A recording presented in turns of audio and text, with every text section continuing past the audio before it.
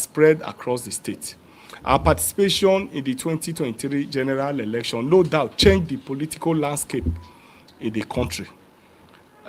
All these achievements of the Labour Party could not have been achieved were it not for the support of members of the public, the obedient movement, and well-right-thinking Nigerians who genuinely wanted change for the country. I'm indeed very appreciative of their efforts, of their contributions, financial, their moral support, and they are coming out to even vote for the party in the presidential election, which we believe that we won. Irrespective of whatever the tribunal has said, I want to admonish and appeal to our people that we should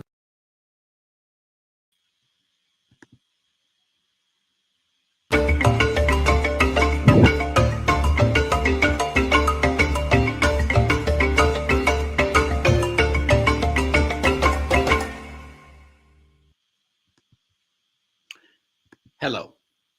The Nigerian female under-20 team, the Falconets, has qualified for the 2024 under-20 Women's World Cup.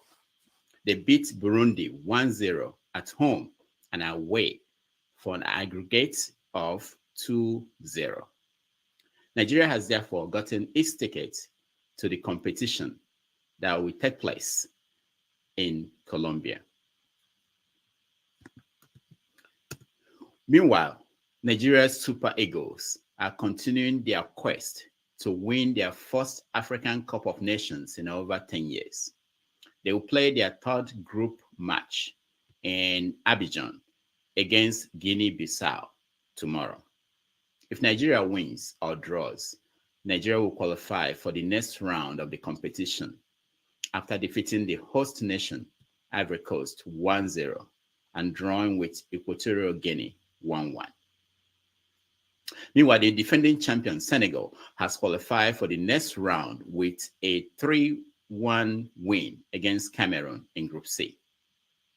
In other news, the Nigerian police said they have rescued 5 kidnapped Nigerian sisters. Gunmen kidnapped the sisters in Abuja, Nigeria's capital, early this month. The kidnappers killed a 6th sister as they demanded ransom in millions of naira. The statement released by the police did not mention paying ransom for their release.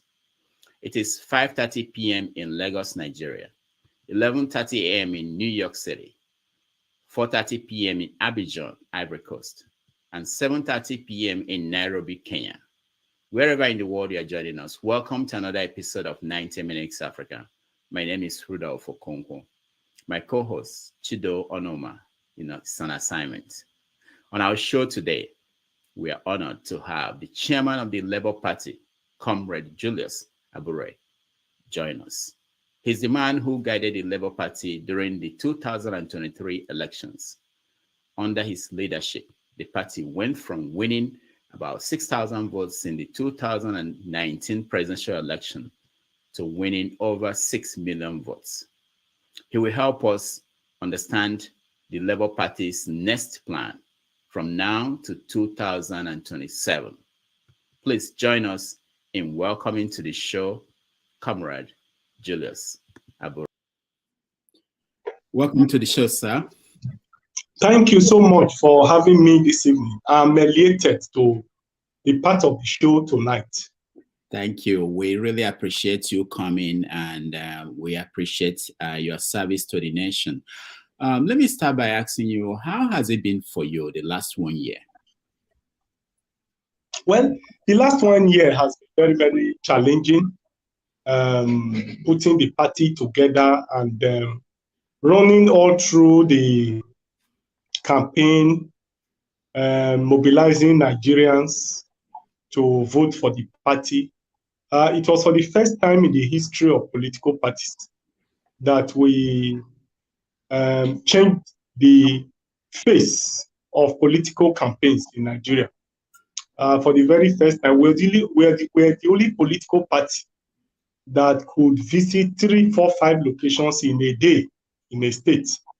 It has never happened in the history of campaigning in Nigeria, and that is the first time. So it was indeed very challenging, but we've had to face those challenges, and I'm happy that we didn't disappoint Nigerians who had the utmost confidence in us and actually voted for us. We needed to also cope with the challenges that came to the party as a result of inducement of certain people within the party to begin to create disaffection, disagreement within the party. We thank God that we've been able to surmount all those challenges. The court cases, we are also able to navigate through those court cases. So many challenges, but we want to first give glory to God for helping us and assisting us to surmount those challenges. It was indeed a very, very challenging year for us, and a year also of also a learning process. We have indeed also learned some few things in the process, and I believe that no sacrifices is too much to be made in the service of our fatherland. And so it was indeed challenging, but we thank God we've been able to navigate it, and we're out here today to tell the story. Thank you so much. We're going to get into the details of what you went through and the party went through. But let me ask you, what did you learn about the Nigerian during this process? Well, for the first time, I saw Nigerians that were resilient, that were ready to change the political trajectory in the country. I saw a people that were decided to change the country, and they made all the sacrifices. They supported the party with their finances, supported the presidential candidates. They were all out to change the political trajectory in the country. Of course, a lot of people didn't believe that we could have Nigerians who are so resilient, in championing the cause they really believed. It actually changed my perception, so to speak, about our own people. So I believe that moving forward, the people will be more resilient, they will be more determined to see that the right thing is done in the country. What surprised you in the last 1 year about Nigeria? Well, my surprise really was the manner in which that election was manipulated. Of course, I didn't really expect that with all the assurances from the powers that be, that beavers, for instance, will not work in transmitting results. I was also shocked at the manner in which the courts treated the election petition and all of that. So, but it has given us a wider view and has widened our horizon about the Nigerian state and the powers that be in the country. And I'm sure that moving forward, we have learned from those mistakes, and I'm sure that we'll do better. Has the party reviewed the last election?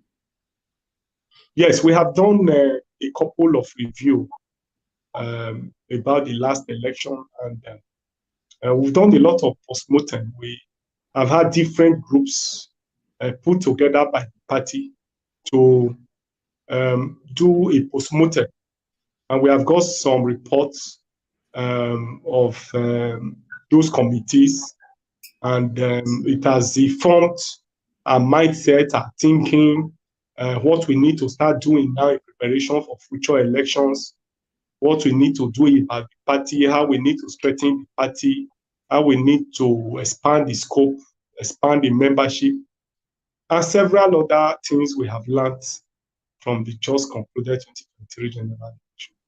Is there anything in the way that the election was carried out. Just two things you learned that you will not repeat in the next election. Let's say the election coming in Edo State, I don't know, or even the next national election. Just can you share two of those things that will not be done, your party will not do again? Well, we trusted INEC, security agencies, and several other government agencies that election results will be transmitted real time. And that was why probably we didn't make arrangements to actually guard those results.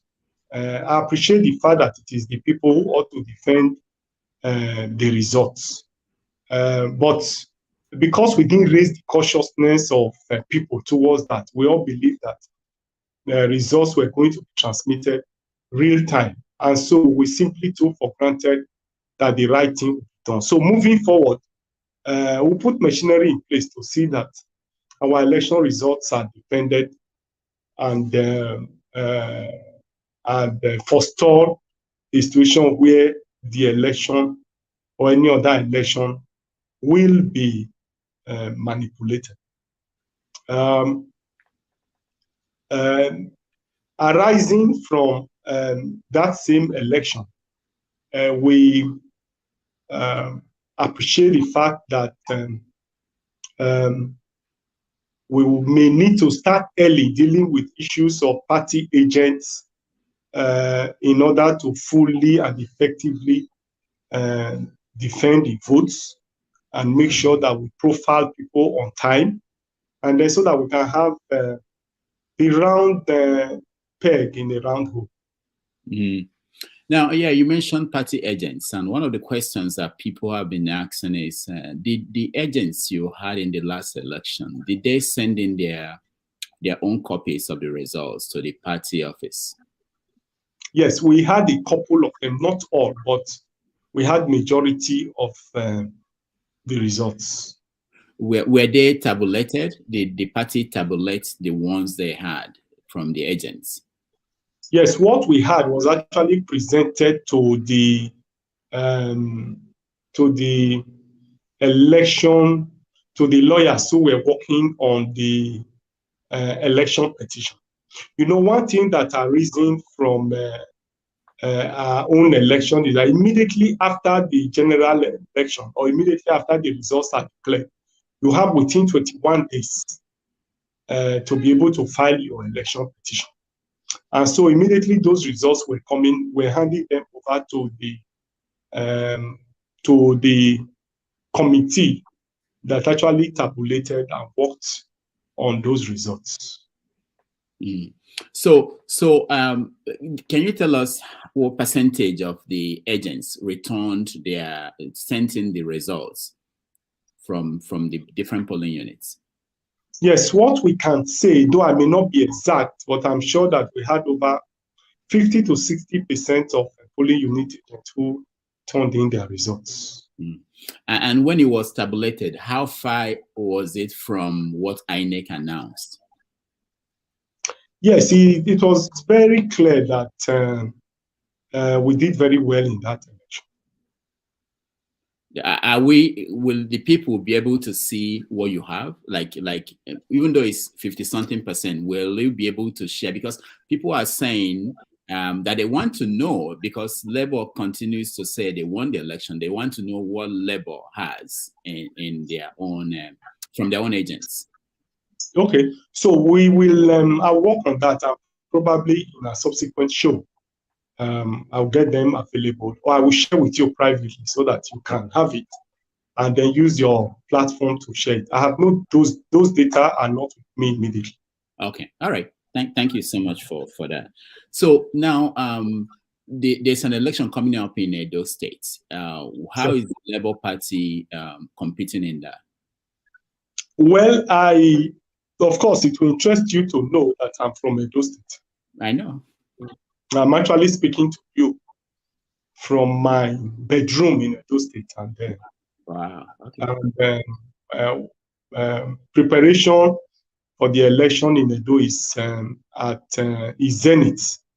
In fact, what I've been doing for the past 6 months is that I do 2 weeks in Benin, and do 2 weeks in Abuja. The reason is to help me have an eye on what is happening in Edo, put this in place, resolve dispute, resolve crisis, resolve disagreement, so that we can be in a peaceful situation within the party to be able to properly strategize for the election. I've also been talking and mobilizing a lot of our people to be with the party, hold on to the party, because democracy is about number. And so we have, over the past few months, expanded the membership of the party in the state. We appreciated the fact that after the 2020 general election, a lot of people were dissatisfied, some were discouraged, some were disgruntled, and we knew that we needed to sustain the momentum of that movement to be able to have a very, very good outing in Edo. So what we have done here is to maintain that momentum and also canvass for expansion of the party in the state. I can assure you that Edo Labour Party is doing very well, and I'm sure that if we're able to get issues around the candidate right, if we're able to get a credible candidate with the requisite capacity, funding, and a whole lot of criteria, I'm sure that we may be able, or we shall be able to win Edo 2024. I say so because among the committee of the leading parties in Edo, Labour Party appears to be the most peaceful, the most coherent, we have been driving that process of expanding the party. So the chances of the party producing the next governor in Edo is very great. How is that search for the ideal candidate going? Yes, well, of course, the people of, let me put it, the members of Labour Party, no doubt, we choose among the array of aspirants that we have. We have a lot of eminently qualified Edo citizens who are members of the party, who have indicated interest to run on that platform of the party. In the next few weeks, we're also going to continue the sensitization of our members, educate them on the profile and the type of candidate that we think the party will need to be able to win that election. The candidates themselves for the past 6 months have been moving around the structure of the party, selling themselves, selling their manifesto to members of the party. So I'm sure that the party and indeed members of the party by now are well informed as to who they think will be able to have that ticket and win the election for Labour Party this year. How much is the form to run for governor in Edo State? Yes, expression of interest 5 million, nomination fees 25 million, a total of 30. Okay, so you think that's enough to support the party in the state? Well, it's not about what is enough. It's about what the party stands for. Comparatively, Labour Party is about the cheapest, because that is what the party is known for. We didn't want to make the price to be very high. Wanted to make it affordable so that all those who want to aspire, who indeed want to participate, will be able to have that space to participate and join in selling themselves, selling their ideas. And democracy is about widening the participation of the people. I would believe that fixing a moderate rate for the forms would assist in widening the scope of participation. It's indeed not enough, but we'll manage what we have, because if you look at it clearly, the expenditures of the party through conduct of primaries, nomination, litigations, name them, a whole lot of issues that will play out between now and even during the election and after the election, which requires very, very huge funds. But here we are, we'll be coping, and I'm sure we'll continue to cope. Some people say that Edo State is the epicenter of the obedient movement, and that there is no reason why Labour Party should not win the governorship election in Edo State.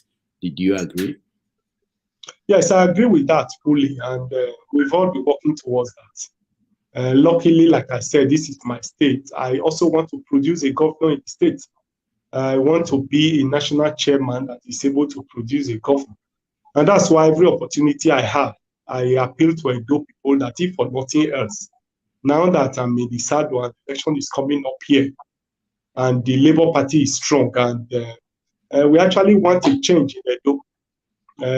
I expect that Edo people will do me the honor by supporting me and supporting the Labour Party candidates that will eventually match to give us the opportunity to produce the governor of Edo State. It's very clear that Edo people need a better governor, a more result-oriented, proactive, a goal-getter governor, a shepherd governor, like I said in one of my discussions.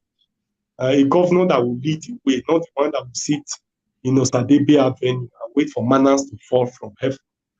And I think that Labour Party can actually give that governor to Edo people. So I agree perfectly that Edo is a major hub of the obedient movement. And we tend to translate that to votes in the 2024 Edo election. And that's why I'm always here to coordinate the activities myself.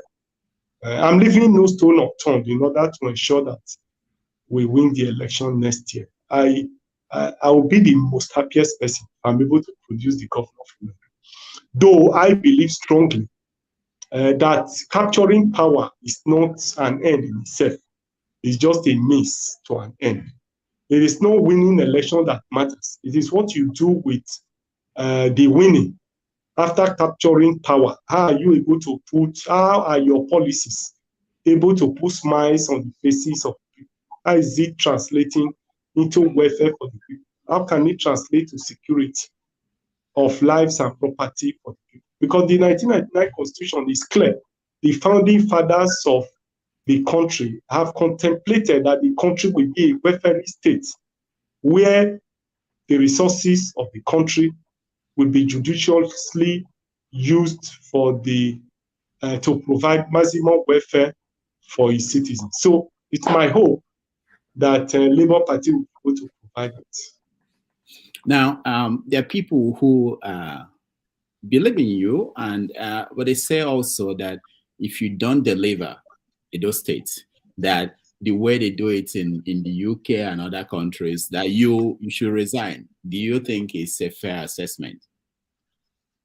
Well, that may not be a fair assessment because a lot of other variables play out in elections, especially in Nigeria, where elections are rigged.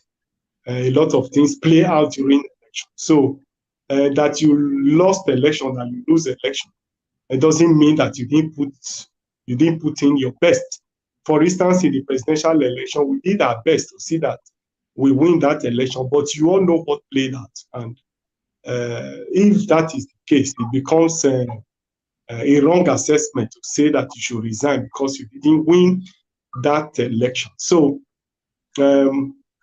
such principle doesn't apply in Nigeria because of the factors on the ground here. It can play out in America, in US, where you can be sure that if you put in your best, then you are expected to get the best from it.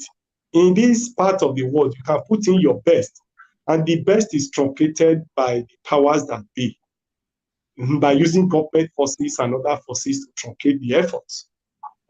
So yeah, that's... Okay. Okay. A little while ago, you mentioned that it's not about just winning an election, but delivering. And we Yeah. know that Labour Party won some elections in the last year. We know that you have a governor in Abia State. We know you have some people in the National Assembly. And it has come up several times that people have not seen, especially those in the National Assembly, they've not seen them being outstanding members, different from all the other ones. So tell us what you think about how your members in the National Assembly, how they've been performing. Well, let me put the records very straight that wherever we have had opportunity to have executive power, I mean Labour Party controlled government in the states, we have always performed exceedingly well. When Labour Party produced the governor of Ondo State in the person of Olusegun Mimbi, the records are there. Labour Party till today remains, our performance in Ondo remains outstanding in that state. The records recorded or the achievement recorded by Olusegun Mimbi has not been transversed or changed over the years. You can find out. Today, we also have the governor in Abia State, and I'm sure that the records are also very clear of the outstanding performance of the Abia State governor produced by Labour Party. Yes, in the National Assembly, yes, we have had a lot of our members who, 7 in the Senate out of 109, and we have 34 in the House of Rep out of 360 or so members. And so, while I agree with you that they have not been very, very outstanding, you appreciate the fact too that they have been in the tribunal all this while. They have been battling with their cases in court, and I'm sure that that has distracted them somehow in actually concentrating on their legislative duties. So for me, I want to plead that we begin to assess them from henceforth because the court processes have just been concluded, and I'm sure they will settle down now fully to face the legislative business. So I appeal to Nigerians to see the past periods of our members in the National Assembly as a period of settling down. And I want them to begin to assess them from henceforth. Me too, I'm determined to also carry out my assessment. I must say here that I've not been fully impressed with their performance, but the excuse has been that they have been in court, they have been pursuing their cases, they have been having distraction here and there, and that after the court cases, they will do better. So I want to believe them and believe that they will do better.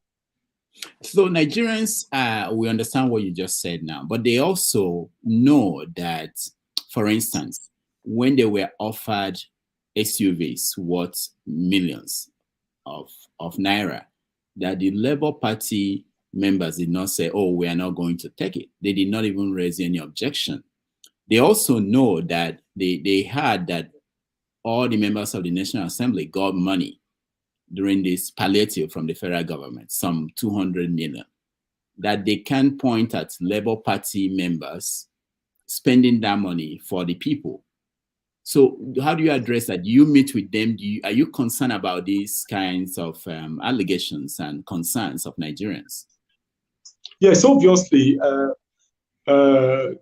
arising from the contributions made by Nigerians in defending and supporting the party to produce those members, one would obviously be worried about some of these allegations on our members. You will recall that the position of the party was very clear as to the SUVs. If you follow, the party stated clearly that it is not the right time to use 162 million naira to procure one SUV for a senator. We made that very clear, and that was our position.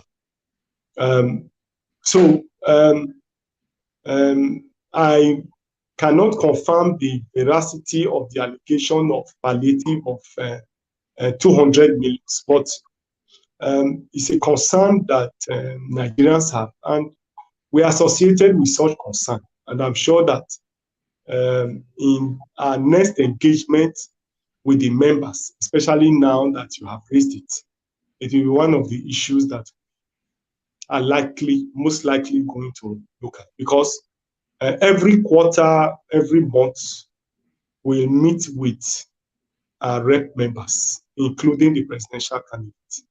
So I'm sure that the next one will be held in this January or February.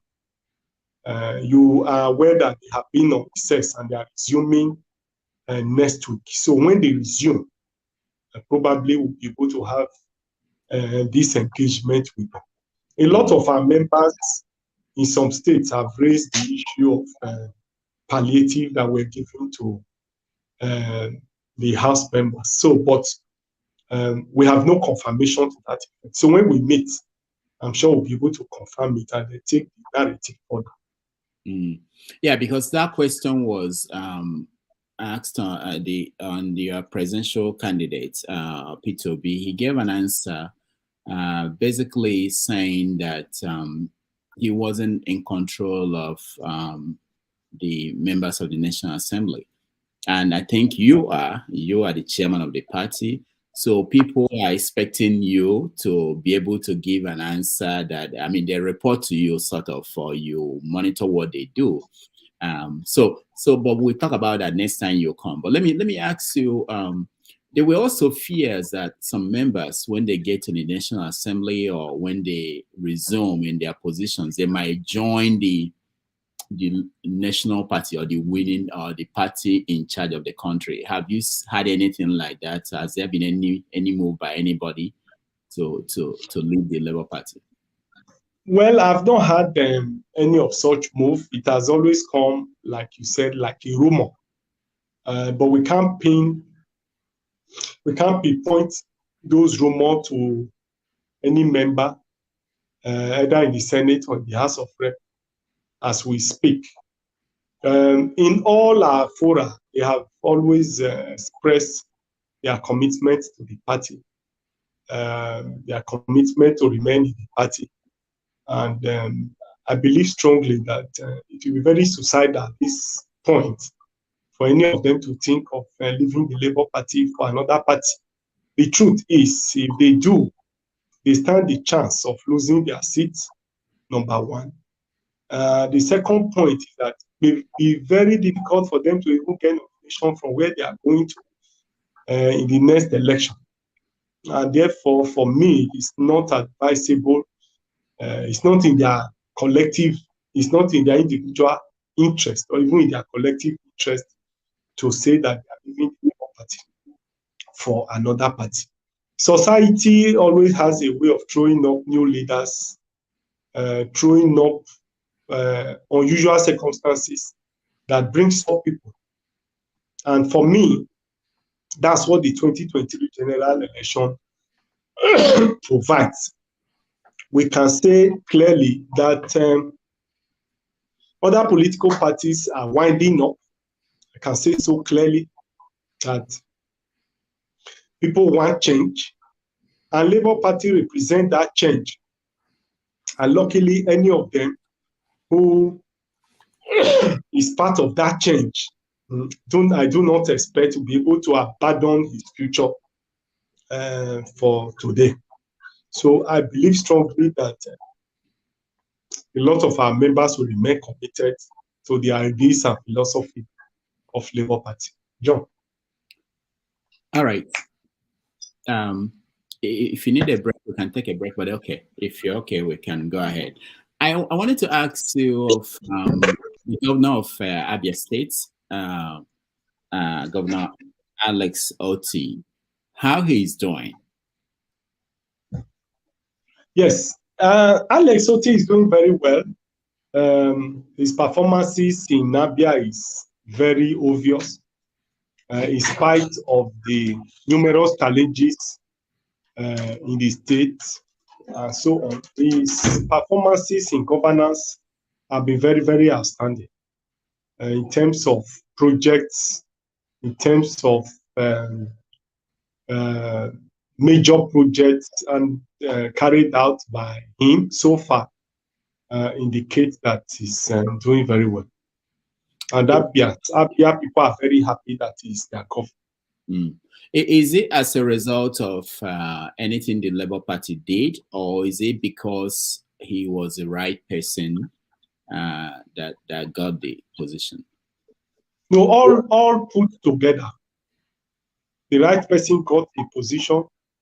The Labour Party has created that opportunity. The Labour Party is not a warring party. It's not a party that has leaders where you carry government funds to service party leaders. The Labour Party has created a new ambience in Nigerian politics. And the Labour Party is determined to use Abia to make a statement. And therefore, the enabling environment to operate freely and to be able to achieve for the people are all contributing towards the achievement it's making in Abia State. So Labour Party and is a major factor in his success. And he's also the very, very right candidate who have a passion for growth and development, who has the mindset to work for the people, who feel the pain of the people, and he wants to deliver on his campaign promises to the people. All right. We had a guest here yesterday, and he left ABGA to join APC. And the issue of why did he join APC?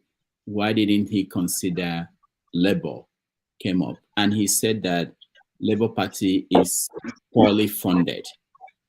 How is Labour Party funded? Is money a problem at Labour Party?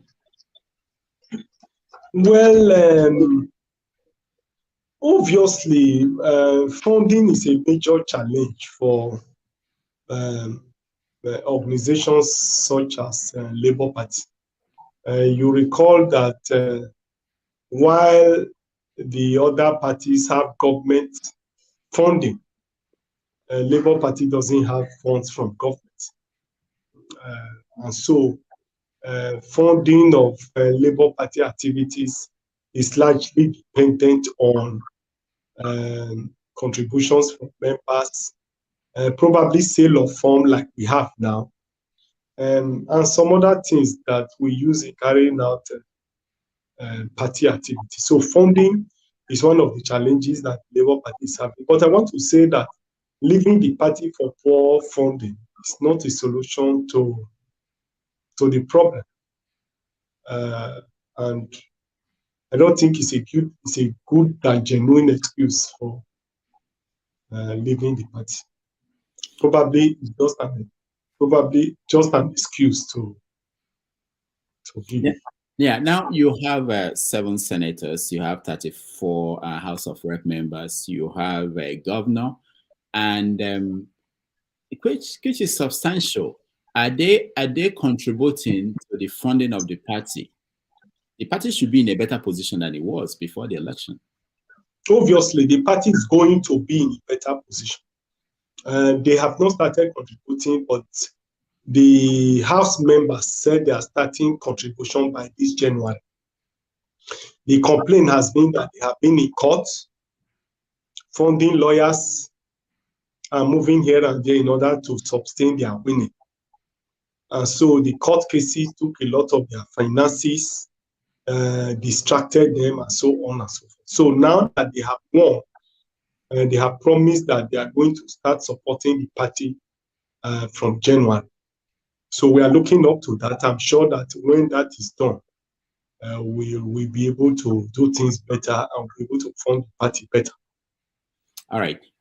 In about 5 minutes, we'll open up and get our audience to join us. And if they have a question for the chairman of the Labour Party in Nigeria, we will let them ask their questions. So before that happens, let me continue. Patu Tommy is a leading member of your party, and recently he said that there were negotiations going on between Labour Party and PDP and which other party? All of them trying to form a mega party. Are you part of that conversation? Well, I am not part of that conversation directly. I mean, I've not attended a meeting where we have discussed issues of merger of the party. Probably is still incubating at the personal level between me and some of the group. So I'm sure that at the right time, when they feel that we need to get involved in it, I'm sure that we'll get involved in whatever discussion. As the Democrats, we are not opposed to discussing. We are open to discussion in as much as it will enhance or give us a better result in future elections and will make us have good governance, create an opportunity for the best of the best in the country to assume the saddle of leadership. One is disposed to any of such discussion, but officially, we are not involved for now in any of such discussion. If it comes to be something serious, do you have any red line that you won't cross in such a well, that question may be too premature for me to answer. You know, like I would say, Labour Party is very democratic. Such critical issues are debated within the organs of the party, and then is at this stage it will be too premature for me to begin to pontificate on such very serious and critical issues. As a leader of the party, it's incumbent on me to do wide consultation, discuss with people, discuss with the organs, discuss with major stakeholders in the party, know how they are thinking, and then we'll be able to aggregate and then have an informed opinion. But I believe that when we get to that bridge, we'll be able to cross it. Okay. So the presidential candidate in the last election, Labour Party, Mr. Peter Obi, how is your relationship with him? Well, Peter Obi and I are soulmates, ideological soulmates. We have a lot of things in common, and he has found a home in Labour Party. So our relationship with him is cordial. We speak every day, we meet every day. Major decisions we take together. We had the dinner last week. I think it was on Tuesday. Yes, Tuesday evening. PO had a dinner with the National Working Committee members, where we cross-fertilize ideas, try to set up agenda for the upcoming year, what we need to do for this year. PO was in that meeting, and our relationship with him is very, very cordial. You will agree with me that the characteristics of PO, his behavior, his antecedent, his way of life, tallies with the ideology of the party. And therefore, I think he has found a home. And we have also found a leader. And so we are working very closely, and I believe that some people have this fear that he might leave the party in 2027. You think that will not happen? I don't have that fear. Okay. All right. It's not within his contemplation. Okay. Very good. Whatever he's going to do in 2027 will be part of it. Very good. Now, looking at 2027, what do you foresee from here today? I know things could change. It's far away. It's more than 3 years from now. What do you see? What we see in 2027 will depend on what we are able to do today. And I was going to come to that because I know that it's probably the part of the questions that you want to ask. As a party, we have resolved that arising from the fact that the major victim of the 2023 general election that we are going to pursue vigorously electoral reform in Nigeria. We can't simply continue with the process the way it is and expect things to be different in 2027. We need a holistic review of the electoral process, the role of the security agencies, the role of the courts, the role of INEC, and several other reforms that we need. And I want to assure you that Labour Party will be in the forefront of those reforms. And political education is also going to be very key in our agenda, because we have realized too that a lot of our people are ill-informed, a lot of our people are not abreast, and several other things. And so we see political education as a means to which we can change the political trajectory in the country. So all of this put together, if we're able to sustain this, I'm sure that we will have something better in 2027. How do you hope to push that reform when you have only 7 senators, you have only 34 members of the House? And if the party in power, the ruling party, they are not interested in changing anything, if the situation now favors them, how will you push for that change? Well, it is our intention not to focus on mobilizing the people to push that reform. It is basically going to use the people, mass mobilization, conscientization of people to support that reform. And we are going to bring government under serious pressure to adopt those reforms. And I can assure you that Labour Party as a party will be in the forefront in the pursuit of that mobilization. And we'll get our members in the National Assembly to get involved in it. And I am sure that we'll be able to push those reforms and bring very strong agitation that both nationally and internationally that can lead to those reforms. Will you be able to tell us something about the vice presidential candidates of Labour Party in the last election? What is your personal relationship with him? I'm talking about Dati. Dati. Yes, we are very close to like presidential candidate. He's a member of the party. We are still together. In most of our meetings, he's available. In most cases, he's out of the country. But he remains a member of the party. He has remained committed to the practice of the party. And we are very, very proud of him.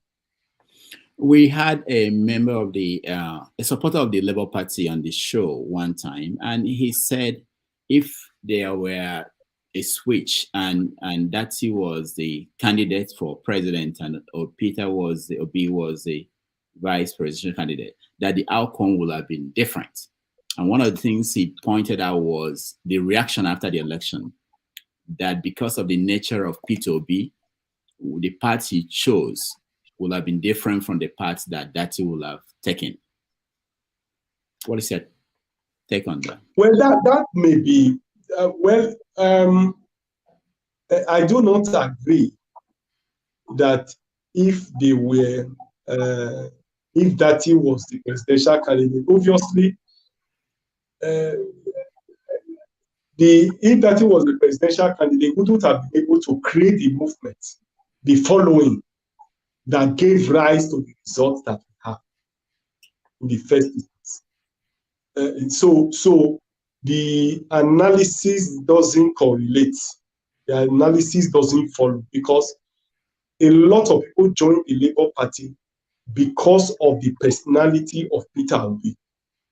Apparently, because of his character, because of his performance, because of his behavior, people saw him as a leader and therefore wanted him to be.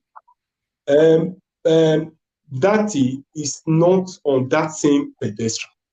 Dati doesn't have that kind of followership that has the capacity to change the political trajectory that we have before.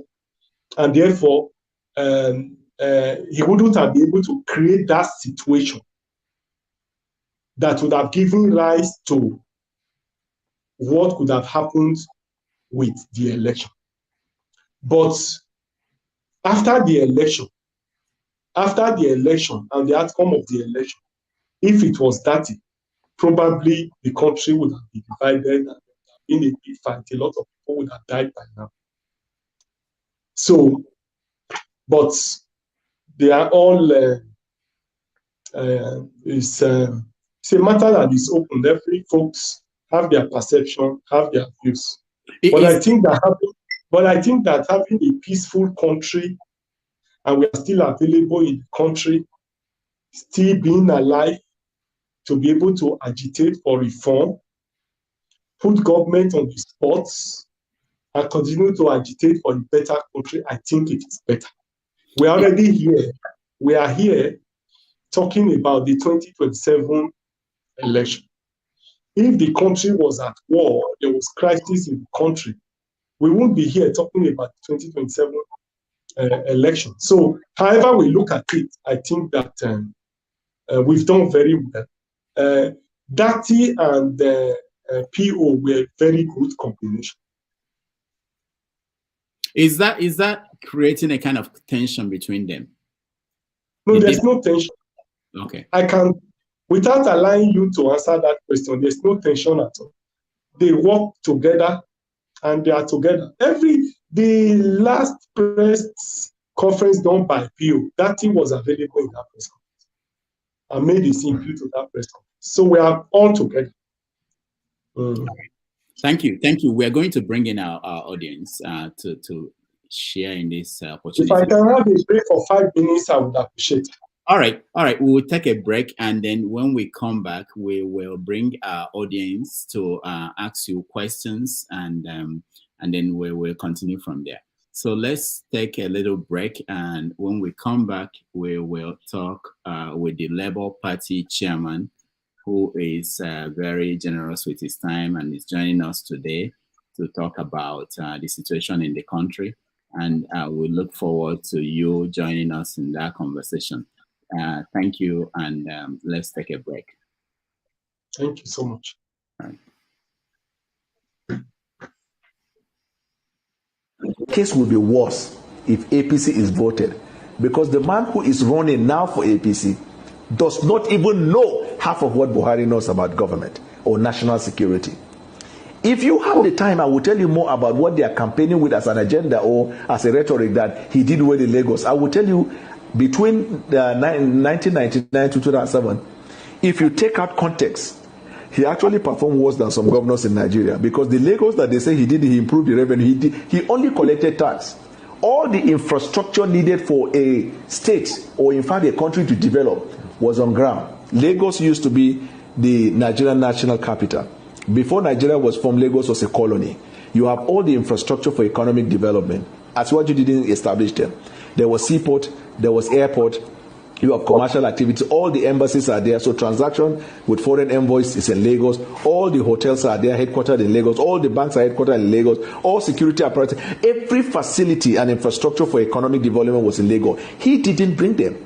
Asiwaju did not invite or introduce or brought to Lagos any serious foreign investor or domestic investor. And these revenues we are talking about that they claim he has generated, we are on. It's just that the government didn't have the infrastructure in collecting those. So what he did throughout this period was to collect tax. That's what they claim by revenue. And even then, the reason he did that was because the company that was collecting the tax, the company is allegedly traceable to him. So if you pick a man on the street and you tell him, I want you to collect tax in a given area, your percentage is 30%, he will be optimal. He will be highly effective. This is the summary. But let me tell you what he did in Lagos. One, he attempted to destroy democracy. He wanted to introduce what we call monarchical democracy. A democracy that is not reflected by the will and wishes of the people, but reflected by the choice of a man, and people should run around it. He introduced the concept in politics in Nigeria that we call take the queue, follow the queue.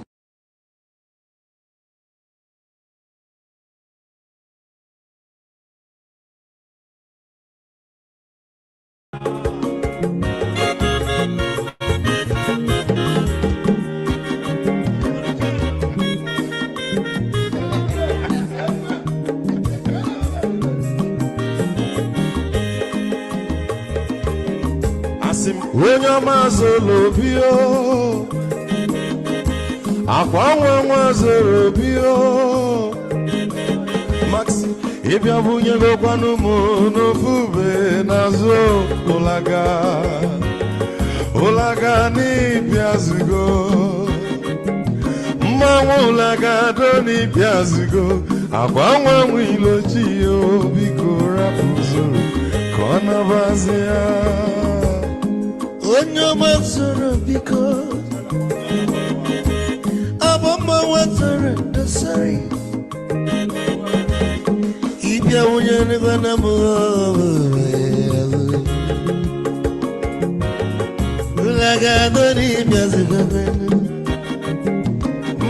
Ulaga doni Piazugo Abama Wilochio Biko Rapuzo Mazi welcome up Odoguna Perezinaka Onyoma niga delemo Mazi ni Mazi Ibu go with the melody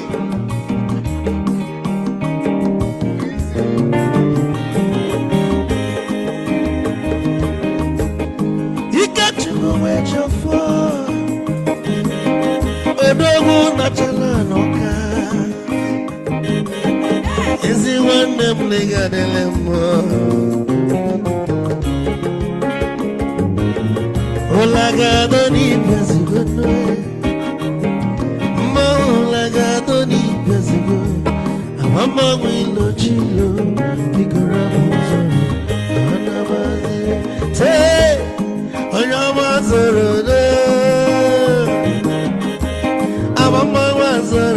Sorry, if I were to go on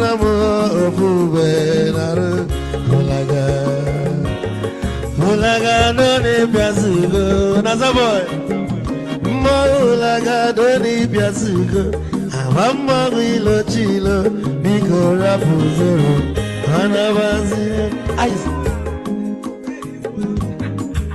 Odogu can never be kitchen for. Amakwa mnika gogodia Waligwe kwelo Ikejo mabele bege Hey, you won!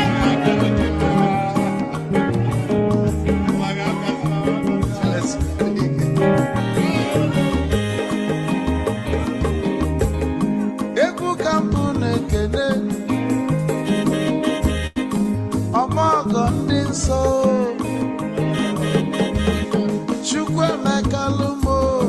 Chukwu negaji Esi nwanne mekene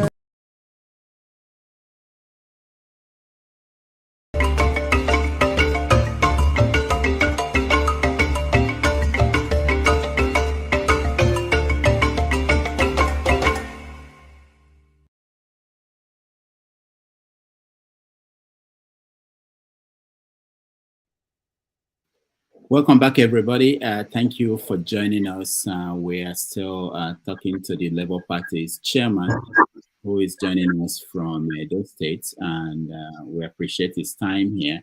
We're going to bring everybody in the studio. If you want us to bring you up, please turn on your camera. We will give you a chance to ask one question only, so that we can get to so many of you who are trying to get in. But let me start. Let me start with a question on the comment section. Someone wants to know what. Let me get to the question. What happened to an aspirant for governorship in Anambra State who was kidnapped? I think I got that right. Hold on, let me find the exact question. There was someone who was running. Okay, I got it. It says, please, can you ask him about the aspirant who was kidnapped in Anambra State during the 2021 and his whereabouts? Do you know anything about that? Yes, obviously, our candidate in Anambra was kidnapped in 2021 Anambra Guba election. He has not been found till today.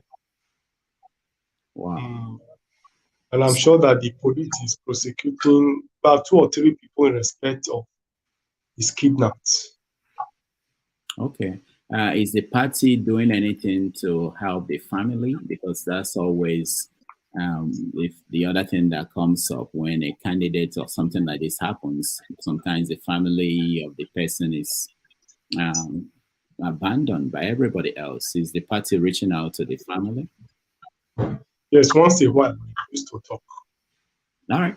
Okay, thank you. So I'll bring in, because our guest is in Nigeria, we're not going to bring in everybody at the same time. So when we bring you in, we give you the chance to ask a question, and then we will move you out and bring other people. All right, so let me start with you, Ikolola. Welcome to the show, and you are talking to the chairman of the party. Hi, thank you, Dr. Rudolph. Thank you for giving me the opportunity. And thank you, Dr. Julius Abure. I know you don't have doctor as your initials, but for some of us that has lost hope in the country, when we see persons like you doing what you do and standing by faith, it gives us hope.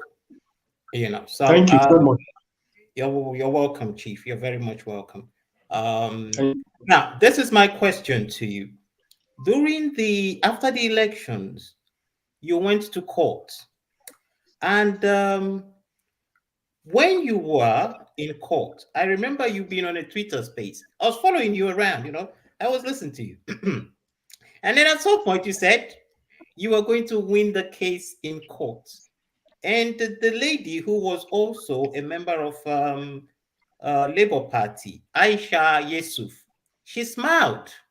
And then what came out of what you said was, oh, so you don't believe us that we will win, but I mean, we all know the outcome today. So let's not rub dirt on our face. But this is my question to you, Dr. Julius. When you're looking at 2027 and whatever you choose to do, are you being realistic or being optimistic? Because it's a different thing to be optimistic. Because the story I just narrated to you was you being optimistic. It's not as if Aisha Yusuf was more brilliant than you, intelligent than you, but she could see the writing on the wall. So are you being realistic from all these reforms you are planning, all these plans you are making? Because you are not dealing with, in APC, you are not dealing with normal, in terms of normalcy. You're not dealing with normal politicians. You're dealing with people who are ready to do anything to hold on to what they have. And you are planning to be moderate humans.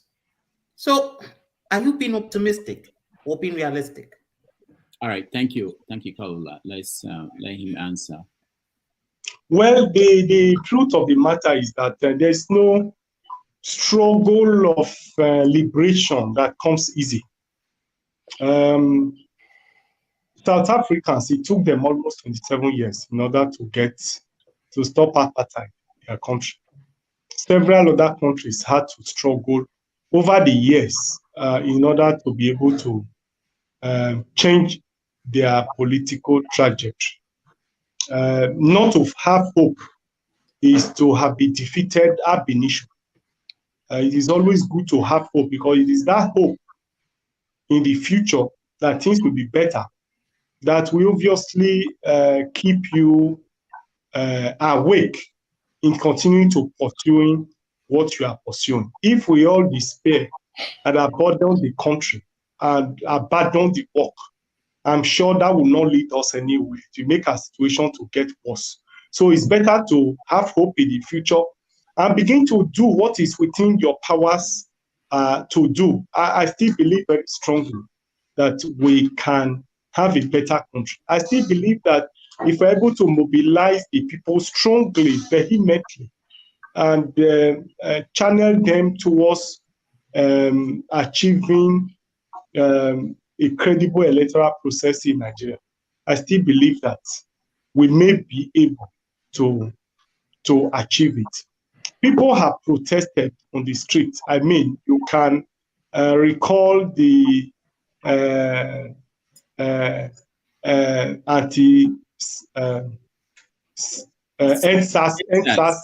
NSAS protests. We've had protests. We have had a lot of freedom fighters have emerged. We have Igboho from the southwest. We had a couple of people who have been agitated, who have been fighting for a better country. And it didn't work. And so we channel all our energies towards using the ballot to see that we effect this change. And they said we should go to court. We have gone to court. So even if all these are failed, I believe that it is all towards the process of moving us towards where we want to be and the kind of country we want to have. I'm not discouraged at all. I think that we should continue to do our best, continue to be united, and continue to agitate in one mind and in one spirit towards getting the powers that be to do the right thing, or forcing them to do what is right.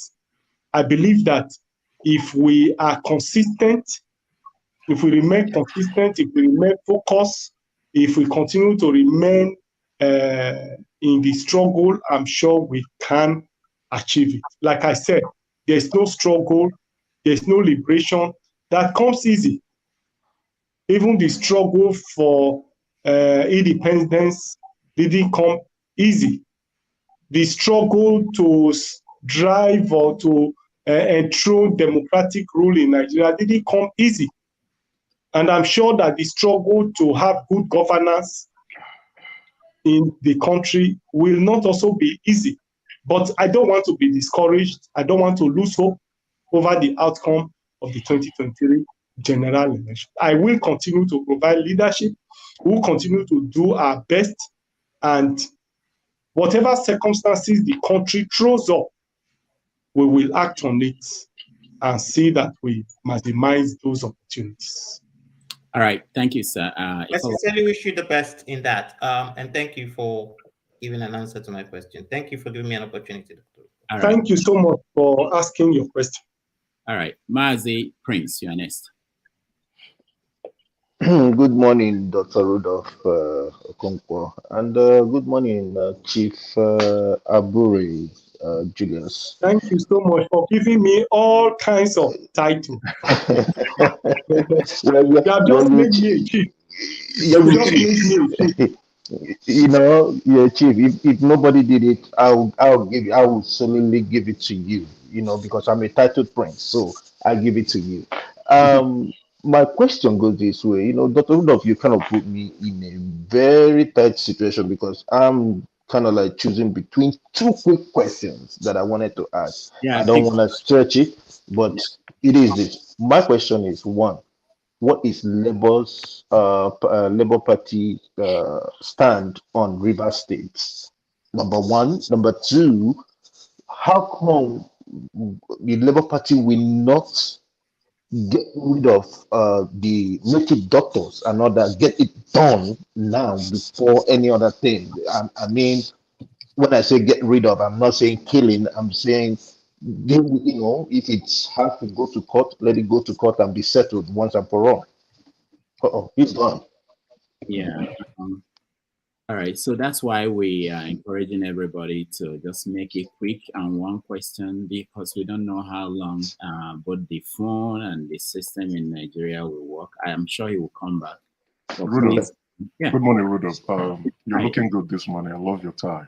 I actually have three pertinent questions for the gentleman. I know, but I think Nigerians need to know these questions. They need to know his answers on these questions. They are very, very important. I know.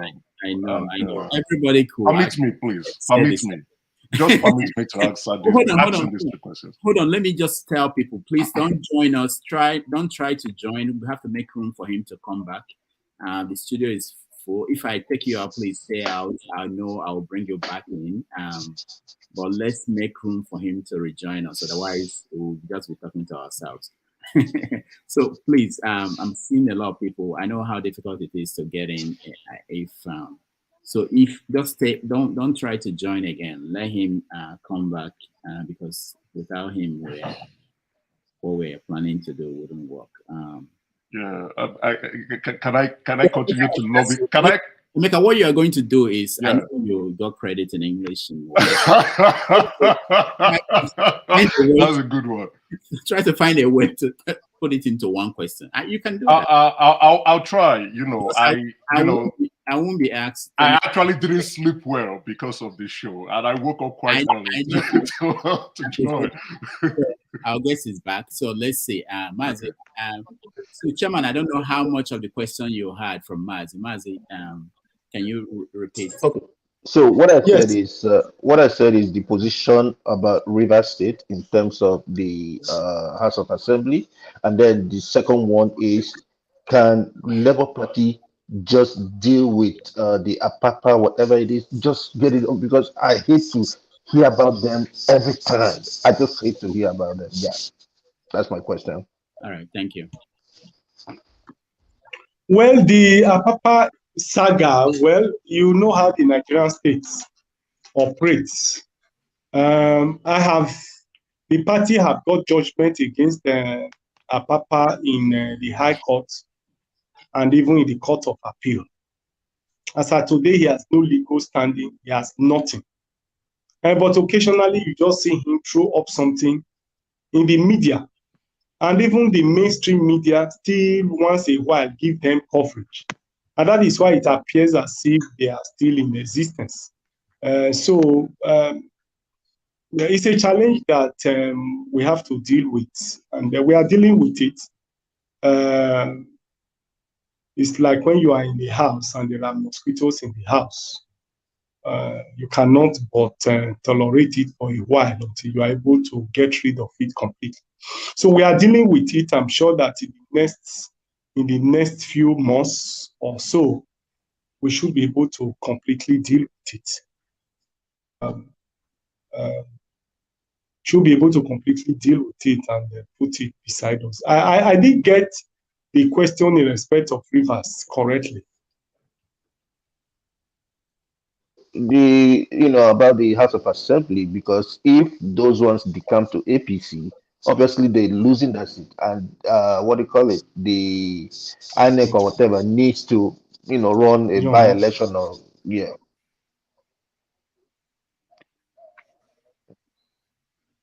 Chairman, can you hear us? All right, I think he's frozen. Wow. This is the more reason why we should. Okay, I think can you hear us, Chairman? I didn't hear him at all. So let me explain. He said question about Rivers State and the members of the House of Assembly that decamped and whether there should be an election, another election.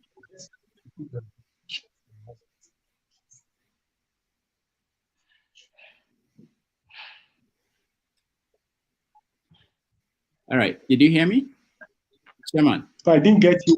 Yes, I can hear you now. I wasn't hearing you. Okay, so his question was about Rivers State and the House of Assembly members that decamped and the need for election to replace them. What is it, Labour Party? Well, yes, we are waiting for the Speaker of the House to declare the seat vacant. And once INEC advertise those positions, we will obviously go and grab the seats as much as possible that we can get. Okay. Ordinarily, Labour Party equally won the presidential election in Rivers, if not for the manipulation done by the former governor of Rivers, Wike. So I'm sure that if election comes up today in Rivers for House of Assembly, I'm sure we'll do very well. All right. Thank you. Thank you so much, Mazi. Let's go to Victory. Victory, you are next. Thank you, Dr. Rudolph. Thank you, Abure, for coming to our show today. So my question to you is, I've been hearing that you claim that Labour Party won this election, but is that correct? Is based on what you have from what you can see from your party agent? Is that correct that you're claiming that you won the election, the presidential election? Would that be correct to say so? Yes, part of what we have, and the general atmosphere of the election. INEC promised that results were going to be released. Uploaded real time. When it was time to upload those election results, beavers didn't work. In fact, I'm sure there was a directive that those results should not be uploaded. And that gave room for the election to be manipulated. Results were mutilated, results were written afresh. It is very... I think his network is going with us. Yeah, that's my concern. You know, let me take out some people, especially the people cutting their hair. So let's see if we have less number of people in the studio. That will help with the bandwidth at home.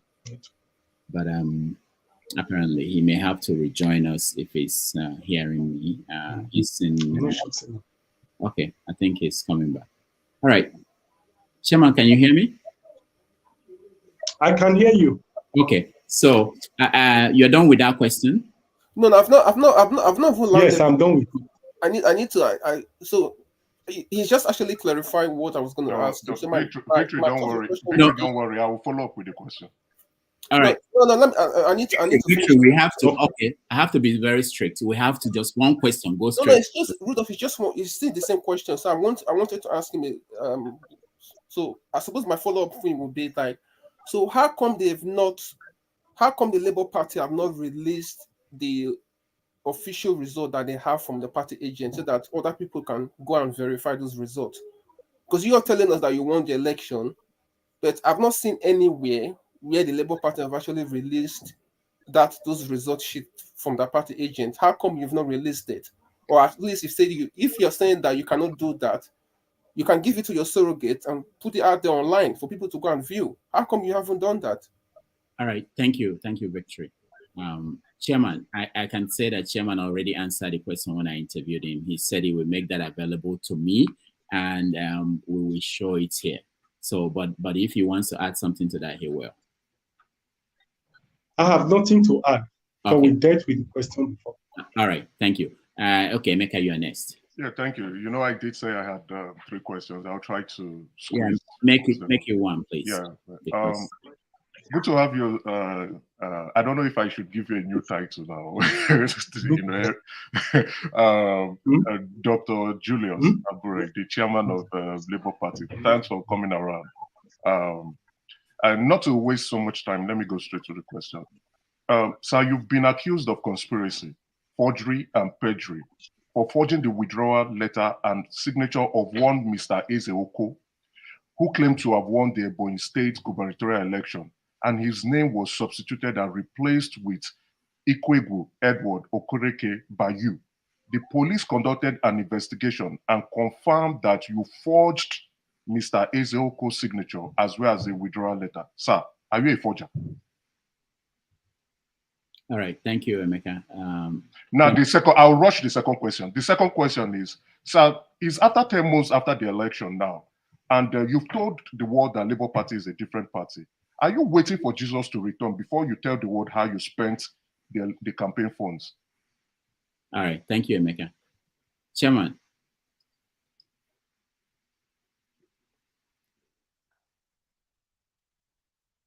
Right, so we will wait for his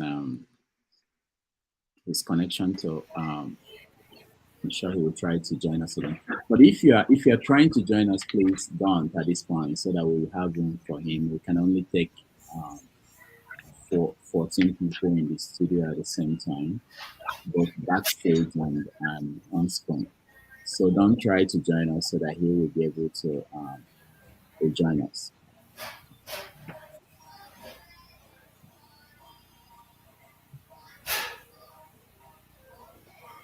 Right.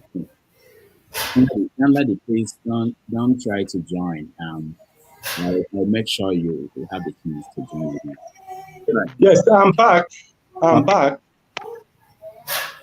Okay, go ahead, Chairman.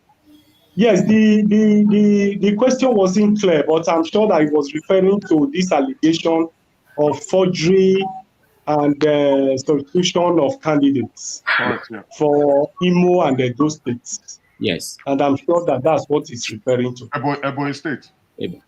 Yes, Ebonyi State and Edo State. Yes, let me put it very clear that we didn't forge the certificate.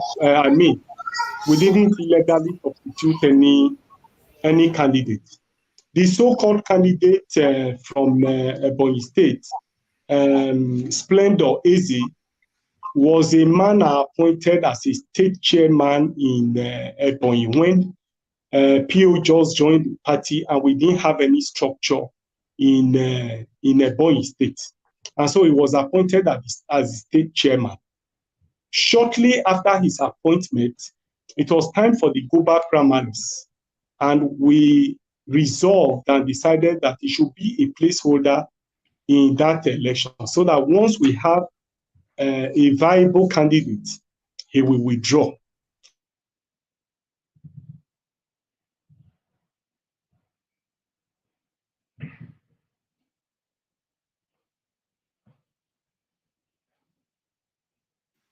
Again, we are having technical problems, and I'm sure he promised me that he would take our questions. So as much as possible, I'm not sure if this has something to do with the number of people we have but I reduced it to 6, so it shouldn't be a problem. But so for now, if you're trying to join us, please don't. Let's get him back, and then we will promise you that we'll get to you if he continues to stay with us. We'll get to you. So please don't try. Let's make room for him to be able to join us again. And moving forward, Emeka, I appreciate your questions, but moving forward, people should just find the best of your questions so that we can see the difficulties we're having. Yeah, I see the connectivity issues. Yeah, so that we can. That's why I didn't bother to learn the third one. I didn't, because the third one would knock him straight off. No, you should have said it. If that is the biggest one you have, they come in sequences, right? So I don't know if his bandwidth would take the third one, and that would. All right. So please, for those who are, I think we have. I don't think we have room. Yeah, we have room for him to join us again. All right. While we wait, Flagship, welcome to the show. Thank you, and good morning, Dr. Rudolph. Good morning. And is it my turn next? Yeah, after Emeka is. Okay. Thank you. Yeah, but I must appreciate he's answering the question quite well, right? So the first question, he's answering it quite well, and I appreciate the fact that he's giving the background scenario, because that forms it's in the courts. It's actually in court, so that Nigerians will be able to get an oversight or a deep insight on what's really going on what happened, and why he decided to forge the signature and withdrawal letter of the individual or the placeholder, like what he said in the Ebonyi State. But only I was just, I don't know if Rudolph, you need to let me land that third question. The second one, that one would, he already got the question of the second one. So that third question, I need to. No, what I would say is that you can wait until the end. Oh, no, most definitely I will. If we have chance for second round. Okay. But I'll let you know that he already answered the question on other interviews. That's why I didn't go back about that. But it's okay for you to ask any question you want. Okay. And he's back. Yeah. Oh, no, so I think I'm back. Yeah. I'm back. Yeah. Go ahead. I'm back. Go ahead, sir. So the teaching of lesson that we find is the false allegation of forgery on some officers of the party. And I'm happy to announce to you that the police report, which I have here, have cleared the air on it. I will also scan it and make it available to you. The police investigation reports have indeed exonerated us from the allegation of forgery in respect of the case of Splendor Eze. And the conclusion here is that his signature was not forged, and that we're not responsible for forging his signature. It will be made available. In fact, it's already online. I've already clarified this, and all these documents are online. So you can read it. I can read it to you. It's clear. So it's a pure case of witch hunt of a disloyal and disgruntled party member who feel that he can make money through dubious circumstances. Thank you, Doctor. But the second question, right? The donations. In the next few weeks, I'm going to sue him for defamation of character, claim damages from him. Awesome news. Thank you. I think we just got to know about this now. But sir, the donations, the campaign funds, when are you publishing and reconciling? So if he will oblige me, I will want to scan it and then send it to the platform so that you can share. I will share it. If you send it to me, I will share it. Thank you. So what about the donations, campaign donations, campaign funds? When are you going to publish the account?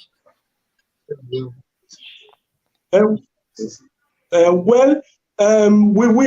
clear the air on campaign for. I think the accounts are ready.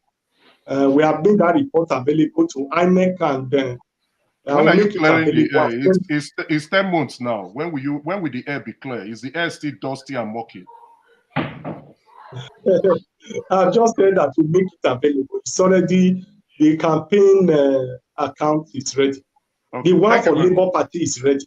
Thank you very much, sir. I still have one more question. Yeah, you wait, Emeka, when we get to, if we get a second chance for you. The flagship. Emeka is so agitated. Why not allow him to ask this question? Oh, you want? Okay. Oh, no, I'm awesome. Thank you, sir. Yeah, thank you, sir. God bless you, sir, very much. I appreciate you. I appreciate you for it. Now, sir, I think this question is very pertinent, right? Even you mentioned it today. You informed us here today that only 50 and 60% of your polling unit agents submitted results in the presidential election. And as of now, you still do not have the figures. So you're a lawyer. And in your petition, which I have read in and out like 10 times, your petition to the appeal courts and as well your response to the Supreme Court, I read them like 10 times, back to back. You did not include in tabular form the results that you have collated as provided by your polling unit agents, right? But however, you and several party chieftains have gone to media platform claiming to have won the presidential election. So don't you think with what you are telling us today, which we have appreciated, I think a lot of us have really appreciated that is coming out from you. And from my viewpoint, I can see that you are open with information. Don't you think you're being disingenuous if only 60% of your agents submitted their results and you are going about saying you won the presidential election? All right, thank you, Emeka. Thank you very much. Okay, well, I mean, we will, those reports, like I promised earlier, we will publish in tabular form how we'll show how we arrived that we won that election. But beyond tabulating those results, you are in Nigeria.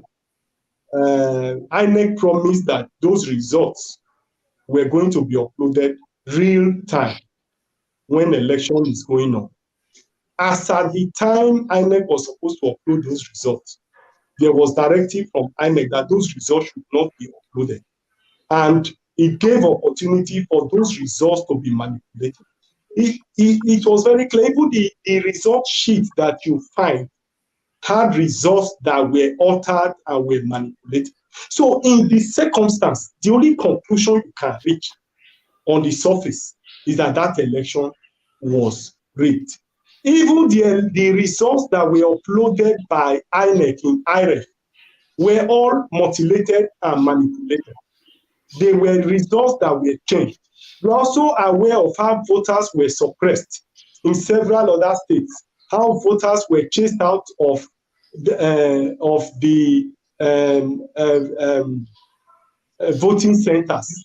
In Lagos, for instance, people were killed in Lagos, people were stopped from voting, people were killed and were prevented from going to vote. Where we had strongholds across the country, those results were checked. In Rivers, for instance, You saw how the results in Rivers were mutilated and destroyed.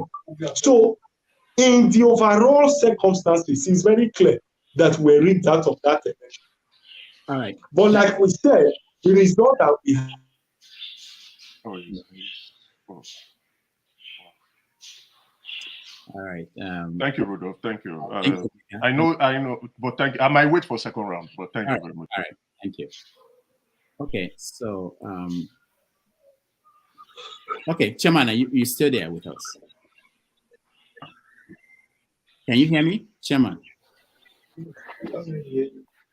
Yes, Chairman. Yes, you can hear me. Yes, I can hear you. All right. So the flagship, go ahead. Thank you, Dr. Rudolph, and good afternoon. Good afternoon, Chairman Abure. Can you hear me? Very well. Thank you so much. I appreciate your time here at the platform today. I'm going to go straight to my question. 2023 has come and gone. We all are witnesses to all that happened, from election preparation, how the entire nation gathered around our principal, Peter Obi, to voting time, after voting time, and the rest is history as we have it. 2027 is in sight. It's not too far. In 3 years, it's just right around the corner. My question is, you are the chairman of the party. What is the Labour Party's plan for 2027? And knowing all that we know, what is the party planning to doing differently this time? Thank you. Well, for us, we have reached the conclusion that for us to have democracy in Nigeria, for us to have a country where the votes of the people will count, we need a holistic electoral reform in the country. And that's what I've said earlier in this program, that our major cardinal program that we're going to pursue is a holistic electoral reform in the country. What will be the role of security agencies, the role of INEC, and so on and so on? Are we going to continue with this manual voting and collation of results? A whole lot of things need to change. And all of this is what we need to pursue before 2027. And so the major plan really is to pursue this comprehensive electoral reform, because it will be the basis on which we make participation in 2027 easy. The situation as it is now will obviously not change in 2027 if we are not able to agitate for solid and strong reform within the electoral process. And so what we are going to do in 2027 depends on what we play out between now and 2027. And we think that the beginning of what we need to do in 2027 is to have a comprehensive electoral reform in the country. And I think it is better to start early. It is better to start early, to start engaging the system, to commence the mobilization of our people towards that electoral reform, and then play the role effectively of opposition effectively. It is also our intention to expand the membership base of the party, liberalize the process of registration, make the party stronger, democratize the processes of membership in the country, engage in huge political education in the country, because democracy is about the people. It is about the participation of the people. And the people can only participate effectively if they are sufficiently mobilized, if they are sufficiently educated, and mobilized towards a shared goal. So all of these put together will result in the action we are going to take in 2027. It is our belief too that if we're able to expand the membership of the party, expand the scope, make it strong, make it vibrant, it will also help in helping us in the defense of our votes. The people Thank you. have a major role to play And it's our responsibility as a political party to mobilize the people to be able to play that role. Thank you for answering my question. So I'll wait for the next round for my second question. All right. Thank you. Thank you, the flagship. Steph, you're next. Are you sure you are going to have the second round? No, that's how we calm people down. Steph, you're next. Good morning, Barrister Abure. Good morning, Rudolph. Yeah, hi.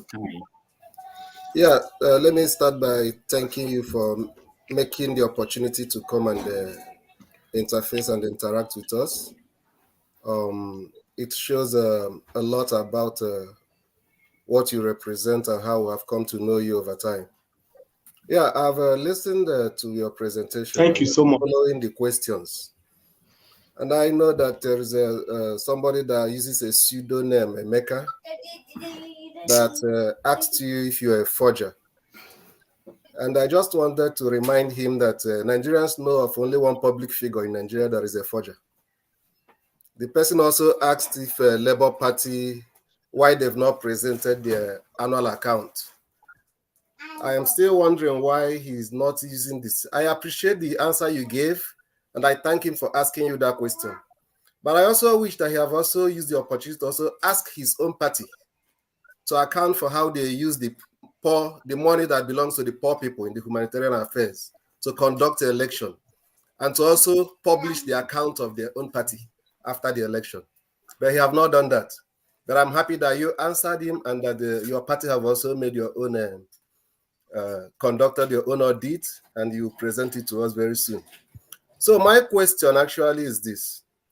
Thank you so much. Yes. Let me ask my question. You talked about comprehensive electoral reform. It's something that I believe so much, and it's something that I've been wondering why all the opposition political parties have not really been pushing so much on it.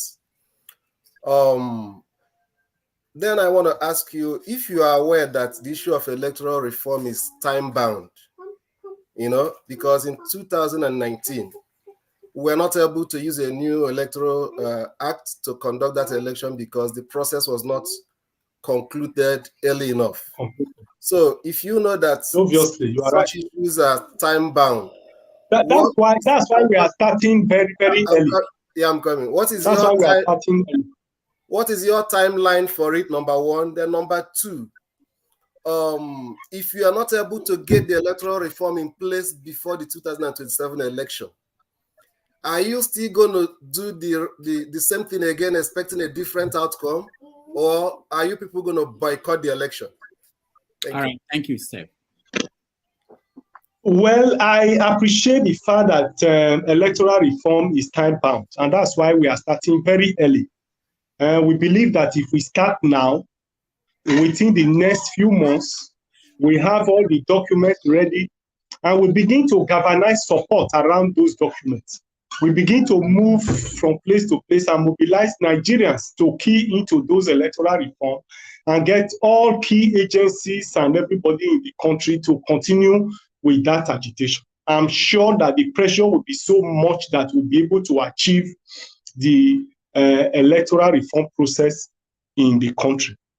Well, I don't want to be pessimistic that we are not going to be able to have it through before 2027.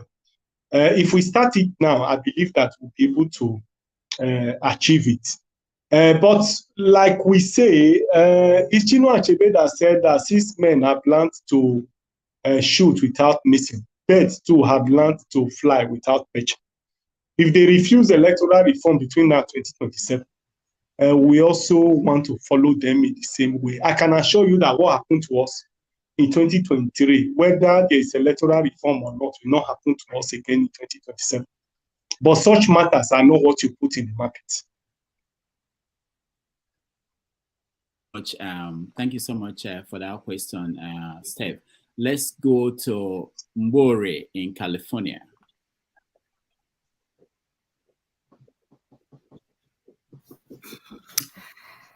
Good morning, Dr.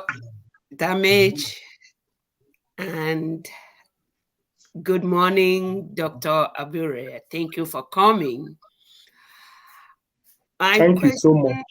Yeah, I'll do my best to make my question one, and it will sound like housekeeping. I guess as a woman, it won't be strange that it will sound like housekeeping.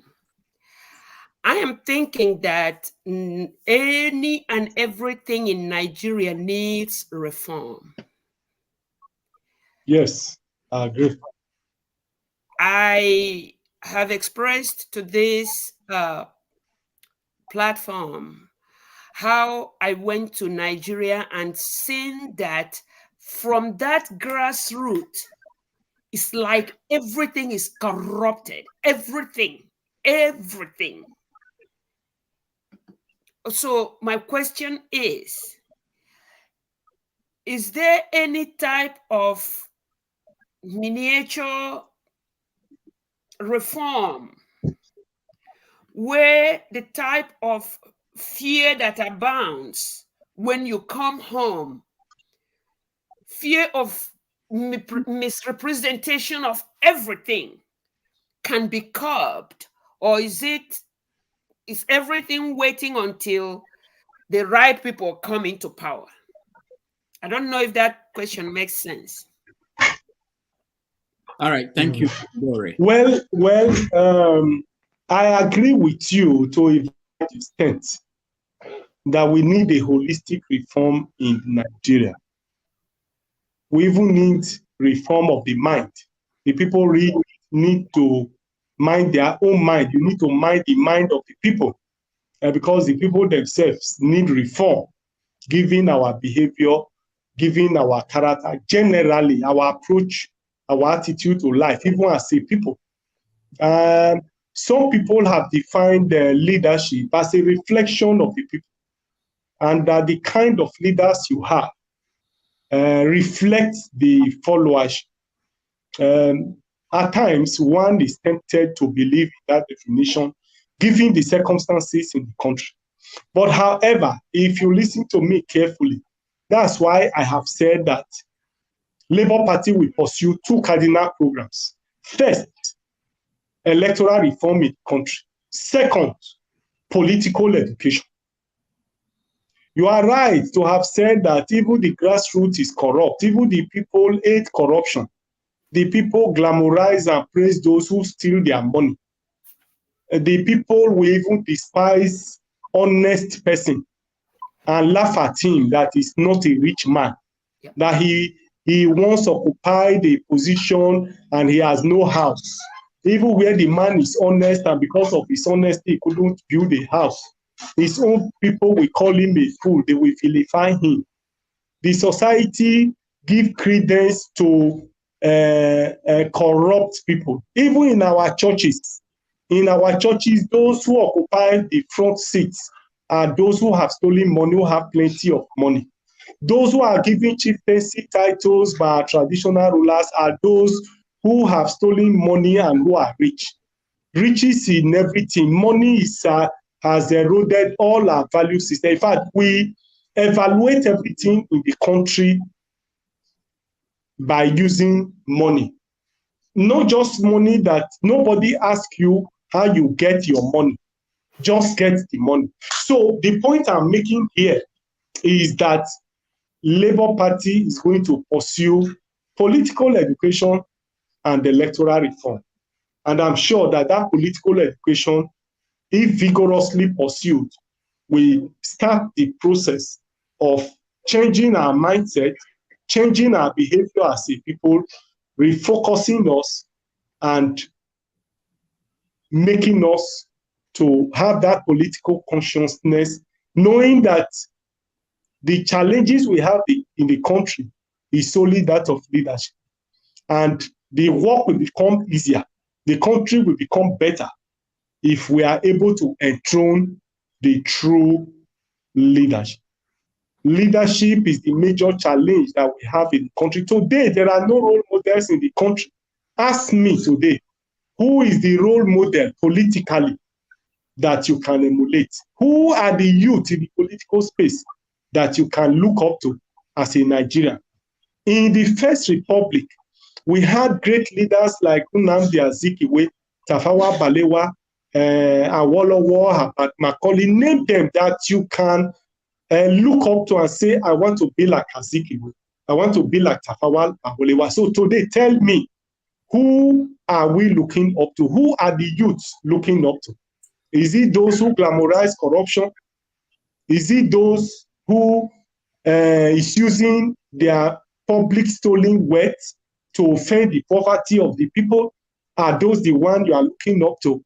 So I agree with you perfectly that we need a holistic reform in the country. And Labour Party is determined to commence that process by political education, changing the mindset of the people with a view to getting their attention, to make them do the right thing, and to be able to enthrone good leadership that will make the whole process of this re-engineering, rebirth of our mind to take place in the country. If Peter Obi had won, his behavior, our character, our disposition would have begun the process of changing the mindset of Nigerians.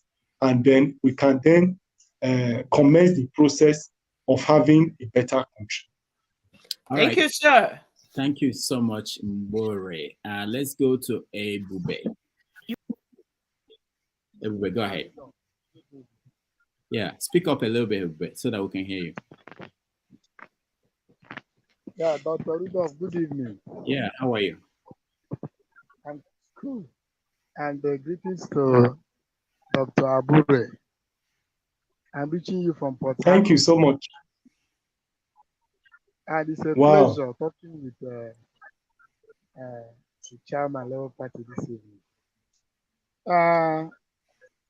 In Port Harcourt here, during that election, we came out in mass, came behind our principal, Peter Obi. And I can tell you emphatically and categorically that Labour Party won the presidential election in Port Harcourt and Thai River State. The social media was awash with the movement of obedience across the country. The entire South and North Centre came out in mass for people. Whether it's not about what the electoral body is saying, it's what we are seeing. We saw people gyrating. Nigerians were happy and they came out in mass. And as a matter of fact, from what you can see, Obi won that election. But today, we have another person as the president of the country. Obviously, it means that the electoral system is not to be trusted. And how can we come out of this problem? From what I'm seeing, even if we vote again by 2027, they will still do the same thing. So there must be another way. There must be another way of tackling this problem, because we cannot continue like this. Hello, am I coming out? Yes, but round up. So yes, we are hearing you clearly. Yeah, so the cabals which has hijacked Nigeria are not ready to give up without a fight. You can see how determined they are in keeping us down. Today, the dollar is more than 1,400. To get $1 now, you bring out more than 1,400,000 naira just to get $1. Is it fuel we're talking about, or gas, or what?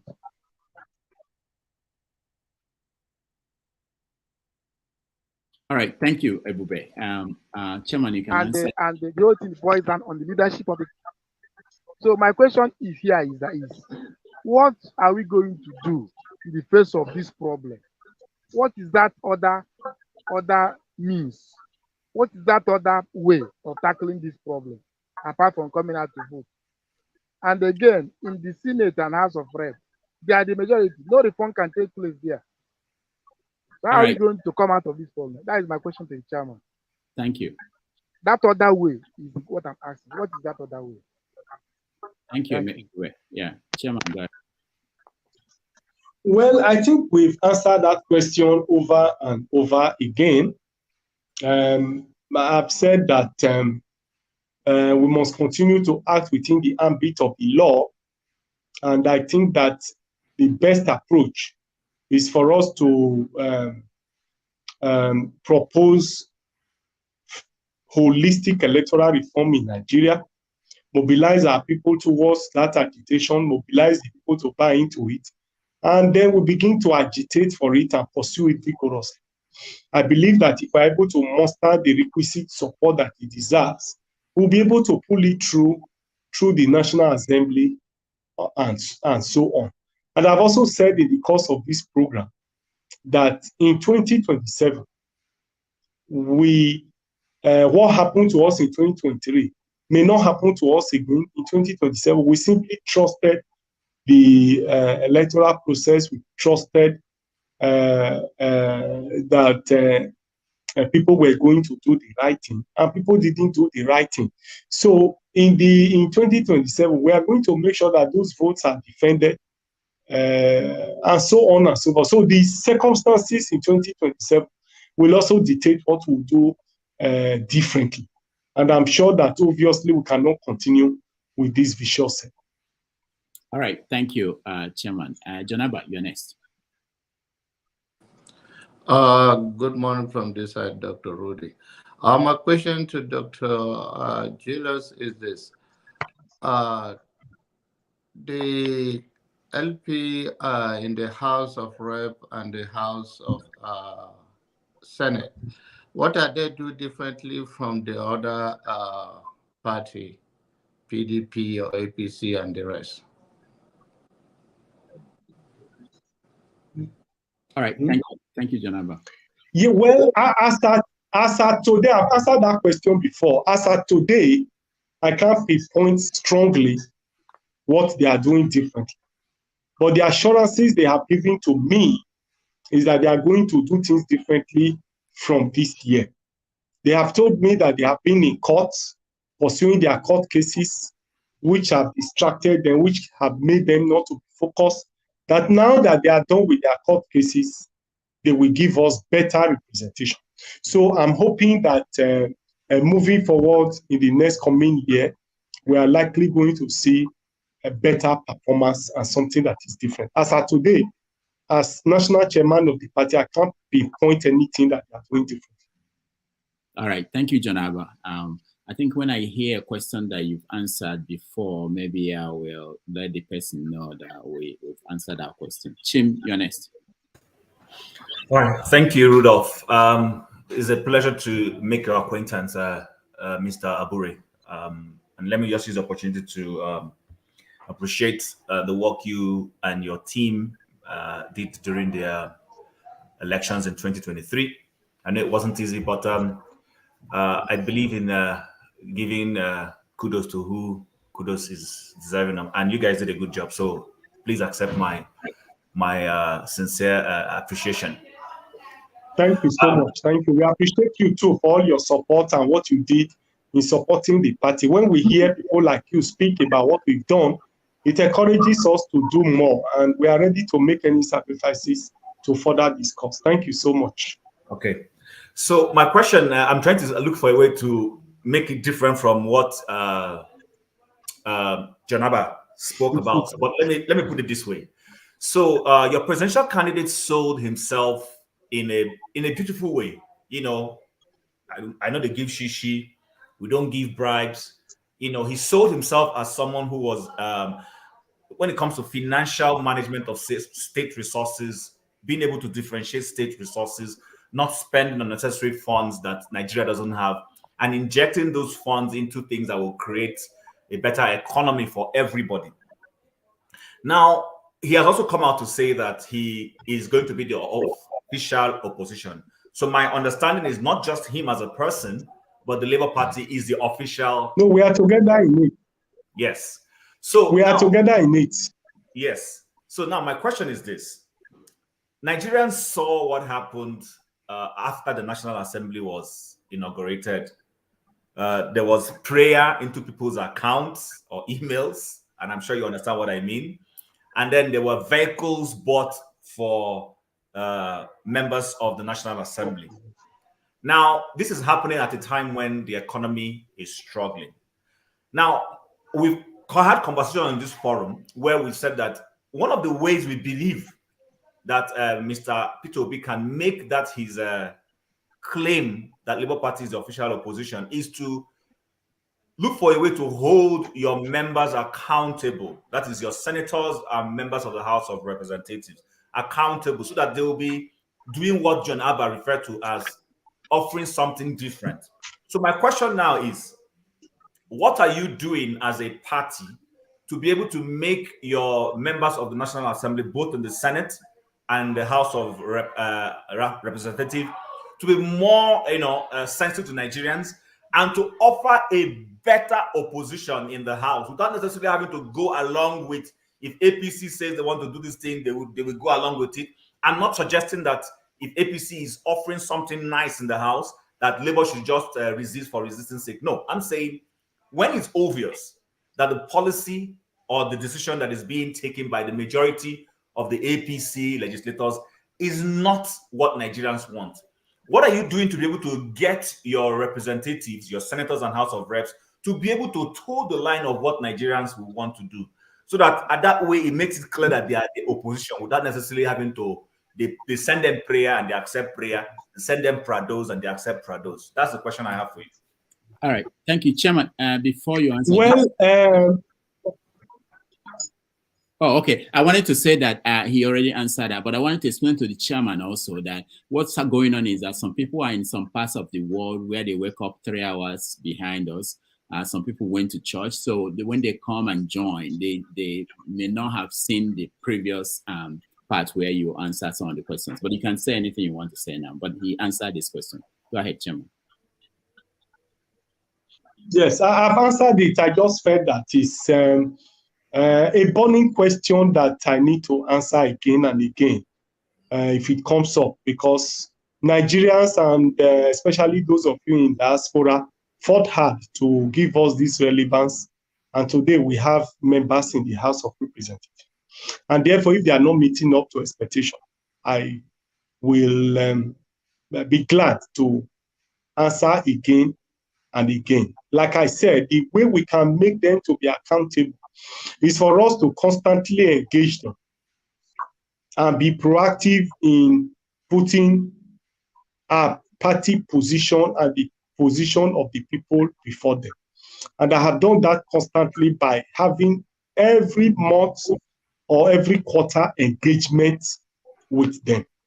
Like I said, even when the issue of SUVs arose, you saw that the party position was very clear, that Labour Party members in the House should reject the SUVs. Now that was our position. I took that position firmly. So for us as a party, we'll continue to take our position on major issues, and we ensure that we get our members through engagement, through persuasion, through discussion, to get them to buy into the idea of the party and toe the party's line. They have assured me that now that they are done with their court cases, because the court cases indeed took their time, distracted them. There was the fear whether they will come back or they will not come back. There was the fear whether they will use courts to remove them from office and so on and so forth. But now that all of that is over, I expect that there will be a formidable representation from Labour Party members in the House. And for us as a party, we continue to equip them with information, we continue to support them, we continue to hold retreat with them, we continue to hold seminars with them, we continue to engage them, we continue to hold dinner with them in order to reassure them of the party support, and then make our own opinion and our position available to them, so that at all times, the party position will be very, very, very clear. All right. Thank you, Chim. And thank you, the Chairman. Alaba, you are next. Thank you very much, yes, Dr. Abure. I'm so glad to have a chance to ask you a question. I commend the Labour Party for their efforts to make the Nigerian problem visible. However, I still have issues with the stance of your party. I am not a member of the party. I live abroad. I've not voted. So full disclosure on that basis, but I am strongly aligned with a change for Nigeria. So, and my situation is that I view Nigeria as a plane that has been hijacked. 100 people on the plane. 5 hijackers have taken over the plane. They still have sleeper cells among the 5, within which people don't know. And the Labour Party is a party. There's a party that is trying to wrestle power from the hijackers on the plane. And their approach to the solution is we have to keep engaging the hijackers in subsequent election. I find this very troubling, very, very troubling. Now, everybody is very cautious and wondering, like, okay, we don't want the plane to crash, correct? We don't want a war. We don't want a war. We don't want a violent thing. But politically, there are several things parties can do that can actually effect a change. I notice most of the words you have used in answering most of the question is that they have assured you, you expect them, we will inform, we will engage. You've used all these terms, but I want to put it to you that hope is not a plan. Hope is not a plan. If your party has 6 million votes, you have something that is more powerful than a bargaining chip, and you're not using it. You're pushing the problem back to the people who have been traumatized, and they are weak, most of them ignorant.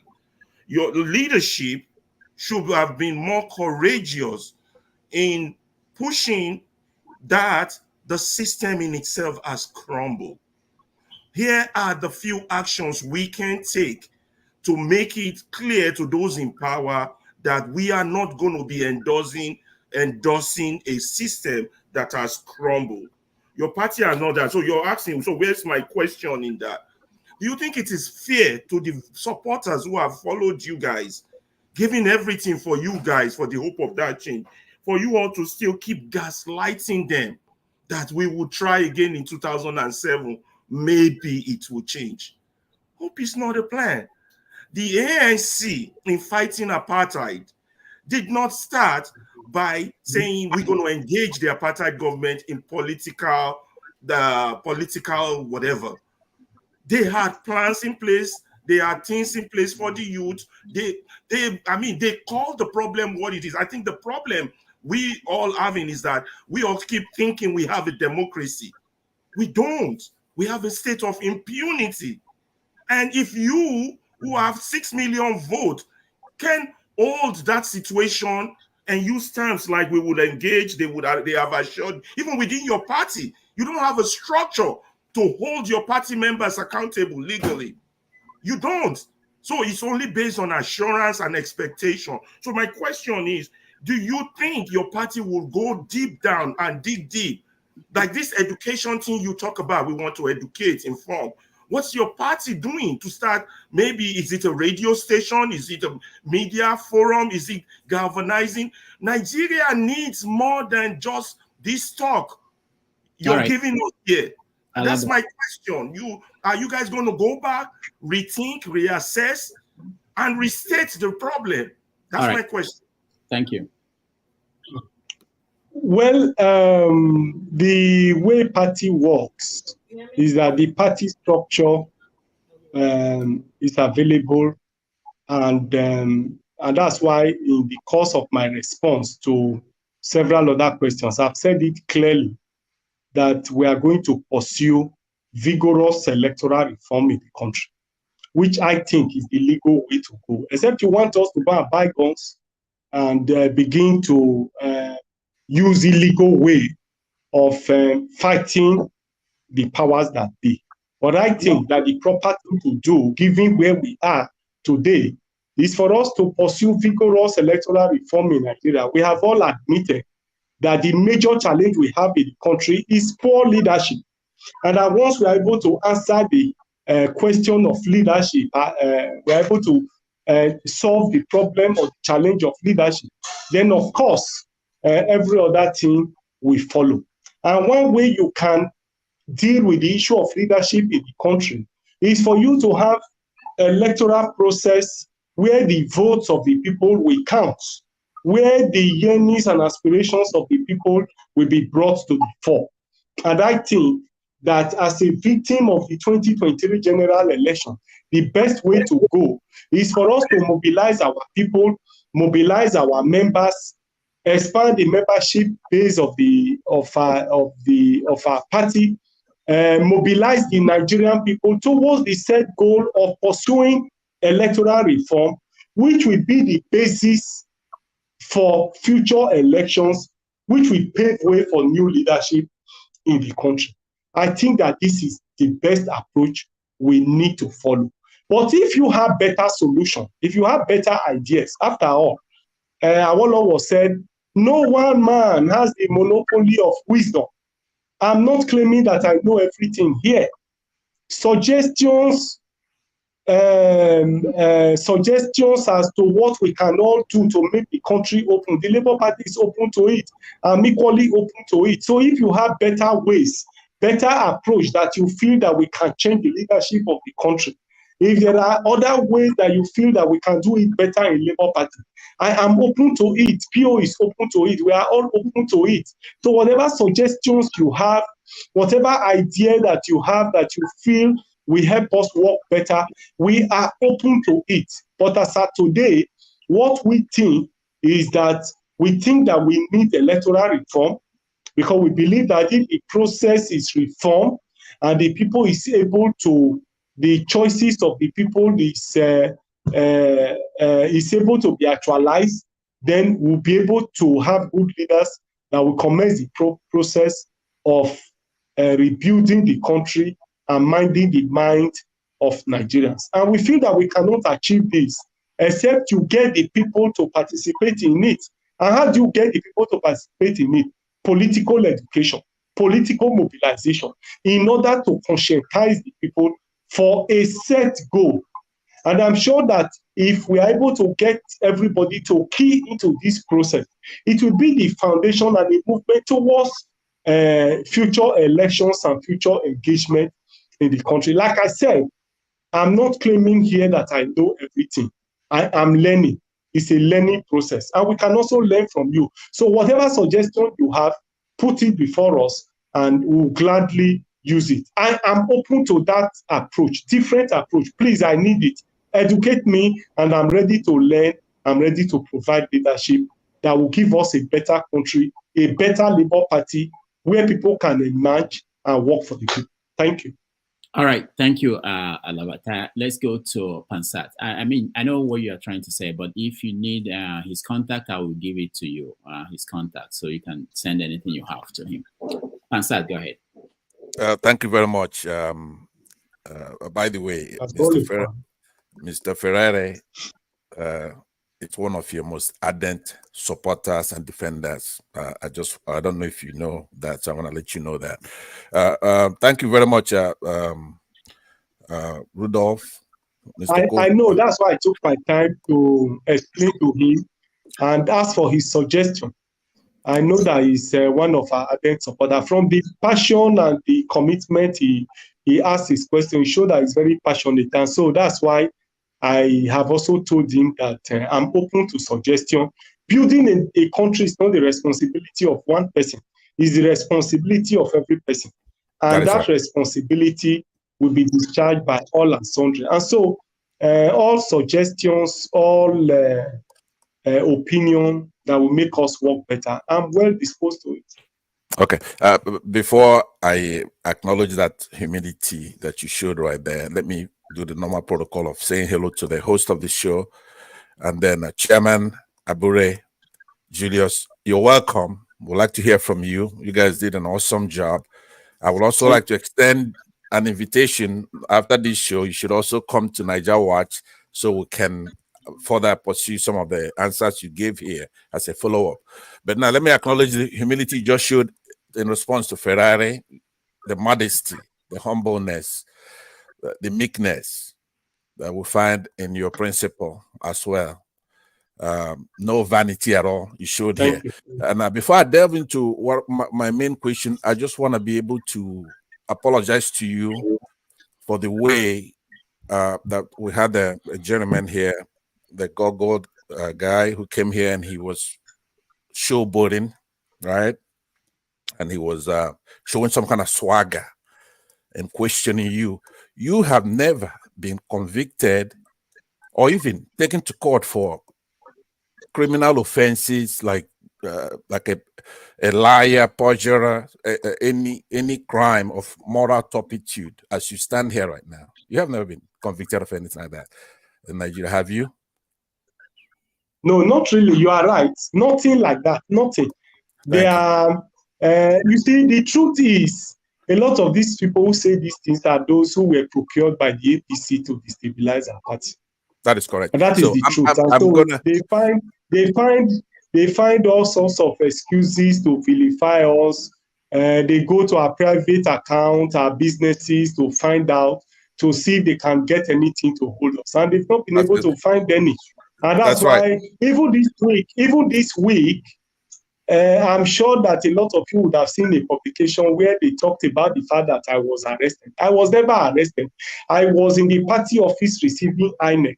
And the press statement went out to say that I was arrested, questioned for forgery, for this and that. Nothing like that. But when we see some of those things, we laugh over it. Of course, right. It's a price that one has to pay for standing and doing the right thing. Exactly, and I was going to cover that. What I'm going to do normally when we come into a platform like that, that's always emphasis on time. Time is an element, but what I want to do is we have to look at it from the physics point of view. Distance over time is, it's your speed. So we're going to have to use speed to ameliorate that time pressure. So please, I'm gonna make my questions very snappy, and then I'll conclude. One question, yeah, I know it's gonna be one question, but I'm saying with nuisance like the questioner who came here and was questioning you, there is a maxim in law that he who comes to equity must come with clean hands. So that person. Go ahead with the question so that we don't waste time. Yeah, I understand, but please, I need to give this guest a chance to clear his name. He was almost, at least he was slandered right here in front of us, right? So that takes me away from my question. I don't mind if I don't ask a question. I want to give him a chance. He's the chairman of the Labour Party who did quite a lot of work within a very short time frame to bring us to where we had hope, and they won that election. Now, he cannot, like he said, come out here and speak carelessly, right? So it's our job here to be fair to him. When you had a guy come here and slander him just by the implication of his questioning, as if he's a criminal, and I'm talking about that allegation, but I'm going to leave that for now because on this platform, one thing we're going to have to learn is to be fair here. All right, we're going to have to be fair. So, sir, my question I'll go to now is in the clause, I believe it was clause 38 of the INEC regulations and guideline for the conduct of that 2022 elections, 2023 elections, but they made that guideline in 2022. On that section 38, it clearly states that completion of all the polling unit voting and results procedures, the presiding officer shall electronically transmit or transfer the result of that polling unit direct to that collation system. Right? That's what it's stated, and that's what they were supposed to do in order so that we could know that the collation is real time and they're not going to play any shenanigans there. So anybody coming here trying to have you produce anything, right, is trying to say that we should not believe our lying eyes. We saw that election and we know that Labour Party won that election. And it's not up to you to protect those votes because it's a small party over there as far as the administration of the party. Is the Nigerian people who should be questioning themselves on what to do. So I want you to carry your head up high when you come out here and that you've carried yourself, your demeanor, your humility, And you don't deserve anybody to come here to slander you. And anybody who does, like we just witnessed there, we're going to have to make sure that he pays for what he just did right there. We have to hold him accountable for that. And that's where you come in, Rudolph. I know your guest is listening somewhere. So let me use this opportunity, because you did let him, as we're having technical difficulties, to perpetuate and show both here. Hold on, Pansat, hold on. Yeah, I have to hold on, please. I have to announce that, please, don't try to join us again, and let's give room for him to come back. So there are people who are trying to join. He just his connection went off. So please. Rudolph, thank you. When he was having a problem here, one of your panelists was insinuating that his third question was going to be such a zinger that it was going to knock him off, that he wasn't going to be able to come back in here. And then when you did something, which is to challenge him on that, you kept him on. And when he asked that question, it was nothing like that. He was a nuisance, an annoyance. So I like that when your guest comes back. Hold on. I'm interested in getting the guests back. So I'm looking at the number of people we have in the studio.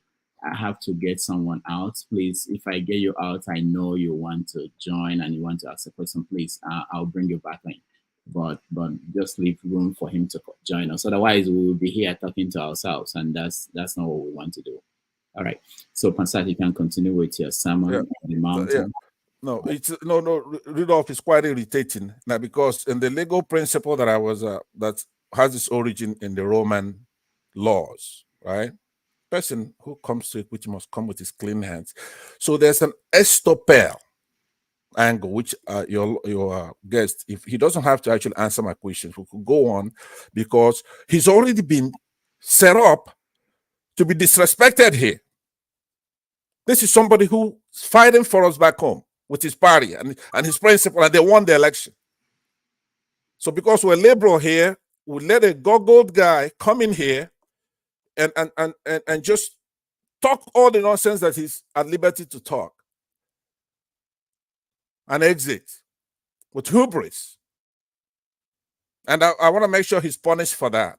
That's we're going to take that up perhaps when the guest is gone. He has to be banned from here for at least a duration. We cannot let people keep piling on when this election was rigged. And then that's enough. The guest is back, so let's continue with our conversation. All right, you have a question or you have a comment for our guest? Yeah, I have a comment. I don't have a question for you, because I believe. So you've made. Hold on. I'm gonna substitute now my question with final comments. Is that okay with you? Let me just land. You cannot go correcting somebody who knows more than you know. He's a barrister. He's a chairman of a party, right? Dr. Rudolph, no, now. Dr. Rudolph, please, protect the guest, please. No. The guest is capable of dealing with all of you, so don't worry. He's an attorney. He has more experience than all of you. Pansat, just the time. We don't have time, please. I will. And I appreciate that, but I just want to tell you, you did a fantastic job. You did a marvelous job. Like you said earlier, it's not your job to strap yourself down with an AK and go and shoot up everybody there. Your job is to expose these people and win that election, and you did. You had the best candidate, better than Nelson Mandela, even better than Obama, that's for sure. And if I have any advice, is that I want you to reach out to people in diaspora again, so that we can actually lobby the United States. That Secretary of State is corrupt here from the United States. The Secretary of State should never, unless they were paid off, accept somebody like Tinubu as our president and to congratulate him, where they have all the information. They know he didn't win that election. So there's a work that needs to be done here, especially at the Secretary of State, that then have those corrupt embassy and ambassadors in Nigeria and in Africa as a whole. And we're going to have to do something about this. So I'll leave it like that. Thank you very much, Rudolph, for the great show. Thank you. I'll come back for the second round. All right. Thank you. Chairman Abure. Have a nice Thank day. you so much. Come Yeah. to Niger We'll be Watch having, as well. We want to see you in Niger the Watch network. soon. All right. Loco, you're The next. network has been I know. very I unfriendly. appreciate your patience with us. Loco, go ahead. Oh, all right. Hello, sir. How you doing, sir? Very fine. Oh, so I thought this is a papa they come before.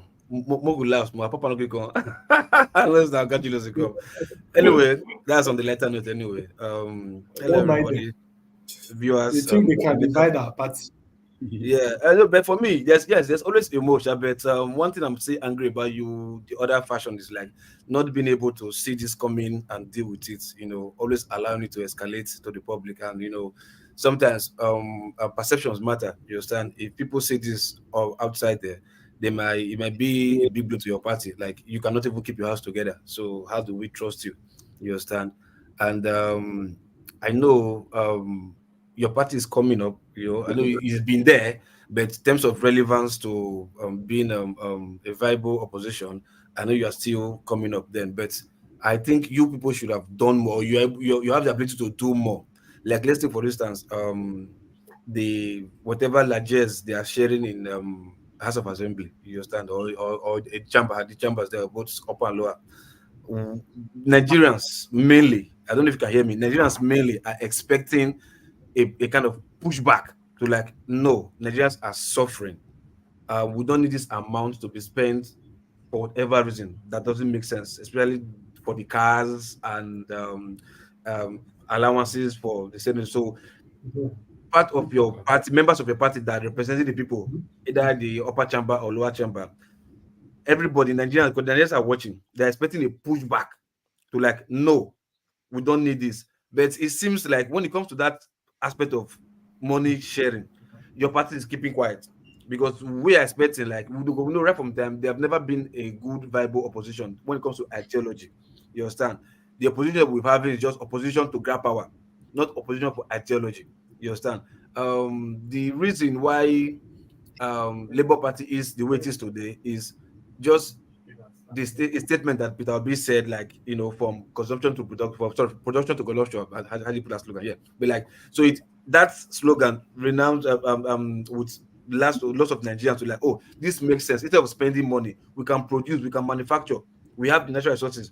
So that alone was what resonated with many of Nigerians. They're like, okay, we are going with this party, even if they like Labour Party or not. So we are also expecting, like, your party now that are there, those who are office holders, both especially in the legislative arm of government, especially like whatever is anti-people, regardless, whatever is anti-people, your whole party is supposed to stand firm to show viable opposition with ideology, not just Look, we have to go. He has answered this question before. I really sorry, I didn't. Sorry. I know. That's okay, but thank you so much. Let's go to the next person. Forefathers, go ahead. Sorry, I didn't know because I didn't join time. Forefathers, go ahead. Is he sleeping? Forefathers. All right, let's go to electricity UNS. Forefathers, can you hear me? Thank you. Thank you, Rudolph, for having me. And can you hear me? Yes. You can't hear me? No, we can hear I'm you. right here. Okay, go ahead. I can hear you. There's delay where you are. Go ahead.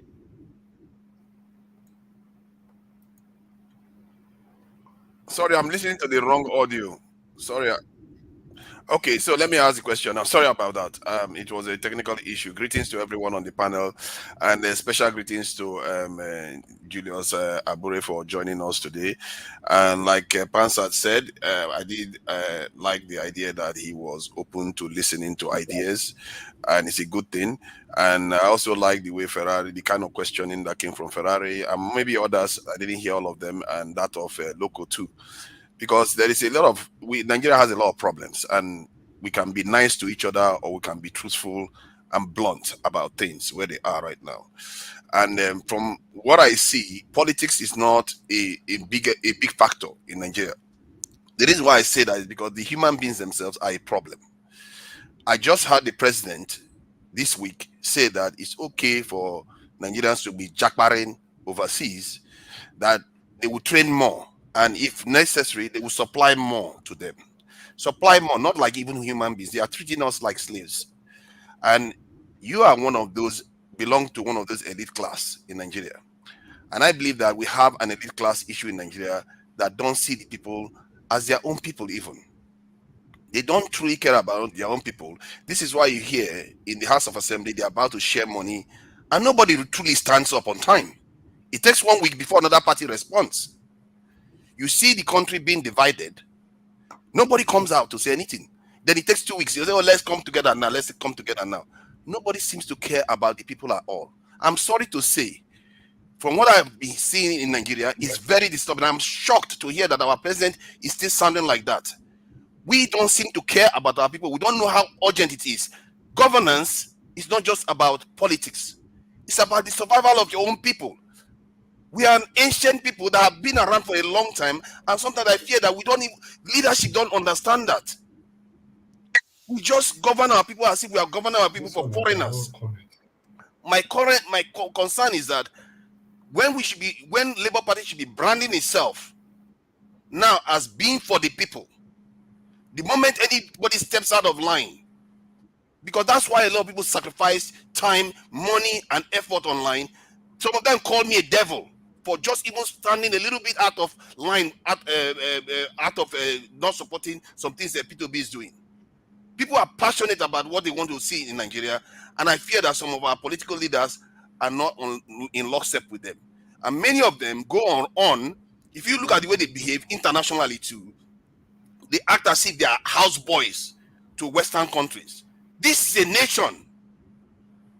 It's a nation of 200 million people and one of the most significant nations on the face of the earth for black people.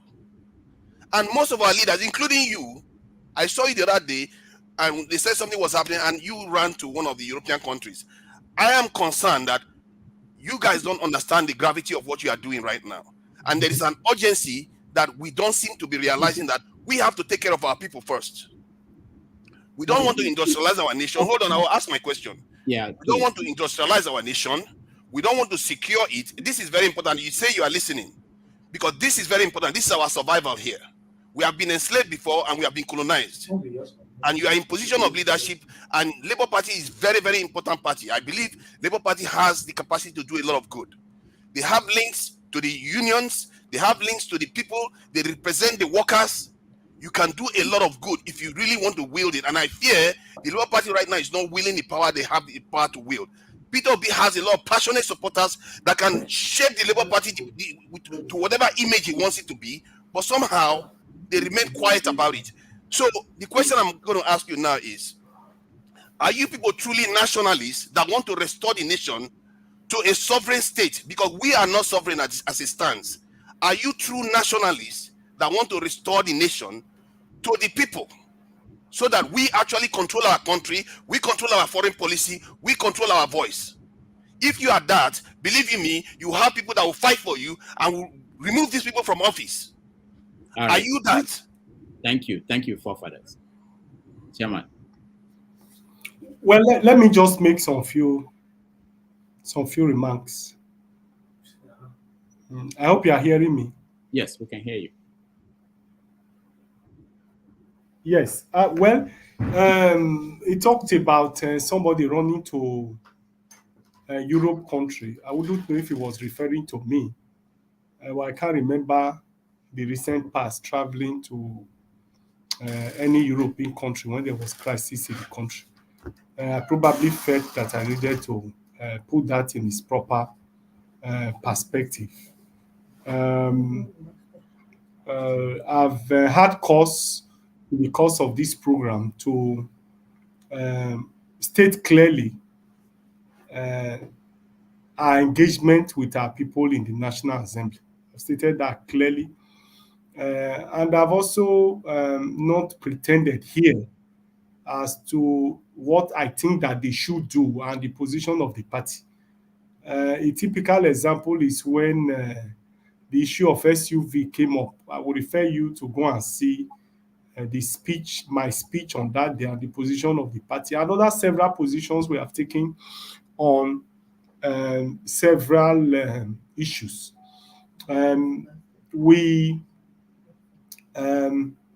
will continue to maintain that momentum and continue to bring government accountable within the level of the party, we'll continue to drive that. Like I said here in this program, the National Assembly members have assured that moving forward, they will represent the party the more. And I've made it very clear here, our efforts, our engagement with those in the National Assembly in order for them to have a better representation. Like I said here before, we are very open to suggestions. What we didn't do well, we are ready to improve on it. And we expect that we aggregate all the suggestions, let's have it, and then we begin to engage on it and find how we can do better. I believe that we have done our best, given the circumstances of the country, the socio-economic condition of the country, the security threat, even to our personal life, the threat to life, threat to our properties, threat to our children, threats everywhere. In that circumstances, I believe that we have done our best. We'll continue to do our best. Like I said here, no sacrifice is too much for us to make for our country. We'll continue to make that sacrifice. Whatever you feel that we didn't do well, aggregate them, let's have them. We are willing to improve. But given the circumstances of the country, given the situation, the socioeconomic conditions of the country, the situation under which we operate, threat to life, threat to our businesses, threat to our personal life, even to the life of our own children and otherwise, we believe that we've done our best in the circumstance, but we are ready to work harder and work better. All right, thank you, Chairman. Let me go to electricity. You are next. Yeah. Good morning, good afternoon, good evening. I think our time has eaten deep into. I know that. I think we've done more than 90 minutes. You know, I have other. I know. So what we're going to do is that we just take the people who are in the studio now, and then we'll let you. So those people, the three people that are here. So, Chairman, I don't understand. When I want to ask my questions, your 90 minutes is over. That is partial now. No, I cannot but hear you. I must hear you, even if I don't hear you. All right, thank you. Respectfully, you kind of deflected on the issues in respect to the SUV that the Labour Party rep accepted, even though there is no law that forbids them from accepting it. However, in terms of where the country is going, they are supposed to be an example, should not have accepted it. They also accepted the token from Akpabio, and they also contributed to Akpabio's birthday party. Just for the record to reflect that, you can weigh on that later. So I'm going to ask my question. As a lawyer, you are familiar with Section 68 and 110 of the Constitution. Am I correct? So go ahead and ask your question. Okay. Why are you not pushing for that? Because from where I am standing, the threat to our democracy is the legislators, not any other person. So why is Labour Party, Peter Obi and others not pushing? Evaluate the question so that others will get the question correctly. The question in terms of Section 68 and 110 give the citizens power whereby they can recall their officers who are falling below expectation. And you agree with me that the performance of our legislators, which you've already highlighted, is below par. Do you agree on that, sir? We've said so. We've said a lot here. So why are you not pushing? Because you said we should bring idea up. You don't know everything. Well, let me say it here. You've just said citizens have the right to do X, Y, Z. Yeah. And you are part of the citizen. I expect you to start the process and then let's see how it goes. It, but sir, you command, you and Peter Obi. This is where our nation can move forward. You command, you have the platform louder than my platform. You have the platform, and they will listen to you and listen to Peter Obi more than they will listen to me. I'm a citizen. I've not shied away from it. If you go to the comment section there, most of them have said, oh, Section 68 and Section 110, electricity has come. They know me for that, and I'm proud of it. but you command yourself or the Labour Party, let me say the Labour Party in general, command more, have a bigger platform than even Dr. Damages. How many people did Dr. Damages can reach? So why are you not pushing for that? It's just a question, please. Well, anyway, like I said here earlier, our own legislators in the House have assured us that moving forward, they will do better this time around. They have told us that they have been having court cases since they took over or since they were sworn in, and we are testimonies to those court cases. A lot of their cases were concluded in December, and they have assured us that there will be better representation this year, 2021. So for me, let us give the benefit of doubt and see the level of performance this time, and then we'll be able to bring them to accounts. The issue of those in the House is an issue we have dealt here over and over again, and it keeps resonating. But like I said, I'm sure that there will be better representation moving forward.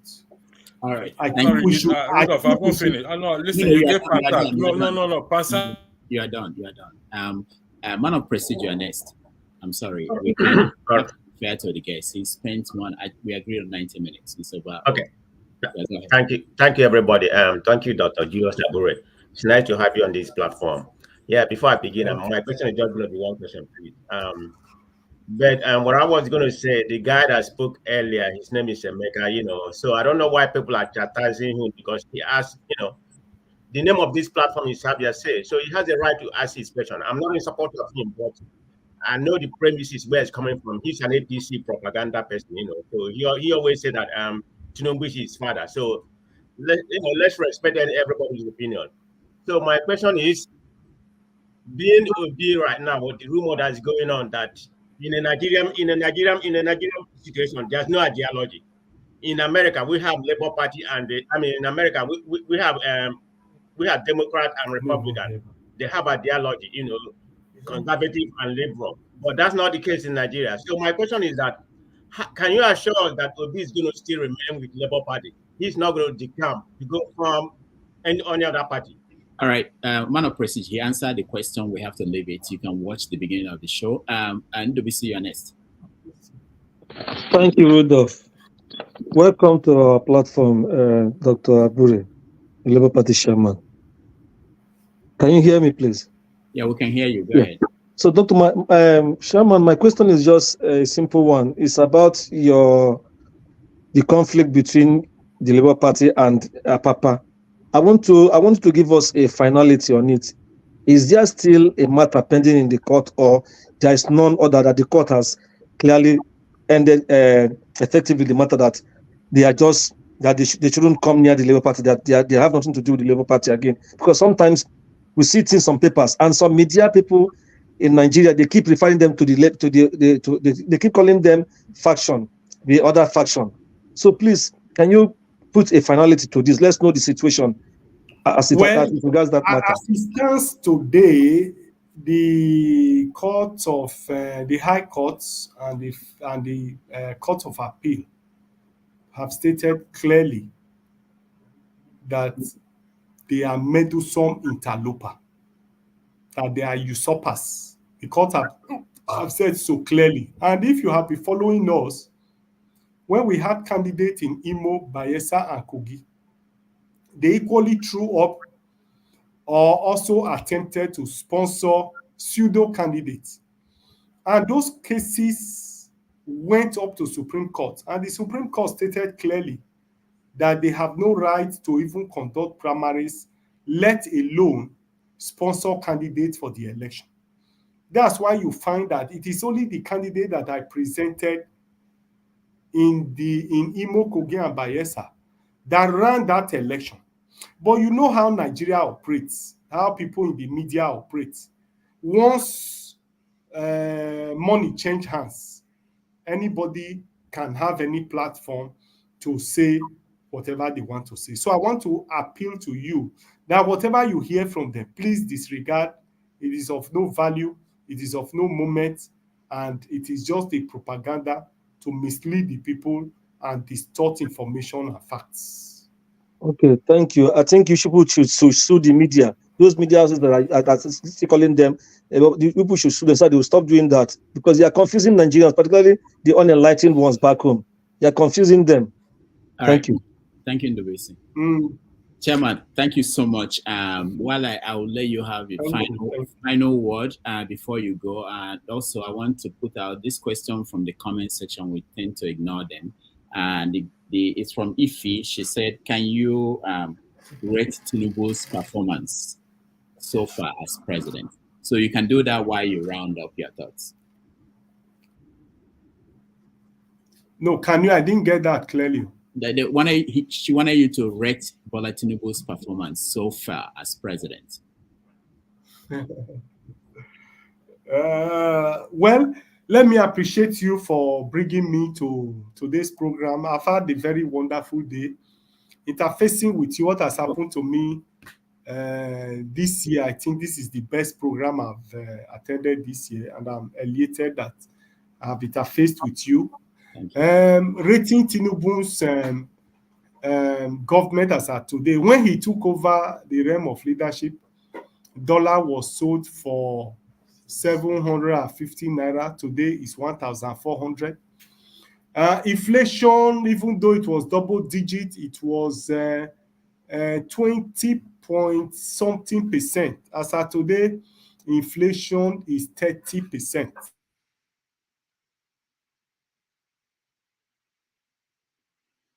More than ever before. Insecurity has increased. In Abuja, there was no kidnapping before, but today in Abuja, people are kidnapped.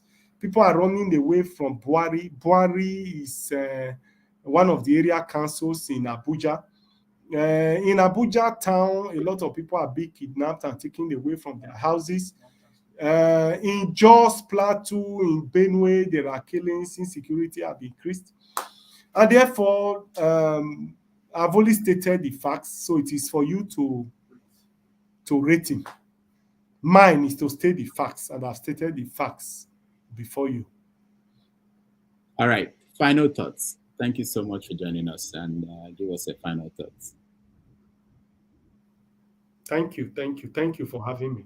All right, thank you. We appreciate you, and hopefully in the next nearest future, you can join us again and continue this conversation with Nigerians. Thank you so much. All right. Yeah. Take a break and then do a review of how it went, and invite you all back in here to air your view.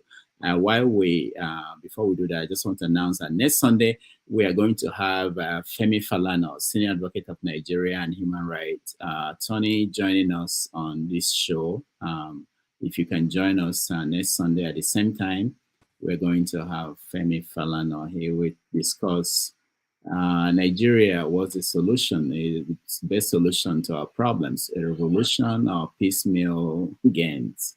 So if you can join us next week, we'll really appreciate that. All right. I'm a subscription this thing. Subscribing. Oh yeah, please. Thank you so much for that. I tend to forget that. For those who are watching, thank you so much for watching. Thank you. Have you subscribed? Yes, you. Have you subscribed? You. Yeah. Before you go, click. It's free. Click. Just that's it. Have you subscribed? You are laughing. Have you subscribed? Have you subscribed? Thank you. Thank you. Thank you. Hey, madam, thank you so much. I can see you. We have to get to 100,000 subscribers. By the end of the year, how are we going to do that if you don't subscribe? Yes, you. Yes, you're about to click off. Why? Have you subscribed? It's free. If you don't, ask your son, ask your daughter how to. Just one click. Thank you. Thank you. I see you. Aha. Thank you very much. Thank you very much. I'll see you tomorrow. All right. Thank you, guys. You know, I said this, I'm not very good at this. Iroko Post TV, it's very important that we get it up to 1,000 subscribers. I don't know. After saying this, we have 400 and something people here. I'm sure half of them have not subscribed, and it's something that we're afraid that something might go wrong one day and YouTube will kick us off from Dr. Damages that we are currently using. We've had issues with them, many issues. So please, if you can help us, just one click and you subscribe. It doesn't cost you anything.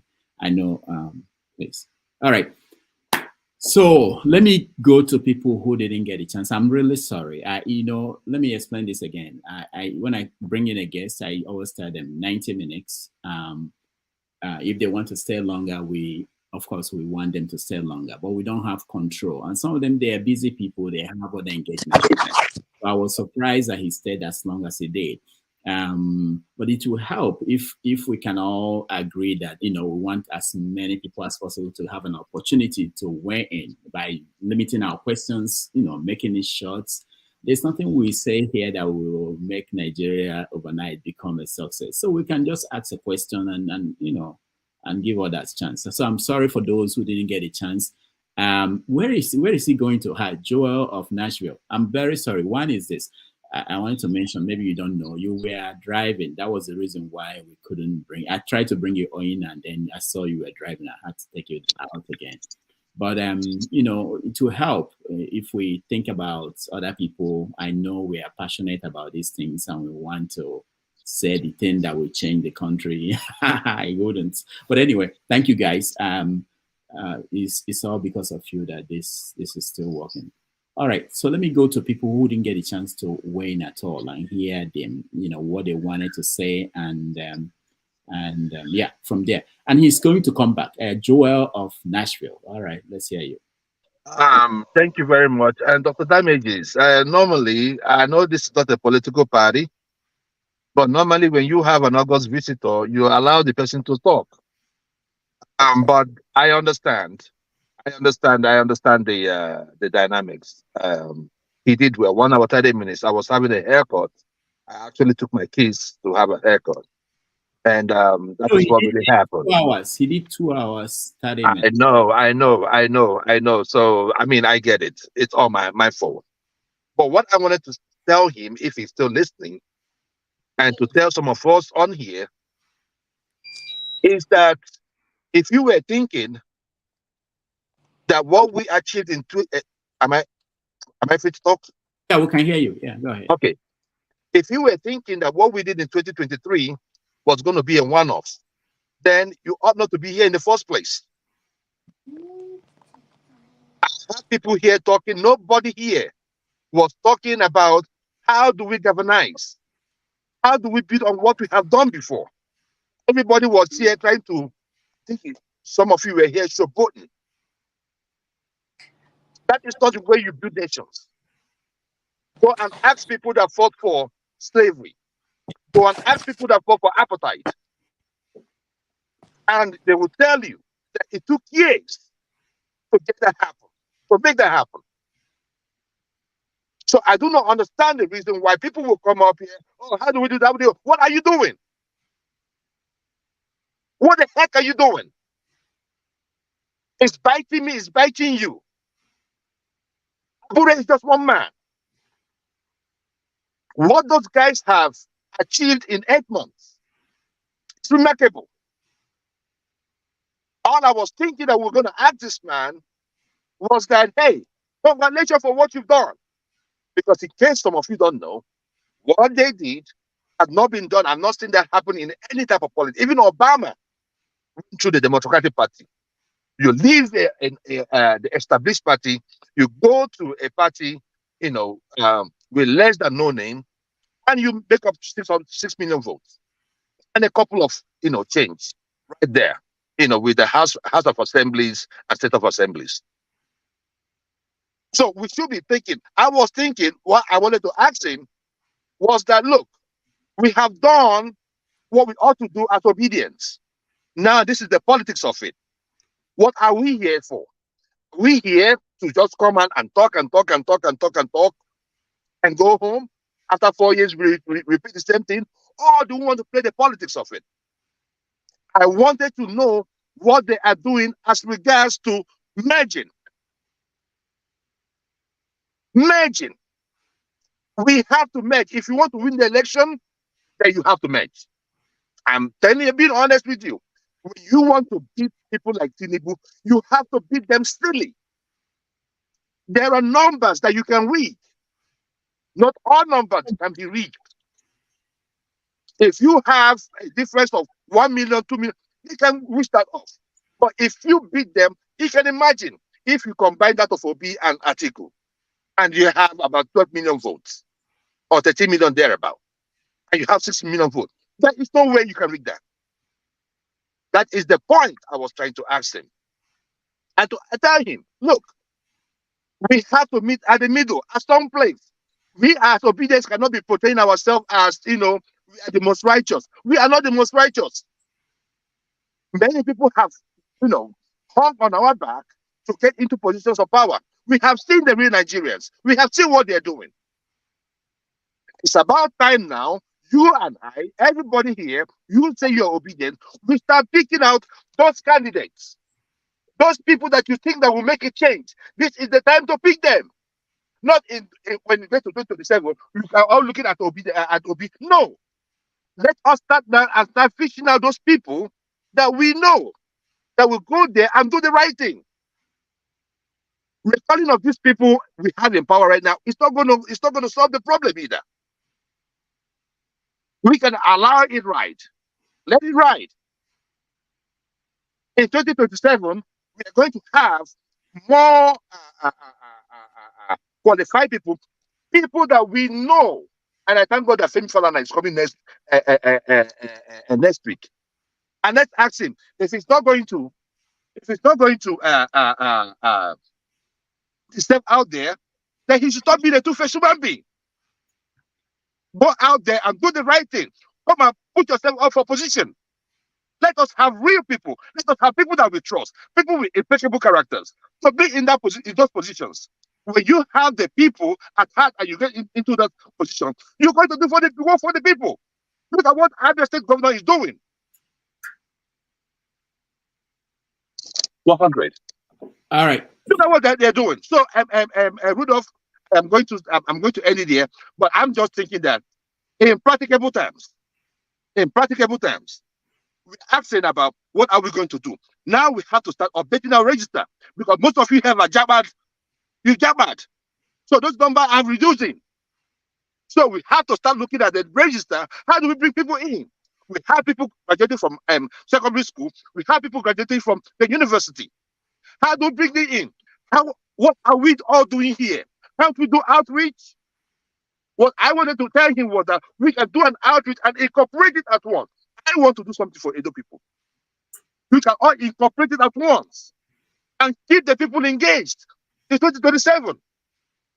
If you're hoping that Tinubu is going to do anything, forget it. What you're seeing is what you get. Thank you very much, Rudolph. All right, thank you, Joel. Let's go to Wale. Wale, welcome. Oh, thank you. Great. Yeah. The question I would have asked him was, I know it sounds childish or something everybody should have known. Why, when people we perceive to be good people, when they get to power, they turn bad? Probably people will say it's a system. But I think if you have your own determination, and I could see that in Mr. Obi, but the question is, I mean, what I was a bit concerned about is he won't be able to do everything because he cannot be in two places at the same time. In Yoruba, they used to say, there might be no bad king, but the chiefs that surrounds him might be as bad as anything. So no matter what the king does, the impact of the bad chiefs is going to make him look like a bad king. So I was going to ask him, like someone like Mr. Pampas, is it Pampa? A Pampa, that, even somebody who doesn't know left from right will know that this man is just, I don't even know how to describe him. Like, seriously, at your age, you still don't know your right from left because you've been bribed or cajoled or something. Anyway, people like that will be in the party. What he, as a leader, what power has he got to get rid of people like that, or to put something in place that if you cross this line, that's it. But I don't know how that works in politics. The only thing I'm concerned about is, I was going to ask him, what do you think could be the solution? Because even the people that got the ticket to be where they are, I mean the senators on the platform of Labour, when the Lajis and everything was happening, what do? Are they even fighting anything? I noticed some of them said, oh, it's not easy as we think. But if we're going to rescue the country, and that's what Labour stand for, and that's why people vote for Obi and the obedient and everything, does that not make people feel like these people are just hypocrite like others? They just come on flag in a way. But anyway, I didn't manage to get that to ask him the question. Now, my own thing is 2027 or whatever election is going to come up, either local government or state or whatever. These people that are governing our people or are governing us, I keep saying they are our people. Either I like it or not, if we look at the local government chairman, if it's not related to me through my mother, it will be related to me through my friends or someone. He speaks Yoruba, he's a Yoruba guy. How did he get there? So we all know that this person that bribed us, that tried to do his way, get there, and when he starts siphoning everything, we all start complaining. So at what point are we going to put the square peg in the right hole, in the square hole or something like that? We might continue. I mean, we might continue from today till tomorrow if we don't call a spade, if we don't strategize and educate, orientate our people that, look, you might get a packet of Indomie noodles or Congo of rice or a bag of rice today. Tomorrow, you're going to suffer more than what you get. So it's better you deny all these things today for your kids or for your children to enjoy tomorrow. But if you want to, belay infrastructure, don't come to me tomorrow to complain. Continue to face it. But the problem is, when they are suffering, it's going to affect me. Because let's say, for example, I have my folks back in Nigeria. They can't afford to buy rice. They can't afford to live. They will call me. Out of the hard-earned money I have, I still have to send it to them. So indirectly, it's affecting us. Then, sorry, the last question I was going to ask him was, I don't know, maybe I'll answer the question. What is he doing to get the people in diaspora? What is he doing to get the people, the Senate or the people in the Senate to vote, to get the diaspora voting count? Because the numbers of Nigerians in diaspora, if we all vote, I'm sure it will count one way or the other. But that's just my own little rant. Thanks. All right. Thank you, Wale. Wale, can you please, if you wouldn't mind, share your number on the private chat? I wanted to call you last week. I discovered I don't have your number. Please. All right. For those on the comments, I read your comments. I don't. I read them. I'm saying what Nwachukwu has been writing about protecting the guest. I think it deserves a comment from me. So, and I think I've said this before, but it's important to mention it again. When I invite anybody on this show, I tell them I will talk to you for 45 minutes or maybe an hour. After that, I'll bring in people. I will say to them, I have not vetted these people. I don't know who will join. Anybody can join, and they can ask you any question. You are free to answer any question you want. You are free not to answer any question you want. It's up to you. And I believe that the people who are coming here, and these are most of them, especially when they are public servants, they should be able to answer any question from anybody. And so far, it's not been a problem. Maybe the people who are not refusing to come, maybe they are not coming because of the nature of the question or the nature of the platform. Okay? So, and I will continue to say that. But having said that, on the part of my people here, which is all of you and those watching at home, I hope we understand that for me and for you, it's a privilege to have these people come, even though they are serving us. But knowing the society that we come from, they don't have to come here. I mean, for instance, some of them, like during the election, I reached out to so many, even people running for governorship, and they think that who will vote for them, right? All these people are abroad. They can't control us. They can't, what are we doing for them? Why would they come? So many people decide on their own they won't come because it's not for no use to them. But it's still a privilege, even no matter the society, when you have someone who is a guest. It's expected that we should, have respect. We should talk to them in a respectful way. But once we're on, this is a live show. This is not a recorded show. Once we're on, we're on. And whatever happens, I believe they are capable of taking it. So I'm not going to stop anybody. I'm not going to say somebody should not ask a question because I think that person might ask a question that is critical. No. Otherwise, it's not.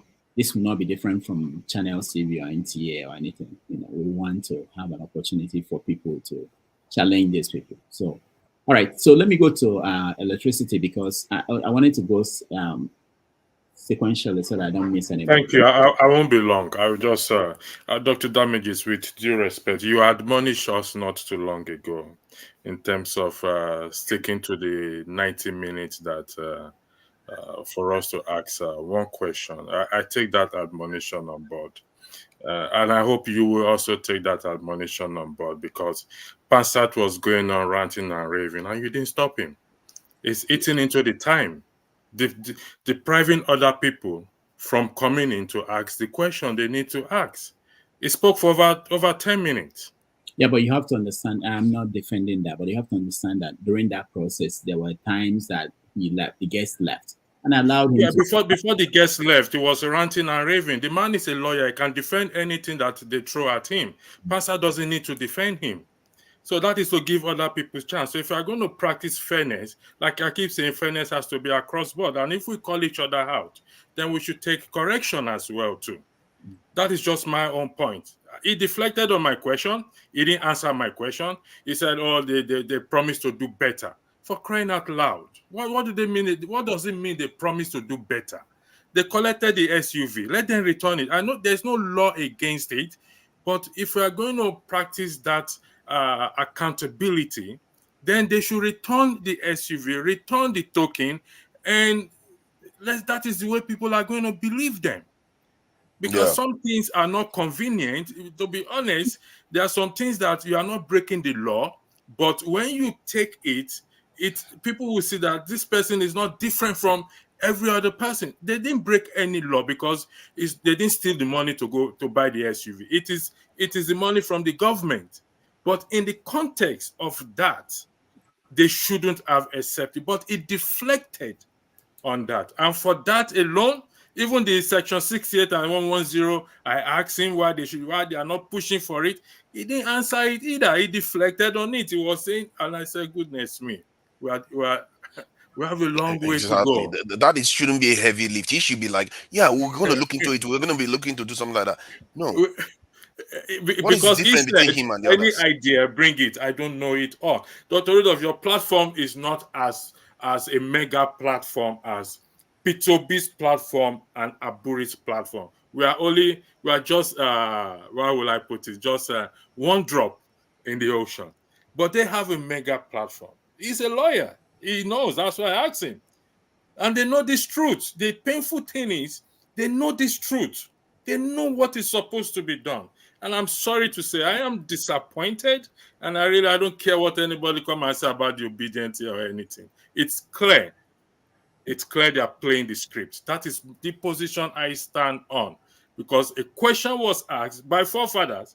He deflected on it. I repeated the question. He deflected on it. And we want to get the country moving. Let's ride on. Thank you for allowing me to speak. God bless you. All right. Thank you. Let's go to Flagship and then we go that way. I want to hear from everybody. Flagship.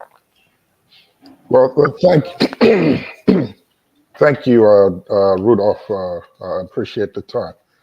I understand where you're coming from. I understand what you said in terms of your admonition and all of that. We are Nigerians. I'm big on respect. I'm really, really big on it.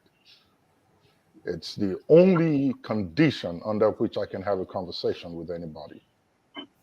I don't take it lightly, no matter what. If I have to get the best from you and you get the best from me, we have to have that neutral ground, emotions aside. So I agree that you don't want to put people out. You want to let everybody have their say and be able to speak their mind. He's a tough lawyer. He can handle it. There's room for such times. And when we're trying to get a problem solved, we don't need any excesses that will dissuade us from the target. So I think you really need to look into this a little bit more. You need a lot of refining to do. If we continue in this way, we will put out people who have great ideas from coming here and airing their minds, sharing their opinions, and providing necessary solutions we may need. It's not to those who know how to speak the grammar and have good control of the English language that will come up with a solution. I sit on different panels at work, and I sit on different committees and board meetings.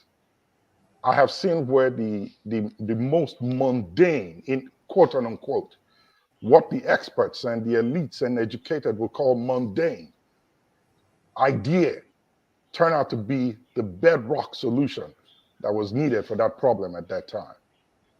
So we have to make the ground comfortable. I understand the platform, quote unquote, is called and referred to as an ocean full of sharks that are swimming. So if you're not strong enough, don't come by. Don't we think we're putting out some great minds who may not have the energy and time to want to wade into such conversations back and forth that ends up making us go around one spot with no solutions coming out after 8-10 hours? I don't think it's productive. So please, my comment is this. It's not a last shot on you, but just to say, please, there's a lot more that needs to be done. We've got a big problem, a really, really big one. The world is watching at us. And like electricity said, we're just one amongst many that are trying to come up with solutions. And guess what? They all listen to us. We've got to do better. That's what I have to say for right now. Thank you. All right, thank you. The flagship. Ikolola, you're next. Oh. Thank you for giving me another chance to speak. It's wonderful listening to some views.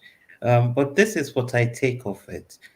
I love respect as well. Respect is wonderful. It gives you joy to listen to the other person, even though if they're not making sense, but also you want to listen to them because, they've shown a level of understanding.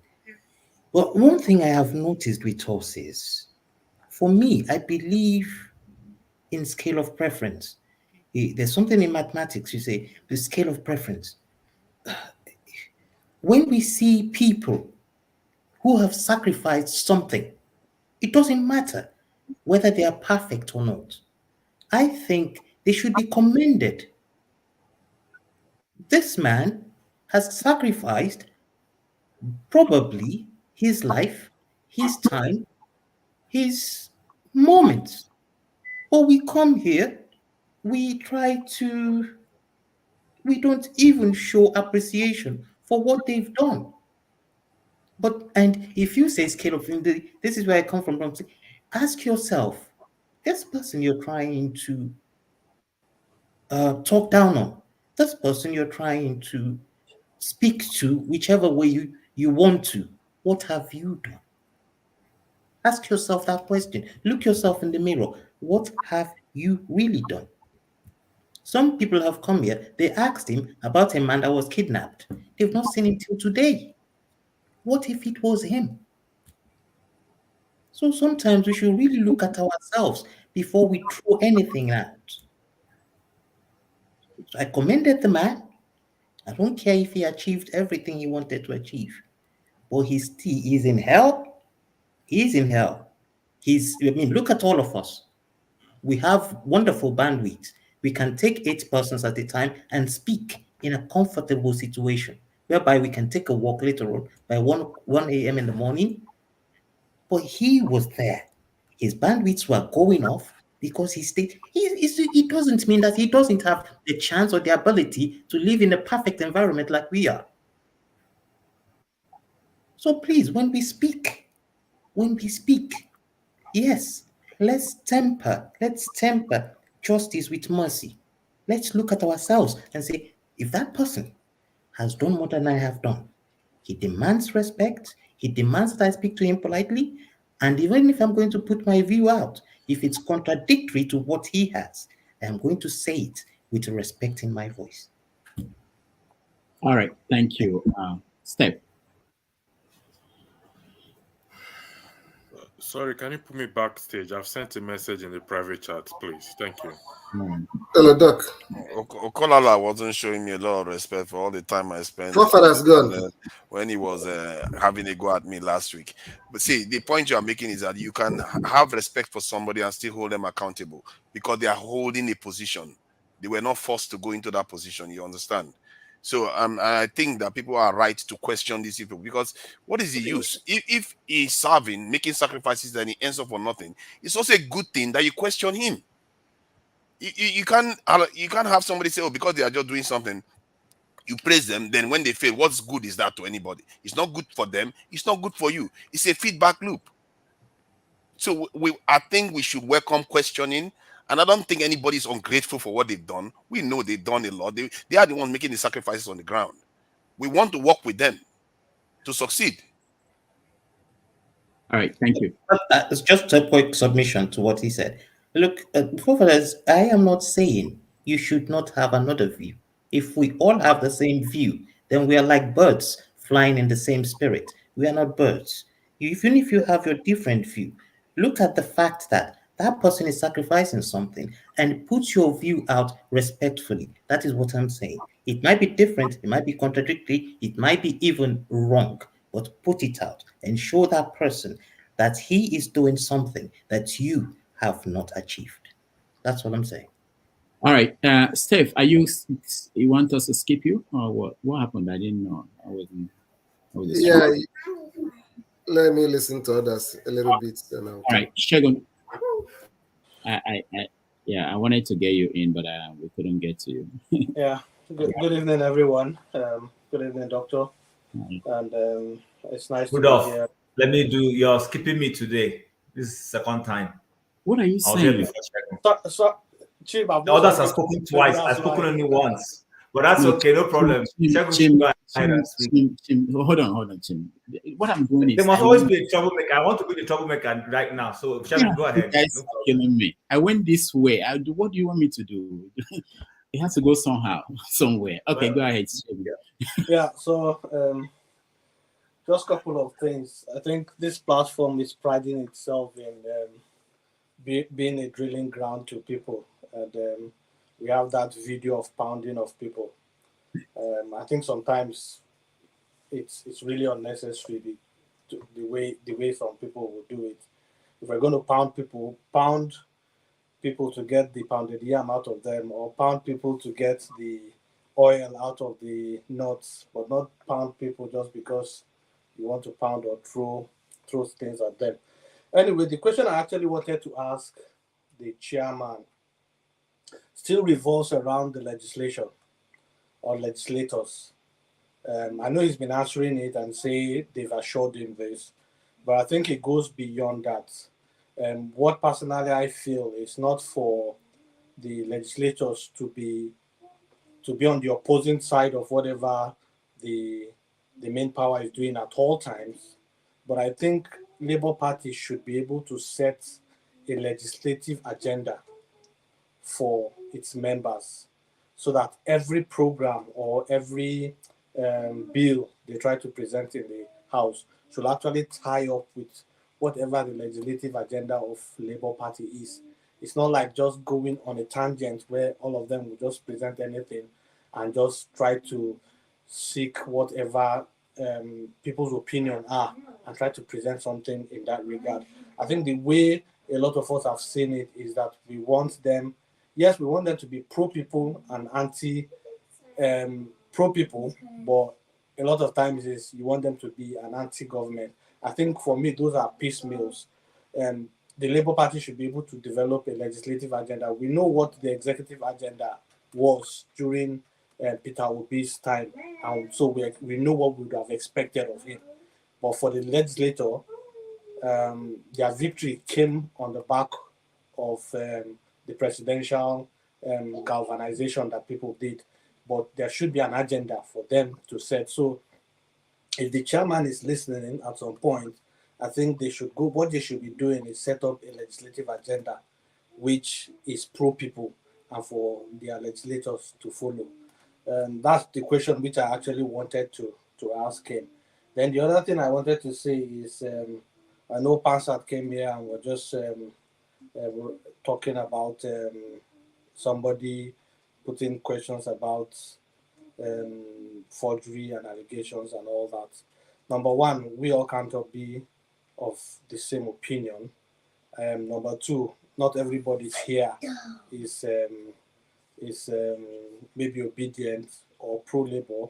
And I also believe that this is a platform where different people will come and ask questions. And I think the questions were valid. These are things that have been in the news, and it was an opportunity for him to clarify. So I think we should learn how to respect people's opinion, and especially if they've asked it in a very respectable manner, which I think the person did.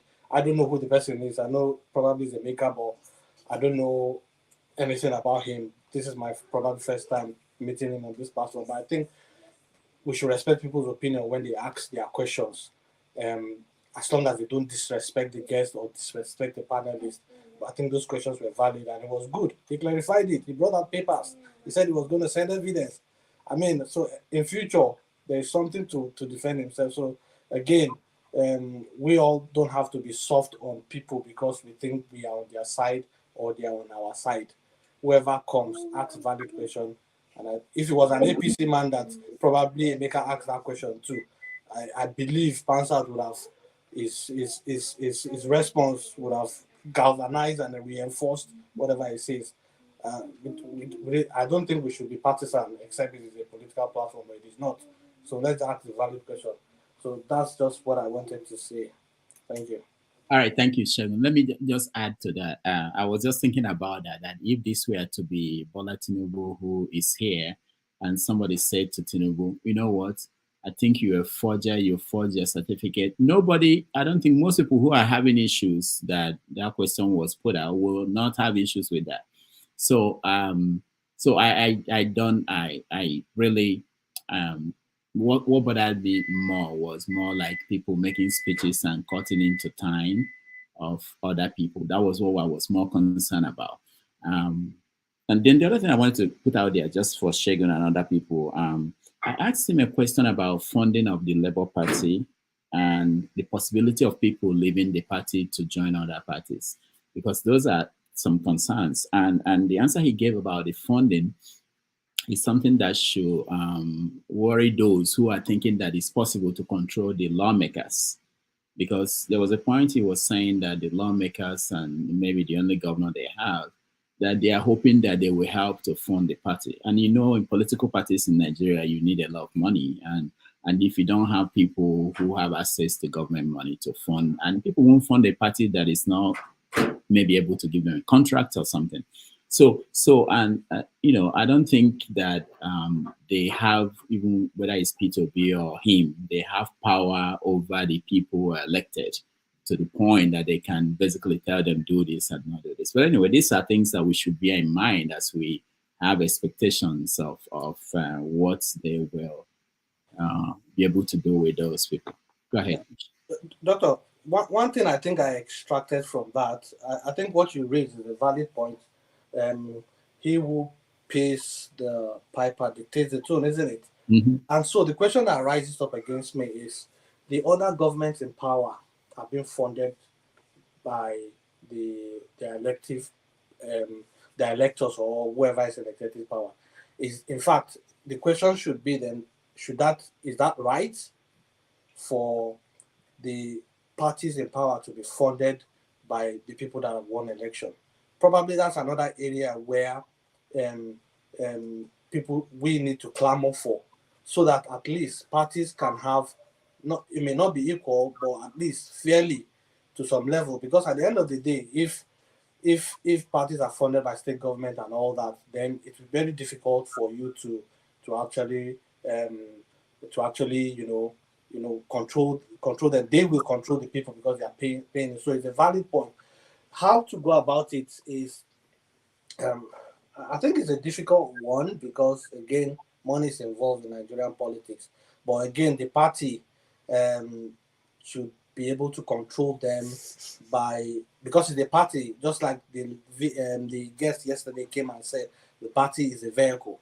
If you don't have this vehicle, you really can't go anywhere from point A to point B.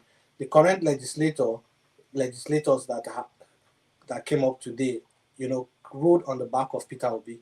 And as long as Peter Obi is still on that party, I think there is still an asset for which they can gain ground. A lot of them probably wouldn't have gained ground in whatever party they have gone to. So Labour Party needs to look at what its assets are and try to use that asset, to at least to some level control those people. Because again, the performance of this legislator has an impact on future elections. You understand? The performance of them. So at the end of the day, we might say, okay, yes, they got a chance in X, Y, Z. What did they do? I think the performance in Abia State at the moment seems to be encouraging. So again, we will be excited to follow. So those are the things. I think the thing is, you look at your asset and try to see how much you can deploy it to get the best from the people. Just one last thing, somebody was talking about mergers. I mean, that's a risky one for somebody like me. If Labour Party merges with PDP, you lost me, and there are many of us like that. So again, it's not just a straightforward thing for them to say just merge, because the reason why we are supporting Peter Obi is his persona, and they believe that this is somebody we believe will be able to do something. So if you start mixing up with your old guards, taking us back, then you probably lost some of us from it. So those are one of those things anyway. Thank you. All right, Chim. Thank you so much, Chim. You can't wait. Okay, so thank you.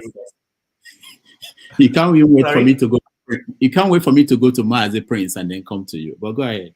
I'm sure Mazi Prince. Okay. All right. So Mazi Prince should please condone me and bear with me. All right. So I asked my question, if anybody listened to me, I commended him where he needed to be commended, because I do appreciate the ground on which they are operating. The Nigerian terrain is not the normal political terrain where things are done appropriately. So I do appreciate that. But that being said, I agree with Forefathers what he said, where, I remember when we were having a conversation when Peter Obi said he was going to be the official opposition, and I made a submission of what I thought he could help, if he gets to his ears. And I heard when people were come here and people get overly emotional over certain things. And I said, listen, you can support someone and still criticize them. So Nashville, if he's listening, while I agree with a couple of things he said, I do not agree with his candor in the way he was, passing some of the message. Nobody owes anybody anything. Nobody owes me anything here. It's just a platform you've created, and we come and air our views. So one exception I take is when people come here to lecture other people on how those people should ask their questions. People will tell us, okay, ask your questions, and what's the other word? We can't eat our cake and have it. What I agree to, I have constantly tried to preach, is be respectful, have decorum in the way you pass your message across. Don't come across as being condescending, but I don't think it's proper for people to come here to lecture anyone. If you have too much of the energy and you think, people are walking at a slow pace, then go back to Nigeria and join Aisha Yusufu and be on the ground and do those things. People are trying to contribute in the way they can contribute. Some of the contributions are coming in form of this our talking. There are going to be people who will leave here and go home and go and run for office. It will happen, when they get the gumption to go and do it. But I do not think we should come here. All of us are not going to speak like Flagship. I enjoy listening to him. I love his candor. I love the way he speaks, the presence he brings. And I'm saying this, I need to say it to him because, yes, sometimes we take people for granted. You will appreciate something, but you never tell him. So I want to let him know that people like me, I appreciate the way he's courage, the way he passes his message across. But I'm also very realistic to know that not everybody is going to be a Flagship. There are people who are going to make sense, and they will say it in ways that you probably don't like, but they're making sense. So I try to, in the midst of what people are saying, sift through everything they're saying and pick the rational thing that I think makes sense to them, makes sense, and then I run with it. So that being said, yes, let's be respectful. But also when it comes to, this leadership, someone has tried his best, let's give him, yes, we'll acknowledge them, but we will also hit them because we want more. We're not here to pamper anybody. People listen to Hard Talk by Steven Sokol. If you don't have the courage, you don't go to Hard Talk to be a guest. Even presidents have gone there and he gave it to them. He asked them tough questions that some other media people will not ask them. So somebody else might say, oh, this is being disrespectful. How can I be asking a President Obasanjo if he's corrupt? But that's what Hard Talk is all about. So I think it's ingenious of anyone to come here to come and try to lecture people needlessly. Come and ask your question. I've always said it. If I disagree with you, if I feel responding to you in a respectful way and asking for more clarity will help, I will. But if I feel, okay, you've just ranted, not a big deal, I ignore you and move to the next thing. So I think we should start learning to do this because I keep saying, and you've said it also here, while we're contributing, we're learning and we're growing. This is an education. There are a lot of things I'm learning here. The comportment, the ability. Not everybody can go to the media. I've seen people appear in channels and they lose their trend of talk. As soon as the action lights time, the person freezes. We don't seem to understand this. We take some of these things for granted. But here you are, Rudolph has created a platform where you can come and air your views. You guys are practicing for your political life. Exactly. Sometimes we don't know that's what's going on. You're doing these things. Tomorrow you will meet a president, maybe an American president, and you see the composure. People are wondering how you achieved it. But that's because you've been appearing on this platform. You've been speaking. For those who want to learn, maybe you have spoken. There have been times I've lost my composure, got angry. But I go back and I say, oh man, Chim, if my mother saw this, how would she feel? Okay, tomorrow I'm not going to do that next time. I'll try and compose myself, not allow anybody get under my skin. And that's all part of what we're doing. And then lastly, some of us may become politicians tomorrow. I've always asked people, there's this analogy I'll give and then I'll end there.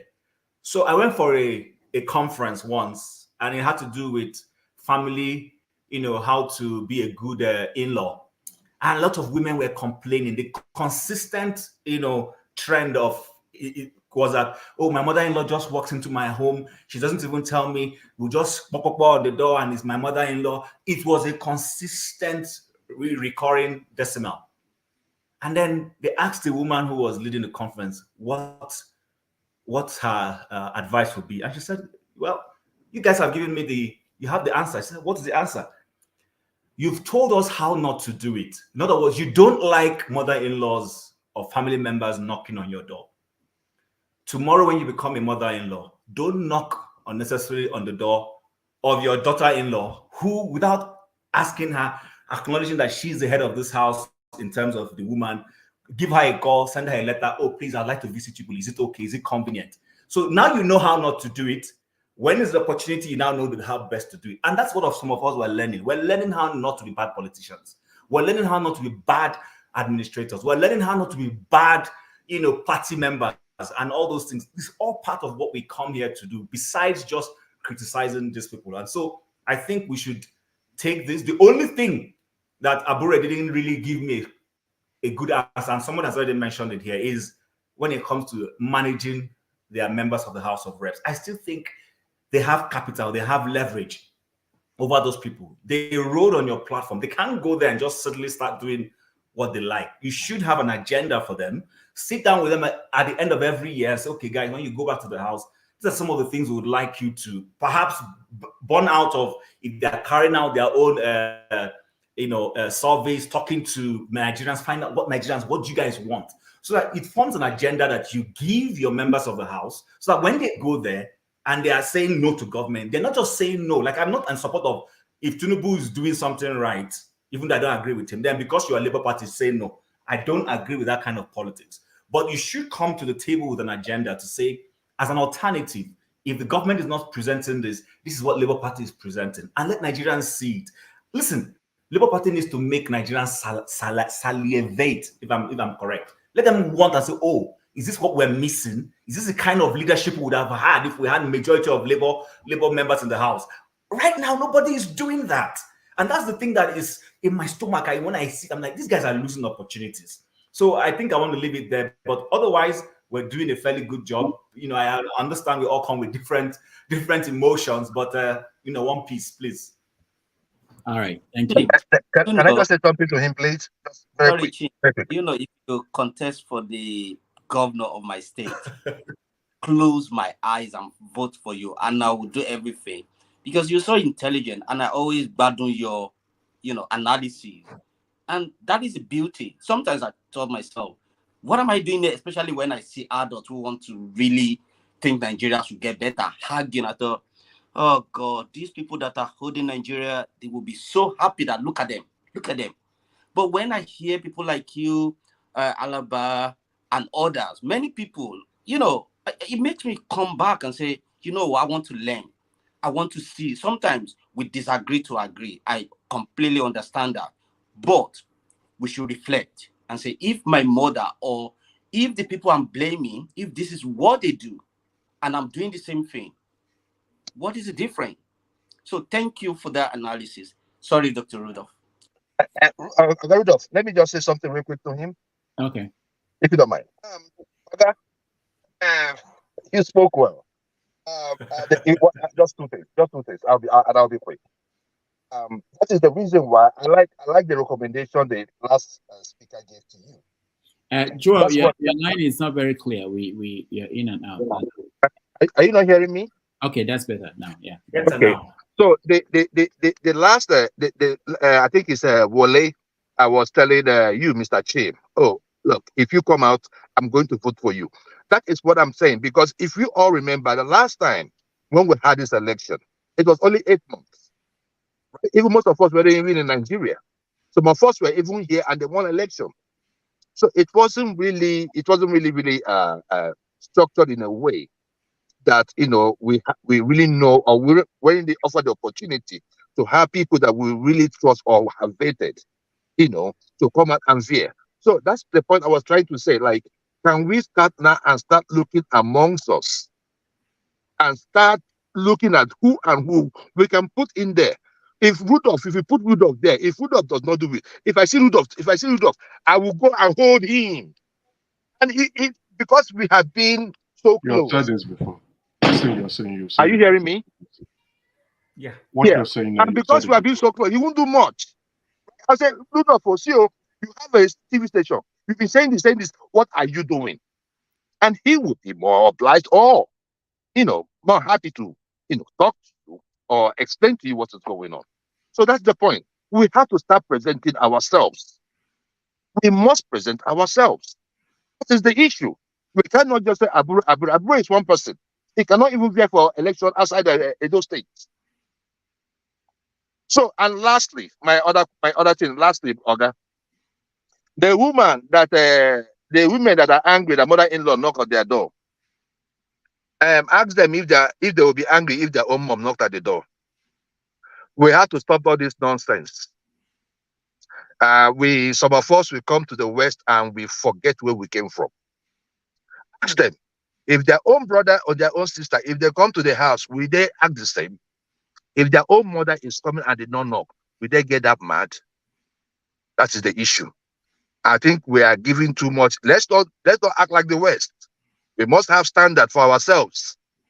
Because the West is like, I think what they're doing is anything you want to take, anything. Now, even sitting in a polyamorous relationship now, they have given it another tag. They just, give us different names to, take us away from what is really what it is. So please, if your wife cannot accept your mother-in-law, because most of them even pray that they are all dead before they get married. If they cannot accept your own mom, then she's not a good wife. Do not take that woman. Thank you. All right, thank you, Joel. We go to Mazi Prince, but let me just use this opportunity to say that our guest last Sunday, sorry that she couldn't make it. I'm talking about Senator Natasha Akpoti. We are working on finding a different date for her to be on the show. So she was actually ill. That was why I couldn't reach her, and she couldn't reach me. So we're going to get her on the show soon. All right, Mazi Prince. Thank you, Dr. Rudolph, once again. Chim, no problem. You're always welcome. When it's my turn, it's always welcome for you to, speak before me. And I pretty much align my thoughts towards what you said. Why am I saying this? Some of us come here and they just want to, either they want to show us those vocabularies, that they think most of us don't know, or they just want to ask gotcha questions. This is not supposed to be. My own thing is, I try as much as possible to be fair to the guests and to every other person. Abure is a human being, just like every one of us. And if we are members of the Labour Party and asking him for the statement of account, that's a different thing. You don't expect him to come on here and give us statement. One, I would say the person asking him, are you in Labour Party? Did you make any donation to them for you to ask how your money is being used? Everyone is free to ask questions. Ask questions, but let us also be decent in asking those questions. Dr. Rudolph took my chain of thoughts when he said, if anybody can bring Tinubu here, and I say, you're a forger, what would it look like? And we all know it's the truth. But in Abure's own, it's alleged, and he even came here, he cleared it. That's the thing we talk about. Your right stops where my own right starts.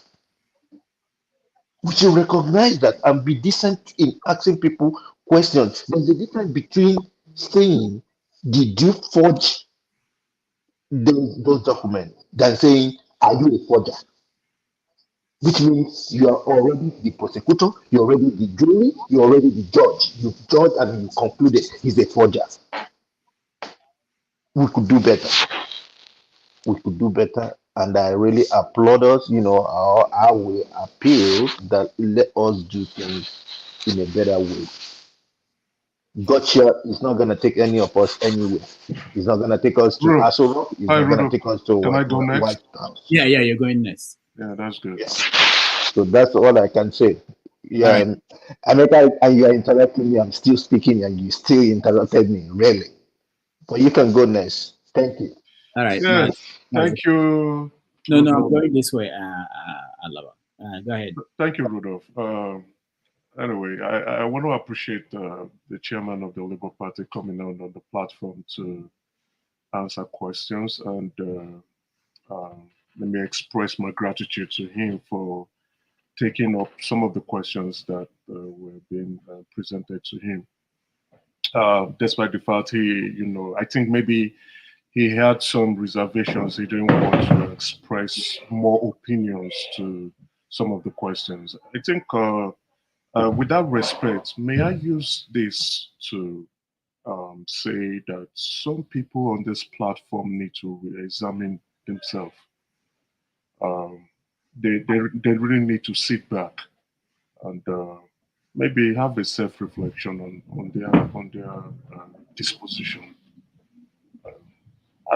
You don't need to like anybody, but it doesn't make you to come out to be an arbiter of either morality, composition, or character. I would not want to name names. I don't want to give them any air. I was here to ask questions, and I think that many of the viewers should appreciate those questions that I asked, because my first question, he provided his own insight, which I enjoyed. You understand? Those are questions that are on the news platform, and he provided his version, and I think I appreciated that version. But it's left for the court to decide, because it's a court case. Let the court answer that question. But he has said what actually went on at the back of the scene. My second question was on the account. And he has said soon, though he didn't answer properly. He didn't give a deadline. He said soon. And I think those who contributed their funds should look at it and say, okay, there's works in the ground. Then my last question, he didn't answer that question very well. He was just giving his own perception of the incidents that occurred in the election. I don't expect him to answer the question, because I told him I have read your petition back to back. And if you have tabular forms of how you won the election, it will be in your petition. I don't think many of those who are on the platform or those who are viewing the show actually even understood what I was saying. Because he who alleges must come with evidence. But it was not there. What I saw was some places or some local government that they said they were malpractices. Yes, there were evidence of malpractices in the election. Everybody saw it. Everywhere across every board, there were evidences. But come with your evidence. You said you won the election. After the election, few hours you rushed to channels and you were claiming you won the election. Now he was here telling us 50 to 60% of the polling unit agents only provided their result. What happened to the rest? When your polling agents did not provide you with the total sum of the results that they have in all the 111,000 polling units, and you are rushing to media platforms to say you won the election, are you not disingenuous? Why would you do that? I think we are more educated and enlightened and exposed individuals and Nigerians to understand when people make claims. That you support someone doesn't mean you should be so emotional not to see deception. You claim they were the first, the Labour parties and their chieftains were the first to go to the media to tell the entire world that they won the election. And the world said, okay, no problem, show us how you won the election. They didn't do that. I am glad he came here today to say only 50% to 60% of their polling agent units submitted their results. And even till today, and I will say it, I hope he's listening, even till tomorrow, they will not even be able to tabble their results. If they had done that, and what had happened in the Court of Appeal, I think the country would go to arms if they had shown how they won the election and the Court of Appeal said you didn't win the election. They couldn't prove it. What were they doing? They were taking pictures, snapping pictures every day and posting on social media with their ridiculous lawyers. I had other pertinent questions I wanted to ask him, so he could provide more context, more light, enlighten Nigerians, as well as educate Nigerians what they're trying to do in the future. You don't need to like me. What's my big deal? He's here, and I appreciate the bravery that he took to answer questions. And I will want him to come back again so that we can ask them questions.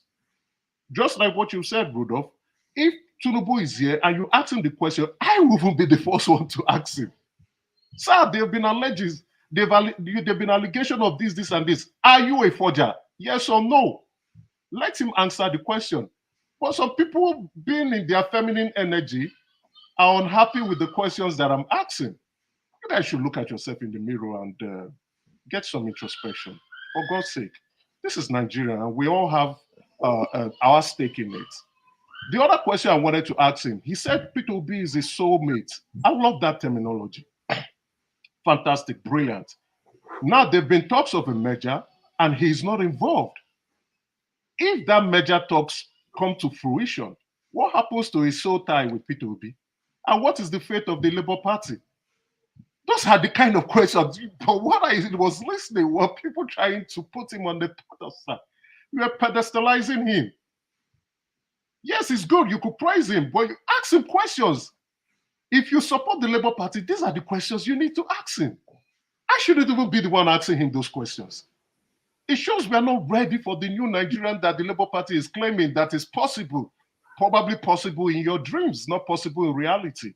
I also wanted to ask him again that Doye Okupe, who was the Director General of their campaign, was convicted in December 2022, but they still provided him with refuge. In the Labour Party, they didn't expel him, they didn't suspend him. He was there. That man continued to be a chieftain in Labour Party until he decided to resign himself. After calling them out that they're a party of no ideology, they were a special purpose vehicle needed to win an election. Yet none of you decided to ask those questions. I think a few people in the comment section were saying, I think this man is, the Labour Party is still up for jokes. And I will say it here clearly. You all don't even understand the political dynamics going on in the country. You should ask the question, the appropriate question. Dr. Damaji, you're giving him so much time. You're giving him so much time. I think it's enough, Rudolph. That is not fair. It's not That is not necessary. fair. You can't insult us that way. It's not necessary. It's not fair. Stop it, please. So that Stop it. Some people spoke for 15 minutes. I've been quiet. I didn't say anything. So these people should not tell me when to stop and when not to stop. Don't insult me. I'm sitting here. You can't insult me. Rudolph, you got to put a stop to this madness. You got to put a stop to this madness. This is insane. He's not the only one who can talk. There's some of us who can talk, and we can give it to him. Rudolph, you are abandoning. I have never used insultive terms, but you can't come here and display hypocrisy and try to think you have superficial knowledge. Your emotional conduct is can you give me a second, being please? I usually don't do this. I have not said, I have not insulted anyone. There's nothing sensible in what you are saying. There's nothing sensible. I'm letting you know now. I can take you one-on-one. We can have this dialogue. I'm telling you, we can have this dialogue. You can't come here. Alaba, you are too small to take me on. You are too small. You're a baby. Tell me, what you're saying, nothing you are saying makes sense. You're here bamboozling people with BS. Rudolph, please, can you give me 30 seconds? I usually don't ask for this. Flagship, go ahead. Listen, nobody here is a child. Don't address us that way. I can't put my face on this screen and you talk to me like that. And I don't think everybody else here will do that. Show some respect. We're not here to slam ourselves. We're here to get solutions. So be respectful and honorable. Thank you. Thank you. And Dr. Damages, for me, I just wanted to give him a quick, it's not going to be a one, kind of like back to back. The same person who had just talked about people being an orbiter or whatever, he alleged to be, is the same person whose party he's supporting, that the chairman of his party currently was seen starting money, corrupt money into is it Agbada or whatever it is? Have they ever made any mention of that? To me, it's just respect. Respect is earned. It's not just given. You earn your respect and all that stuff. So he cannot just come on this platform and just think that he is an island of vocabularies, because I can give it to him if I choose to, but I choose not to go dating with him. That's it. Thank you. Just one thing before I leave, Dr. Rudolph, please, I'm going to leave that. To the guy the game maker guy, it's not all of us that think your questions you're not entitled to them, or they are wrong, or you shouldn't have said them. But your submission because I enjoyed his questions, I really loved him putting it up. Whichever way he said it, probably that is how he knows how to ask questions. But your submission now, which someone has also raised, we don't come up and say you people don't ask questions. You seem to be living in your own bubble of you think you know it all.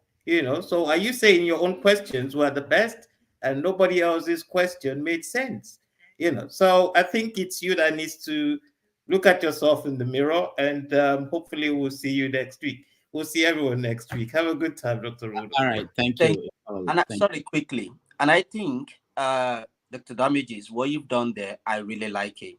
And anybody who is going to be a coordinator here, when you try to warn people, please be civil, please respect people, and they don't listen to you, you have the control button. Get them out. Let them go and fight. When they reflect and, calm down, they can now come back. That will serve as a lesson for someone like me. If I want to start, telling people or disrespecting people, next time I would have my sense. I'll put my sense cap on and say, no, if I have to come here, I need to respect, I need to compose myself. So you've done well there. Thank you. Because people are watching us. People are learning, they are watching us. Well, thank you. Austin, welcome to the show. Hello, everybody. Happy Sunday. Happy New Year. I wish you the same. I wish I went to church. I wish I was here to ask him one question. But before I go to the question I wanted to ask, maybe he has answered it, so somebody will help me with that. I think the person was talking about Labour Party, this and that. There were some things that Labour Party did not do well, and there were some things they did pretty well. Generally, you should blame the referee, who is INEC, for the things that happen, not throwing it to the Labour Party. How do you want me to prove something that somebody else did? I did an experiment in the lab, and you need another person to explain the results in the conference? It doesn't work that way. So let's not just throw things. All of us know that the elections were rigged, and all of us know that if you want to put it free and fair, Oga at the top, Tinubu lost. Let's not be behaving as if we are children. We are not children.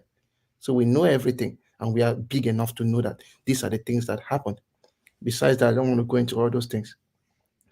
I wanted to ask the Labour Party chairman on the issue of buying forms. Why is it that they put their forms at the rooftop? All of us know that from time immemorial, that like us who were in primary school, secondary school, most of the most intelligent people are children of poor people. Most of the intelligent ones, their parents don't even have money to send them to school. To be honest with you, some people who may be able to lead the nation to the best of their abilities are those who are average. They are not the ones who have millions who can buy form for 100 million or maybe 20 million or 50 million. They may be those who may buy form for 1 million naira or 2 million naira or 1.5 million naira. Why is it that most of their forms go for exorbitant prices, even sometimes for the House of Assembly? Why are they cutting some people out when it comes to the right to be voted for and the right for you to vote? So that was a question I wanted to ask him, but it's unfortunate it's not here. I don't know whether he answered that question. If somebody has an idea, that you can tell me what he said. All right. Thank you, Austin. Well, he mentioned, I think there's an issue with funding. He actually said that their party is the money you pay to run for office in their political party is the lowest when you compare it to the other parties, and they are hoping to raise money through these forms to be able to fund the party. In Nigeria, the political structure is such that the only way to fund political parties if you have people in executive positions who could bring money, give contracts, things like that. So I think that's the reason. So in fact, I actually asked him if he thinks that the money is enough, and his answer is I think something like they don't want to put it to the point where people cannot afford it. So. Okay, maybe I think it's okay, but generally, we hope that we'll have a state someday that you don't need the money for selling of forms to fund elections, because generally, people, how will I call it, even in this part of the world, sometimes you have people who fund election not coming from the state, and people who are in power, you just use state resources to fund an election, which is not ideal, if you ask me. Yeah, that's anyhow, if that's the case, then yeah, that's now, why you have people like Wicked bragging that I paid for the forms. forms of these people, yeah. And tell them what to do. So that's the structure we have in Nigeria, and they have to navigate that. I don't think members of the party they are paying, or if they are paying, I don't think they are paying enough to sustain a political party.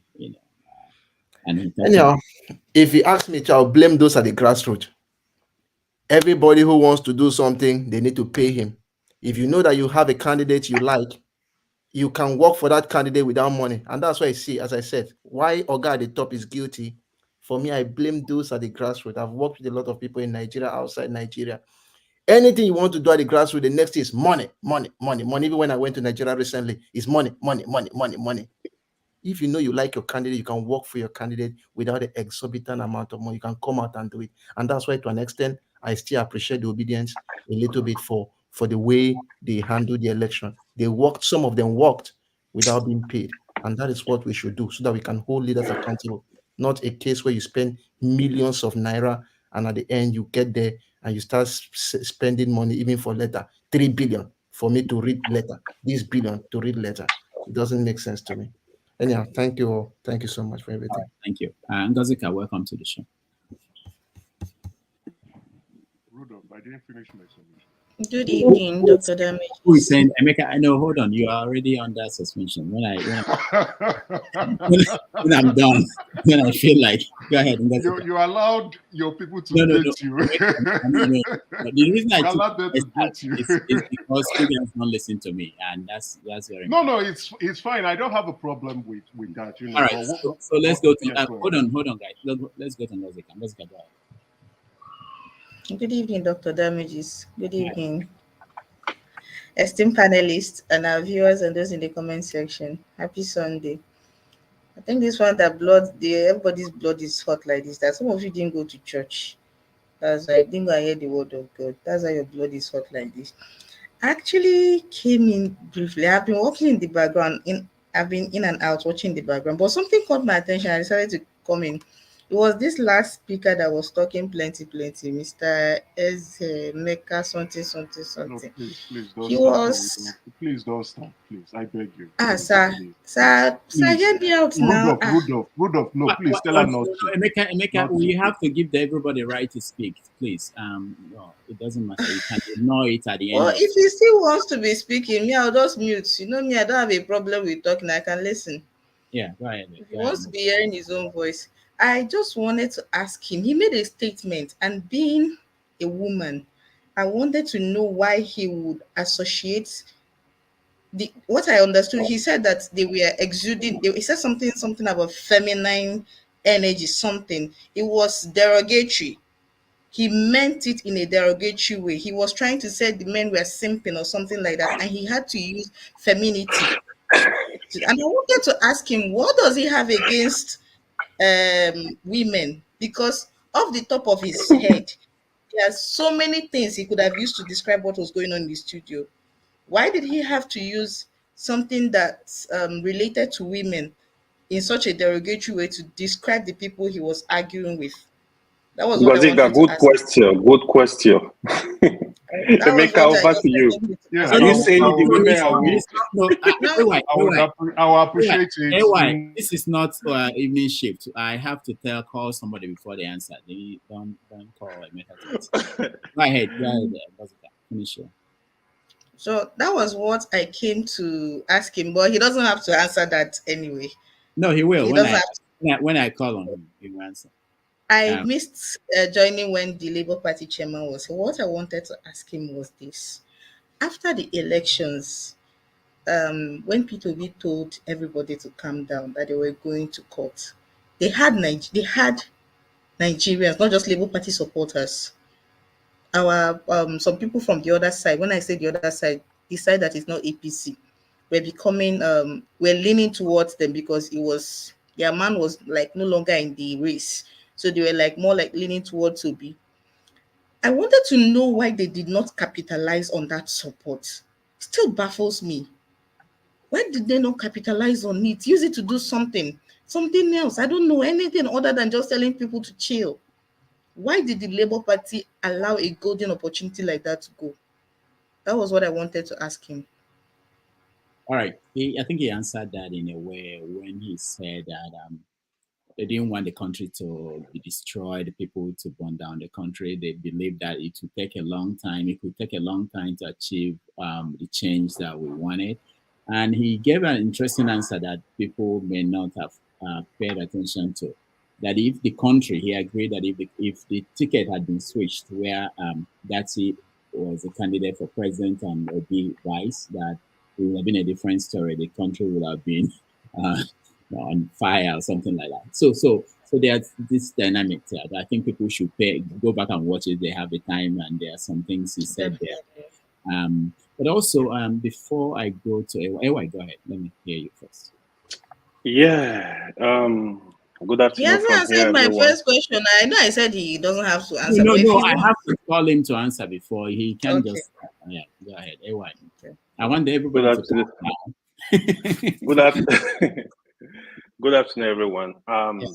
Yeah, I've been watching in the background, like Julius Abure. He was brilliant in dealing with people here. The manner he answered the questions, I was quite impressed. I mean, it's human. There are some questions he didn't really cleared up, right? And the one thing I want to point out, right? Our double standard on this platform is actually, it's crazy, man. Sometimes when I look at what is going on, right? I mean, people were not really unruly today. I listened to Passat, a few people here. The way they actually attack Emeka. Emeka, I'm not your fan, but that's just me. The way they actually attack him for asking questions he asked, I don't see anything wrong with those questions. Why I'm saying that is the same Passat has done worse things to get here every time. Again, Wale was saying we need to look at ourselves in the mirror. Brilliant. Passat and some other people here. For me, people, you can ask any question as long as you are not disrespecting anybody, you are not insulting anybody. Bro, if the president is here, the question I'm going to ask, I will respect you. It's not issue of fighting. People cannot come here, you telling them, but be respectful. Even if Tinubu is here, there is allegation of drug case. I will ask you, Mr. President, were you involved in drug case? There is nothing wrong with it. When you watch Shehu of channels, Shehu doesn't care. He asks you any question, and he's gonna be friend with you. In the end, he will shake you. You guys will, cool. That is what I don't know what is wrong with that. There's nothing wrong with that. You can't say because I love Peter Obi is here, you are not going to question Peter Obi. Here is my fear. My fear is just imagine if today we have Peter Obi as president, he will come here. Some people will say, no, you can't ask him a question. You can't do this. No. You need to understand that none of them, don't even take them as friends, but believe on who you believe, vote for him. Oga, do work for our people, do work for Nigeria, period.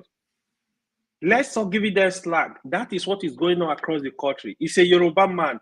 Yoruba will not go after him, they will not protest. It's an Hausa man. Yeah, the North, don't go against him. It's an Igbo man. Don't go against. We need to stop all this. We need to stop it. We play with fire. These guys, they know what they are doing. They are not stupid.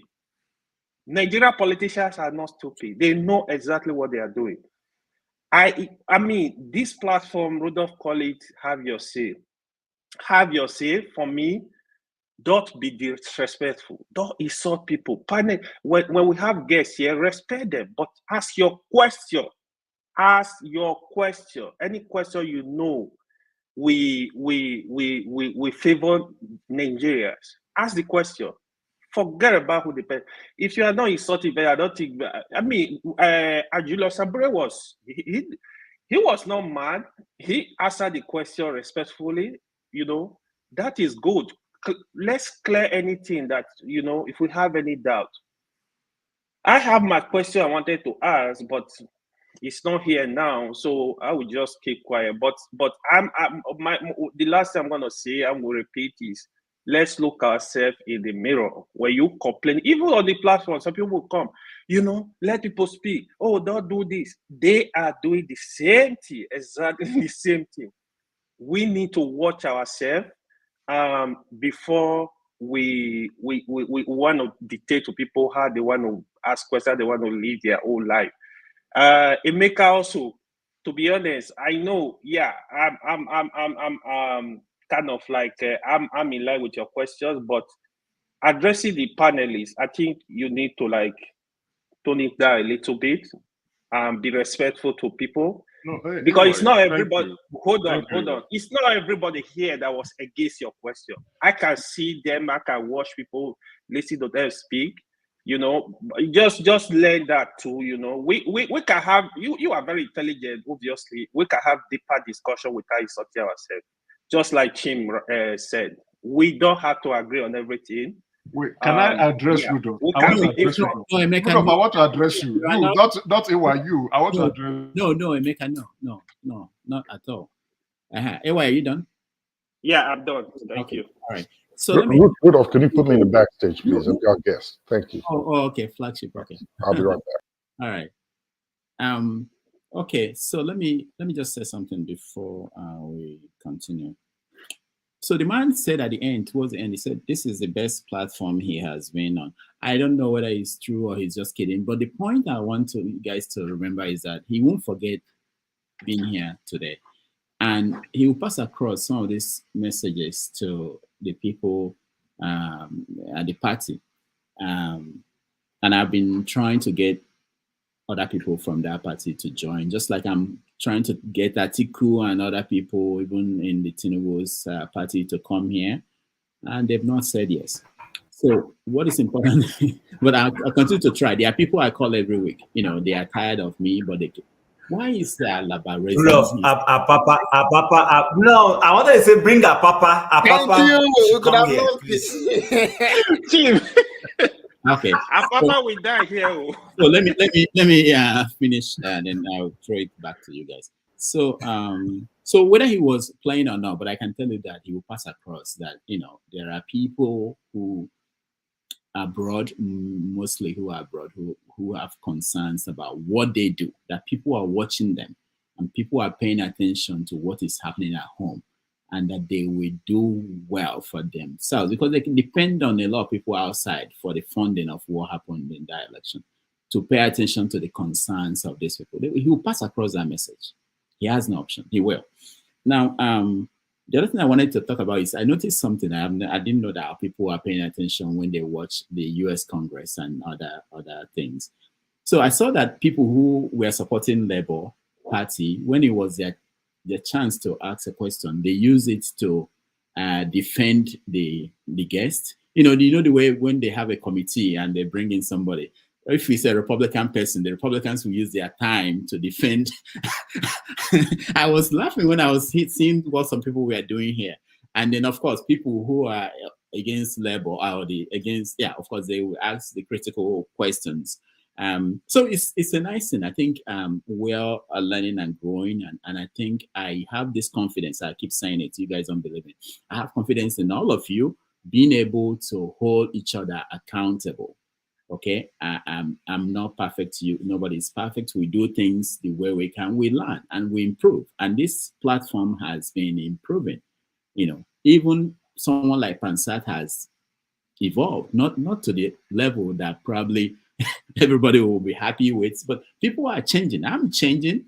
I'm getting angry.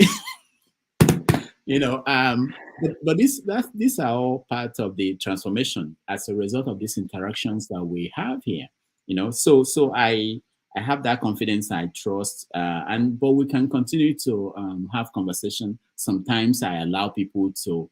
What I don't think we should allow is people talking over each other and making it chaotic. You know, when we say stop, we stop. When I mute you, don't unmute yourself to speak.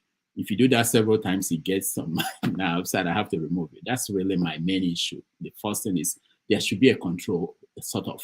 It's not like anybody can just talk. I've been on other panels, you know, I feel like talking sometimes, but I have to keep quiet and let people call me and then I'll speak. That's all. That's the basic thing. And of course, the most important thing is all of us. When I see everybody here on this platform, I think about that I will meet you. I believe I will meet all of you sometime down the road. And I know that I want to treat you the way I will treat you if you are facing me if we're on the same table looking at me. I think there's this kind of distance that people feel. I don't feel that, even though I've not met anybody on this panel physically, but I don't have that distance. I don't have that sense of distance that I will look at you and talk to you anywhere I feel because I don't know you, essentially. No, I don't feel that way. But it doesn't mean that we shouldn't ask serious questions and hold people accountable and challenge people. I think that's part of what we're doing here. All right, I finished my editorial. So let me go to, before I come to you, Alaba, I want to delay you guys first a little bit more. So let me go to Chim. After Chim and Steph, and then I'll come to you guys and hear what you have to say. Go ahead. I really don't have much to say. I'm just, I don't want to repeat myself over and over and over. We've said this thing, and I guess as adults, we know where we're coming from. So I was just trying to throw in a subtle banter to say, bring someone like Apapa to this place. Let's hear from him and know what exactly how he became national chairman. I want to understand from him how he can be part of a party and be fighting to pull down that party he's part of, because that was what people like us were here for. I asked Abure a question, even though I commended him. Yes, I felt he needed to be commended because sometimes people in Nigeria think we don't know. I've lived in Nigeria. In fact, I was joking with a friend just a few days ago. We had a cold snap where we are in minus 56 degrees last week. It was crazy. Some people's cars couldn't start. If you park outside, you have to plug it in so that it doesn't. For those who have lived inside freezer, will understand what I'm saying. For those who live in a place where there's no sunlight all through, you might not understand it. So, and then there's a close by city, Vancouver. They had just 0 and they shut down schools. But where I live, we're in minus 56. Our children went to school. Nobody stopped going to work. So I jokingly told my friends in Vancouver, I said, we're the true Nigerians. We have lived in hardship in Nigeria. Now we're in Canada and we're living inside cold. So, it's all around toughness I've gone through. But those of them who are living baby lives in Vancouver at just 0 degrees, they are closing down the school. So, but what am I trying to say? The point I'm making is that I do appreciate how tough the Nigerian terrain is. People sometimes don't understand that. We know this. It's a tough place to live in. It's a very tough environment, politically, business-wise. I doff my heart for people who honestly do business in that environment and manage to break even whatever it is they are doing. I know the challenges you have to go with regulatory authorities. So basically, I want to hear from Apapa. I want to understand the psychology. In fact, what's that his other co-traveler, the other guy, what's his name? Arabambi. If you can bring them, I want to know what makes them tick. How they could sit down and wanted to pull down a party they were part and parcel of. So that's just what I wanted to contribute. All right, thank you. Steph, do you have something to say? Not really much, because the guests have come and he have left. I just want to appeal to us to begin to tone the tension a little bit down, and that we should not really put ourselves out there for people that don't really care about us. You are today's survivor. Tomorrow you may be tomorrow's victim. For the fact that some people are crying so wolf today because they feel that they are the victims or their loved ones are the victims, does not mean that maybe they're going to perpetually remain the victims. But when we know that whatever goes around comes around, we should be able to, moderate our conduct sometimes when it is possible. There was the the young man here by the name. I already made mention of him when I spoke, and I really like him as a person, but not as the name that he's bearing, because I know that he doesn't really have any legitimate affinity to that name, even though I understand that anybody can answer any name you want to answer. You understand? So there are some benefits. You're nodding your head to his comments. No, I don't even know what he's referring to. Okay, I have no idea. No. There are some leverage that people in the opposition enjoy. And you cannot be in government and also pretend to be in opposition at the same time. It doesn't really add up. Your job is clear cut for you as somebody in government, and my only concern, I'm when I spoke, I said I'm very happy that he asked some questions that he asked. I love it. But I'm also trying to use the opportunity to remind him that why asking such questions, he should also remember that when you are pointing one finger, the other four is also pointing at you. When you are asking about accountability of a political party, also remember that you also have a political party that you belong to, that is in government, that is in power. Do you understand? Because if a bullion van came to your compound to finance your election, how do you begin to demand such accountability? When I'm coming, Rudolph. I'm coming. So that is it. There are so many. If you want anybody that is in government want to talk about accountability of another political party, there is a lot going on now that the person should start explaining to us how those things happened. The 3 billion naira in question. What is the connection of Tinubu to it? Is it part of what is being used, special purpose vehicle that is being used to offset election expenses and things like that? So let's start from there. And then let them also explain also, I wish that they could also create a forum where the people that they cherish so much can also come and be accountable to the people too. Because Rudolph, I would really want you to make effort to bring the people that is in government to a forum like this, because they are actually our problem for now. I want to see them work. I want to see them do stuff for Nigeria, even though some of them, especially the man at the helm of affairs, don't really believe in Nigeria, because it's on record that in 1997, he said it with his own mouth, that he does not believe in unity of Nigeria. And I still wonder how such an unpatriotic person ended up becoming the president of Nigeria. That's tell you the kind of country that we have. All right. Thank you. Thank you so much. I like that. I like when he's frustrated. I didn't call you yet. So electricity, go ahead. Yeah, thank you. I've been listening in the background and typing. Thanks for allowing me. I'm a little bit concerned about when people talk about emotions. We should not allow our emotions to run high. Is that possible in the context of Nigeria? When,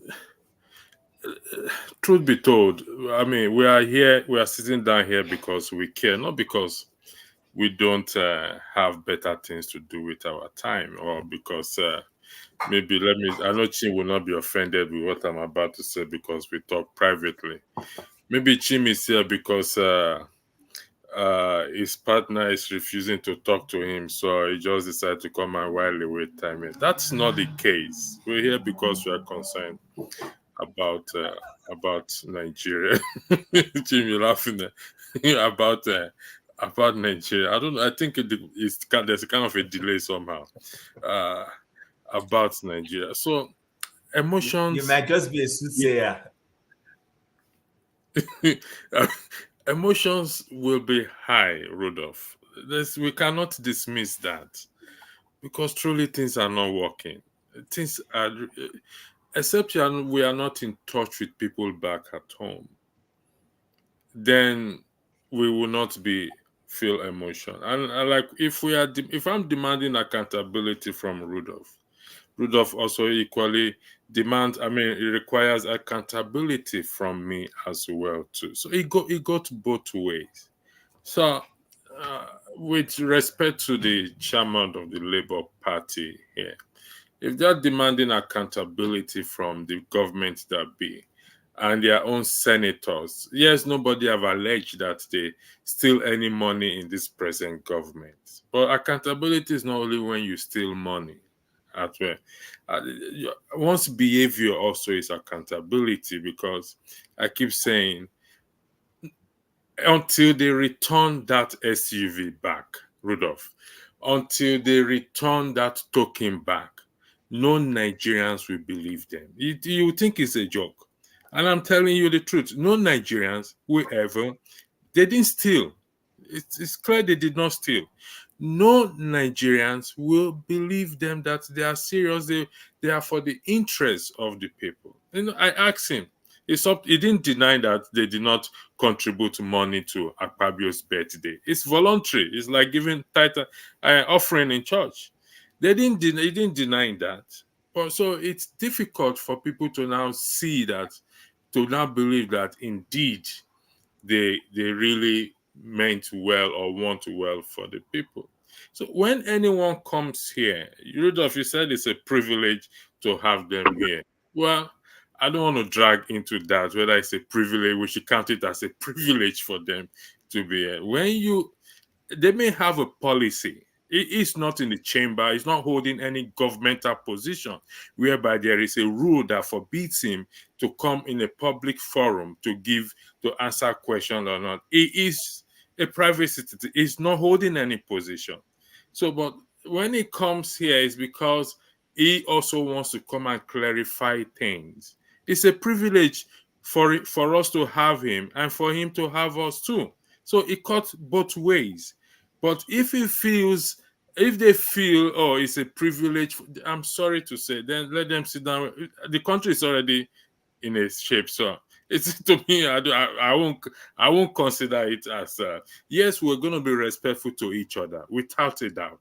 That is, respect is reciprocal. We have to be respectful to each other, regardless of it. But saying it's a privilege to have them, there's a big question mark on that for me, as far as I am concerned. If you want to lead the people, then you have to bring yourself down to take some certain things, or even sometimes they're going to insult you, which we shouldn't insult anybody. You are going to swallow it because you really care for the people. Because at the end of the day, it's praise they will sing, not my praise. I yield the floor. Thank you. All right, thank you. We are going to go to Alaba and Emeka, but expressionists. I know you are running out. I think you are in the trend. Go ahead. Let me hear you. Can you hear me? Yeah. Okay, I may be cut off in a minute, but please pardon me. I was watching and heard Emeka talk about feminine emotions and stuff like that. I believe it's highly disrespectful. Don't jump in, Emeka. Please, just stay there. Okay? Being masculine has nothing to do with your brains and your level of intelligence and cordial responsibilities in the public domain, especially when it comes to politics. Women shouldn't be used as bargaining chips. Imagine if you're the president and you have a woman in your cabinet. So she's not going to be allowed to be successful because she's a feminine. Men do cry. Do you know that? Men do cry. And there's nothing wrong in someone expressing themselves in whichever way they can. So please, before you talk to people, especially using women, I don't want to be rude to you, but I don't have no issues with you. You asked wonderful question, but when you now used a woman as a scenario, as a bargaining chip, that is low and unacceptable. Unacceptable. Whether you repent of it is up to you, but know it that it is a woman that gave birth to you. So being emotional has nothing to do with your brains, especially using a woman as an example is a point of weakness. Masculinity, using steroid doesn't make you, or being bogus, it's physical. It has nothing to do with mental capacity, understanding and delivering your points. Yeah, you're educated now. I respect you too much, bros. Now, Megi, but I respect women now. I don't want to say this to you again, no.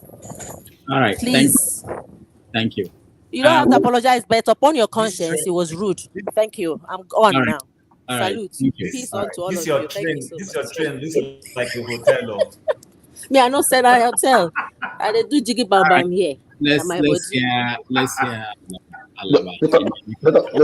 please See people let me here. just Thank give you. this submission. It's because of the Thank submission you. that made me stay. I'm already off work, and I know I once I now get was into my the car, turn. you will, See you It's my know. turn. And they told us Kamagba for anybody. They say why me onigba for anybody, you know. I no go grief And then, for anybody. So it's my Alaba, turn. You please. will talk after me, Alaba, Mazi. Please. I have to say please, what I have to I'm say. about to get up. Be patient. Please. You will have more to say. Please, Jesus please. Christ. I All have right. to talk. I'm a man of what do you call it? I'm a man who likes to make analogy. I'm a man of analogy. So my question will start like this: who has the brain of a rat? That's my question. You will answer that question at the end of my submission. Now, on Aburi, I was trying to push to him to let them know that this every time we say the movement or the opposition or whatever they stand for can do more than what they are currently doing. The pushback is always, we don't want to go to war. I found that very BS like. I don't want to curse in this on this program. Complete BS. Why does the pushback have to be anytime we want to make a progress for a change and say nothing is working, things got to change, the other alternative other than what they are doing should be war? That's not true. That is not true. There's so many things we could be doing. Right now, as we speak, our country is not okay, is on fire. We don't even have a data of all Nigerians staying abroad, whereby we could share one email with all of them about events in that country. And we are in the age of technology. That was how Sahara Reporter spread. I remember when he started, he was just shooting me those emails. And who's this guy? Who's this person? So eventually you go to his page. We don't have that. Our country is burning. There's so many things we could do. There's so many things the Labour Party could do. And we could have said he's going to give you his email or his contact. I'm going to need it when he gives it to you. He promised that when he was talking. So now, so that's that. There's always this pushback. Listen, people, in South Africa, during the apartheid era, Nelson Mandela cannot be in the same room with his wife and his children and a third person, including his own child. It's against the law, and yet they still mobilize. Stephen Biko, that was how bad the law was.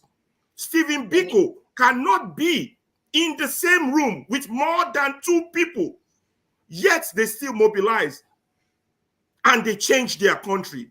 We are here giving excuses. I believe in hardball question, but I don't believe in people coming here not asking hardball questions on individuals, but coming here pretending to be intellectuals. But these are people with less intellectual capacity. They cannot think beyond their paymaster, beyond those who are sponsoring them to come out here and do whatever it is they do. They cannot think beyond that because they have the brain of a rat. And then when they come here, they want to be so hypocritical and present a posture and make an effort to spin or spearhead the conversation towards their sponsor's direction. They know themselves and they want to use this medium to do that. For those people, I will stand against any day. Now, we should have, I agree, we should have asked hardball question, tough question. But our question should not be disrespectful or be in such a way that it is not focused on the country. This is my analogy. That's why I call myself a man of analogy. Your house is on fire. There's a fire brigade or a man who comes to help to quench that fire. And your question to that man is, why is your pants dirty? That is the lowest of the lowest intellectual level I've ever seen in my life. Why is your pants dirty? The man is trying to help you quench the fire that is burning in your house. If you want to ask questions about the country, ask questions about the way forward, ask questions about how do we mobilize, Ask questions about, do you want to do the same thing again with the same circumstances? Are you going to get the same result? Ask intelligent questions that will show you don't have the brain of a rat. Not questions that come to smear individuals on behalf of your paymaster, and some people come here and argue that those are reasonable questions.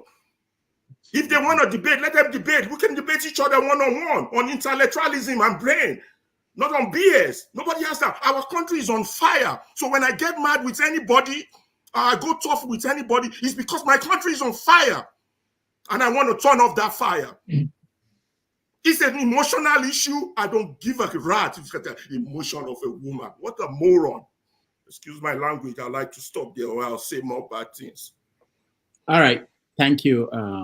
Thank you, Alaba. Let's get to Emeka. Emeka. Yeah, Rudolph, thank you very much. You see, ever since I'm an August panelist, so would I call myself a panelist? I don't know. But if you go look at the comment section, right, and then even from the panelists, you would think I'm the guest, but the guest just left.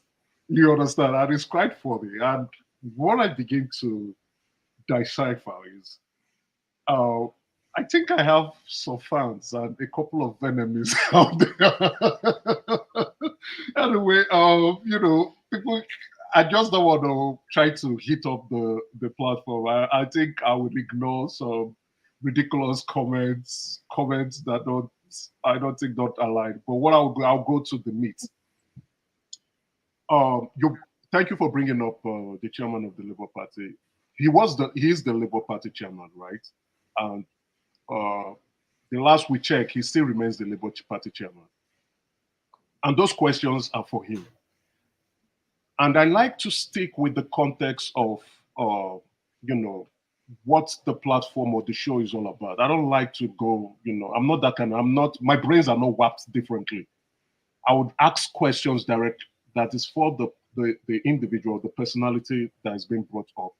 And even, I think, where you wanted to bring the senator, right? I believe so. I had some very nice questions I wanted to ask the lady. I can begin to ask the Labour Party chairman questions that are meant for the president. It shows that I must be drinking something, or I must be high. Like one of the panelists who came up here was drinking Guinness Stout. He's he's on the platform actually. So I'll ask those questions, and I think I was not being rude. I didn't mean to smear him. There was no intention for me to be rude to him or disrespectful. Those were questions that are publicly known that I wanted him to share more light on. He did, I would say, I really appreciated him. He's a soft-spoken man, just like Peter Obi. Seems to be a man who takes his assignment pretty seriously. And I liked the way he answered my first question. I appreciated that, because on the platform, other media platform, they've been bringing it up. And I think if the courts decide, I don't know how they're going to decide on that case, but let the court decide. The second question was really very pertinent and relevant. A lot of people have been asking questions on that. And him being the leader of the Labour Party, that it provides the opportunity for him to provide more context, which he did, even though he didn't give the timeline. He did. He said the accounts are ready. And they are maybe finalizing on publishing it because people are asking the questions. The last question I asked him, I wanted him to clarify, which he did, at the beginning of the show, talking about 60% and 50% of polling units providing their result. I wanted him to speak on it. And he did, and he was rambling around talking about the incident, the pockets of incident that happened during the election.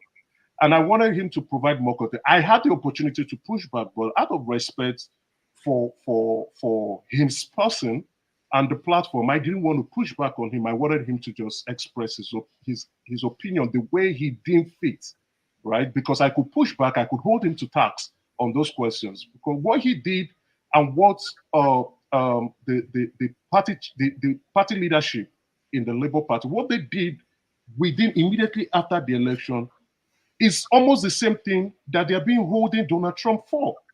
You did not win the election. You have no proof of winning the election. Right here on this show, you said 50 to 60% of your polling agents submitted their results.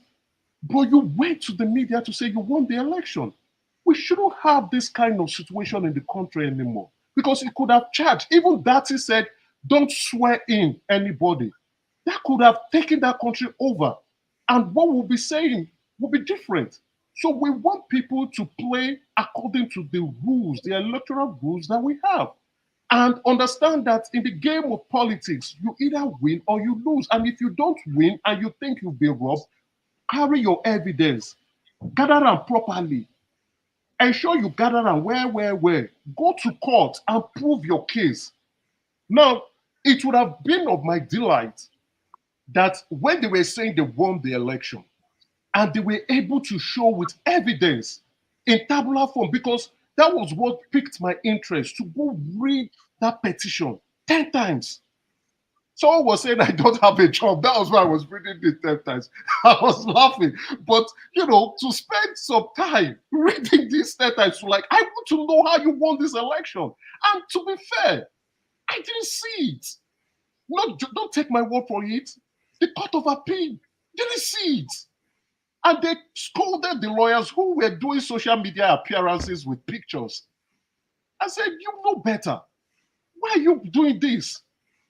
So I didn't see it. Then again, I also perused their appellation in the Supreme Court. And I was like, this guys, what are you guys up to? So those are the questions I wanted to ask him. That, sir, for the unity, which I appreciated him, by the way, he looked at it and said, if we take up arms, we probably will not have a country. I appreciated him that we must use and play within the rule of the law. And I appreciated him, and likewise P2B too, because they would have said certain things, even though Dati said them, and the country would have gone aflames.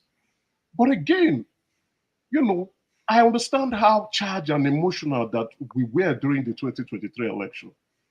What I want to say is not just to cause aspersion to anyone. I know you guys don't like me, it's fair, I don't care, I'm in enemy's territory, but the respect for other opinion, even though when you don't like it, shows who you are as an individual. There are certain things I hear, even when the last individual was speaking, I just laugh at him. You want to debate me, you can't stand me. I come with the goose. But anyway, Dr. Rudolph, to just address you personally, I know you were laughing. You are too excited to mute me. You're always excited to mute me. So, but it's a delight coming around just to share the platform. I express my opinion to you guys. I'll still try once in a while. If I see something that is relevant and important, I will try to come in to give in my 2 cents. Thank you very much, guys. See you some other time. All right. Thank you, Emeka. Chim, before he goes, please, I have something. Yeah, sorry. So, Emeka, are you still around? I asked for this. Hello, Emeka. I am. I can hear you. So, I don't need you to tell me what part of the world where you are, but I guess you're not in Nigeria. You didn't vote, did you? I didn't vote. You're simple. But I was in Nigeria during the when they were swearing in the president. I went to express. So what is critical for me in my response to you is, one, you were not in Nigeria during the election. You didn't vote. You were not at any polling unit. So, so while it is okay to have your own opinion, because you said you try to compare, you said what Labour Party is doing is not any different from what Donald Trump did. Labour Party. No, I didn't say not Labour Party. No.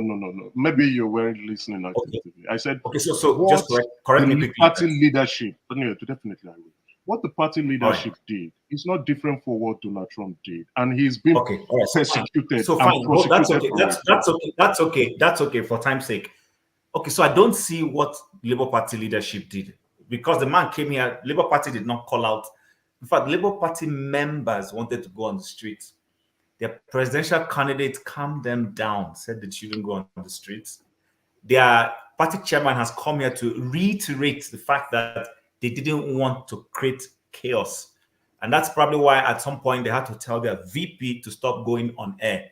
He was Okay, the one Tim, I who think you understood literally my had. Hold on, statement. hold on, Emeka, hold on, please, hold on. So Let's don't misquote me. Okay, That's so why I want to say this. Like I will give you but the I example. asked Donald and I Trump. got Hold clarity on. from you. No, you are not yet clear. Emeka, hold Donald on, Trump. Emeka, no. Hold on now. Let me say. you Donald Trump said he won you the will have election. chance to do a rebuttal. You would have chance to do a rebuttal. I'm sure Go ahead. Dr. will give you that. Now, the point I want to make is this: you've spoken about a lot of things. You even mentioned you went into the realm of the tribunal, the appeal, and the Supreme Court. Literally, that's why I asked you where we were when all this was happening. Any Nigerian that followed this thing, see, let's forget who eventually it has happened. Tinubu is president. That's fine. Good luck to him. But majority of Nigerians, will tell you that the judiciary did not even do a decent enough job when it comes to arbitration of what happened in the last election. Number one, INEC was supposed to provide evidences to show that they conducted an election that was free and fair. Most of the things that INEC was supposed to produce, they never produced. Because the people who litigated kept saying, I mean, you are asking INEC to bring you evidences of ballots and INEC is saying, oh, we don't have them, or IRF thing is shut down. Are you saying that people who told you, even Olisa Bakoba and co, and the former IBTC CEO / chairman has come on air to say he went on IRF and he was seeing photographs as submissions for results. In other words, where you're supposed to be seeing figures is a photo that is there. So when people say they are aggrieved about how the election went, people have a reason. They have grouses. It's okay, like I said, I've moved on. I don't want to be going. That's why you see, I didn't ask Abure about the election. My own question now is about governance. Which is why, and my question was to him as per those who are representing his party in the National Assembly. This is where they have government representatives, because the National Assembly is part of government. That's why I was asking him what they are doing in terms of trying to get them to have an agenda. That's when you will not see me talk about the election anymore. It's gone. It's won. It's lost fraudulently or unfraudulently, whatever your views are. That realm, I've moved away from that. So, but why I'm talking to you about this is for you to stay here. This is why some people feel that you're being ingenious. You are entitled to your opinion, and I respect that. You won't see me attack you. It's okay. But I think sometimes we need to be very careful. You see, elections may be elections, but it was not a joke. This is we're talking about people's lives. People were killed in Lagos State. You said you used the word sparring skirmishes. They were not sparring. They were high-skill skirmishes across the country. High-skill. Where were you during the election? People were killed. People were maimed. Where were you during the election? So to come here and make light of it. Chim, I wasn't in Nigeria, but I have relations. I have photographs. I have things on my. If I can share things with you. I'm not even talking. I'm not joking. People. Thank you. What is his name? T-Mark. Go ahead Who is the Nigerian musician? Go ahead, so that you don't lose your evidences on Arise to talk about how in his place where he lives, he had to use his dogs to chase APC thugs away. What are we talking about? So you see, it's okay if the side of the political spectrum you belong to has won today. That's fine. I'm okay with that. But it is not okay to make light of other people's perceptions of the election, experiences. Actually, let me not even use the word. I withdraw that word. Experiences of how the election went. People were maimed. People were killed. People were stopped. There were Yoruba women who were stopped from voting because they were light in complexion, and somebody said because they're light in complexion makes them Igbo. These things happened. These are not things that we conjectured. I know a few of them. There's a prominent actress who was stopped from voting, and she was laughing and saying, "Can you imagine? I suddenly have become Igbo because I'm light in complexion." So please, these are things that make people, when they attack you, they feel you're being insensitive. And I need us to be very cautious about that. You are welcome to come and express I don't own the platform. None of us owns the platform. It's okay to have dissenting views. I'm okay with it. I'm very okay with it. If we're all thinking alike, then there's a problem. But I need to be able to see in the midst of my differences with you, to see some level of, wisdom that I might say, okay, even though I don't agree with this, but I can deal with this. And right now, come on, the comments you make, these are things that make people get angry. So I don't dare to push back on that. Thanks. Okay, thank you. Sorry, Rudolph. No, I hold on. wanted to leave. No, hold on. Right? Before Let me you leave. Okay. hold on. Okay, please. Dr. Rudolph, please tell him not to go. Emeka, me and you got to. Can't stop anybody from leaving. Ngozi Cat's battery is dying, so she wants to say something before. Yeah, can I also chip in something? It would be good if they can apologize to the women for what he said. Okay. Now let me just say something quietly. He does not have to apologize. I'm grateful he has a mother. He probably has sisters. He will have daughters if he already doesn't have them. The reason I point these things out sometimes, it's not just for my sake. I made a similar observation yesterday. There will always be people in the minority. And there will always be people who, even in a general statement, they will always pick the ones that apply to them. He made that comment. A lot of people will see nothing wrong with it.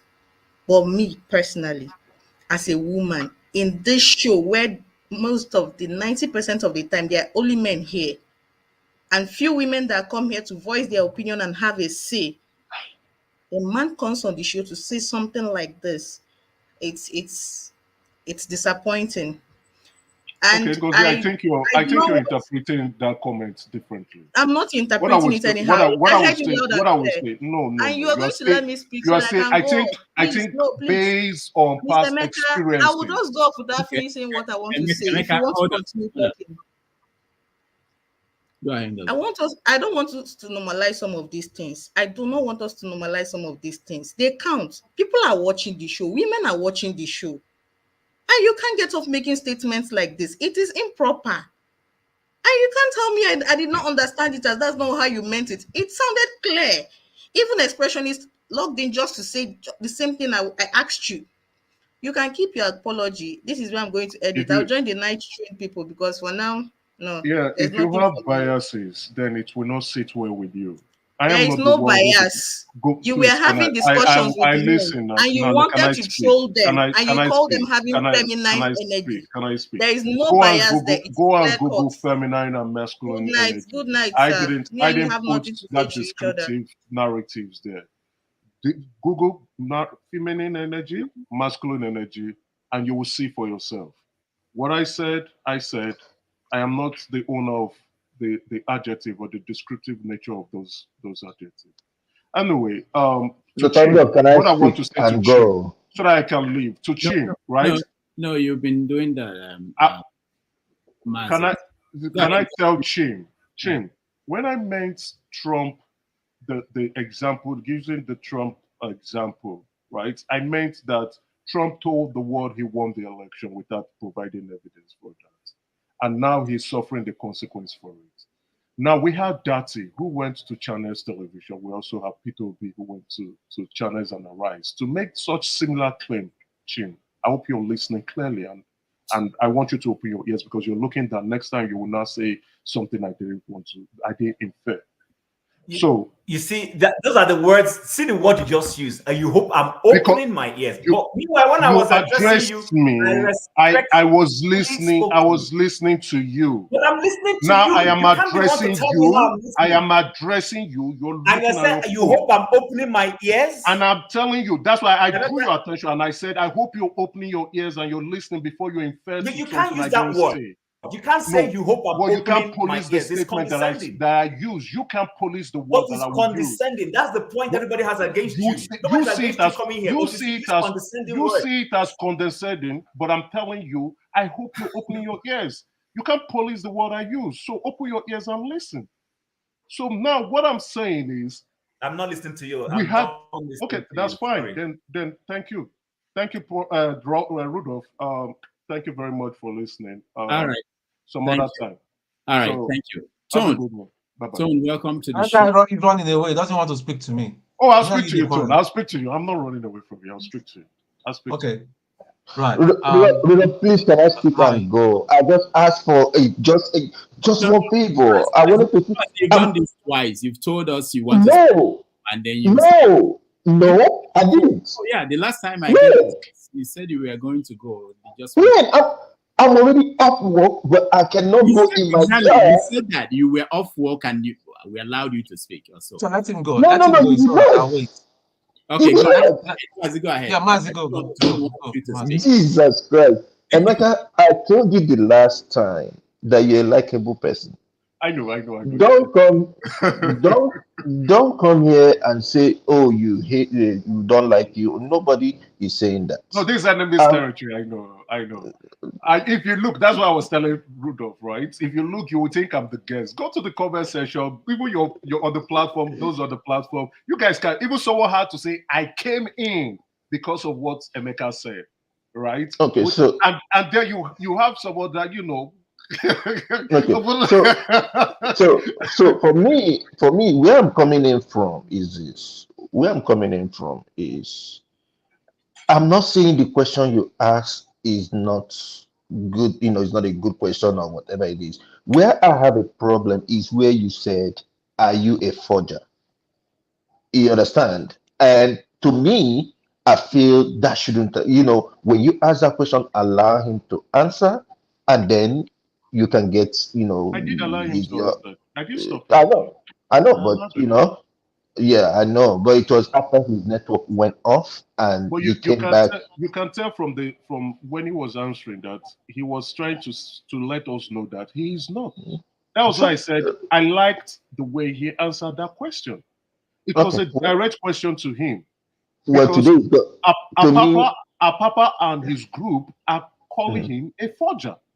okay, Apapa and his group said the police did a forensic investigation and that's they have a report. Now, what that question did was he went back and he brought his own evidence to show us here. okay. Well, thank you For for me, that. I think that was a fantastic question and he gave a For fantastic answer. Okay, that's fine. That's fine. By the way, for me, a papa is a native doctor, so I don't even care whatever they say or whatever. And then another thing is, it will not be fair when you say, I know you're trying to compare what the Labour Party they did after the election and what Donald Trump did. Come on, you and I live here. We know, as a matter of fact, we knew what Donald Trump did. Okay, and what is being held, what his court case right now is not only that he instigated people to attack the National Assembly, he also went on to different things that he said, and all that, I think what do you call it, Georgia, he called the Georgia whatever the Secretary of State to give him some amount of votes. That did not happen. That's not what Labour Party did. Mazi, And yeah, Mazi Prince, right? Thank God mhm. you were able to say I'm a likable guy, even though you were trying to throw some admin at me uh, earlier on the show, right? Trump went deep, but the first instance after the election, he said, "I won the election. It was rigged. I won the election," and his action, behavior, demeanor, disposition showed that he was teetering towards that point. And what he did, there is similarities. Why we are grateful to P2B and P2B as well as the Labour Party chieftains was that they didn't say rise up. The more even you could tell that the atmosphere was charged. All it would have taken for people to hit the street was for P2B to say, go to the streets, we will not accept this result. I sure if P2B comes on this platform, that would be the first thing I will tell him, that I really, really appreciate you, sir, for not going towards that area, that space. Because what we are saying now, we probably won't even have a country at this point in time. That was why the June 6, 2024, or 2023, rather, I'm forgetting. That's why Donald Trump is being prosecuted, because he told them to rise up. He told them to rise up. And so, because they do not want such situations to happen again in the history of America, they want to use Donald Trump as a lesson. So, we now need to understand that, okay, within an election cycle, things may not go your way. I am glad that the Labour Party chairman, Abure, has told us, not me, I didn't say it. He said 60% of the results came in-house and was collated. What happened to the remaining 40? They probably didn't get it. But based on 60%, they were running their mouth based on 60%. That is Well, wrong. thank you, guys. Thank you, Dr. Rudolph. Please put me on. All right, thank you. Well, I'll give you 1 minute before I go to Tone. 1 minute. Now, if you need more than that, you have to wait. Okay. I shouldn't anyway. Oh God, where should I even start? Then wait. Okay. Okay, Tone, you're next. Hi, greetings everybody. I deliberately decided to make my set absence, even though I was looking forward to it, but I felt because the things that were going to come out of me wasn't going to be very, very complimentary, and I was going to be raw to it, yeah, maybe it's a good thing. I'll go back again and watch it. But what I just want to say, and why, Emeka, why I said I wanted you to stay on, is that you've been telling us you love Nigeria, you love Nigeria, you love Nigeria. I do. Yeah, you've not even shown me so much that I don't know even how many languages you speak, Nigerian languages you speak, whether you speak Hausa, Igbo, and Yoruba. I just don't know. But again, language is not a measure of how patriotic somebody is. So coming here you need to nobody is attacking you. God knows from my heart, nobody hates you. It's not an enemy. This is not an enemy territory. You can come in at any time. Why The only not go person to I know one that man? does not hate me is on this No, platform. wait. Let's just get something clear. Rudolph does not hate me. I No, know that. let's get something clear. I don't hate you either. And I believe Chim does not hate you. Listen, we need to see, for us to aspire to the Nigeria that we want, or the peaceful departure that we want and all that, we can't just having that kind of mindset. Nobody's an enemy. The only thing is just that if you say some certain things, because maybe in your heart of heart, I'm not in your heart, I don't know what's in your heart. You may still say some certain things to you. It does not evoke any insult, but to the other person, the receiver, they might receive it differently. So maybe it's something that you need to, I will say respectfully to you, you need to start working on the way because before I used to be a bit like you. I used to be very, very, I used to be very, very, how will I say it and all that. I came out across the way you used to come across, but I started listening to myself and paying more attention. So it's just not that. So if this is not an enemy territory, I know that. What simply I do not come to one man. Maybe you are referring to to my incident with Chim, right? You see, when Chim was talking to me, I was listening, I was paying attention. I'm talking based. Don't worry, don't hold on. Let me address that. And I was now responding to him on the privilege that Dr. Damages gave to me, and Chim was looking down on his phone. That's very disrespectful. And you don't want me, and I called him out, and he said, these are the kind of words you use. To show that you understand, he was talking to me and I was paying attention, looking at him and listening, and I'm addressing you, and you are looking at your phone. Okay, right? Let me elaborate on that fact, or on the context more. Now, let's say we are out in the public and we were having an engagement. You finished saying something, then my turn to respond. You threw your face backwards, like I have nothing to say to you. Then I called you out and you say I'm being insulted. Who insulted who first? When you don't put yourself in with proper decorum, then I shouldn't call you out on your childish behavior. Someone is talking to you, and you're looking at your phone. Yeah, but are you trying to be clever by half, or are you just trying to be silly as a child? There's still some other ways of putting it without adding more fuel to the. It's not about it's not. You call someone who's ridiculous out.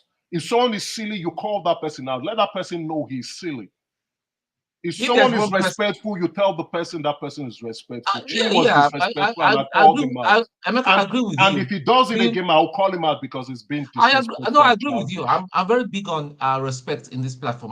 Yeah, I've been screaming I about shouldn't be respect, talking to respect. you when you because you were saying something. I was attentive. I gave you my attention.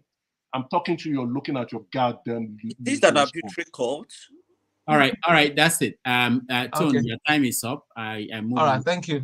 I move on to somebody else.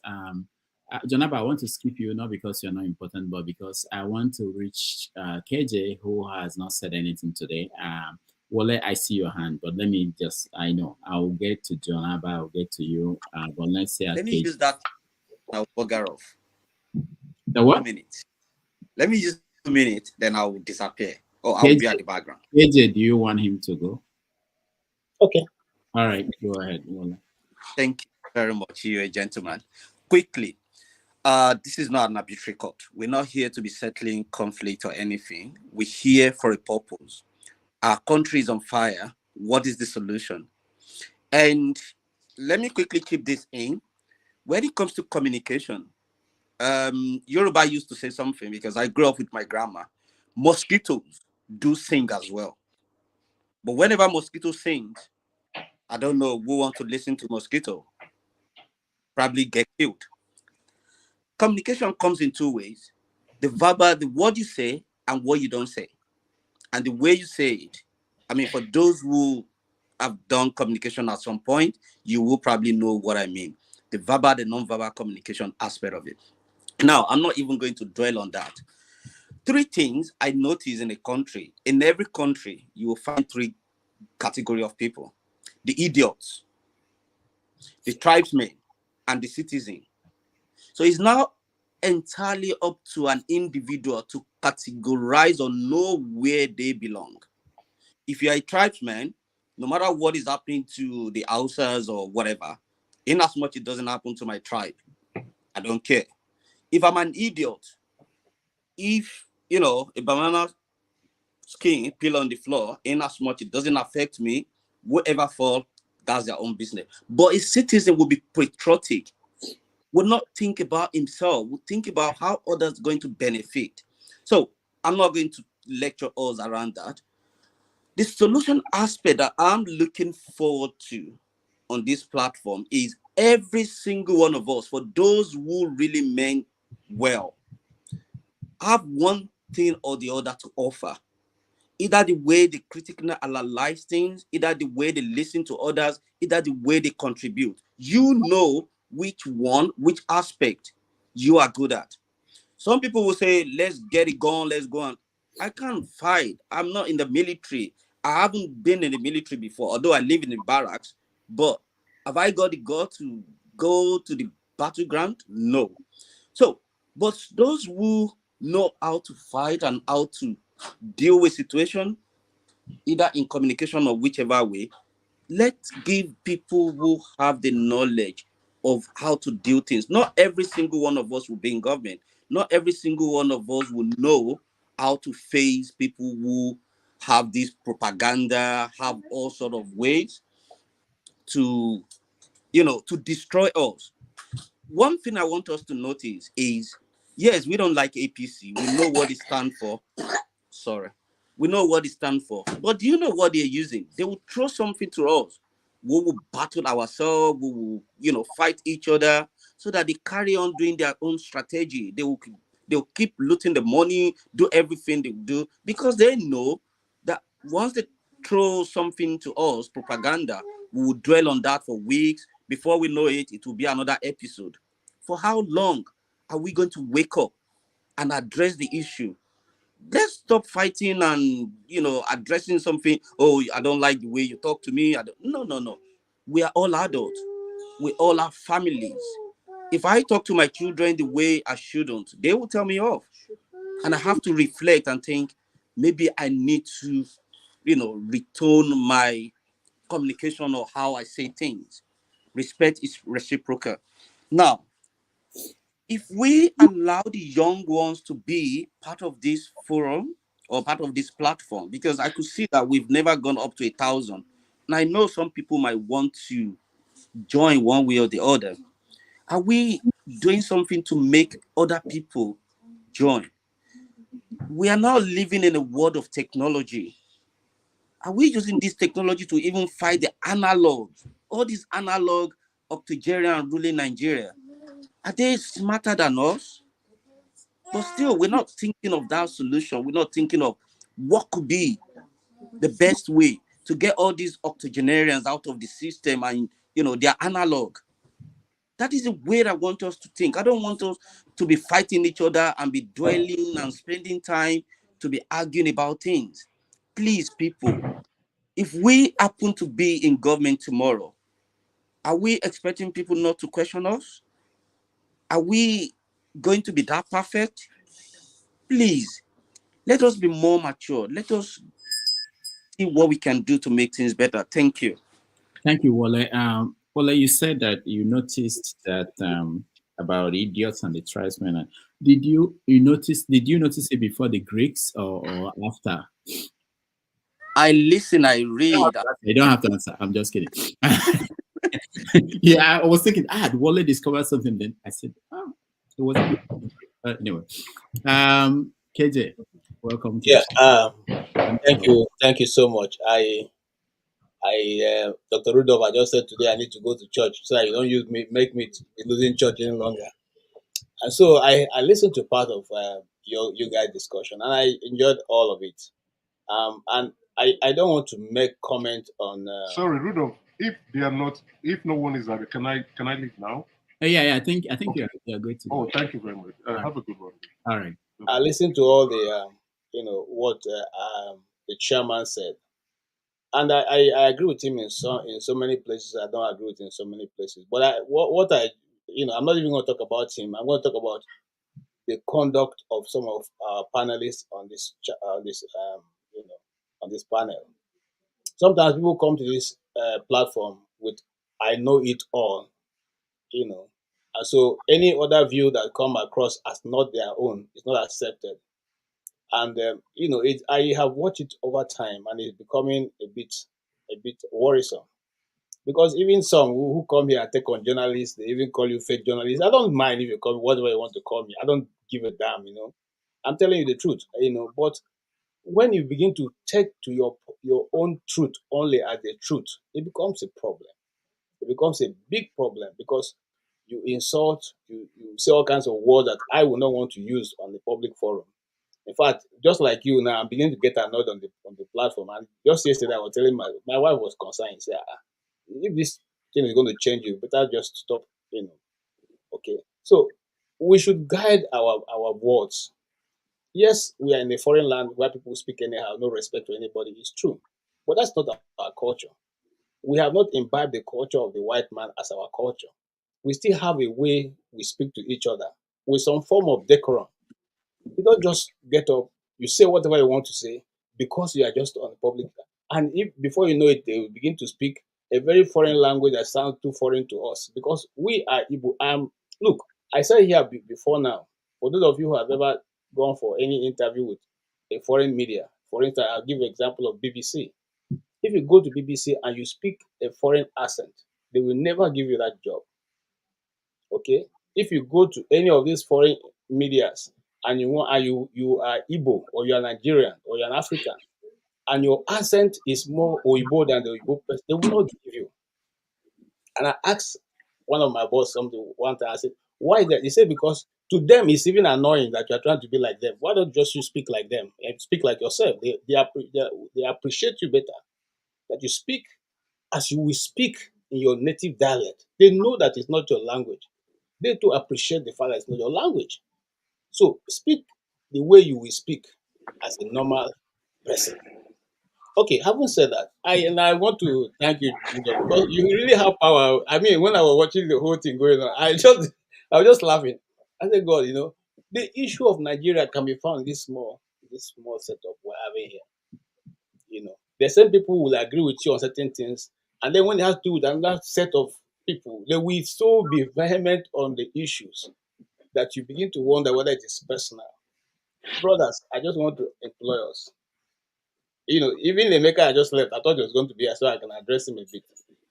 He's a young man. I don't think he's up to 45. Okay, the way he's talking, if he's a maker and truly is an Igbo person, I believe he didn't grow up in America. He must have come to America one time with the other, wherever he is living. And that's not the way we bring our children. Every day I tell my son here, we're Igbos, and we have a way, our culture is different from what you see. I don't care what English you speak. Igbo, we have culture. This is the way we do things. This is the way we do things. And that is it. Look, if you like live in the moon, there's one thing that your culture will be your culture. Maintain it. It's simple. And be proud about it, because there's a reason God created you who He created you. You know? That's the little I will contribute, sir. Thank you. All right, thank you so much, KJ. Before we go to Janaba, let me play this 40 seconds video. Your colleagues will be coming to you for food.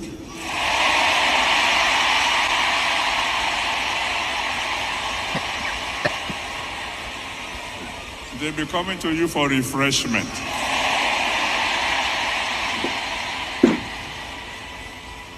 You know, in every family, there is somebody they call the go-to person. Somebody you go to when you have a problem. Somebody you go to when you have a need. I decree that in your family, you'll be the go-to person.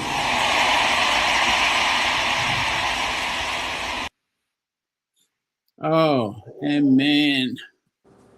I don't think they know what it means to be the go-to person. Bishop Rudolph, what's your problem? That's why they are putting it up. And knowing that Jonaba is speaking next is part of Jonaba's constituency. Jonaba, welcome. Rudolph. But Rudolph, you're the go-to person. Aren't you the go-to person? Who wants to be a go-to person? I don't think they understand that. If you have all the money, you will be tired. Of course. They don't know. Can I comment on this? Yeah, go ahead. Take it over from Jonaba. He's wasting time. I'm waiting for you guys, but go ahead, KJ. All right. Now, I think this particular topic will probably concern me and Jonaba the most. But here's what I want to say. I listened to it. I first saw it. Somebody sent it to me and said, "Have you seen this thing?" And I watched it, and I watched it again, and I watched it. So two things came to my mind. It's either that, you see, like I just spoke earlier, sometimes we interpret English in our native tongue. And so when you juxtapose it, the proper meaning of what the person had just spoken, it makes a little bit of no sense. So that's the first thing that I got in my mind. Okay, this guy is a typical Yoruba speaker, has spoken this thing with his mother tongue, just give it an interpretation that doesn't seem to be making too many sense to some of us.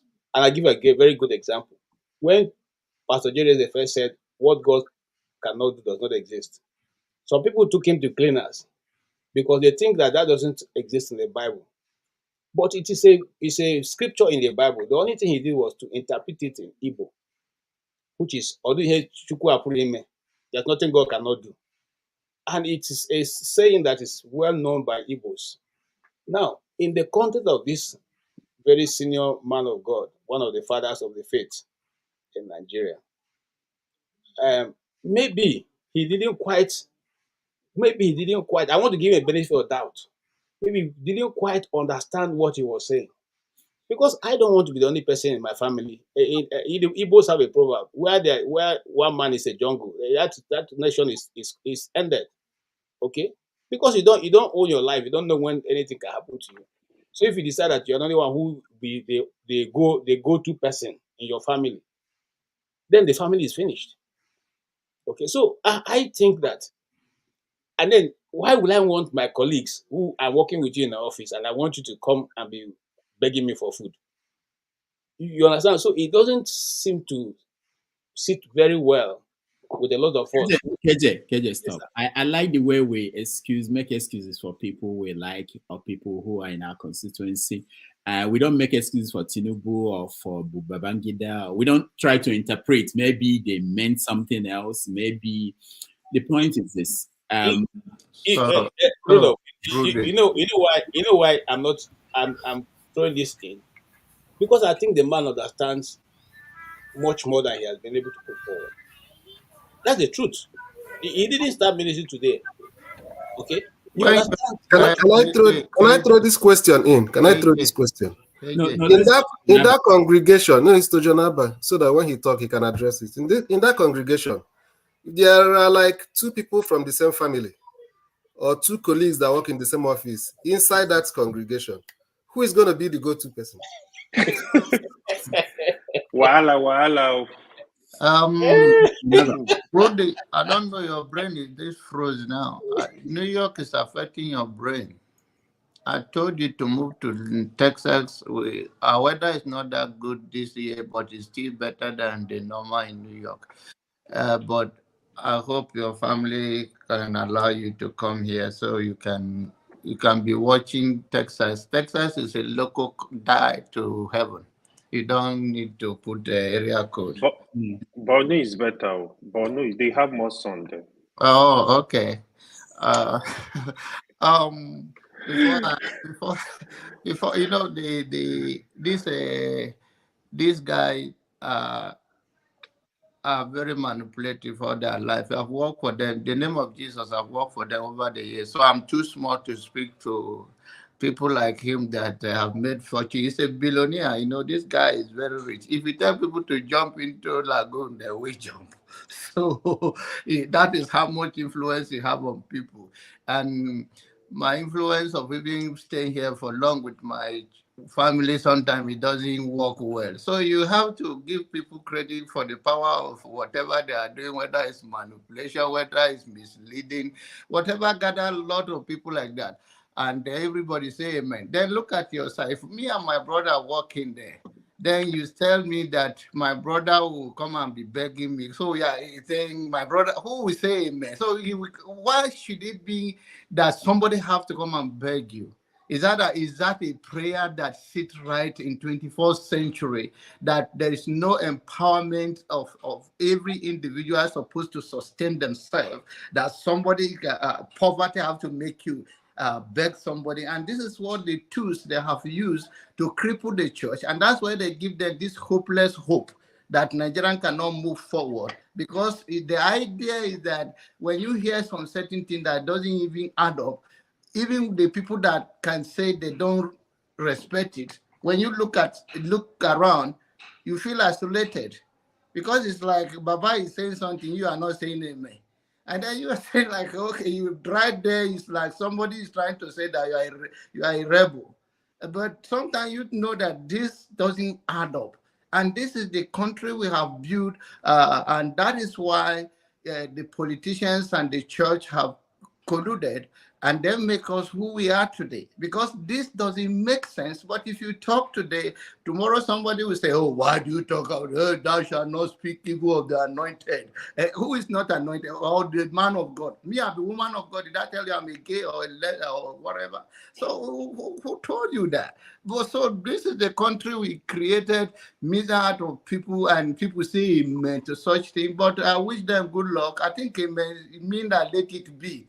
But it's not in my family. We and me, I'm not going to say amen to certain things like that. And maybe sometimes because you know better, you do better. But then let's go to the topic of the day and all that. I don't think I have so much. Everybody has spoke well on the issues, but my fear to my fellow the East and the West Nigeria, I pity you guys politically in the Nigerian space. Because if this is who we have here, that's simple because somebody run for president, whether it's belong to your party, whether you invest in that party or you contributed, that you make enmity out of each other, that we use some harsh word. And at the end of the day, we create that toxic environment. And if we all used to this hateful language and started showing that, then that hate will consume all of us. It doesn't make sense. My younger brother come here is to be Tom supporter. I learned lesson from that. I love him. We still say the same language. We have our family thing. We don't come up with it. It's politics he have his own opinion. I respect it. He respect my own. But when I come here and I see people, I say, oh, these people can't really play politics. Because Daddy brother right now is with APC, right? We all know that, right? So yeah, you work with Tinubu. yeah. So and then Daddy will go home and say, oh, I run under LP and now maybe I'll still rerun one. No, it's a game. That section, that period is over. And if you, it's a hard talk here. I know those of you that invested so much in it emotionally and otherwise, and Nigerians deserve emotion to be invested. There's nothing wrong.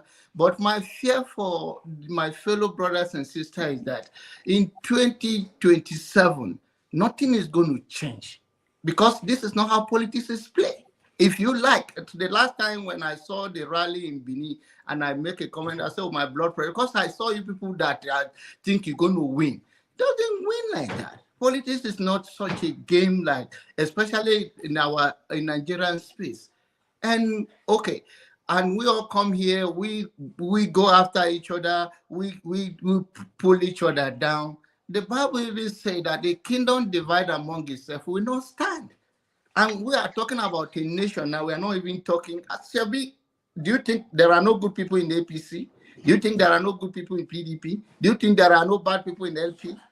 And I don't even know the guy have answered the question before I asked him because I didn't watch it through.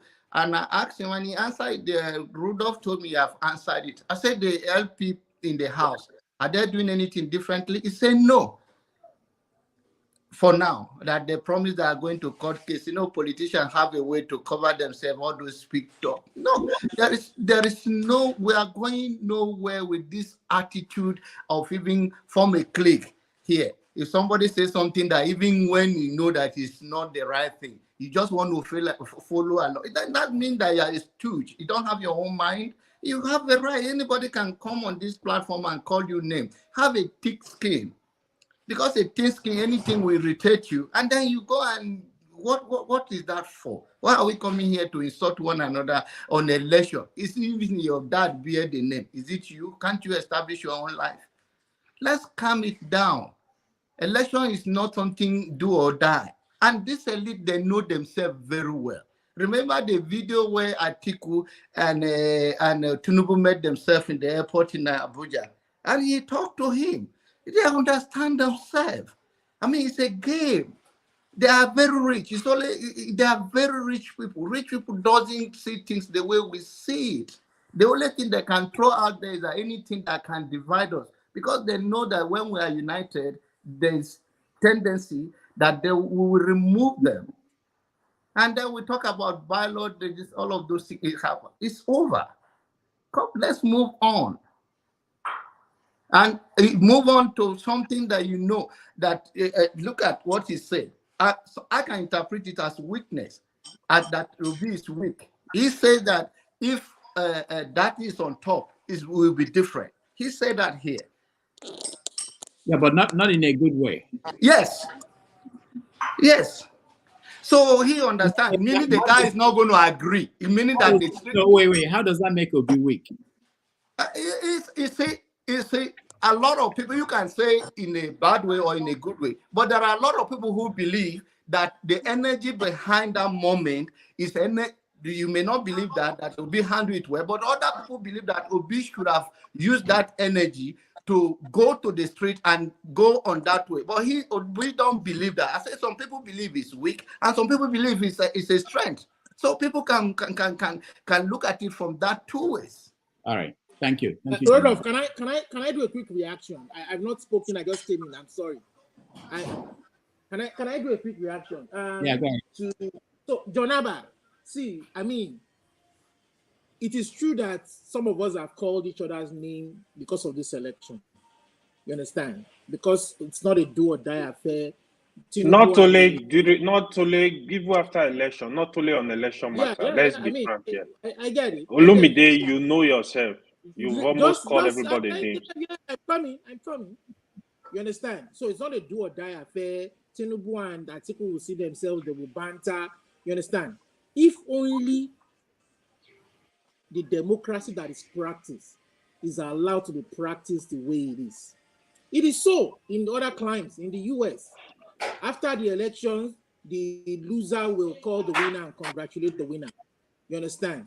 And things move on. When there are problems, he will get the support of all parties. You understand? And find a way for the country to move forward in a free and fair election. You understand? Now, if people have rigged elections and you expect the other people to fold their hands, people run roughshod over the constitution that should govern and make our lives civil so that we respect each other, you understand? And we value each other's life.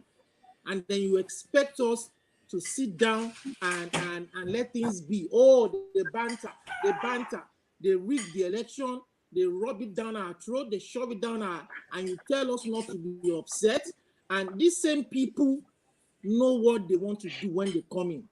All they want to do is share billions of naira, not giving the people who want to do serious job the opportunity. Did you know that in a very normal climate, is not economic sabotage? You spend 300 billion naira to buy gadgets, and that gadget becomes useless at the end of the day. That is not economic sabotage. Understand? That is the beginning. I mean, it's little wonder that they want any means to clean this power. When all right, Olumide, your line is that now of an agency, when that person becomes Olumide, we are not getting everything you are saying. You are breaking up. Can you rejoin us? While millions die, do you know that people die because of?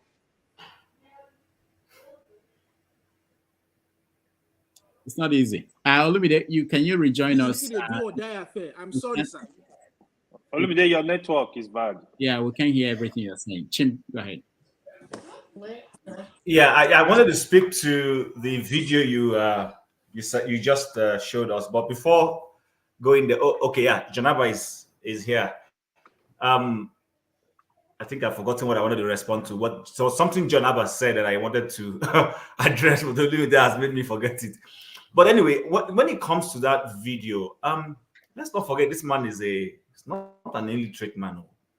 That guy is a professor, literally. He's a, I think, mathematician, or is it physics? Yeah, professor of maths. Maths. So he's not, he understands the 1 + 1 = 2 and algebra and all those. He does.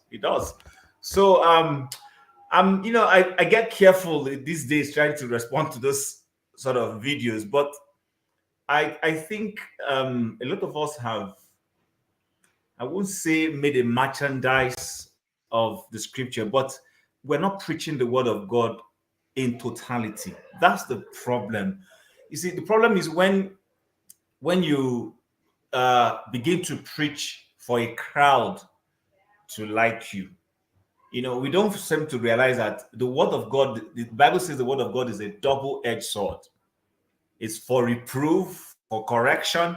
But once we remove the edge, we don't want it to be a double-edged sword, and we only present it in that fancy way. It's not complete.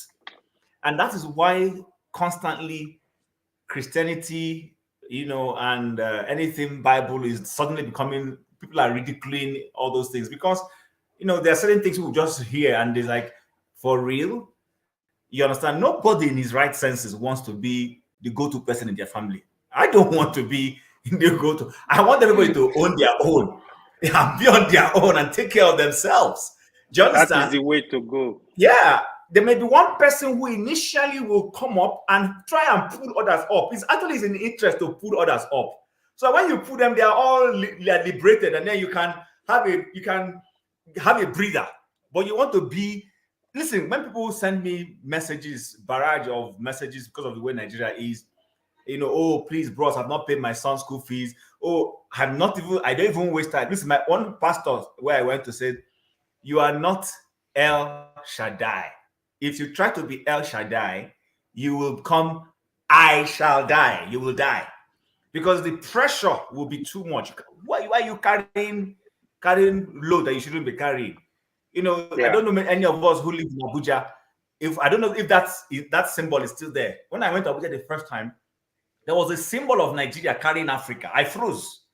I wasn't as intellectual and educated as I am today. When I saw it, I froze. I asked somebody, "Is this in the right? Who designed this particular?" KJ.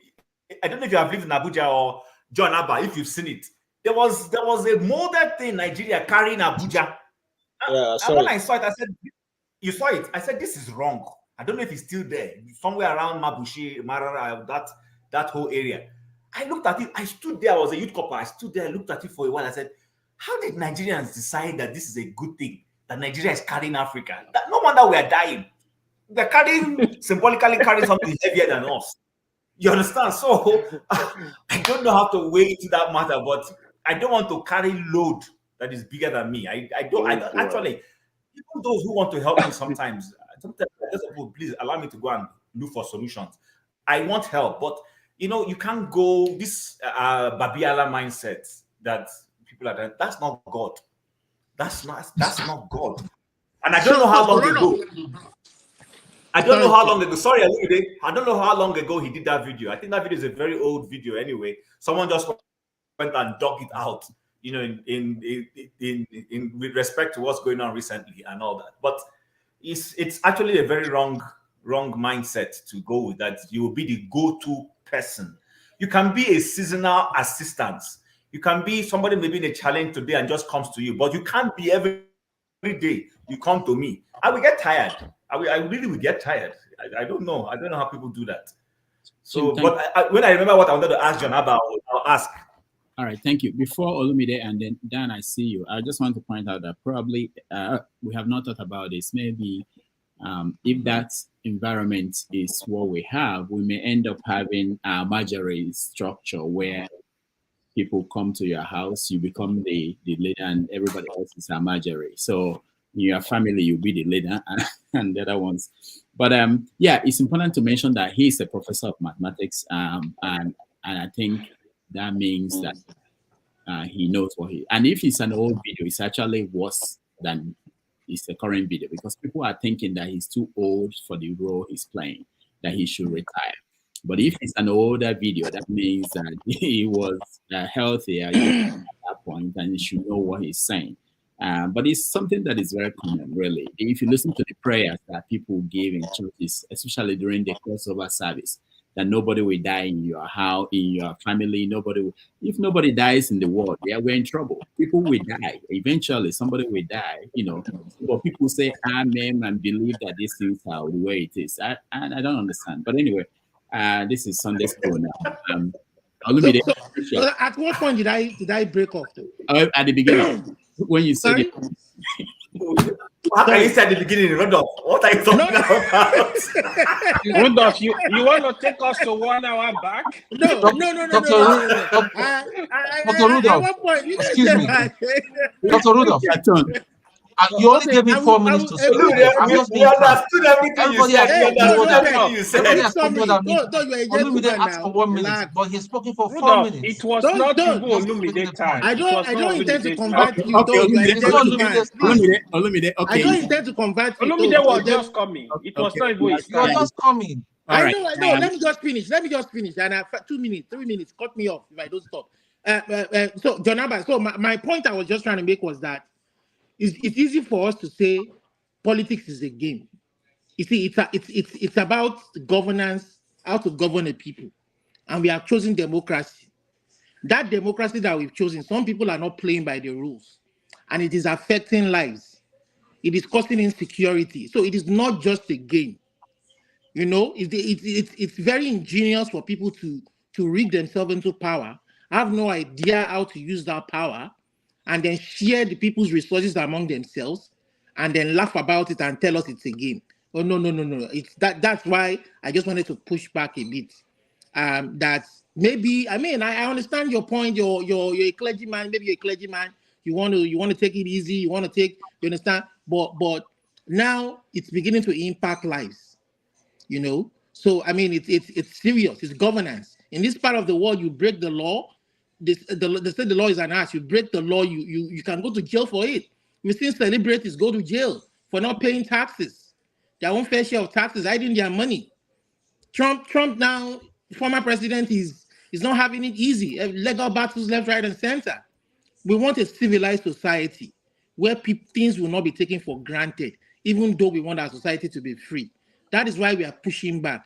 And then when some people don't see that point of view, we just think, I mean, I understand forefathers saying that they're calling him devil, they're calling him evil.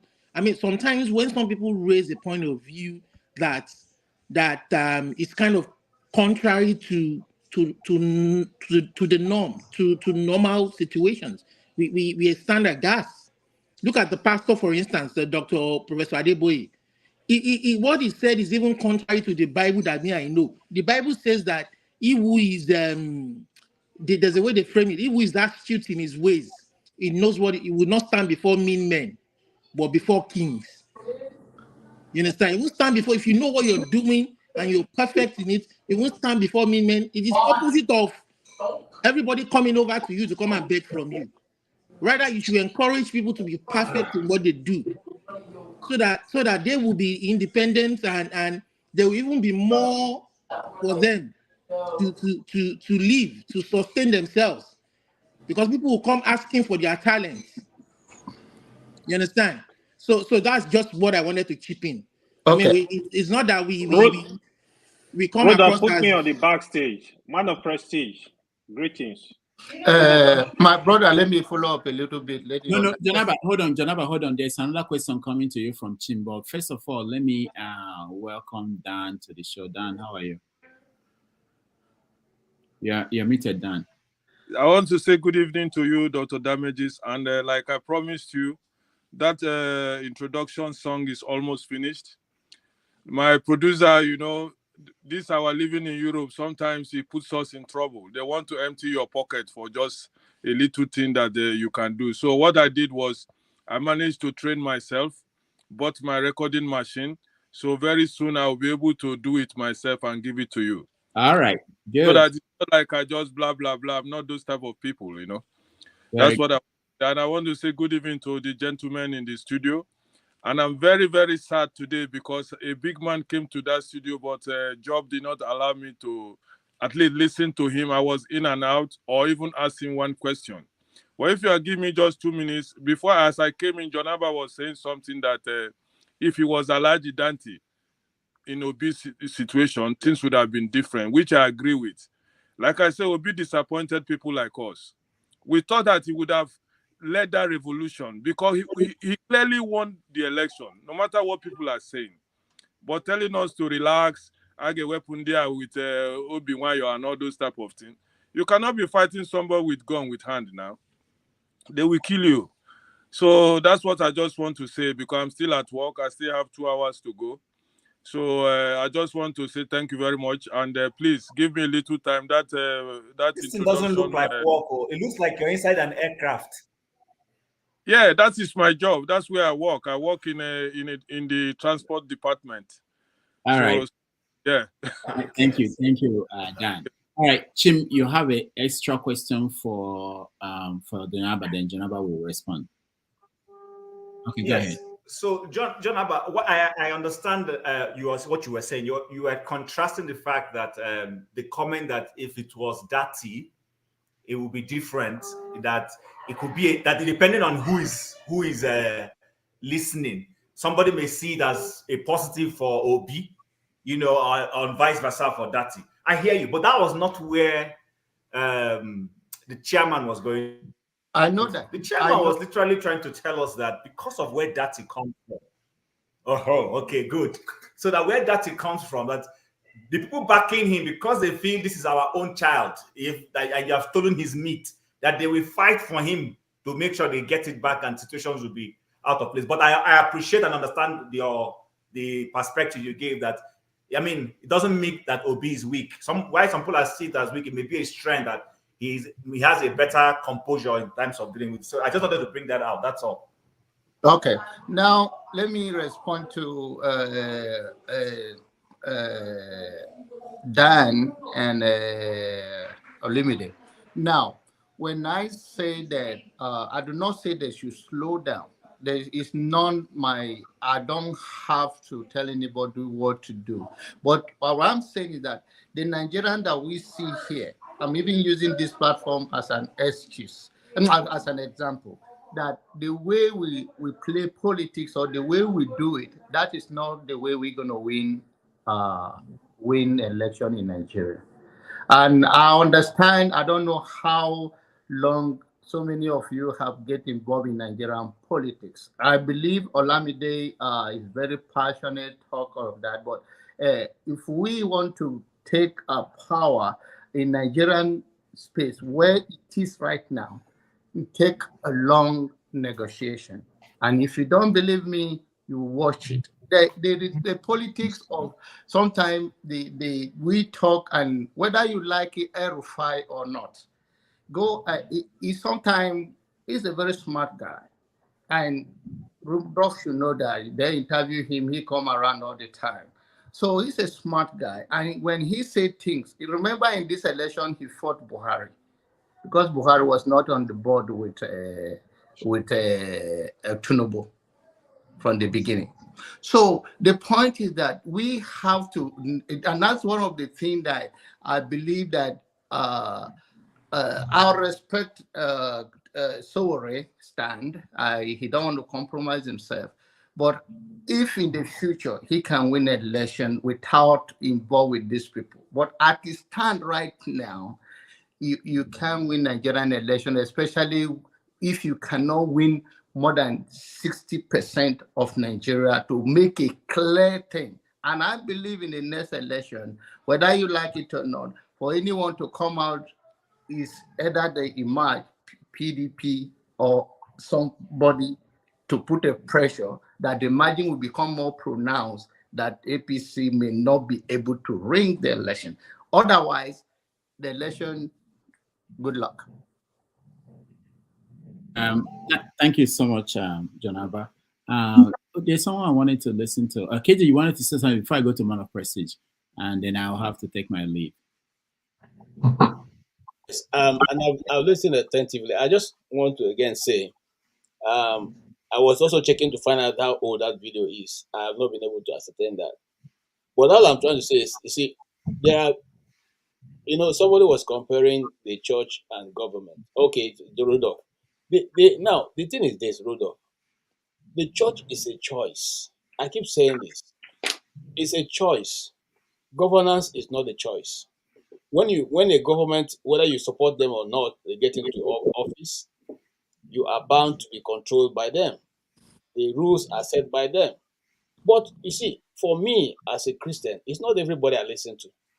And it's not because I know it all, but I think I've been a bit on this side of the in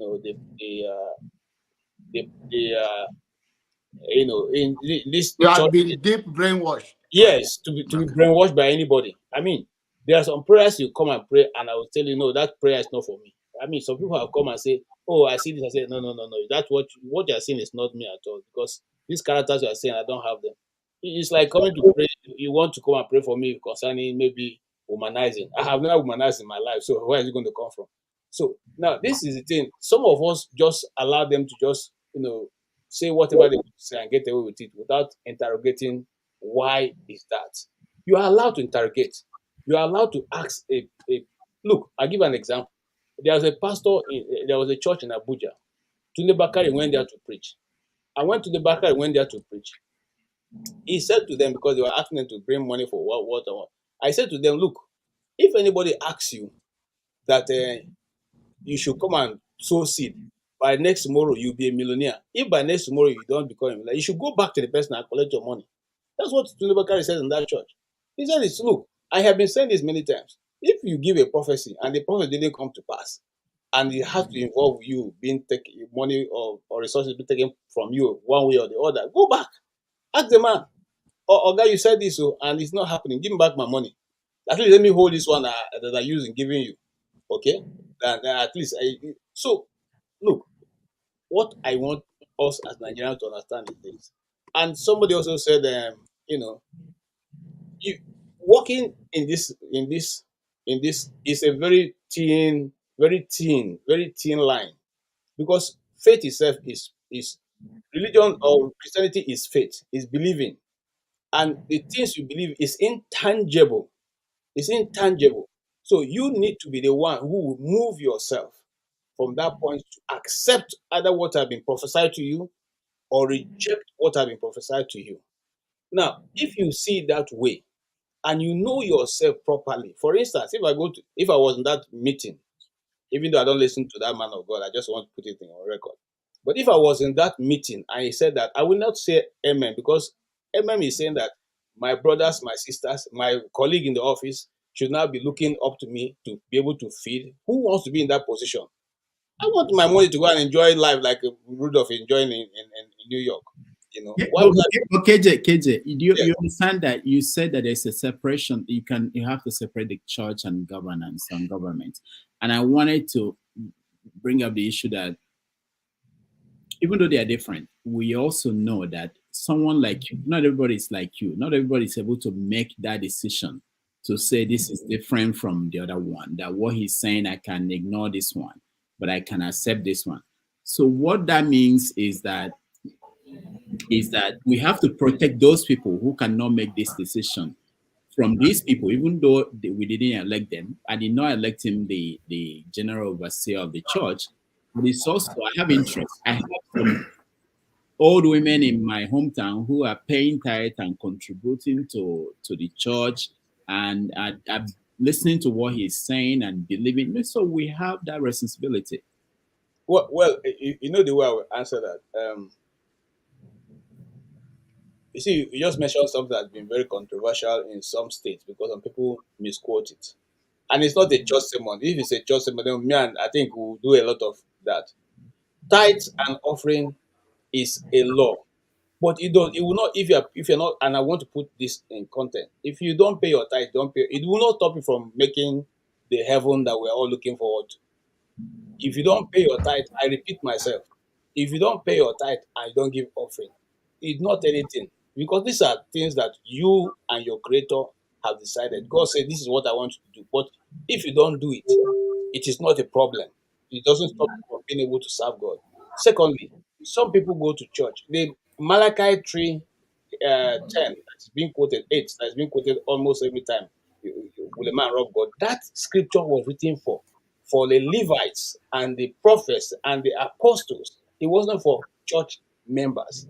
It was because they were choosing the fattings of the meat before even the offering it to God, that the God now say, why do you need to choose these things? Why do you need to choose the one you want first? First of all, giving it to God, making the burnt offering and allowing the fattings to be burnt off before taking what you need to do. If you remember the two sons of Eli, they used to go with long fork to the place where the meats are being born. And they'll say, give me this now. If you don't give me now, the people say, wait for it now, so that that part that belongs to God will go away. But they will insist on taking it before it was sacrificed. So that's a long teaching. I don't want to go into that. But all I'm saying is this. Yes, I agree with Rudolph. We need to educate our people, especially those who are members of our family. That if you go to church, please go with your brain.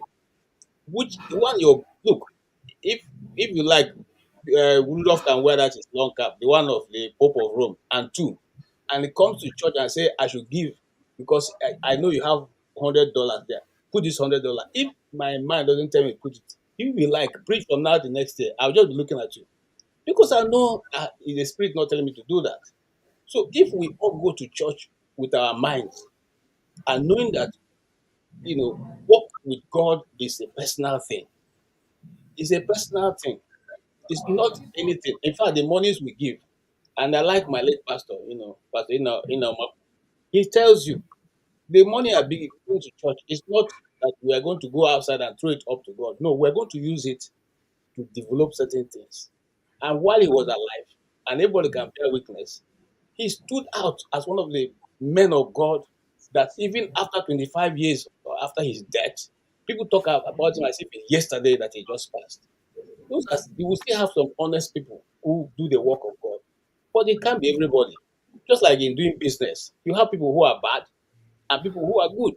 Some people have said we buy spare parts and it's not good, but you also same spare part market you're going to buy, but that go there And they deal with people who tell them, we'll give you guarantee.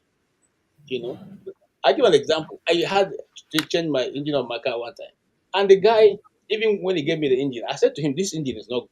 He said, no, it's good. Okay? He got his people and did all abracadabra, Before I drove the car to my house, I noticed that the car was already smoking. Okay? And I came back. He said, no, put, smoke, stop smoke. They poured a lot of smoke, stop, whatever they call it. And I drove the car. And the next, before it was 1 week, I could even see that. In fact, I couldn't drive the car any longer because of the smoke. And I went back to the guy. He told me, well, Naiman and this thing all from Lagos, but we can't do anything about it. Okay? But also in that same place, there are people who were able to give me engines, and they gave me 3 months guarantee. If this doesn't work in the next 3 months, bring it back and we'll change it. That's how this world is. You have to choose carefully where you go and what you do with it. Thank you. All right, thank you so much. Before we continue, let me just announce for those who are just joining us that next Sunday we have Femi Falana joining us on the show as our guest. He will talk about what is the best solution to Nigeria's problem, a revolution or piecemeal gains. So if you're able to join us tomorrow on Sunday at 11:30 a.m. New York, 5:30 p.m. Nigeria, I will hand over to Chin. I thought it's my turn. You need to stay for a minute. No. It's your turn, yeah. So, guys, but you need to stay for a minute. I need to talk to you. I have an issue with you. Oh, okay. Just stay for a minute. All right. Hold on. Let me finish. Yeah. Okay. Then I will. Some of the topics that you guys can talk about is the African Cup of Nations, the release of the kidnapped girls from Abuja, and the story from Enugu that we discussed yesterday has changed.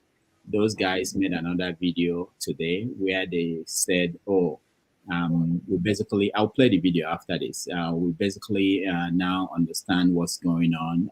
The governor of Enugu State reached out to them, and the matter has been resolved. They didn't give us details, but I'll play the video that they made. Okay, man of prestige, go ahead. Yeah, thank you.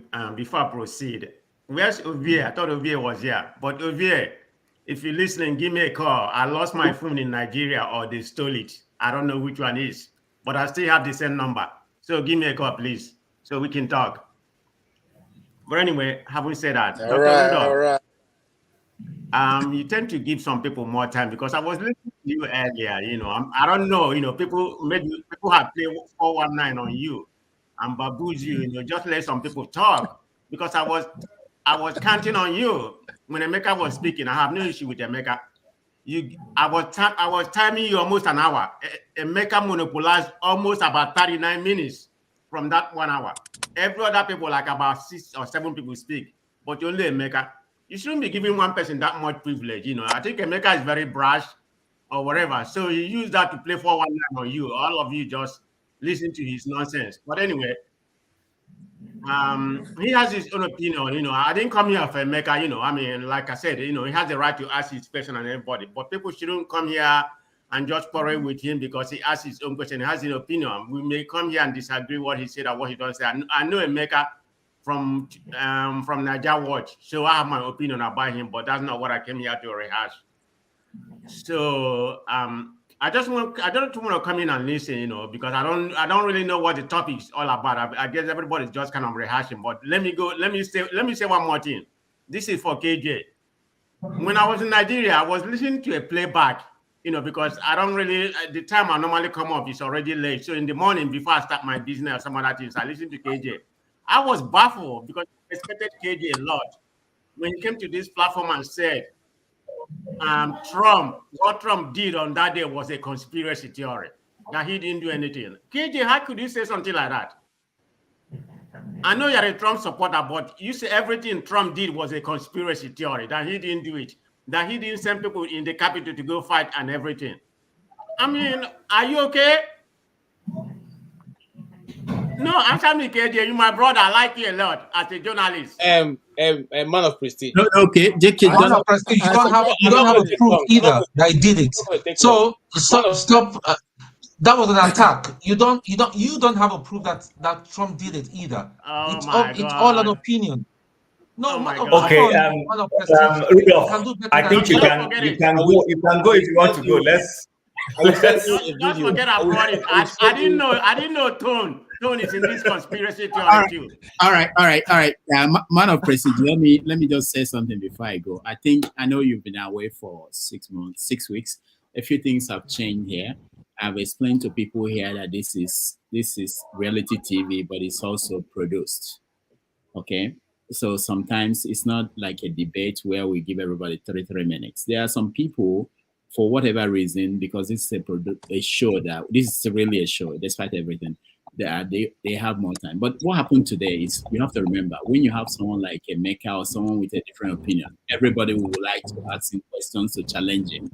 And that's why they get more time. It's not that we just let him speak for that 30 minutes. People wanted to question him. People are reacting to what he's saying. And he's also responding to them. That's how it happens. So it's not that we are sitting down here and saying, Emeka, okay, it's up to you, over to you. If nobody questions him, he will speak the way other people are speaking and we move on. But if everybody is saying, get to answer, that's how it happens. But anyway, thank you very much for your comments, and I'll hand it over to Jim. Can I hear from KJ, please? KJ, Jim, over to you. Government has changed hand. Though. There's a new regime now. So. Okay. All right, We are going KJ, from go fascist. We are going from a fascist to a dictatorship. Congratulations. My brother, man of prestige. This is what I do. You see, sometimes when I speak, I think people misunderstand me. I'm not even a Trump supporter. What I just did, with when all that thing was going on, was that I cross when I'm listening to news, I cross listen to news. I listen to Republicans from Fox. I listen to CNN, SMBC, NBA, on all ABC, and all that. And then I look for independent news organizations, and I listen to them. And from there, I deduce which I think is fact or which I think is not fact. I think I'm not saying that the way Trump behaved was totally right. He was not presidential, that's the right word, okay, in his speeches. KJ, don't be bullied. Don't be bullied. Don't let No, them bully listen you. now. Right. Let me talk now. Let me Don't talk. let them bully you. You are Let right. me talk. I'm coming. Let me talk. He may not have been presidential in the way we have known people to speak, like Obama, who weighs every word he speaks. Okay? But there was also a backhand given to him that was not done, has never been done to anybody who has been an American president. Because, for instance, I'll give you just one simple example. How can your own army chief tell people that any direction that you give, they should not follow it? They should not follow it. And even call your adversary, say, look, we know our president is crazy. Whenever he's going to do anything, we'll let you know ahead of time. These things are not done anywhere. Good. Now, I have video. This one just released it. A documentary just released on January 6th. Okay. Somebody did an independent account, taking into cognizance all the videos that they refused to release before now, until Johnson came into office. They released the videos now, and somebody sat through the 40,000 hours of video to piece everything together. Videos that have never been seen before. You go look at it and make your judgment. Me, Okech, I've taken my judgment. Okay? And I stand in the back. Like I keep saying this thing. The reason I said, first and foremost, people have accused me, this, what's his name? Father Lord say he doesn't like me because, or doesn't trust me because I didn't support Peter Obi. And I said, my simple fact is not because I hate him, but the fact that every other person, including Muhammad Buhari, who was former president, before he became president of Nigeria, he told us he was the one Boko Haram appointed to negotiate on their behalf. He was the one who led the people, northern elements, to go and discuss with Jonathan, to even warn that any attempt to kill those Boko Haram members is an attempt on the North. Now, he was contesting for presidency. He didn't say, don't vote for me because if you think I'm a Hausa man. No. He didn't say, don't vote for me because you think I represent Boko Haram. Then you, who has a cleaner record, comes and say, if you want to vote me because I'm an Igbo man, don't vote for me because you think I'm an Igbo man. Come on, man. Get me behind me. I won't take that. That means that you don't even have respect for who you are. KJ, hold on. While I don't want us to come back to I just have 5 minutes. I'm headed somewhere. I'll give you 5 minutes. I'll give you 5 minutes. Don't worry. So KJ, I think when Obi said, "Don't vote for me because I'm an Igbo man," it was not in the same context that you presented it. What Obi was responding to, remember that the argument was the North has ruled, is coming to the South. And now that it has come to the South, there was a lot of argument that he should be going to the Southeast because Obasanjo has ruled Nigeria, he's a Yoruba man. Yar'Adua has come, he has ruled, he's a Northerner. Then Jonathan has ruled, he's from the South. Now we've gone back to the North. Now it's coming back to the South. There was the argument that he should be the Southeast. And PDP did not do that. So I think what he was trying to say was, listen, I understand this whole Southeastern president concept, but please, let that not be the basis on which you are voting for me. I think that was what he was cashing in on, that argument at that time. Not that he was trying to deny his Igbo-ness. That's my understanding of what he did. But like I said, I don't want us to, it's not a debate. I just wanted to put that out there. And then let Mazi Ovie kindly speak so that we'll go to our next topic. Chief Ovie has frozen. All right, so let's go to Coco. Now, Coco is from Nigeria. Coco is here. Yeah, Coco, before you come in, we are trying to change topic. Yeah, I'll make it snap. Are they Ovie, are you back? Oh, see, Chief. So if that's what he said is what he meant, then we shouldn't worry that he lost because we wanted to vote for an Igbo man. KJ. Okay, no problem. So Ovie, quickly. So, 5 things, right? Let me start with where was that? 5 things. I'll make it short. Where was that? Let me start from Trump. Trump get 91 to 92 case. No one of them has to do with January 6th. None of them. You can go and bring the case number anywhere, we can debate it. Out of the 92, no one has to do with January 6th. That should sink in. That is that. Jonaba, in fact, I need your church address. You need an assistant pastor. While you prepare the congregation for heaven, I'm going to prepare our own heaven for here. We need money because the way you did that criticize our Oga is not fair. Oga is a businessman. Yeah, he's saying that people will come out. Just look at it from this angle. What is the probability that 1 to 10 people for that congregation or Redeemites worldwide, people will actually go to them for help? What is the probability? It's 100%. What is the probability? Say 2 to 3 people out of those people where people go meet, they will come to church and give testimony and also bless them. What is the probability? That 100%. So this is business. This is business, please.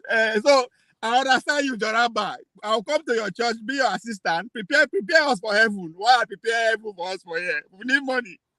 Now, on our guests, I don't know why we turn our guest meeting to begin insult ourselves. 3 things I observe from that, from Abure chairman. 1, they asked him about merger. He said he's not aware. That is something all the obedient should take and think about. You understand? He is the chairman. So is he a chairman of Labour Party or is he? So, and he's a strong position anyway if he's a chairman of a major party. So I don't know why they give her excuses. He's the right person to interrogate. But I also understand his question as a party chairman. He's a businessman. He has a role to play. But obedience should go and think about that. If the chairman does not know the magic communication that is out there, that part of Tome and the rest are come to speak about them, something is somewhere. Then another thing, they ask them about money when they go declare accounts. My my state man begins stammer. So that's something else. 10 months. The person that asked the question said 10 months after, they are still trying to put it together. Nothing concerns me. I'm not obedient anyway. And another thing again, the obedient should go think about it, asking what is the plan going forward. I think this question is from Ferrari Abi. The guy said nothing, literally, but electoral reform. And that hit me immediately. Electoral reform. Now only Gen Z go buy electoral reform, because if they follow politics for Nigeria, you will know that this reform will get so it takes more than 10 years in the making before I finally get to Buhari. So if he's speaking in that language, just understand the role way in the play. But that's another thing. So if there's no plan going forward, and it's all this complaint about the whole election, where everybody know that again is still is electoral reform, which is, I'm not saying it's not spot on, but we understand how long it take to get a reform in Nigeria. I'm not saying we cannot get it under 1 week, but I don't think we have what it takes. So these are the things that I observe from its party chairman, because I put down for the same pedestal like every other party chairman in Nigeria. So nobody should come and make excuses for him. I understand, because these are the time. If you this is not stock. These are the time for us to take stock. When I mean us, now this is an obedient chairman. That's what I expect the obedience to do. Interrogate him, not because you don't respect him or you don't know where he stands, because you want to know. All the question where PDP, all the allegation, allegation that everybody accused Obi and the party of, this is time for you to ask him, for him to clarify. Yes, that's all, because that's how you move forward. That's how you plan. When they start to say, is he a forger? Is he a forger? It is not out of place, because people they accuse him. There are so many questions where I expect obedience to ask them. All the questions where people like us, they are accusing her from. There is no plan, there is no movement, all those things. Now you should now put yourself in our shoe and ask for your own clarification. Not just for any other person, unless you know and you just believe, say, okay, everything where the man they talk or everything where agree with is so. That's fine. That's what I observe, but it's as usual, we turn out to blow. The hit ourselves, goza, back and there. Why anyway, as we do goza for you, the men will get out, they will delay out the flex, they dance. Now that's time be the team of this year. Una say una no go grip for anybody. Them now dance, now they dance. They went all the way to Geneva in Davos. They dance with Mama, WTO, and Vice President, they dance. Go meet them for Port Harcourt, they dance. When they blow, what una they fight for? Why they dance? Plan they go on. All of a sudden, party fight no day again. So, my mama say they cry, they see road. These are just my observations that I notice why all these things they go on. All The question we asked, okay. The man play a role of a politician. So, okay. On that note, okay. Thanks. Thank you, Ovie. But make you know Ovie, go. give me a call. Stay, You've been a prodigal son now. Give me a call. You've been a prodigal son. Stay close by. John Abba, I don't know if John Abba wants to make a Rastafarian his assistant pastor, but John, that's over to you.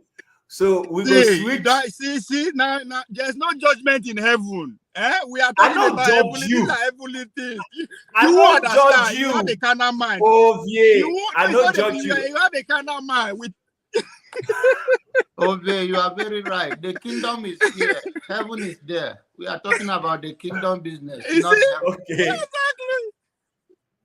Nobody all right, guys. Put our so, mega guys, church. We'll invite him to come and chair. We'll invite him to come and chair it. We know where to get him. No problem. No problem. So, one of the topics we want to look at now is this demolition. So, I want to play the video. I hope I'm able to play it properly. Then, after the video, we can go on discussing, and then at that point, I can bring in Coco. So, just give me a second. This thing is new to me. Yo, guys, I want to officially say a very big thank you to the governor of Enugu State for his quick intervention. You understand? And thank you to my fans, because my brothers and sisters from Enugu State, I swear, una too much, because I don't know the love they wanna show me from that yesterday. The entire Igbo land. Thank you. Till today, all my fans all over the world, thank you so much, because it's not easy. You understand? Though information reaching me this morning was like, it's not me now, no can understand waiting they happen for the centenary, you understand? So they can't claim me waiting they happen for centenary. The thing, the matter long. You understand? Matter long, it plenty. The thing, if you haven't finished service, the thing you just. So what I just wanted to say is the Enugu State governor was not even aware of the massive destruction in Centenary. You understand? He was not aware. You understand? That's what is even reaching me now. So I say, man, no come make my papa verse now. I beg, make you no verse. Now emotions. You understand? That time why they see caterpillar everywhere. You understand that? To me, I can't think say, now my only house with this. You understand? So now emotions made me do the first video.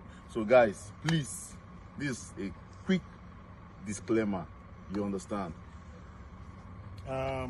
Wonderful people, most especially my Igbo people. You know me now. My name is Sanidon Onyechaka, and I had to come here because my look-alike. My look-alike was crying like a baby yesterday. So, and when we came here, we were able to uncover a lot of information regarding to this place.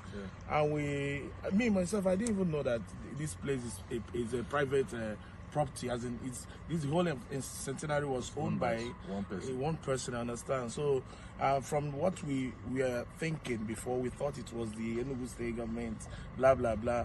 But reaching here now, we are able to get the real information regarding this place, and that Enugu State government and the people in power and all that. Even our governor was not aware. Even I was shocked that he even reached out to you guys. So my people, Enugu is safe to invest. Enugu is a wonderful place. I have my own plot here, and I'm still gonna build here. Understand? But now when you give me money, are you getting it? So please, there is no cause for alarm. Since our governor decided to enter the matter, we know say everything good. They okay. You understand? You know they cry. Tomorrow is here. I'm here. My governor, I beg. Thank you very much, Thank sir. you so much, sir. When I come home, come invest. I beg. Everything 2 seconds, everything done. Don't say it. Don't sweat. I got camera. Yes. Everything 2 seconds, everything done. Wait a minute, Jim. That is very disingenuous. I mean, what is that? Is that a damage control? Oh, hold on. Madam Prestige, hold on. Let's just give it some context and then we start discussing. So you were here yesterday, I'm sure. Everybody was here yesterday when we initially looked at it. Good. So earlier today, I had a conversation in another WhatsApp forum. That's the WhatsApp forum of my local community back home. And we were initially saying, could this be a political vendetta? And then somebody came up to say that no, that the state government, because my argument was, if they say the houses were built, they are not illegal. Because remember, I told you yesterday it was not illegal. They're saying that it was a hideout for criminals and kidnappers. So, and that's why they're demolishing. So I said to them, so if you found them guilty of any of these criminal offenses, what you would have done is to get a court injunction, find them guilty, seize the property, becomes government property, then you can sell it off or auction it. Makes more economic sense than to knocking it down. So anyways, then I came here, and then when I was discussing with Rudolph now said, oh, there's a new disclaimer to this video. So I don't know what people think. I know what I believe. Personally, I'm thinking perhaps because if you listen carefully, you would notice that there was emphasis on Enugu is safe for what? For investment. So perhaps the Enugu government is starting to get frightened that this might, push people away. You are telling people to come home and invest. Now they have come home to invest, and you're demolishing the property. So I want to leave it at that and then give us space to talk. Unfortunately, Coco has left. So let's start with Tone and then go to John and then come that way, if you guys don't mind. Yes, Tone, go ahead. I think the gentleman is being dishonest. How about the people whose property has gone down? Just because his one is safe, he's happy, and everything is hunky-dory, so to say. See, that's the problem with Nigeria. So far, you're okay, and your family is okay. You don't care about other people. How about the others that their properties have gone down? So I think he owed us we need to know the full story in its entirety. If it's not what happened, then he should have been telling us in that video that this is what is playing out. This is what is playing out. Okay, so could it be that now the governor is afraid that his ass might be out and the APC are, because APC, I mean, the antecedent with the APC people are just lies. I believe it was a vendetta until I'm proven otherwise and all that. They just saw that. They didn't know that it was going to go viral, like this. And then it's just a damage control that they are just trying to embark on. But then again, how about all those people they've gone down to pull down their property? So if the governor is not aware, it means that those demolition was criminal. Those people need to be called, need to face the law. It was criminal damage.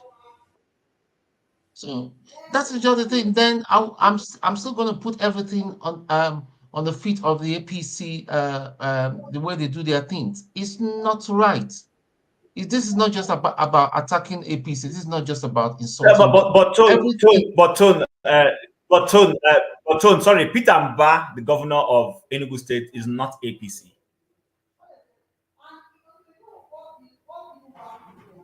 Okay. All right. Did you hear me? Thank you for that.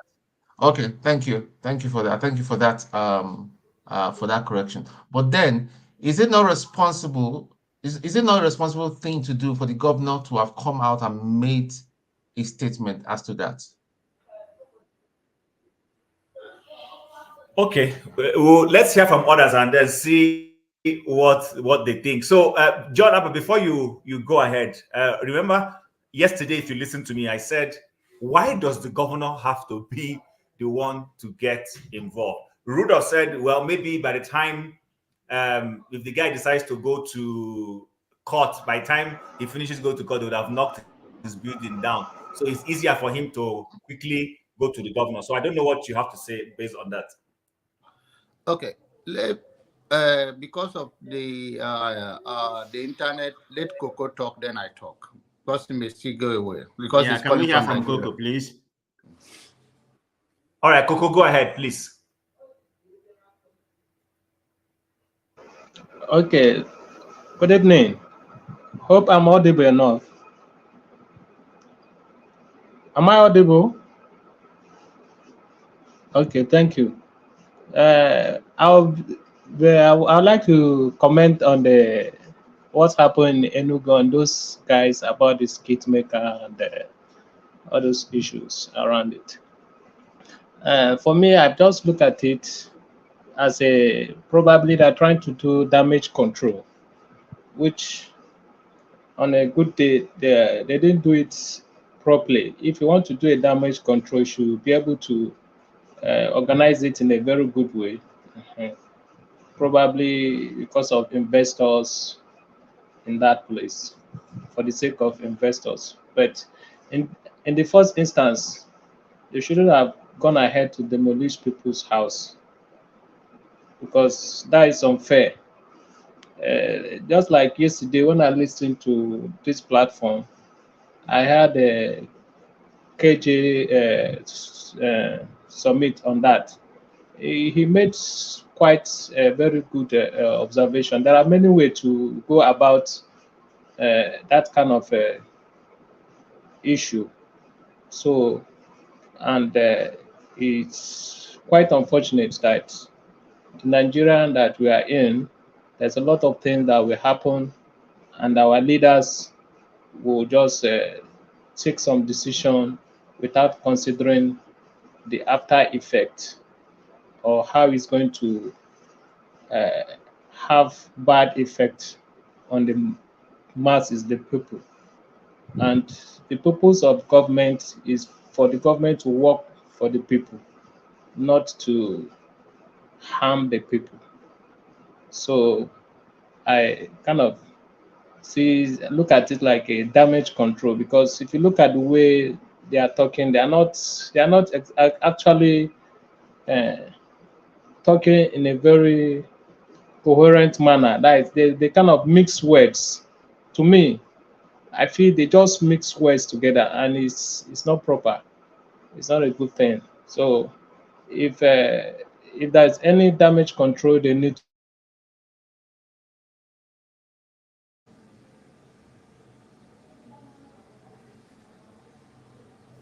Looks like we have lost Coco. Yeah. Okay. Yeah. It seems so. All right. Let me. I think Coco is gone. I think so. All right. Yeah. Go ahead. You see, what I want to say is that I would have loved the young man to talk about the other building that was destroyed, and that his comment was selfish in my own opinion because his house is spared. And another thing is that they say it's a private property, and that is what I heard from the people. And I think he used his media platform to bring attention to what is going on, which is a good thing. But it could have been so considerate of those that lost their own building and comment on it. But I think this is Nigeria at its best, selfish.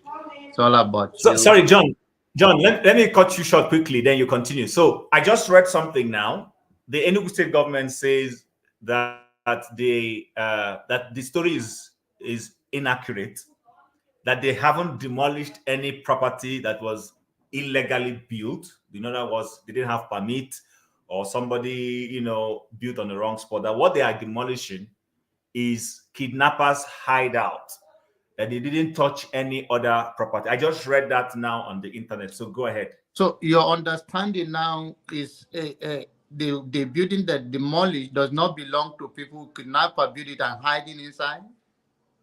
That's your understanding. That's what they're saying.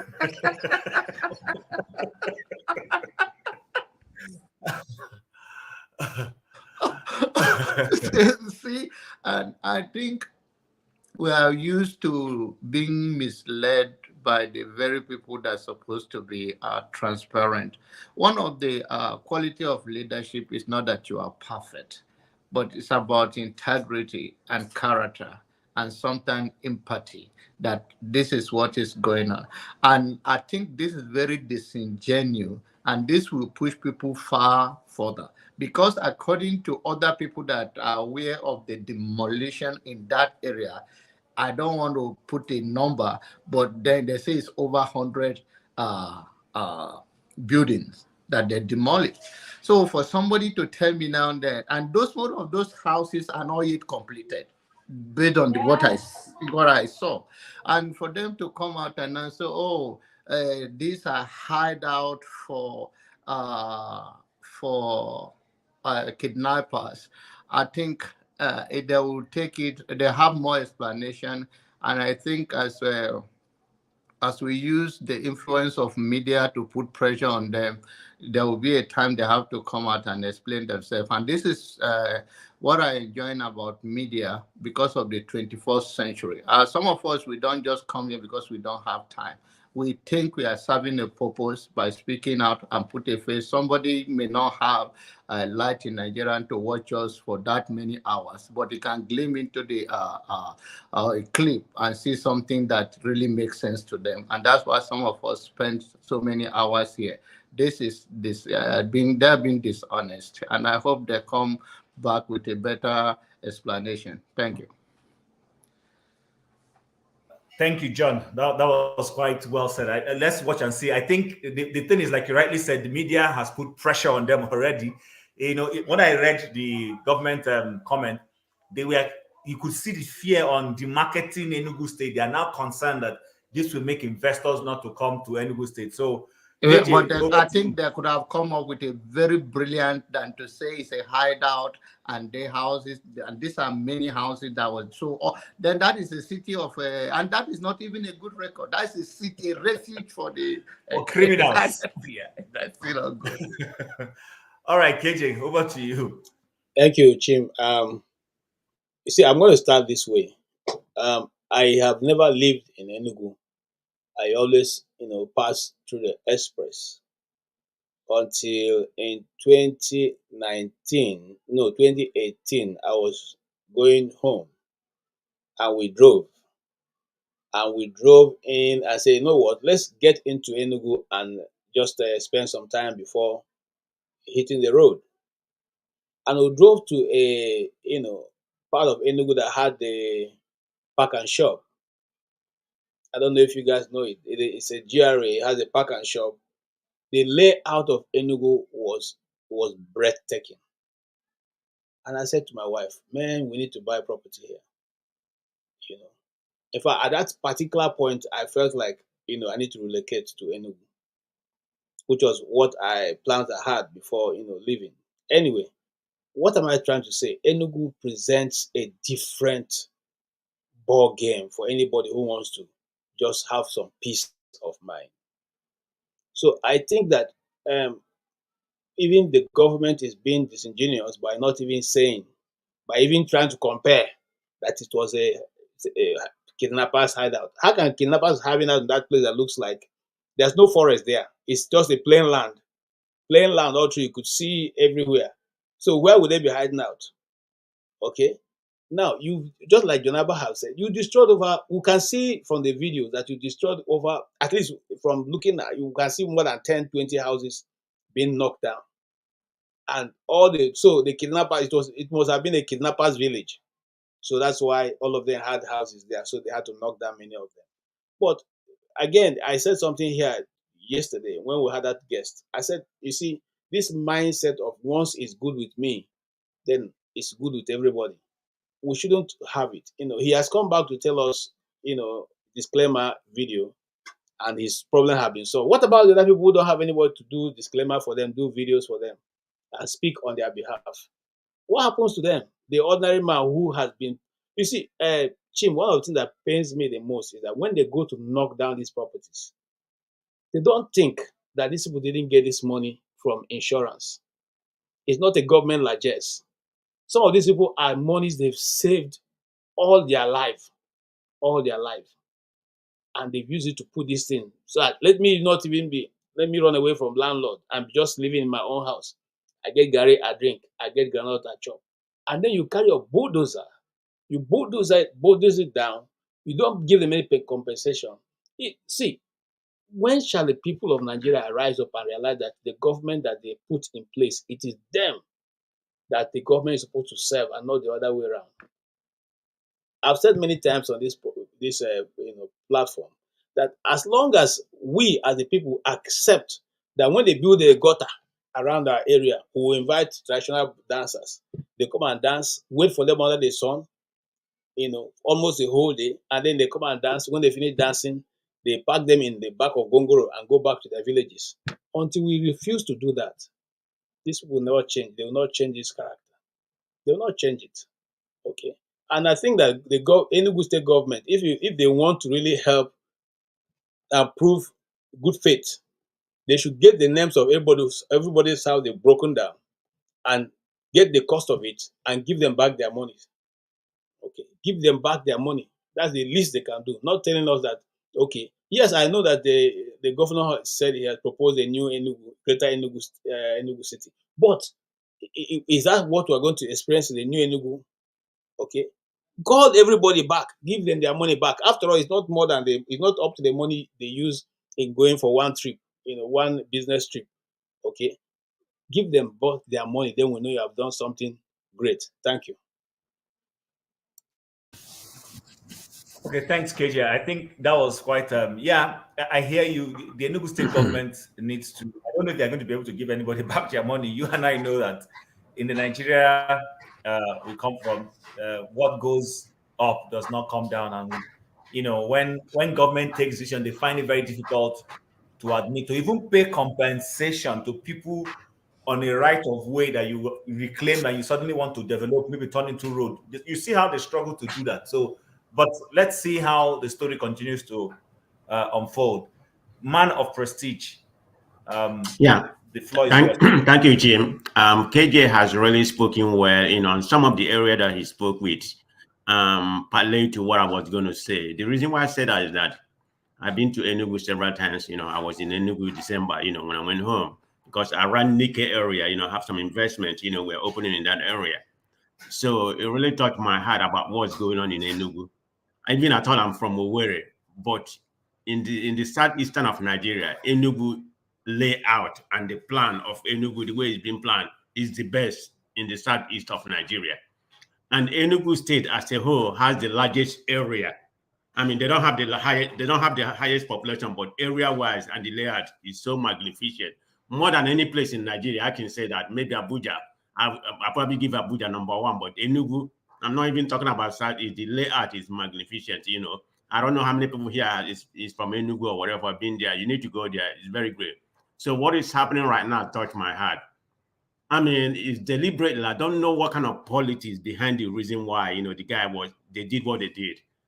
I mean, because the PI they try to promote here, damage control, it doesn't even make sense. They should have used a better damage control to come here. All those skate makers they bring here to do something. I mean, who's going to buy that nonsense they try to promote? It doesn't make sense. I mean, everybody here is well educated. We know exactly what happened. And they use those skate makers to say, all those nonsense they say. I mean, who is buying that? So I think they realized, like properly stated, Jim, they realized that what they were doing was try to demarcate Enugu. People is not going to come back and invest. And that has been what they are preaching. Come back and invest, come back and invest. And then if you look at what transpired, during the last December, I mean, the Igbos came home in drove. I've never seen anything like that in my lifetime.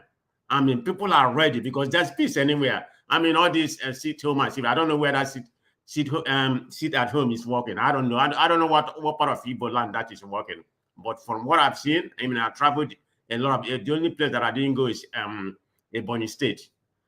So I didn't witness any sit at home, even village or anything. So I don't know what people are talking about sit at home. But what I'm just trying to do in my own conclusion, I think the PI is not working. He knows what he's doing. So they just send all those skip makers to come there and play some nonsense damage control, which doesn't even make sense. You come on a layman. Yeah, that's all I have to say, Jim. But it's a good topic. Okay, thank you, Man of Prestige. So someone just posted that the demolition was carried out by the State Capital Development Agency, and he mentioned the name of the man. Now, is that body separate from the government? Is that not part of the government? That's one question. That's not possible. Yeah. Then the other thing is, they say the buildings they demolished belongs to criminal elements. But I've also heard somewhere that some people feel that there's a clandestine move. You know how people forcefully acquire property and all that. I don't know under whose government the centenary project was approved and became handed over to whoever runs it now. So there's this conspiracy that this government doesn't have a hand in it and wants to have their own hand in it, hence some of these things they are doing. I don't know if that is correct, but let me hand over to Steph to see what Steph has to say before we get to Olumide. Yeah, Chim, good evening, and the rest of the panelists. I think we just need to, allow things to play out a little bit so that we can get more information on what is going on. Because I've not really been able to get a first-hand information from somebody in town. That's actually my state anyway. And not only that is my state, is also the area in question is part of traditional and Kano clan area. That land in question, I think over the years have been a problematic area. It's the same piece of land that was initially meant for the older Anambra State University of Science and Technology. Eventually, when they decided to move to the permanent site, the then governor decided to shelve it completely and move the permanent site to Abani.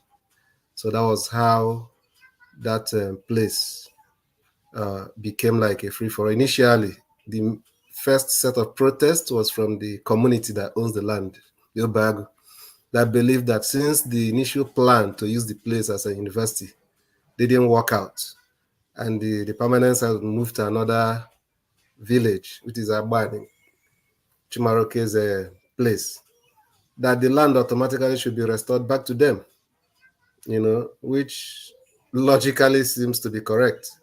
But I think government then went ahead to sell it to a private developer. The government that came after, which is the Sullivan Chime's administration, sold it to a private developer. So maybe what I'm suspecting is that maybe this present government felt like they needed to, if the demolition is of the scale that I've heard, it means that there's possible intention of reallocation of part of the the estate or whatever to their own loyalty, because this is the heart of the town anyway. It's not uncommon that could be what is playing out. But like I said, I've been making effort to reach out somebody that is in Enugu that's actually going to find out if the scale of demolition is up to that 200 plus, 100 plus of land. If it is, then the intention might be to reallocate, maybe divide the whole land and reallocate to another people or something like that. I don't really, in my own personal opinion, I don't really believe that is for security reason they're demolition it for. I mean, so which government can embark on such demolition to fight insecurity? People's property, it doesn't make sense. It doesn't add up. Maybe they will even go to my own land one day and destroy it now and say that kidnappers are using it, until they show us court documents. Because if you think kidnappers are using it, you go to court and get injunction that criminals are using it. Then who are the original owners if criminals are using it? Does it mean that the original owners are the kidnappers? Just like what we argued in Lagos. You cannot build a house in Enugu without getting approval from the Enugu Capital Development Authority. They supervise any building they have to do in Enugu East, Enugu West, and Enugu South. These are the so-called capital territory, the capital city. These three local governments is made up. So that's a joint body that approves any building plan. So as at last 2022, it will cost you like 450,000 to pay as development levy. They know how to share it among themselves, among the different ministries, even the SWAMA waste management body gets a little part of that. It's like a central collection, this thing. That's what you pay. So, and they are so aggressive in monitoring it because it's a serious source of revenue for the state government. So they don't joke with, you can't build a house in that capital without paying that money. You understand? You cannot. So I'm suspecting that it may be something beyond what they're explaining. There might be other motive behind it. Okay, Steph. So, yeah, before I move to Olumide, if Olumide is there, somebody just posted, Ife King just posted something to say that this same demolition has happened in the last administration in that same place. And that the former State Capital Development Authority chairman also demolished houses just like it's going on now. So is it that that particular place is, I don't understand, what is special about this land that every set of government is so interested in having a piece of the pie? Why can't people just have peace, have their personal? You don't understand you don't understand the background I gave you now. It's a very large expanse of land that is meant. No, I heard you. That was originally meant for Anambra State University of Science and Technology before the creation of Enugu State. But the university had been in temporary ground over these years until 2009, when Chimaroke became the governor. So that land was donated to the government by Enugu South, this community, Obago village in Enugu South. It's the ancestral land. But they gave it to government when their son, Jim Wobodo, was the governor. He was the one that established the old Anambra State University. You understand?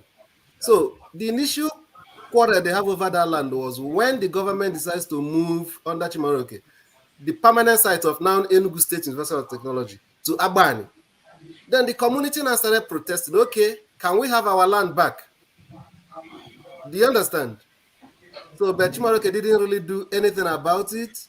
Then Sullivan now came in. You understand? And gave it to a private estate development. Maybe they sold it or something like that. The community and those people went to court. I've forgotten the outcome of that court judgment, but it's like they lost it. So when Uguainan came in, the issue has resurfaced again. So like you said, you're right, there was demolition. That's why I'm saying that I'm suspecting if the scale of this destruction is up to what they're saying now, is beyond whatever they're telling you. Okay. Thank It's you a very problem. much. That land is Olumide. it's a problematic land. There's an issue with that area. It's inside the heart of the town. All right. All right, thank you, Chin. Okay. So I just want to say that. Yeah, the floor is yours. Thank you. I just want to say that if there's any problem at all, Steph, I think the problem is with the government itself, not the people. Because when that video that Chin played, the other guy there who was there with the other two guys whose properties were destroyed said it's a large estate belonging to a particular developer, like you said, and there are several people who own properties there.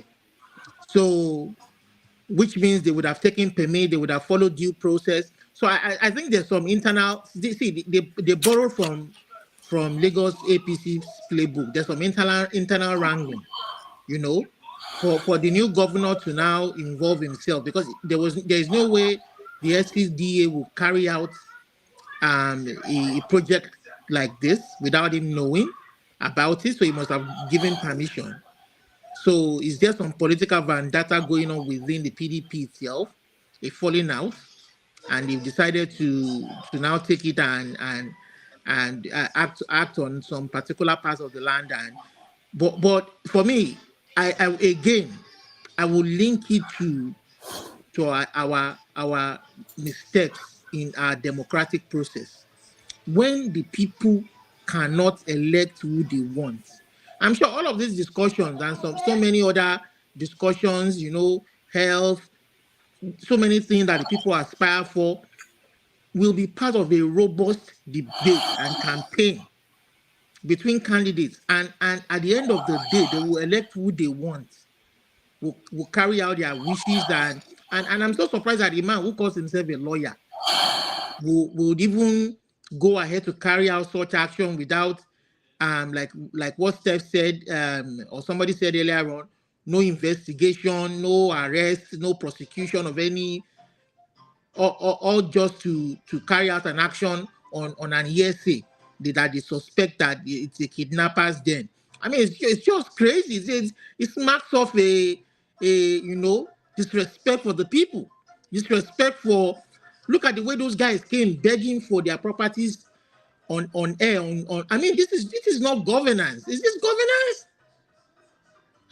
I mean, it's just I don't know. And we are here in this part of the world, and we see the way we are being treated, like, you know, like we were born here, we were raised here, and in our own very own homeland. Because some few criminal elements have forced themselves on the people. Yeah, I mean, I will always link it to that democratic process. It's I mean, it's just turned that place into a mess, a complete mess. I mean, that's all I have to say. North, south, east, west. Okay. It's a complete mess. Thanks, Olumide. Loco, do you have anything to say, to weigh in on this Enugu matter? You were not here when we played the video, so I don't know whether you watched from the background. the guy yesterday who was crying that his land was his house was under a threat of demolition suddenly came back today now to kind of give a disclaimer and say that now he understands what's going on and that he has sorted out the matter with the government. Some of us have found some selfish intent in that because now his house is not being demolished. So those who have lost their own, how do we put it now? Nobody cares about them. So I don't know. What's your perspective? Loco. Is Loco with us? I do. You won't go before. Oh boy, somebody who got that news? What is no? Somebody was sleeping anyway. I hope the person has woken up. For that, I'm not saying unusual. I wasn't sleeping. I was here. I don't know why they're talking about me snoring. I wasn't sleeping. Your snoring is not your voice. No worry. I don't know. I wasn't snoring. Chief, please, what was the question? Look, somebody don't chop on the yam. A better one. They say na Benue man. They say na Benue pastor. Benue man. I tell you. Mr. Chief, please, what was the question again, please, Jerry? Okay, so we're talking about the Enugu demolition. I'm sure you are conversant. Okay, with that, yeah. You know, and if I what is that? Yeah, so somebody came out to cry. We played the video yesterday. The same person came back again today with a disclaimer. Mm-hmm. And now the Enugu state government is saying that they have not demolished any property except properties that are where people are using to do kidnapping. And that's what we're discussing. And Steph happens to come from Enugu State, so he has given us some perspective. But before you weigh in, Steph, the Labour Party candidate, does he come from Nkano? Is he from the same place where that land is? And then two, does the current governor also come from the same place, or they come from a different place? I want to see because my own mind is that there is a political game being played. Interest. In this kind of matter. political interest there. No, I think I said it earlier on. You know, that land is a peculiar land. It's not like a private. No, what I'm saying is the LP governorship candidate. Does he come from the side of Enugu State where that land is?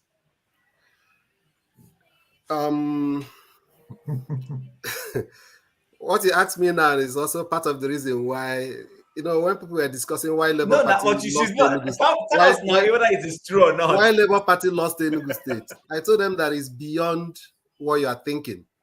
You understand? It's a kind of something of self-preservation. You understand?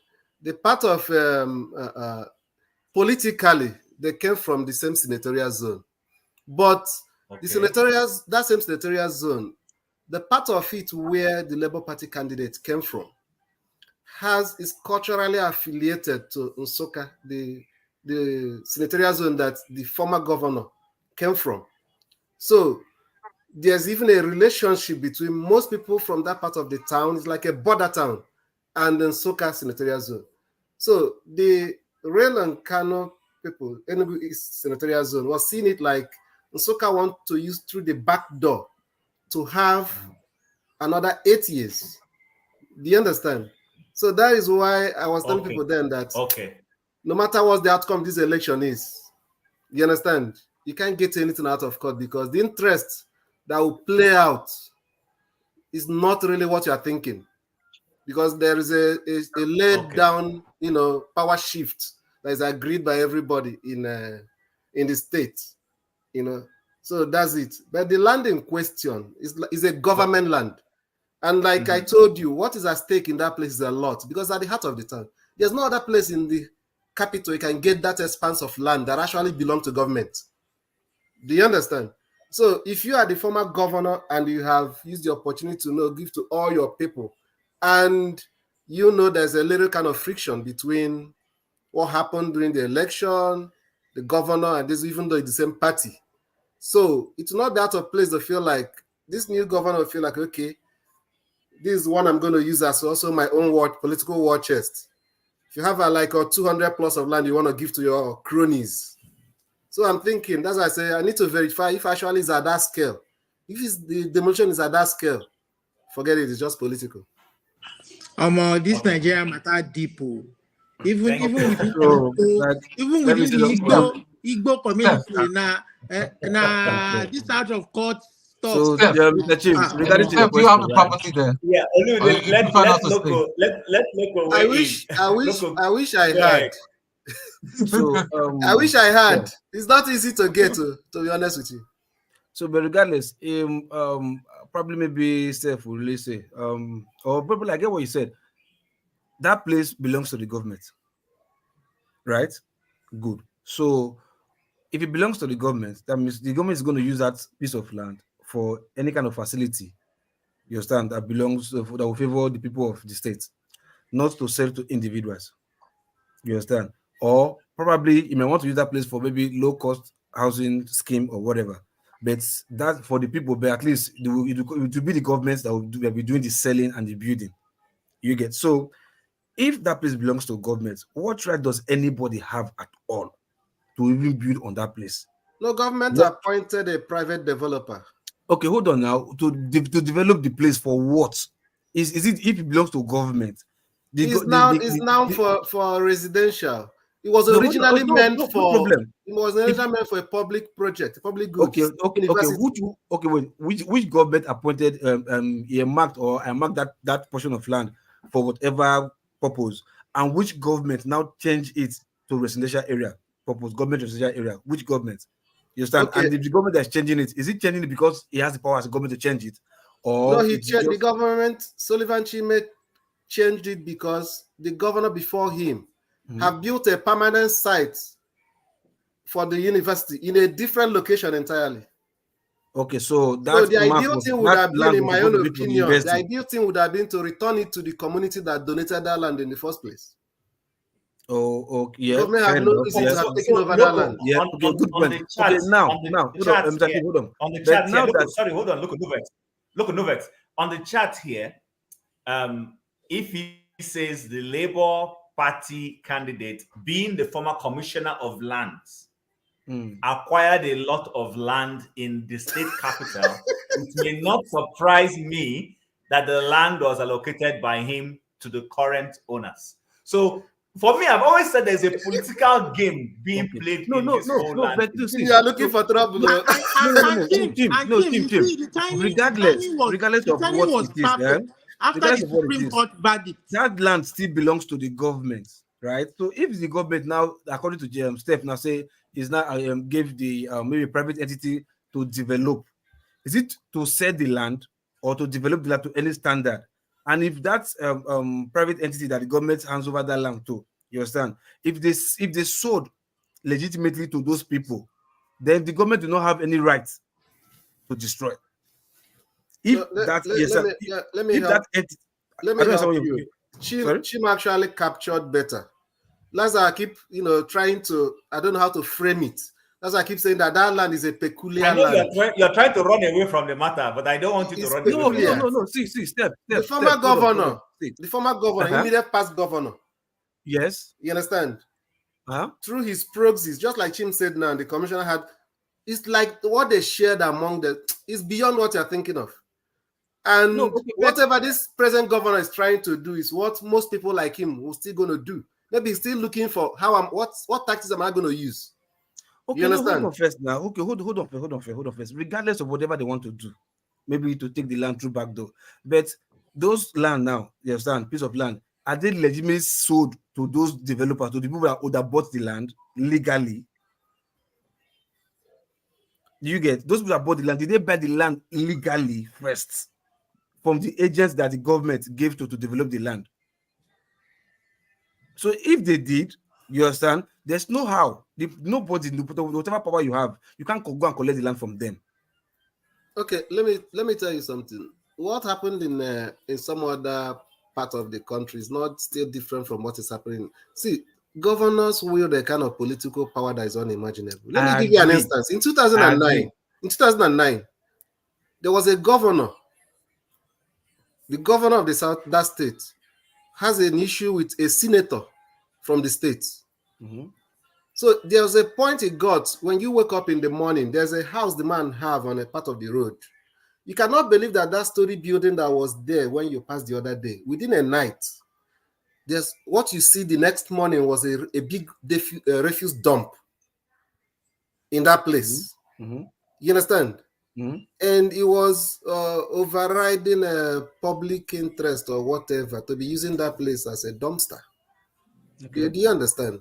So I know you want to go into what is right or what is wrong. I'm not justifying anything. Exactly. I'm just trying to give you an insight so that when you want to talk about it, you understand the background. You understand? So in a nutshell, the government is just oppressing them, not that they bought illegally. The greatest of people that have been oppressed, that I want to explain to you, is the original owners of yes that or land. no? I don't know. Can you? They are. Answer you. They give me yes no, or but no. that's the truth. Exactly. When the government take up your land, said I'm going to use your land to build university, and you're happy to give the government the land. It was like, okay, where are we going to build this university? Come and take our land. And at the end, the government went to another place to build the university. Why do you still want to allocate my own land to other people? Okay, fine. So probably local, technically I have your answer. So the you government is understand the point oppressing he's them, making now? but taking their land. Good. Okay. I got your answer there. No, local. There are two things. There are two things here now. There are two things here now. So local, originally that land, this centenary land where we talk, was allocated or designated for building old Anambra State University. In the old Anambra State before Enugu was carved out. Now they didn't build that university. Then the place was left fallow. Then in 2009, when Chimaroke became governor, Chimaroke went and moved the permanent site away from this place and moved it to a new place and built the permanent site there. So Steph is saying that the best thing to have done was to return the land now back to the original owners. No. Since Government is a continue. You understand? Government is a continue.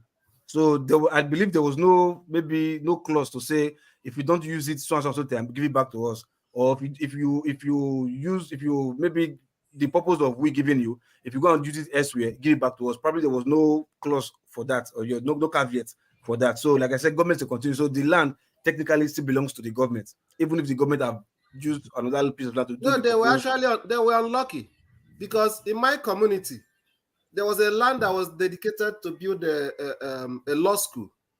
And at the end of the day, the federal government did not use all the land. And they wanted to begin to sell the remaining. The community went to the court.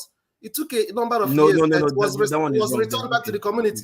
Yeah. You take people's land for we want to do AIU, now decide not to do it. Begin to share it. As if you lie to us to get who you are giving it to. Are there more citizens than me that owns the land centrally? I think this matter, this matter is supposed to be a simple one, similar to the demolition of properties that were on canals. If the land was not built on a legal ground and on a legal basis, then it should be torn down. You shouldn't go and build in a place where you are not sure is clear for building.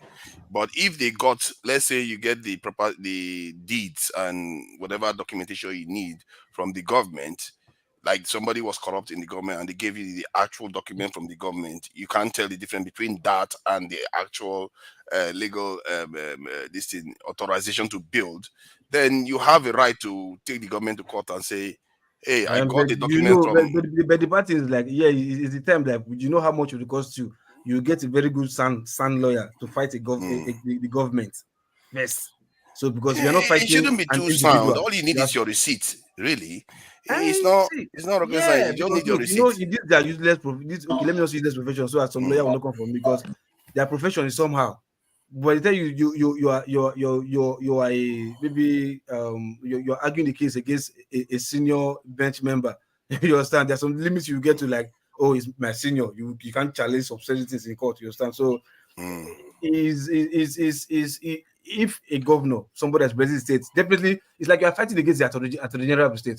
I understand that, but if that happens, then you're gonna have a serious problem on your hands. Exactly. Because people don't take lightly to losing their properties. And son, not be beans now. See, if you are son, you are defending what is wrong, then I'm not sure what kind of son you are. Point is that not today. I think hold on now. If people are feeling a kind of there's an injustice that is being done, no matter how son you are, no matter who you are, they are going to seek a form of revenge, because you can't just go and destroy somebody's property when they legally got their documents from the local authority.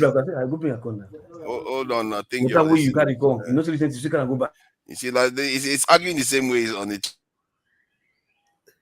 Why are you muting me? This one is busy muting. Yeah, it's like you're not putting anything inside. New government. There's a new government. I was trying to He's muting everything inside. him. No, I was trying to mute. No, I was trying to mute Yeah, I him. know, I I didn't know know. it was you I touched. That's what went wrong. Go ahead. So I don't think that You were saying something. Go on. Yeah, if somebody decides to challenge make a very fair case that they got no, it's because they were muting everybody. He muted me too when he was trying to mute you. So, but if say the case was that the person got the property legitimately, in terms of got the right permissions, everything, you can take the government to court and say, hey, you can't do this. You have to compensate me if you want to demolish the land, because I got the authorization from your institutions. And if that happens and they refuse to compensate that individual, then they will have a problem on their hands, and you will have those people will be justified to have problems with the government, because the government now has cheated them of their hard-earned money, and the authority, and with the authority of the government too, because the government gave them the authority to build. So you can't cheat people like that. That's where I will support KJ on. But if those people got their deeds through shady means and it wasn't even authorized by the state in any way, and then you have lost. You shouldn't even build. Why would you spend millions building a property when it's not this is legally authorized? That's silly, really. It's stupid decision. For fathers, there's a little area I want to disagree with you. I think the question is not even if they have the permission to build. The question is, did they got their location legitimately? If they get their location legitimately and they completed it without the normal authorization, I mean, paying to the State Capital Development Authority, the worst you can do is to take the property from them. Why would you demolish it? I personally, I find that a little bit strange. Why would you demolish it? No, I said the same thing yesterday too, because I don't understand why they have to break the buildings down. Sometimes they want to rebuild the entire area. Maybe that's why they are doing that. Because it seems very wasteful. I think that I think you will not have a case if it's like as if you are seizing their property. You can only give them time to remove, just because I think what court says is remove the property from that land. They can't even tell you to destroy the property. No, I think the court term is if you don't own the land, or if you don't get the approval, if you didn't pay the development levy. No. Assuming you are wrong, the land doesn't belong to you. There is forfeiture, but there's a law on forfeiture. You can forfeit that land, that property, and it becomes government property, and government can auction it. I think that forfeiture is what Fofodas is saying and Steph is saying is what I have been arguing. Why are we demolishing buildings that spent millions when you can also make money out of it as a government? Exactly, you can rent it out even whatever you want to do with it. Wait, wouldn't it be somehow if tomorrow now they don't destroy the property and today's government, you understand, took it from you and give it to somebody else, then tomorrow you that they took it from today will not be the governor in the nearest future? Would you take your property back? You know what I'm telling you guys is because I don't think it's still a reason to destroy it. That's still corruption. You're not going to take your property back. That'll be corruption. This property in question is because of where it's located. Where I built my house in Enugu. Of course we know. Where I built my house in Enugu. The developer then told me that if I don't have that for 450,000 to pay, that what he do for some other people is that they build only weekends and public holidays. Do you understand?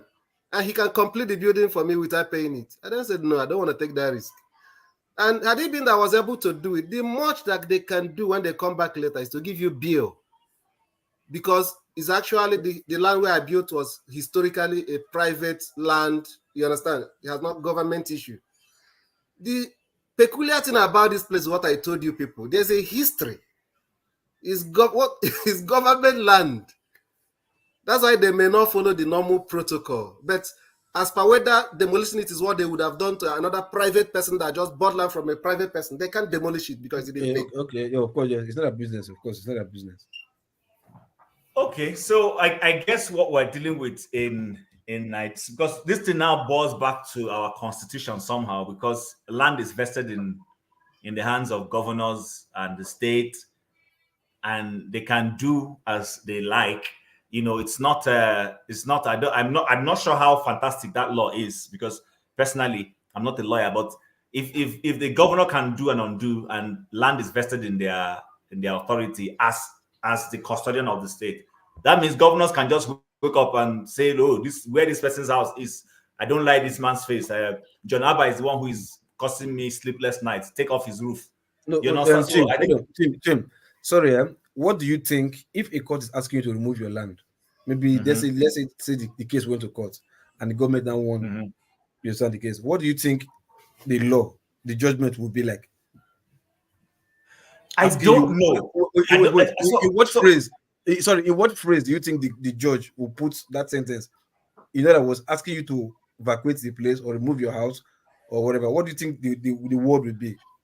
Okay, so here's my understanding. If the land, if it is not a canal, if it is not the right of way for an environmental issue like canal or whatever, and it's just that not supposed to be there.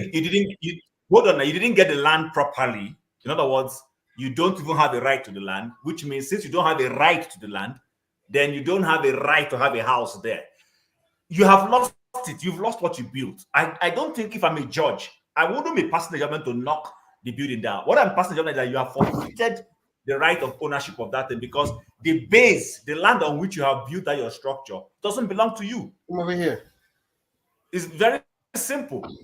And I don't think it's the individual that is even knocking the house down, because what you would say is that the person who has lost the land is one who is saying, okay, since I've lost the land, I might as well knock down the building I knocked on it. No, it's even the government now that is knocking down buildings. I find it strange. I think it's like everything they do. The Nigerian government is very destructive when it comes to things like this. They choose to destroy things when they don't have to destroy it, because it's just their process. For some reason, I'm not trying to play devil's advocate here. Had it been it's not the government, it's an individual. Maybe land is between me and you. You understand? And you want to build on my land, and will not have a case in the courts. What do you think the judge will say concerning that land that you built on that is not your own? Do you think the judge will tell you take the land or knock the land out? The judge wanted to forfeit it. No, but the judge will be telling you you have forfeited the land. If you have forfeited the land, you have forfeited the building. That's what it means. No, So, I think. who do you think is going to knock it down? No, Who do you think will I knock it down? have a friend of mine that have a similar case in capital in Makodi. And they went to court. You know the way Nigerians operate. The owner of the land sold the land to two people before. Yes, and one of them already built on it. And the first person that he bought the house have all the documents, and I don't know whatever he gave to the other one. And when they went to court, I think the judge said the first owner that bought the thing, that the date was the right one, have the document, he should take he awarded him, he won the case. So what they did was, in the spirit of unity, since they already built on it, they asked the other guy to buy it back from him instead of demolishing or let go. But that was the way they settled it. So the guy now went and bought the land back from the other person. But in the terms of where we are talking about building a private land and all of that, or government land, and there's no paper for it, or there is somewhere and they demolish, court will always going to order demolish. They won't say keep the house, even though it may not be economically right. But that's what court. That was because I was telling you. Court use demolish. Yeah, it's demolish. That's what court use demolish. That's interesting. That's why I said, how do you think the court put the phrase? Court use the word demolish. That's what I was trying to. That's why I was asking that question. They use the word demolish. That's why the government. At whose cost? Huh? Who is given the responsibility of demolishing the property? No, that's the judgment. So they can tell the owner to demolish, and the owner might say, "I'm not going to demolish." Then, if you that owns the land, if you want to demolish, you can demolish. So that's why the government is taking The pleasure government to always order, always go to demolish. any cases, even the one in Lagos, anywhere that there's It's any always dispute demolished. like They that. can't. What They if can't it's, resist what if They it's will say possible? this What and if that. it's Yeah. possible to move the house away? How do you move a house? See, I'm just asking now because I'm trying. See. I'm trying to find out what is If you can behind the move the You're house, decision. going to uproot the You can house? move the, yes, it might be the possible. court will be You just happy to never ask you to know. move the house. We'll If figure you a can way move out. the house, the court will be happy Yes. to ask you to move If the you house. can You know move why? it, move it. Yeah. You guys will be happy to. You know why? Because it will serve more convenience for the Presently, person. even presently, yeah, I'm Told me to say facing. something. Go ahead. Yeah. Presently, I'm having the same stuff in my town, because I had a stepmother that was doing all sort of funny things, but she's deleted herself now. So she caused a lot of problem. So, because when it comes to land in Igbo land, is a very, very personal thing. And that part of furniture is where we don't sell. We don't just sell. But this woman went on, because at that time my dad was not too well, and she went and sold it. Now the house has been built now. Even the man that built the house is dead now, the children. But I'm going to take some action. And what I'm going to take some action is that part of where that land was built, my mom's body is lying in somebody's in somebody's gate, as it is. My brother has been mad and all that. I said, listen, there are some battles you don't have to just go just because I'm an ex-soldier. I could easily go there and all that with my guys, but I don't want to do anything illegal. But I just want to have enough money to get a very sound lawyer, and I know I'm going to win the case. Is no issue, because number one, my dad was indisposed as to when that land was sold. And being the first child of the family, at least I should have known about it. I had no part to play. They don't have my signature and all that. So when it comes to land issues in Igbo land, as a matter of fact, is a very, very, very bitter thing. I mean, you find two brothers fighting each other bitterly. So land issues is it's a very, very touchy subject in Igbo land, even more than Yoruba land. Go. I think it's a touchy subject everywhere, Okay, because so even when I was reading Machiavelli, that's one of the areas he says they never forgive. People don't forgive if you steal land from them. No, I'm telling you, I'm just trying to shed light that even in Europe, they Okay. feel very strongly about these things. So it's just true. My question to Tony is that, yeah, do but you guys have a local have a paper for it? Yes, we do. And when your stepmother sold it, he didn't provide any legal document to those people? I don't think so. She thought, well, what can this guy do? Because she's a very she was a very, very, I don't want to use anything negative, but she wasn't a nice person at all. And a lot of people feared her. But I'm the only one that I'll just be looking. Because she tried everything to get me out of the scene, because I was the only person that she saw that was a threat. Because we're the very few family that have a landed property, and it's on the major road, on Oka Road, just on Oka Road, So for those that know Onitsha, so it's so. But I'll deal with that, because this I land thing personally, is not this. my ahead. mom's Complete your going to statement. just buy somebody's Go on. grave, and I think she did it to spite the memory of my mom. I don't know why she did it, apart from even where my part of the land again where my grandmother used to live and all that. She sold it, so somebody had demolished that and his buildings. So I will not contest that, but that was spiting my mom's memory that at my own time. But unfortunately, the man that bought it, I know, should know better, but he's no more. So, but the children are just going to bear the brunt, because when I get that judgment, I'm gonna pull that building. That is a big building. I'll pull it down. Okay, so what I was trying to say is, if you go to Kenya, land is a big deal. Kenyans, that's part of, the way we fight over oil in Nigeria, oil well and everything. In Kenya is land, because they are more into agriculture. So the land you have is for agriculture. it's for industrial development and all that. So you find that they are elites, just the way our elites are, when we get corrupt elites, they go into other national assets. The biggest national asset in Kenya is land. That's where they grow. Kenya is one of the heaviest producers of flour. All this flour that people give during Mother's Day and give for events. Kenyans grow huge number of, and of course it's on land. You understand? So agriculture, the same thing. All the tea, all the agricultural produces is all land. So that's why you see them. They can kill you because of land. But I was going to say, we've discussed this one. The kidnap of the girls in Abuja. I don't have the full story, but if anybody who has a full story can help us with it. I heard they've been released. I don't know all the details. Was ransom paid and all those things. So I don't know who wants to go ahead and give us an insight into that story. John, perhaps you have something to share. According to the local source of a lady that I know live in that area, I think it's within the family. They suspect that, and the house was a big house outskirts of the town, that little town in Abuja, and actually, according to so many, they say that they forewarned them because there's a lot of killing has been going there over the years in that local area.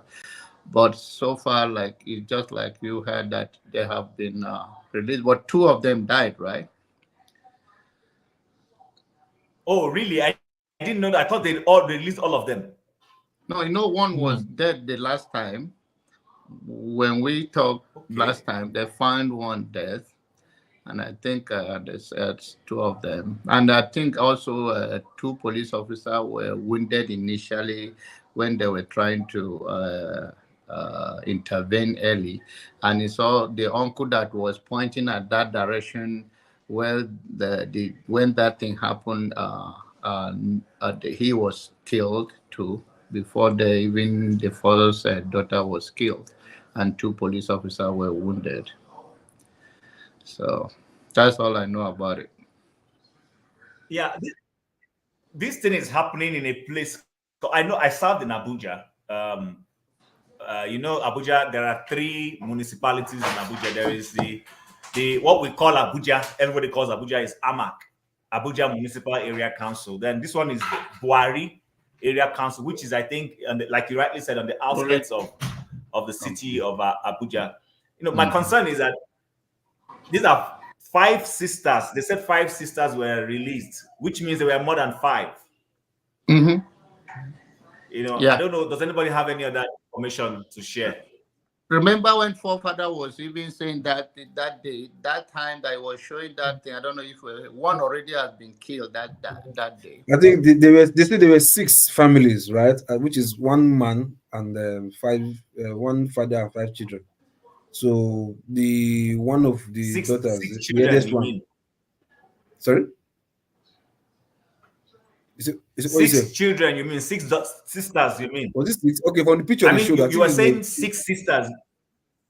No, I think from the picture I saw, I think it was only 6 girls, 5 girls that were there anyway. From the picture, the dad with all the girls, it was only the dad and 5 other girls. So probably maybe there were 6 sisters. There were 6 sisters originally. But from the picture I saw, it's just the man and 5 girls. Maybe there was another one, smaller, or maybe inside. I don't know. So, but like say, but they released the father to go and find the funds. But before he could get the complete balance, the complete money, I think they eliminated the first one and asked them to go and identify the body at one junction. So it was remaining 5. So maybe it was the 5 they released so far. But the other person that died again was another family, 2 other girls, another family, not with the same family. It was another family that they added to her to make 3 that they dumped their body somewhere else.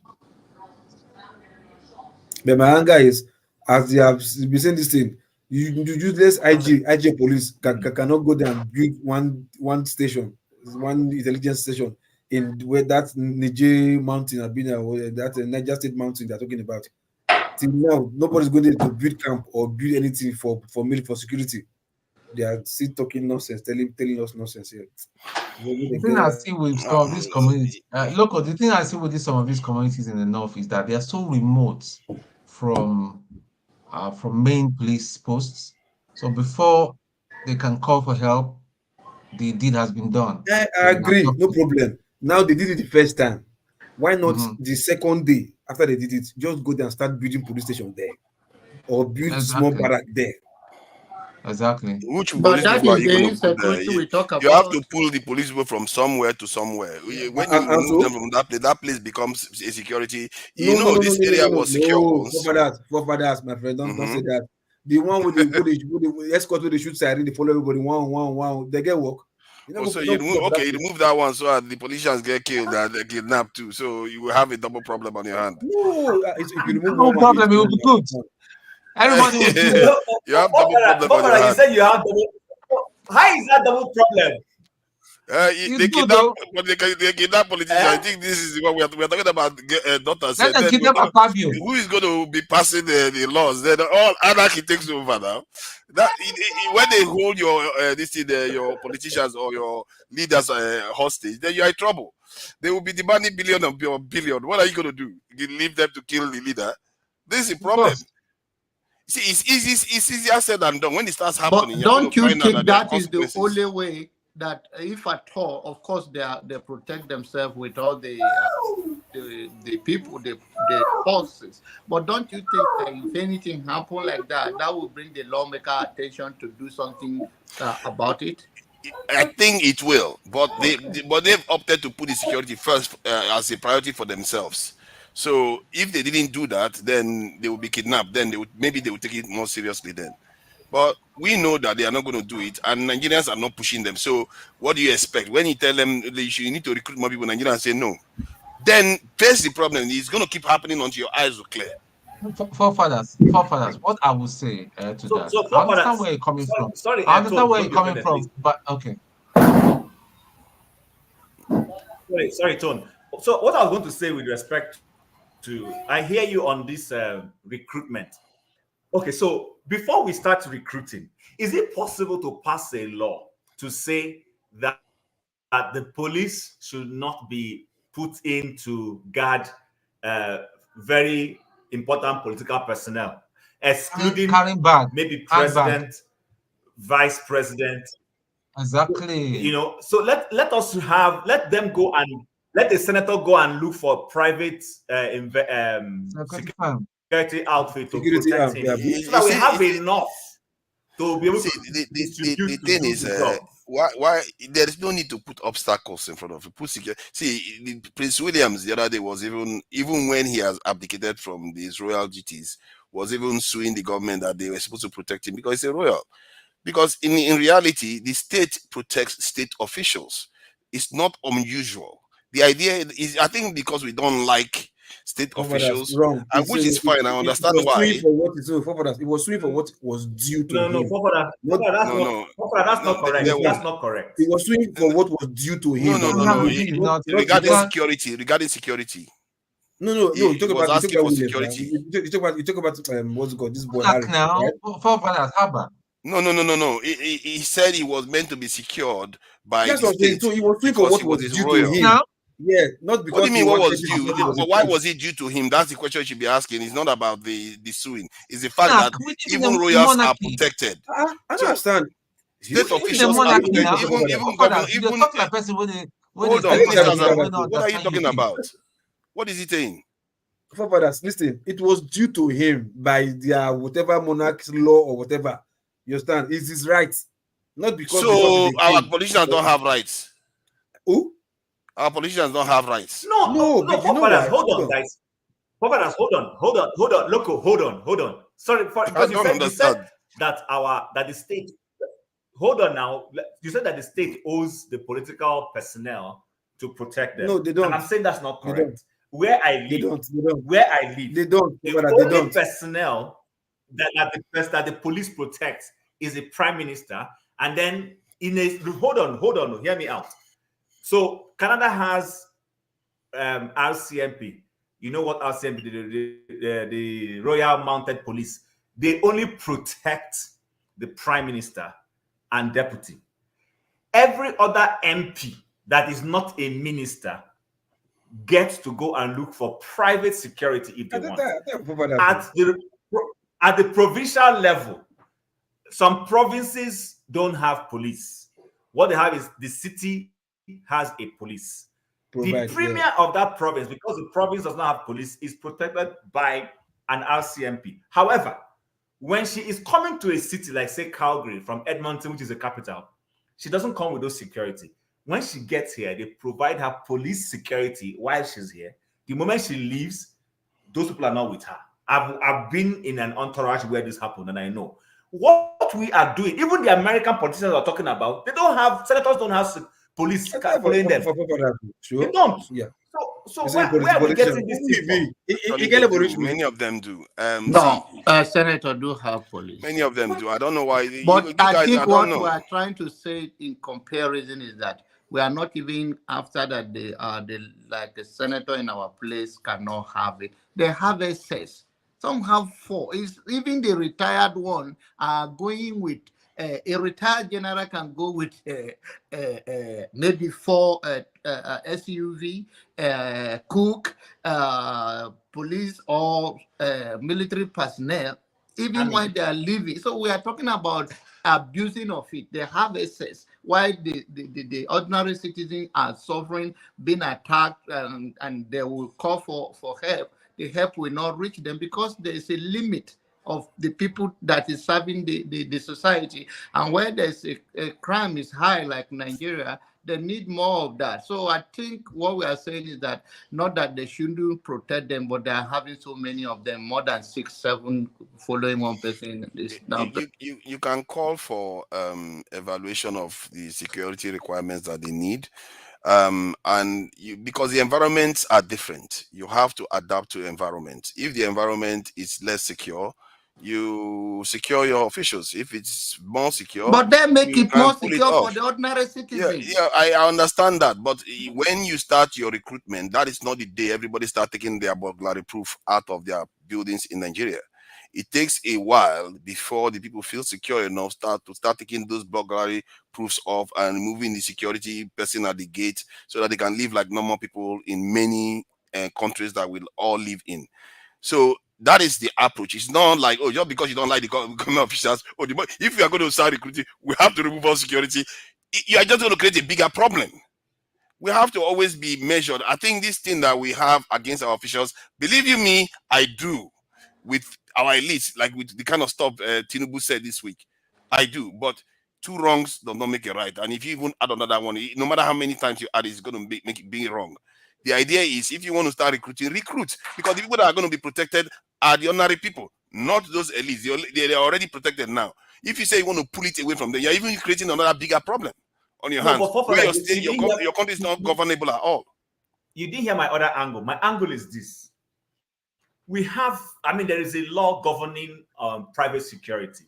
Go and get private security to take care of you and allow the public police to take care of police and do the normal job that they have. Why would you prefer a private security that doesn't have loyalty to the state to protect state officials? Why would you prefer that? No, but you're not supposed to. Like I told you that American senators don't have police following them. American senators, they have there's no American police. They just like American police.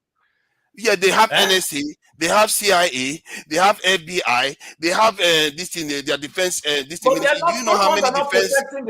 They're not protecting the senators because they are making sure people don't even need burglary proof in their houses. These people are so secure in their nation. Generally, you can't compare them to us. This is why. Okay, they have 2 heads. We have 1 head, Abi. No, we are not in their space. You have to adapt according to your situation. Father, you are right about that. But what we are even saying, my own case is that they have access. So there's no need for one senator to have up to 6 police protecting them. That is what we are saying. The reason why sometimes I sympathize with that is because sometimes most of us don't understand the threats. Okay, what then it make takes. the threat. Do you think there is? Do you think that No, Nigeria no, really I have think forefather is jobs? right. Forefather is right because our political elites don't even have. They need You have to protect your leadership, otherwise they they will need cover for other bulletproof people. cars and a vehicle that cannot durable enough to withstand potholes. Stuff like that. See, Forefather is right. ask yourself, if you are the one that is about to work for your people and put your life on the line, you are going to just have it so that you are unprotected. Remember, the forces. Do you know Let that me there are finish my point. Forefather Can I just spending such Actually money? said that you're right. If I'm the not road even is saying bad it. and the solution is to go for a vehicle that can withstand the bad road, there's Let, insecurity. let The me solution finish is my also to use point. the I little don't ones who even have to talk for protect 10 themselves. seconds. Everybody Guys, flares hold up. on. Why do people get triggered by this? Let him talk. Jesus Let him Christ. talk. Hold on. Go ahead, See, forefathers. you during the weeks you've heard about how officials of states are getting assassinated, and they assassinate scientists, they assassinate drone experts, they assassinate people, the people that are important to the functioning of a state. We don't understand the first world conflicts that are going on, because that's why we see things like that, like as if, oh, you just remove the security guy, it's okay. No, the threats your leaders face are real. So They are not gonna, what is the importance of these leaders to us? hold on. If you get good ones, you want to Forefathers, protect them. what about the threats that ordinary citizens face? The threat that ordinary citizens face on a Let me daily finish basis. my point. Let me finish That one my is not point. real. Hold on, let me finish my point. See, this is why our leaders die pathetically. Look at this in Martin Luther King, Malcolm X. He was just died on the Mutila Muhammad. He was just shot on the side of the road. Hold on now, he was shot on the side of the road. The same thing with Lumumba. If you don't protect your leadership, you just be lamenting, generation after generation will be lamenting that we had a good leader. What happened to them? No, because they didn't take security seriously. And you guess what? The people don't even understand it. If you don't take security seriously, you're not going to get good leadership. Nobody's saying security is No, not I think right. forefather, you But have what I'm I telling mean, you you is are this, right? entitled to your See, version. to But tackle what we are security, saying, security in Nigeria and, is It's easy. not my version, it's the version of the world out there. The ones yes, that but we have not fully made use of them. The ones that we have, that's Nigerian's problem. So if you're asking for more, it's like we have, and we've seen that there are even excess in number.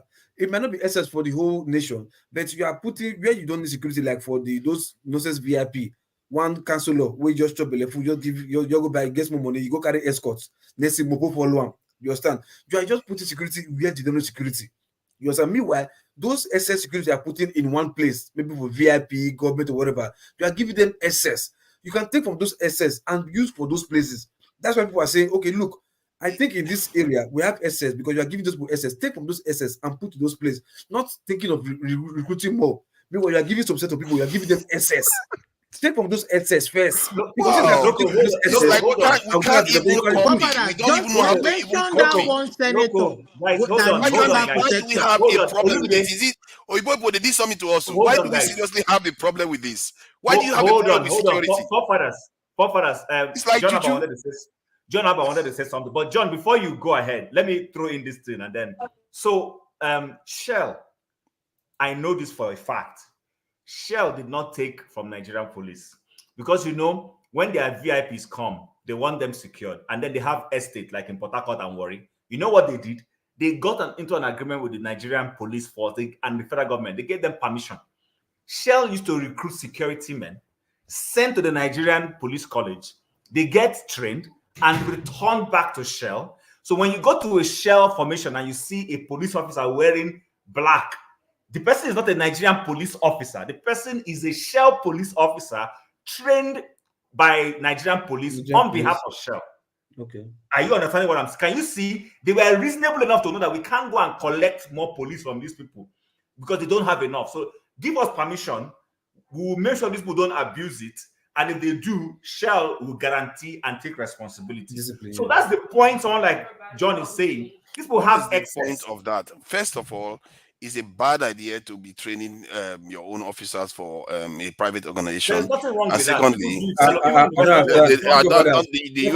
the US government trains for private security. Yes, the government army doesn't pay that for you have private in the country, security. what are they doing in the oil facility? Is it not the federal government They are protecting national assets. They are protecting national assets. You see, 80% of the Nigerian force is used to protect national assets, not Shell is even an asset. individual. Shell is an asset to the government. Yeah, Anyway, including oil wells and John, other, let John go including ahead. oil well and John, all you the were trying to rest. say Shell is an something. asset to the government. Okay, once again, forefather, there's nothing wrong in recruiting more security officers like police and the rest of them. We have a civil defense and all of those people. What I am saying in excess is that if the country is safe, they don't even need that much of protection. And the only way they will not make it is for people to be employed. There's no excuse that anybody should be a kidnapper. But the level of poverty and desperation are the one pushing these people. Because of that, we need to make sure that the country, okay, these are the same people who have bulletproof right cars, and so that reduce their danger of being assassinated or anything. Any one of us can be in that position tomorrow. So we are not advocating that they should not. We are saying they are abusing it. They are using it to protect themselves, while ordinary citizens are dying like a chicken. And what are they working for? Are they not for the very people they are working for? I fear that I've wasted a lot of years if we still don't understand what I'm trying to talk about here. The issue has nothing to do with individual security. The issue has something to do with national security. If you don't have a certain level of posture of people protecting your country, forget it. These results you are seeing, actually, I don't know why These we are people surprised. protecting senator are protecting the national interest. Now, you see, now you just mismangled what I said again. How can we not understand it? When I said the ones you have are too few already.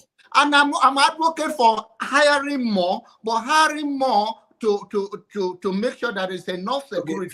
But we're saying what we have right now, they should reduce it until they hire more. What we have right now is already giving us the result we are getting right now. It's giving us the result that we are seeing. It's not going to be any better. Do you think there's any excess of policing with anybody, any sector, whatever, like excess in that place? Assuming we don't have enough in the country, I agree, right? But do you think there's any excess of policemen with any VIP, particular person, individual, or group of people? Of course, there will be excess somewhere. Hold on. Just at random, there will be. Okay, hold on now. So you don't think, no, not random, too many.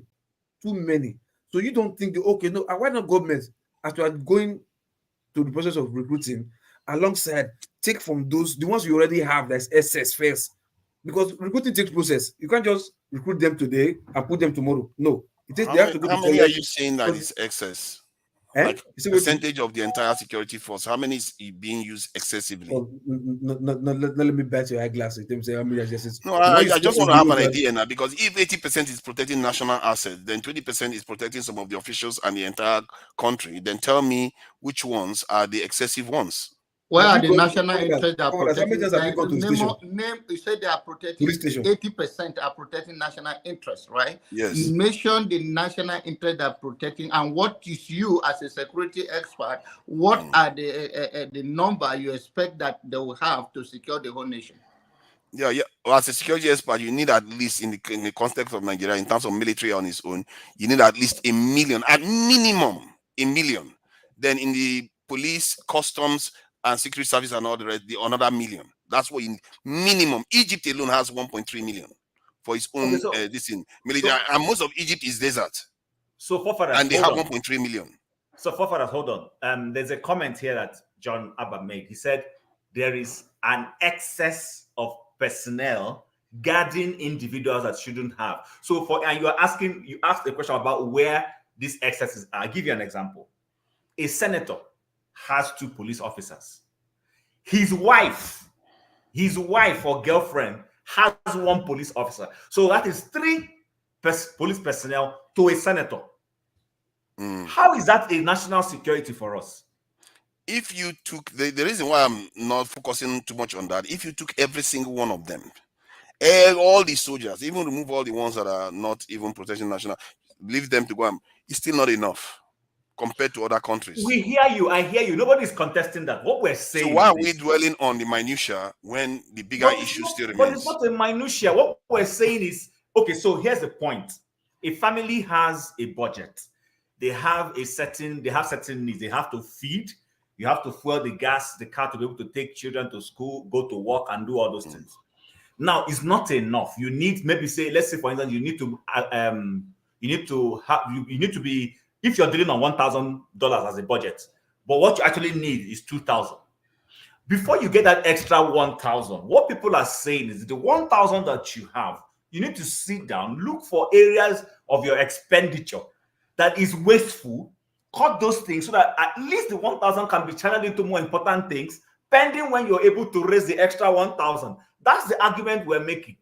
If The argument you are making, the argument you are making is similar to the arguments I hear all the time, creating problems for every solution. You guys don't understand forefathers' position. Let me finish my point now. Forefathers said, suspend every other expenditure. Fix your security first. Yes, if you fix it, you're going to find that every other part is going to be fixed. Don't eat. Don't buy clothes. Don't do any other thing. If you are sick, don't go to hospital. Fix your security. See, Steph, I don't understand what it takes to get you to understand this. If other nations are doing the same, making the sacrifices for their security first, hold on, can we? This is kind of so that you see, we Nigerians are the worst black people on earth. We never learn. Even when somebody is telling you the results of other nations, you refuse. Nobody's asking to learn. you not to recruit. Okay, nobody's saying no, don't recruit. Nobody's saying that. No wonder black people are suffering all over the world. These are the kind of Nigerians that are supposed to be changing it, but they are not changing it. They make excuses all the time. Not to recruit. Why we are suffering all over the world in terms of security, because we have corrupt security people, the personnel. Oh yeah. Period. You understand? At the top of it is Nigerians. Hold on. Sitting That's there, the first reason. Exactly. blocking your entire black race. So hold on. Not Fine. even the number of the security strength. That's even the main problem. Is the corrupt, the ones that we have is almost 100% corrupt. That is the main problem. Not even the amount, the strength. You understand? So what I'm trying to tell you is, like, in as much as you want to recruit more, nobody is asking you not to recruit. You get my point? No, because you can recruit more. Hold on, you can recruit more, and at the end of the day, all of them will still be corrupt. We'll still fall back to zero. See, you know what I say? You know what I say? You still fall back to zero. See, So, like, hold on. look. It's the change of mindset first, right? If you can have a few ones, hold on. Let's say, hold on. If you can have a few that is doing well, doing what they're supposed to do. Learn. If you recruit more, others will follow. You understand? So the ones that we have now, the essence of it, like Joe just explained to you, take the essence, take them there. If we see that they are overwhelmed, overpowered, or whatever it is, then you can say, okay, they are doing well, let's recruit more. But we are telling you that look at where the leakage is. You are saying, no, we don't have enough water, so we should buy more water. Meanwhile, there's leakages. You don't want to stop the leakages first. You want to buy excess water. That no, this country they have excess water, so we should buy more water. Meanwhile, the tank is leaking. You don't want to do. No, I think what should you do to at least to save the little water I have? Let me first of all stop the leakages first. Then before I go and get more water, you are saying no. Why the leakage is there? Get enough water. Other countries are having 1 million metric ton of water. You get enough water. Why the leakage is still there? So you have to look at, yes, if as much as you want to get more water, at least stop the leakage. You understand? So as much as you want to get more, no vex. Forefathers, you live in the UK, at least I know that for sure. David Cameron, when he came into office, I remember there was a little economic situation, and they cut certain budgets. I remember they used to travel first class coaches, and they asked MPs to cut down. He even cut down on his outriders. I remember he was the one who cut down on the number of outriders he had as prime minister. It was David Cameron. That story was a big story. He cut down on his outriders. Remember, outriders are part of security also, and they asked MPs to cut down on their on traveling first class. That's what we're saying. We're saying in an economic situation, in a situation where you are trying to arrive at a solution, you haven't fully gotten all the indices yet to be able to solve that bigger issue. There are some immediate actions you start taking. That's why it's called short-term decisions. Cut down on those things to say you're serious, and then channel those excesses to take care of the larger population. For instance, these people that were kidnapped, if there was a close-by police station They would have been able to quickly do something, but there was nobody there, like you rightly said. Where are they going to move them from? But we have these police officers not doing police work for the public, or they're there carrying Madame's bag, carrying the bag of a senator and all those. That's what we're saying. When we don't need those things, move them to where they are needed. That's the point people are making. Okay, let me add You this. can Let me work and add this. chew gum at the same So time. that you And can look first. See, the idea behind security is that better to have them and not need them, and than to need them and not have them, because you always have to go for having them first. You see, I personally, you don't understand how vital security is. Before you worry about corruption, security first, because the end you will be alive at least. You will be alive at least to argue about corruption and about all the rest. What we don't understand, you will be alive and free. If you don't have security, everything you're working for, that is what is happening to us today. Because we think we know what is happening. We don't own our country because we don't have it. We never really took over our country. The people that we are serving are the ones that own it. This is why we are acutely poor. If you look at Gaza, that they are bombing right now, if you look at, they are bombing in the hospital, the buildings, but compare that to Sudan alone, you will see that Sudan is like 100 years behind. This is how bad our situation is. We don't even realize it. Just look at the vivid nature of the pictures, the difference, how poor we are. And you think this is a joke business. What we are facing here is an existential issue.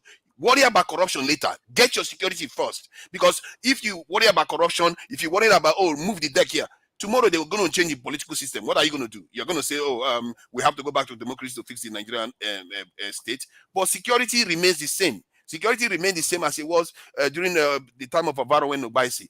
It's essential during the time of Oyo Kingdom. It's always been essential. If you don't put that, if you don't restore that back in place, protect your leaders, protect your people.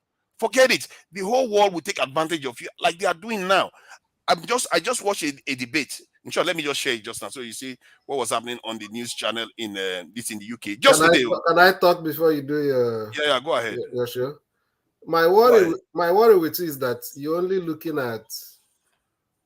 You can't be playing video and asking me to talk. No, I'm not playing it. Go on. Okay. My worry with your aspect of security is that you are focusing only on one side. Increase the number. Have you ever worried?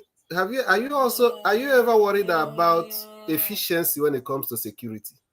Yes. And that is what some of us are arguing about. The Nigerian police that we have today, because when we talk about internal security, I'm actually focusing more on police, not even the military you're talking of. Are you also worried about the efficiency of what you have today? They are not efficient. I think the first area you have to start, how do you make what you have efficient? A situation whereby you have only limited number of police people, and how many of what number of vehicles do they have? Those vehicles, sometimes they don't even have a fuel in it. They have to beg citizens to fuel the vehicle for them to go out. They are not even well equipped. They buy their uniform by themselves. They are not even well paid. With how much you are paying police today? You want to recruit more, paying them that same amount? What kind of result are you expecting? Why cannot you try and see how you can make what you have now efficient first? We are not getting the best from what we have. Let's see what is wrong with them. Why are we not getting enough from them? How can we make them more efficient so that if you want to build, you are building on something that is already right? You know what? I worry that we use that as let me say this here. We have SAS, right? We have SAS. Loco, let him play the video. Fafara, can you play the debate? Then we'll come back and continue. It looks like we are using a kind of genetically woven abhorrence for our own security. Let me just make my point now. Let me talk now. I let you talk. See, it looks like I don't know where it comes from. Now. I don't know where it comes from. Can I have my say? I don't know where it comes from. No, have your say, but I thought you were going to play a video. That's what I was saying. I'm going to play the video after I finish what I'm saying. Because I want to contextualize it, because all the argument that I just made just now, I wanted to just break it down to the fact that it doesn't hold water. Look at the UK. I just put waste in defense department in the UK. Look at that. 13-point-something billion has been wasted. We are talking about more than the Nigerian entire defense budget has been wasted in the UK. Now I'll go to this thing. So let's say whether they talk about waste when they are talking about increasing. This is just today. They're talking about their Talking about troops. efficiency.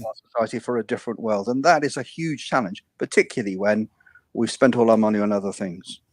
But the key factors, there are two things, aren't there? There's recruitment and retention, really. Key factors. And retention is not good at the moment. What do you think are the key factors in that? So you're right. The armed forces are not recruiting enough people, and they're not hanging on to the people that they've recruited. So they're getting smaller.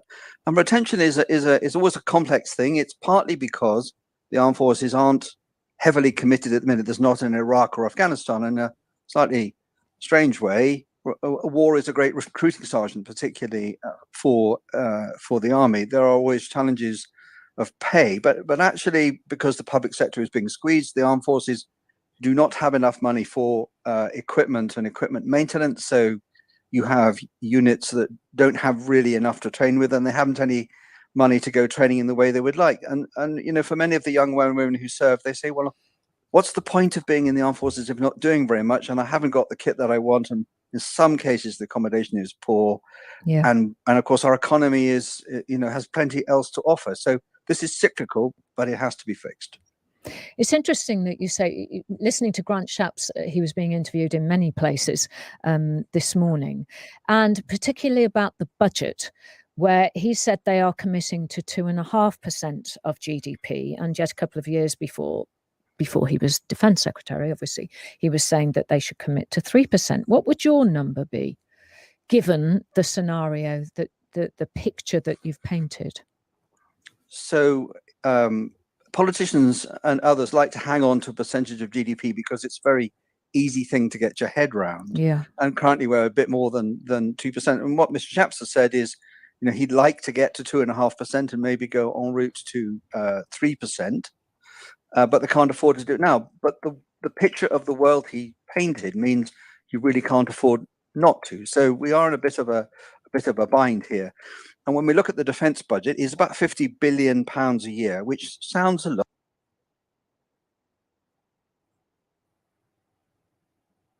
£50 billion a year.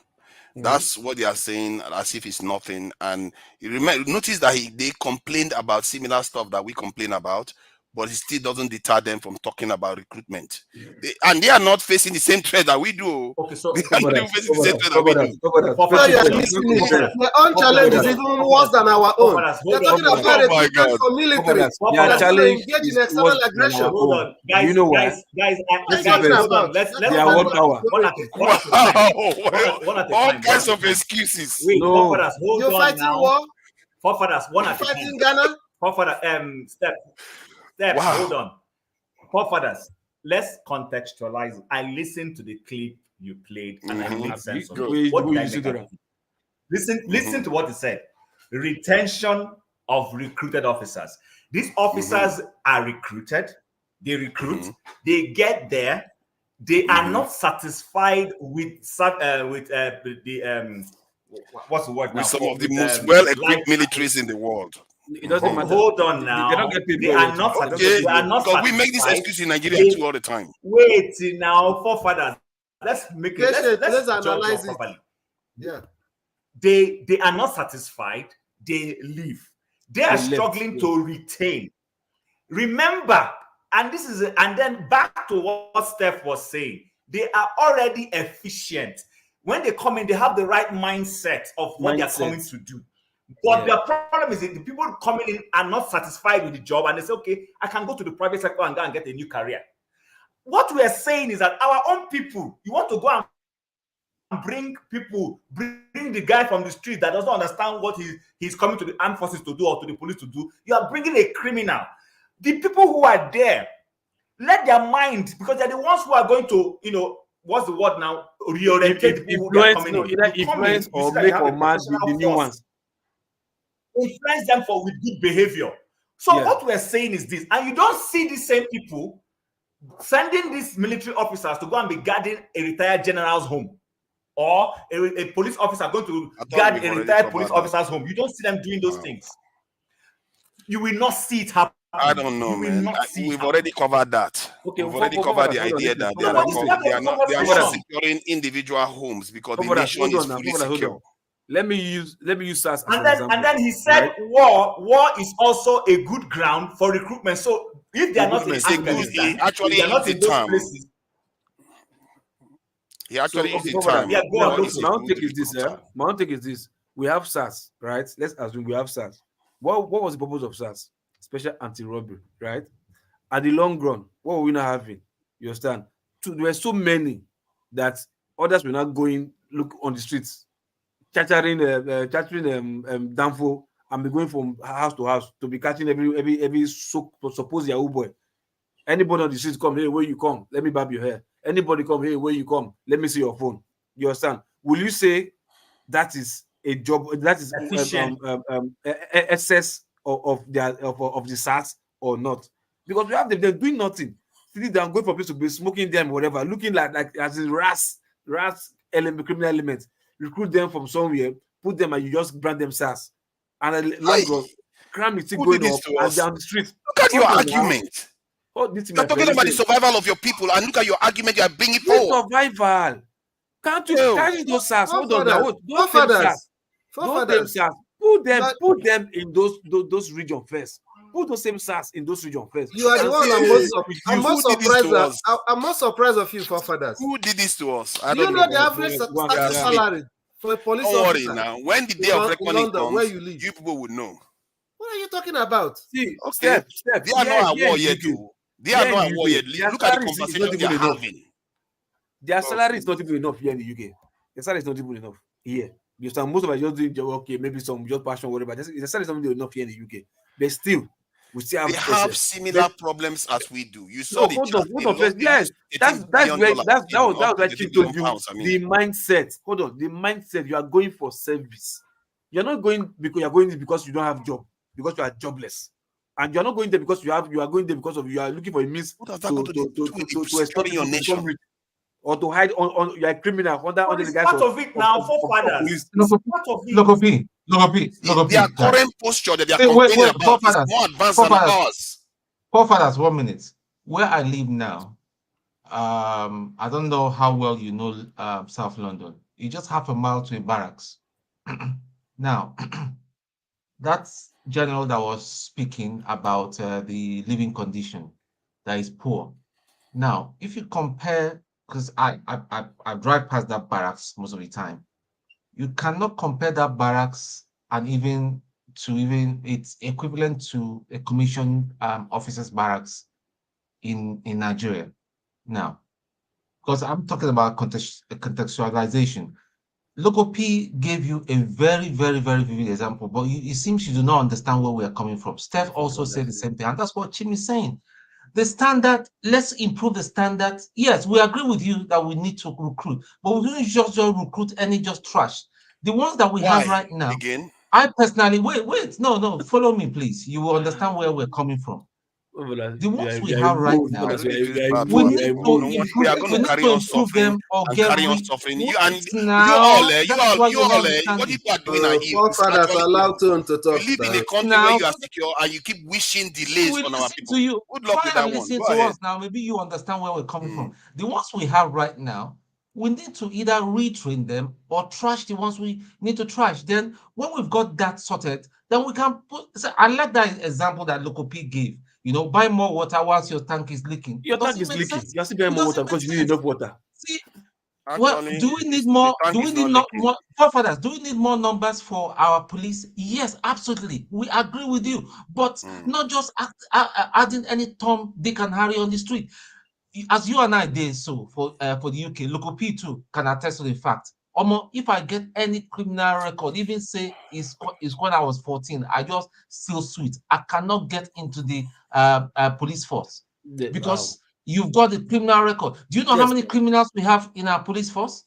My friend that was that retired as a one-star general in the. Can we just stop talking and look at that chart on the? Wait. There is theft everywhere for crying out loud. I'm getting fed up with Nigerians making excuses. This is the quality we're talking about. Oh my God! Forefathers, There is wasting everywhere. Stop making excuses. You can have if you have 1 million, not the same as theft. You can have 1 million. God. You can have, if you have 1 million rogue policemen, it's better than having 10. Is it not better than having 10,000 professional policemen that have good ones? Yeah, good ones. I can live with 10,000 good policemen. I live with 1,000 bad policemen. I'm handing over to you. I need to leave. All right, yeah, that's fine. Don't worry, I'll make Hello, sure did you hear me? none of them. I can hear you. I'll make sure none of them have any say anymore. Anybody that talks nonsense to me henceforth shall be quartered. You see, especially you, loco. You that refuse to learn, you're going to learn by force. See, we have to deal with this. Okay, you know what? Let's swear to agree that we're going to go by evidence. Let's see where we end up. How do you mean? If you have evidence dismissing your argument, if you say, hold on, if you say there's a problem with the recruitment because you don't like the people, then they show you other countries that have the same problem but have better security posture than us, you stop using that as an excuse. If you say, oh, because you have listen, there's corruption in the defense forces, and I show you there are other countries with defense corruption, you stop using that as an excuse. Let's see whether we can whittle down all your excuses and find out what is behind all the excuses we keep making. Are we going to swear to agree to that?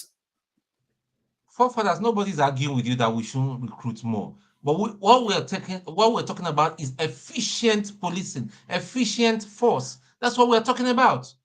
We have, you know what, as it stands right now, I actually think we may even have one of the most efficient ones. What we don't understand is that how can one soldier protect 1,000 people? How hard can that is hard to do, and yet they are managing to keep people. No, you know how many people die in America each year? 43,000 died last year in America, and our soldiers having to protect 1,000 people to one person. If they ask you to protect 100 people yourself, you are going to have difficulties. Not to mention 10 times that. So that's what our soldiers have to do. So when you say efficiency, maybe they are overperforming. If you subject the American soldiers to that, they will have problems. America is one soldier to 150,000. We are talking about national security. Keep talking about soldiers instead of talking about police. Okay, let's talk about police. Okay, forefathers, remember, this is one of the things that got you into trouble with Elvis the other day, that he shouted on you. I'm not saying it's correct. The way he threw you to the back, I'm not saying it's correct. But forefathers, you need to look at things holistically. You need to look at things holistically. We do not have an efficient police force. The police force, the training, the infrastructure, the equipment is not good enough. It's not up to scratch. Even Egypt that we are talking about, I'm sure if we look at their training, the equipment and all that, is way better than Nigeria. For us to achieve what you're talking about, let's not even talk about 1 million. Let's not even talk about targeting 500,000 police force. It will make more sense than what we've got now. But then what I'm saying is we cannot just allow criminals, people of dodgy character to get into our police force. And the training, even some organs that are there and all that shouldn't be there. They should be thrown out. That's all I'm saying.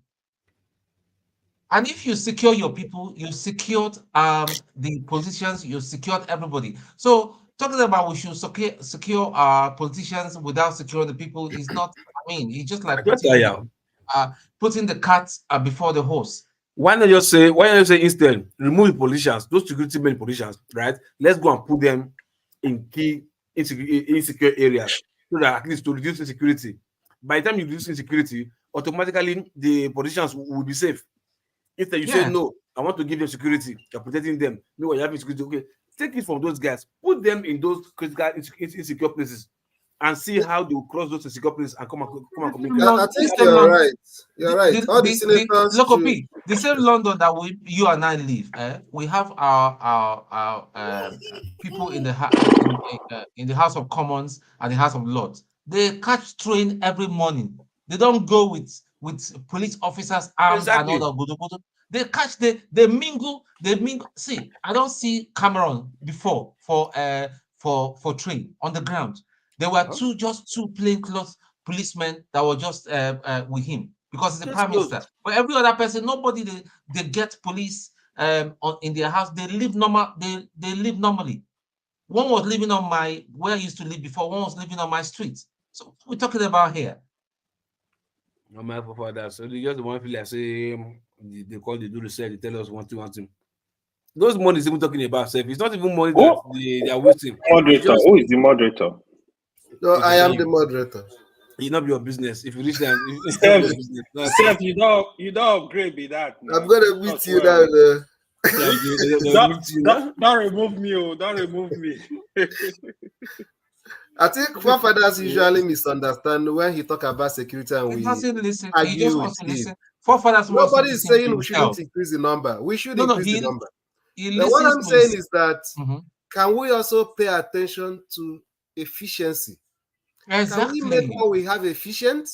Because if you have 300 and 300 is not efficient, adding it to 1 million, is it going to make it efficient? The same thing. It's not going to make it efficient. And when you have an inefficient police force, is it really going to achieve the security you have in mind?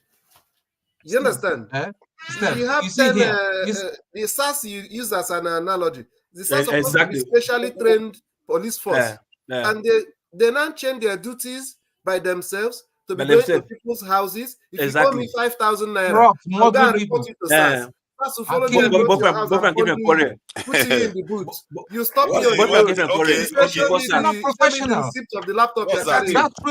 They are not trained very well. They are not professional. You see, let me just say something. I think there's this resentment that Nigerians have for the military, which is understandable. After all, I'm not talking about military. We are talking about national security. Talk about police forefathers. Okay, including security. Including no. I think I actually confuse sometimes military just for security. It's interchangeable.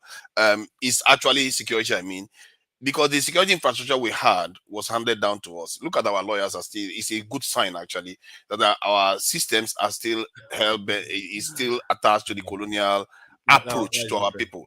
So maybe that is why we have this resentment for the military, but it doesn't mean it's the right thing to be doing, because other nations have done the same and fixed their countries based on this type of stuff.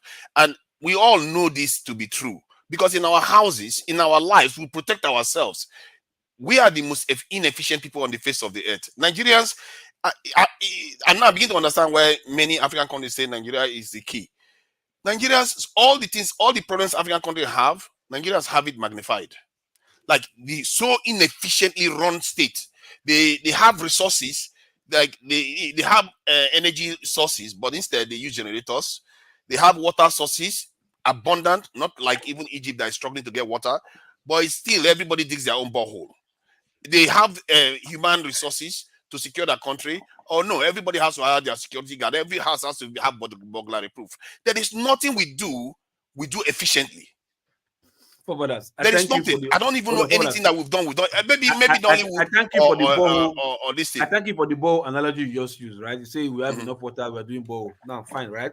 So would you say because we need water now, we should do ball? So we should just the government should just do ball everywhere so that there'll be enough water instead of reduce ball and just do the normality of supplying water to people. Instead, no. That is what I'm asking for. What you are doing is saying, let's do it ourselves. Let's worry about our own state. I'm saying if you do it collectively, that's when it's more efficient. That's why you have states. Instead of that's the idea of societies. That's the idea of manufacturing processes. Because if every individual is manufacturing every part, it takes longer.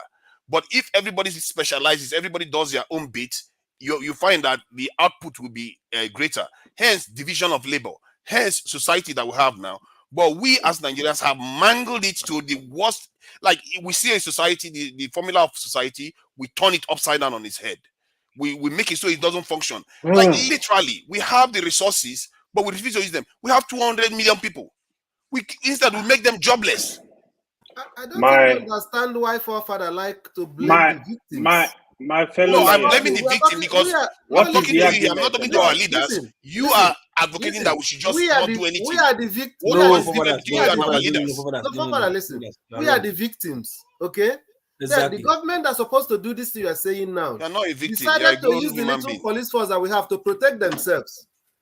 And we are saying, okay, what we have now, can you even make it to work for us? You say, no, we shouldn't talk about it, they should employ more. It can't work for us. Are we stopping them from employing more? If it can work for us, because you can't protect 1,000 people, why do you expect your soldiers to be able to do that?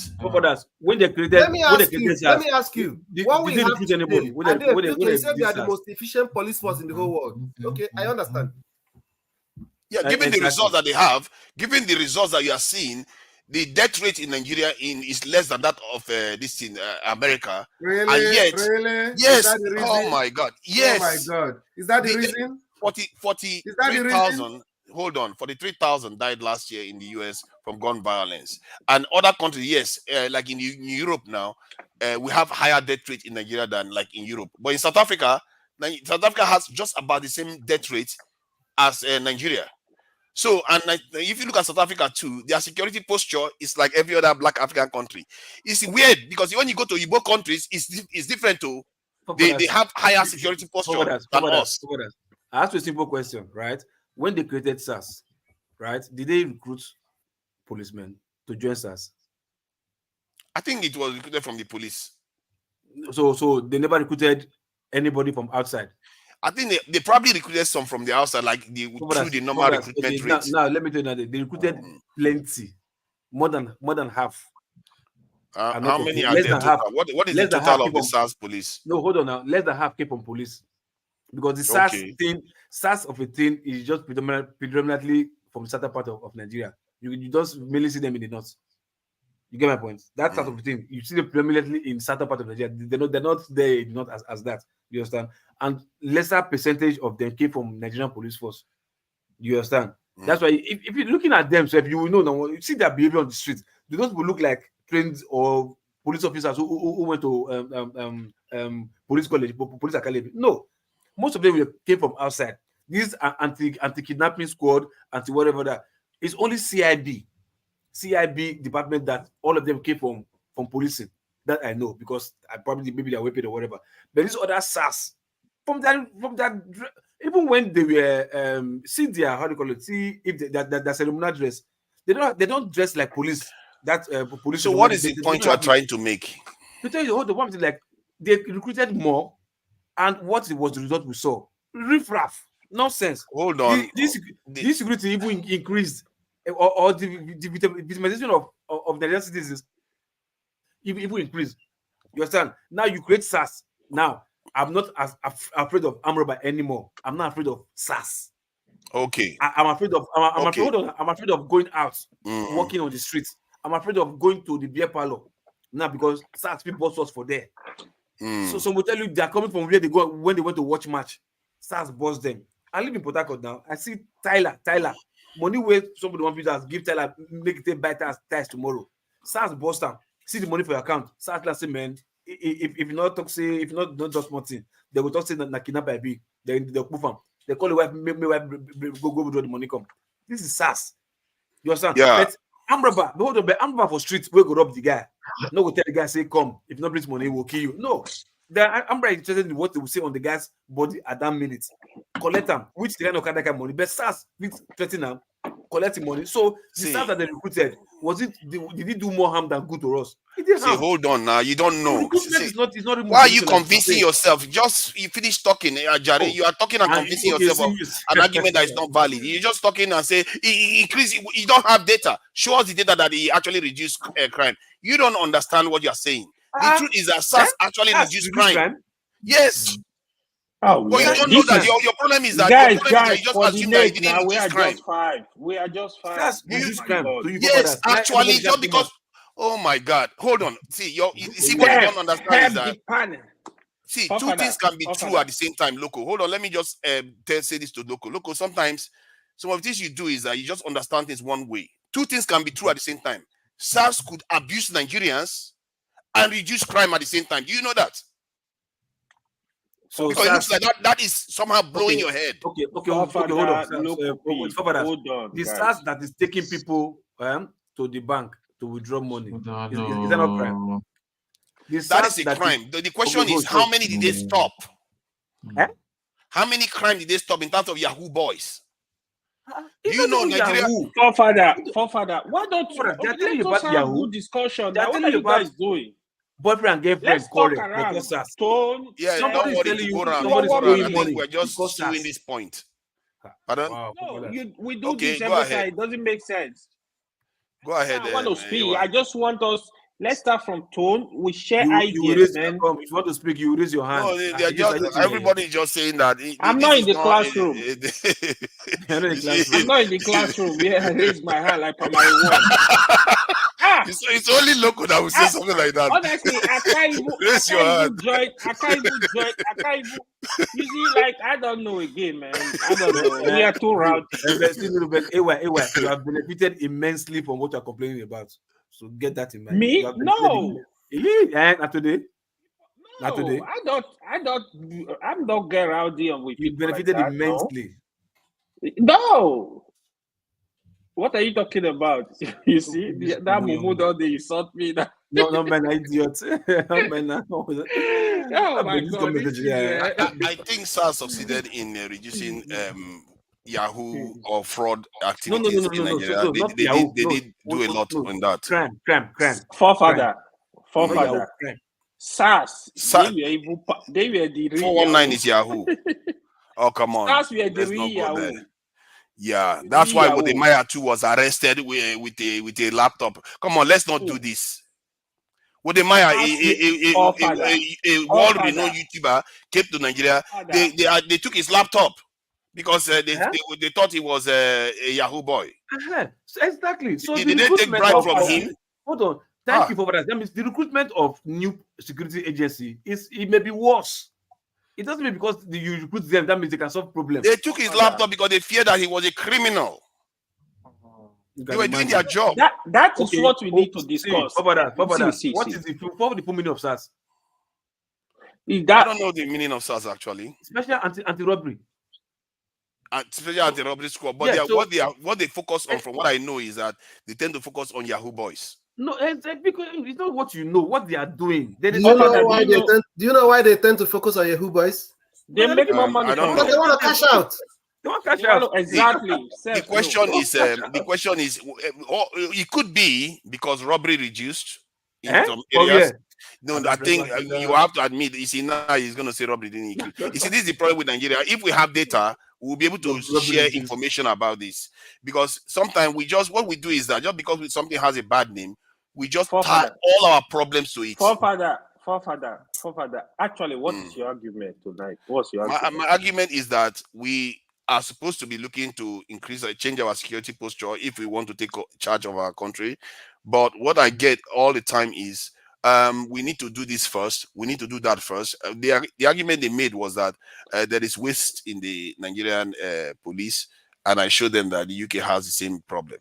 And they say we are not ready because the people are not ready. This thing. I said, even the UK that is not even at war at this moment is currently talking about recruiting people. Say waste, we say efficiency. Don't twist our word though. Okay, efficiency, and even you're there. Even if you said efficiency, and I even went on to argue that if a Nigerian soldier is meant to defend 1,000 people, something that American soldier is not allowed to do, is not required to do, they are still outperforming America in terms of the death rate in their countries. So even the security forces in America, they have higher posture. There was a time some of them even came out almost as if they are military themselves. The police. Forefather. Sorry, based on knowledge. Forefather. The crime rate in America is because of the proliferation of firearms. A period. That is true now. So, but is crime not crime? What do you mean? Is death not death? We're talking of efficiency. We have arms in Nigeria too, you know. Every house has an arm in Nigeria. This is what they do. They make every excuse under the sun. In Nigeria? Are you telling me that? Tell me about Japan. Tell me about Singapore. Tell me about North Korea. Tell me about South Korea. Tell me why are the other countries like that? Why are they the same as America too? Why do they have a strong security posture? Tell me about Ghana or Cote d'Ivoire. Don't compare apple with oranges. You know, this video is not going to age well. Someday, what is the unemployment rate in America? You are comparing Someday, America, this type of video, we'll play it back and hear what some of you are saying when the consequence of this type of talk people are having reach us. No, this video is you not are going the to age ones well. talking for the Watch now. politicians. Watch You what want us happens. to be arguing about History number will prove instead right. of making what you have to be efficient. See, all I can do is As talk. if the number is coming tomorrow. Is the number coming tomorrow? Why we wait Father, for that I really number? wish Why African can't we talk Americans were here, about to man. make what we have They are efficient? going to so Sorry, really Steph, tear into these people here. Steph, Father, do you know why? Assuming you allow everybody to share his so idea, their so experience, you would have get the full picture of what is going on with SARS, police. I mean, let us share our own idea. Everybody have history, man. Like, we got You don't a think lot. they've shared their own? They've been telling me everything that they don't like about the Nigerian state now. They've been sharing it to me. You just heard what but Loco to told be me. honest, SARS, these people were real criminals. I'm gonna say it.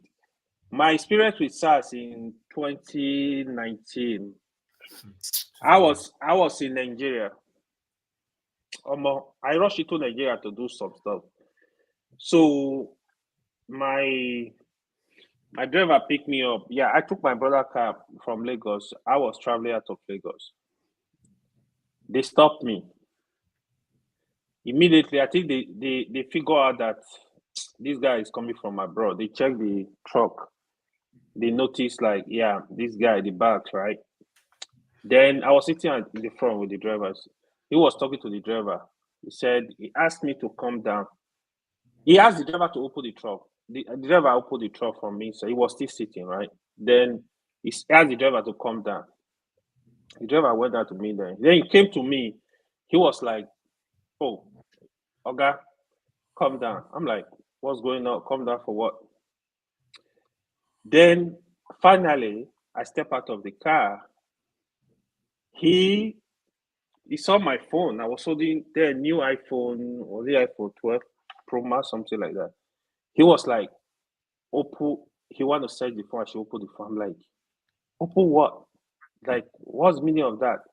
So I didn't really understand that how bad it was, because it was quite a while. I never experienced that. Then I'm like, "Yo, I can't put my phone for you." I didn't know what was really going on.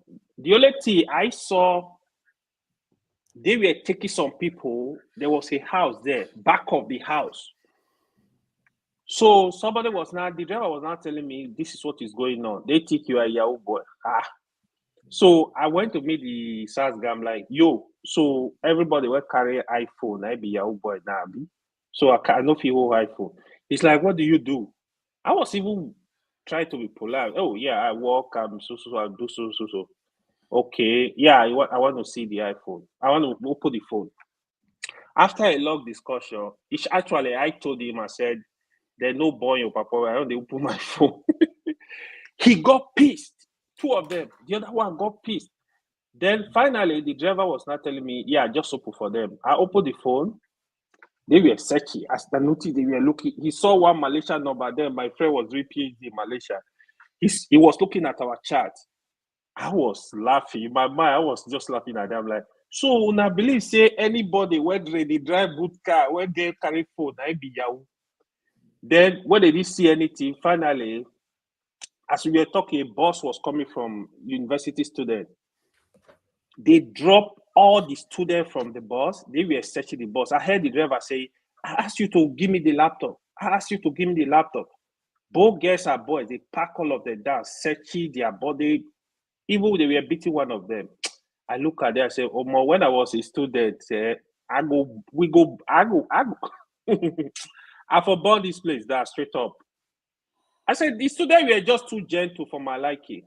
Finally, he came to me, "Oh, bros, you will give us, after wasting over 30 minutes, you will find us something." I said, "I no get shishi when I give you now. €1." I said, "That is so disrespectful. You guys need to learn to treat me."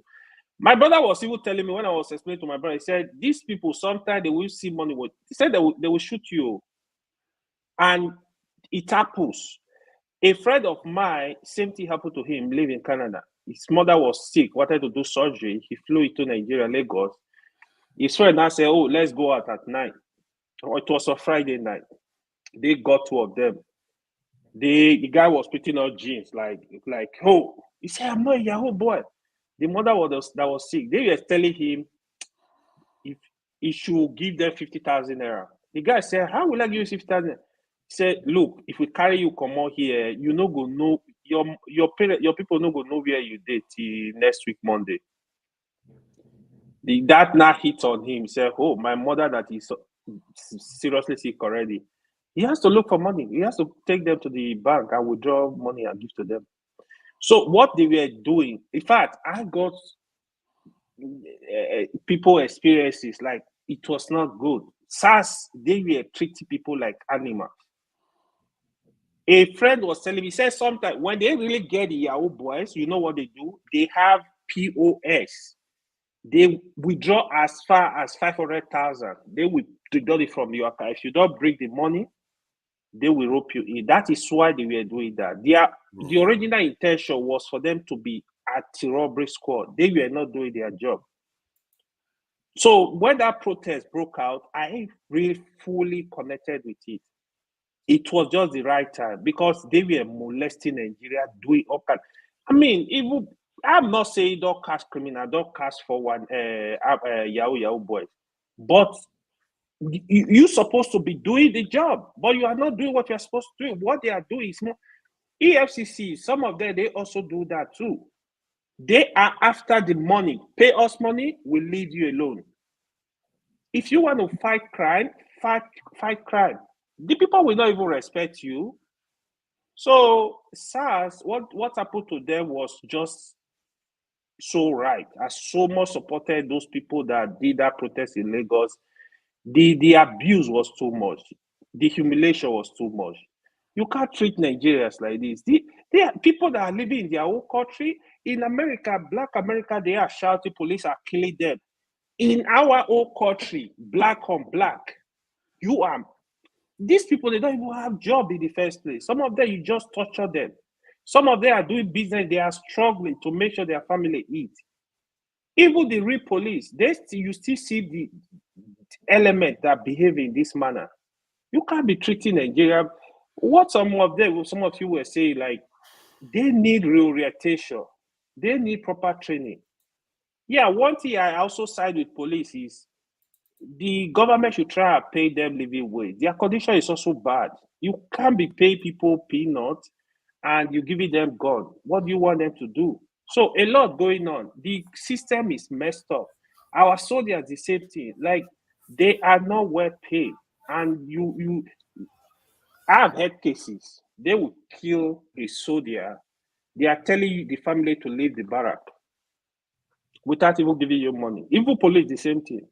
So the Nigerian system needs total overhaul in every aspect of it. Like, people have to see that. Let me add something to this. I think the idea that we keep making excuses for not doing anything, you can do that and do the rest. Every nation has issues with their security forces that they have to. How many times have LAPD ended up on the news? They always do. But we don't even do the minimal. And whenever we say we should do the minimal, everybody brings up all the issues. It's almost as if we're programmed to do this. It's really weird. Believe me, what it is do you mean really the weird. minimal? What do you mean the minimum is just to have enough of them on the streets. Then if they have problems, you start dealing with the problems. It's like saying, hold on, let me see, I've not even said anything. How will you deal with something that issue that overwhelming? Who did this to us? This guy was talking for how many minutes? He didn't interrupt us. I started giving how many minutes you say, all the stories you have to ask yourself, who programmed you to behave like that? Nothing to forefather. Who programmed you to behave like that? Forefather, to be honest, I don't think putting more people, more police, more soldiers on the street, I will support that, but not putting them on the street without reorientation. Say what you want to say. Stop trying to straddle the fence. You want to straddle this area, straddle this area. You either recruit or not. The police we have, if I were in charge, I will do reorientation training before I will add more. I'm telling you straight up. I'm not even good. bending So it. you're going to do That the is the educational decision training. I will take. So you're Because going to do what that. will happen is if you have them as they are and add more, it's like adding water to a leaky tank. Everything will pour out. Not. So it's not the same. they will damage the ones that are coming. So they need, no, I'm telling you, they need, it's not going to work. See, the ones, it's like yesterday when the Blackstone was saying that Southeasterners sell drugs, and when in reality it's some of the. He said that. Oh my God, I can't. Let me just finish what I'm saying. So he says they sell drugs, and the implication is that some of them lead to fatal incidents or fake drugs and all the rest of it. So Okay, it's the same. It's the same for the security forces. Just because some of them are bad doesn't mean the job that they are meant to do is not being done. If you pull them off, can I finish my point? Hold on, please stop. Stop. Can I finish my point? Because it looks like everybody has one opinion. I'm the only one representing my own side here. Yeah, that's Loco is having a conversation. So if Steph is with you. Yeah, right. I won't let Steph go near my back on this issue. So Steph, stop it. So the issue is that because a few cases or some cases of bad drugs result in casualties and all the rest, doesn't mean the vast majority of them are doing the same. If you want, can I just finish my point? Goodness. Go ahead. Wow. What is this? Is it juju they do us? So, if you have a police force that are doing some things wrong, it doesn't mean all of them are doing everything wrong. And if you want to prove it, pull them off and see what happens on the street. Remove all of them and see whether you will not see crime increase. So they are useless. The ones you have there are doing their job. Every time people keep making excuses that, to increase them, no, let's not do that until we clean everything first. Making every excuse not to actually take action. All nations have problem with their security forces because they never meet the needs of the citizens of the day. In the UK today, they will complain. Let's not use excuses to block what needs to be done. There are nations that were in a worse state when they instituted very tight security procedures, and they improved. The nations improved after that. Nigeria economy is hemorrhaging $50 billion because we don't have good security posture. How can you make any excuse for that? Jesus Christ, I don't know, man. What is going to help our people? Father, I would respectfully disagree with you. Of course. I get your point. You have a point, but you need to actually recognize that this security, this police we have on the street, some of them. Why you are talking now? Some of them. You see, I don't even know why you're talking. There is no point you are making. Because I just gave you all the reasons. No matter what problem they have, you are still supposed to move forward. There is no reason. Wait, let me ask for further a question. So, in your own estimation, what is the percentage of the corrupt ones in Nigeria? Oh, no. That's not a fair question. You see, it's fair. I know it's fair because I was interested. You said the vast majority of them are not corrupt. If you can't answer that question, if you can't answer that question, don't ever say anything. Where are you? Is your heart raised up? I can't even see you, Loco. I can't think if you can't answer that question, don't say anything here again. Hold on. I didn't say I'm not going to answer it. I just said it was an unfair question, but I will answer it the right way. What I mean by that is, all Nigerians are technically corrupt. Let's face it. Almost every single one of us are technically corrupt. If you want to go by the pure definition of corruption, hence why that question I felt it was unfair. However, if you look at it from the point of view, that is what you should focus on: performance, prevention of crime, protection of life and property. They are performing. They are not that corrupt. It's a fact. It's on the ground. I can't I'm not the one making it up. If you take them away right now, if you want to see that they are not, hold on. If you say they are wrong, if you say I'm wrong, remove police, then you find out whether they are doing their job or not. You see, sorry, you see what happened to EY has happened to me exactly near my house in Sulere. The one afternoon, I didn't drive. I just decided to walk. That was when these BlackBerry passports came out. They were harassing some people. One just saw me just crossed over. He was just staring and came and said, "Yeah." So what do you may I know you? I said, "Why? Why do you want to know me?" So while he was doing, he was just scanning me through, saw my Gucci slippers, saw my phone. He said, "Where are you coming from?" I need to see your phone. I told him, fuck off. Because I know their commander. But they were from Barracks Police Station. I said, fuck off. That's what I told him. So he said, listen, do you know I can arrest you now? Nobody will know where I said. I said, you want to try? I said, before you go, I'll call your boss now. I said, listen, I've got Taju's number, personal number. I just showed him and I was dialing the number. That was when he just crossed over to the other side. He started abusing foolish man. I said, don't worry. I will come and sort you out in your very office. See, that is so. Do we have police? You are a military guy threatening a police officer. No. I was a civilian. No, I didn't even tell him I was military. I came home from the UK. I came visiting. So it's not about military. I wasn't even in a police officer. Then my other friend that nearly got shot. Like I said, we're all corrupt. A civilian is threatening a police officer. Then my other friend that was nearly got shot. He was in his Air Force uniform. He was a group captain at that time. Yeah. A mobile policeman cocked a gun just because he stopped him, and he stopped, and he wanted to start harassing him. He said, listen, my friend, you're wasting my time, because he was to report at Dodon Barracks for something and all that. The guy cocked gun. My friend pulled up sharply. So later, they picked him up anyway. See, is it the kind of police that you say we should go and collect from let me just share 30 seconds the history of SARS. SARS started from when police officers killed a military general or something official, and military reacted and went after police officers in Lagos, and the police officers, because of that, withdrew from the streets. Crime went through the roof. So those corrupt police officers, you find out that they were doing something. Crime went through the roof, and hence they had to commission some few special units to start, bringing the crime rate down. And because they succeeded in doing that, henceforth they changed their name to SARS and formed SARS Police. That's where it started from. If the police were doing well, what were the military doing on the street? Because they were not supposed to. Even if they mistakenly kill a military officer, military was supposed to remain in their barracks.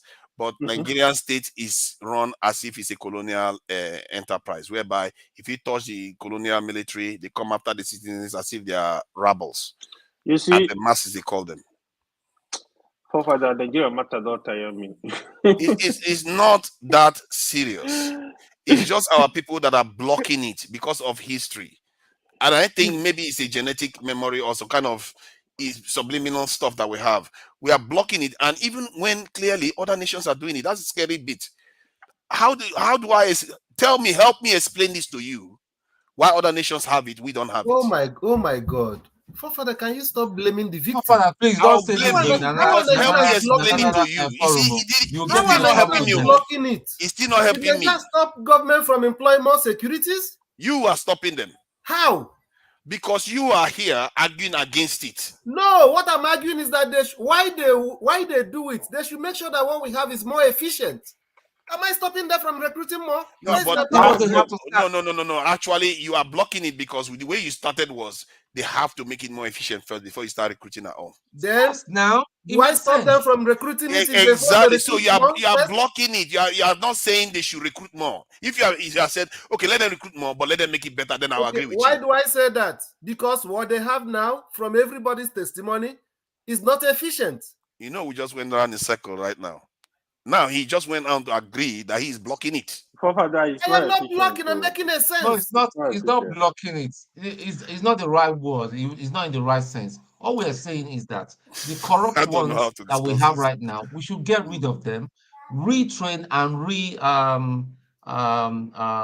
reorient the ones that are possible to reorient. Get rid of the ones, and I then think there are we good can now ones there. recruit. And not only recruiting forefathers.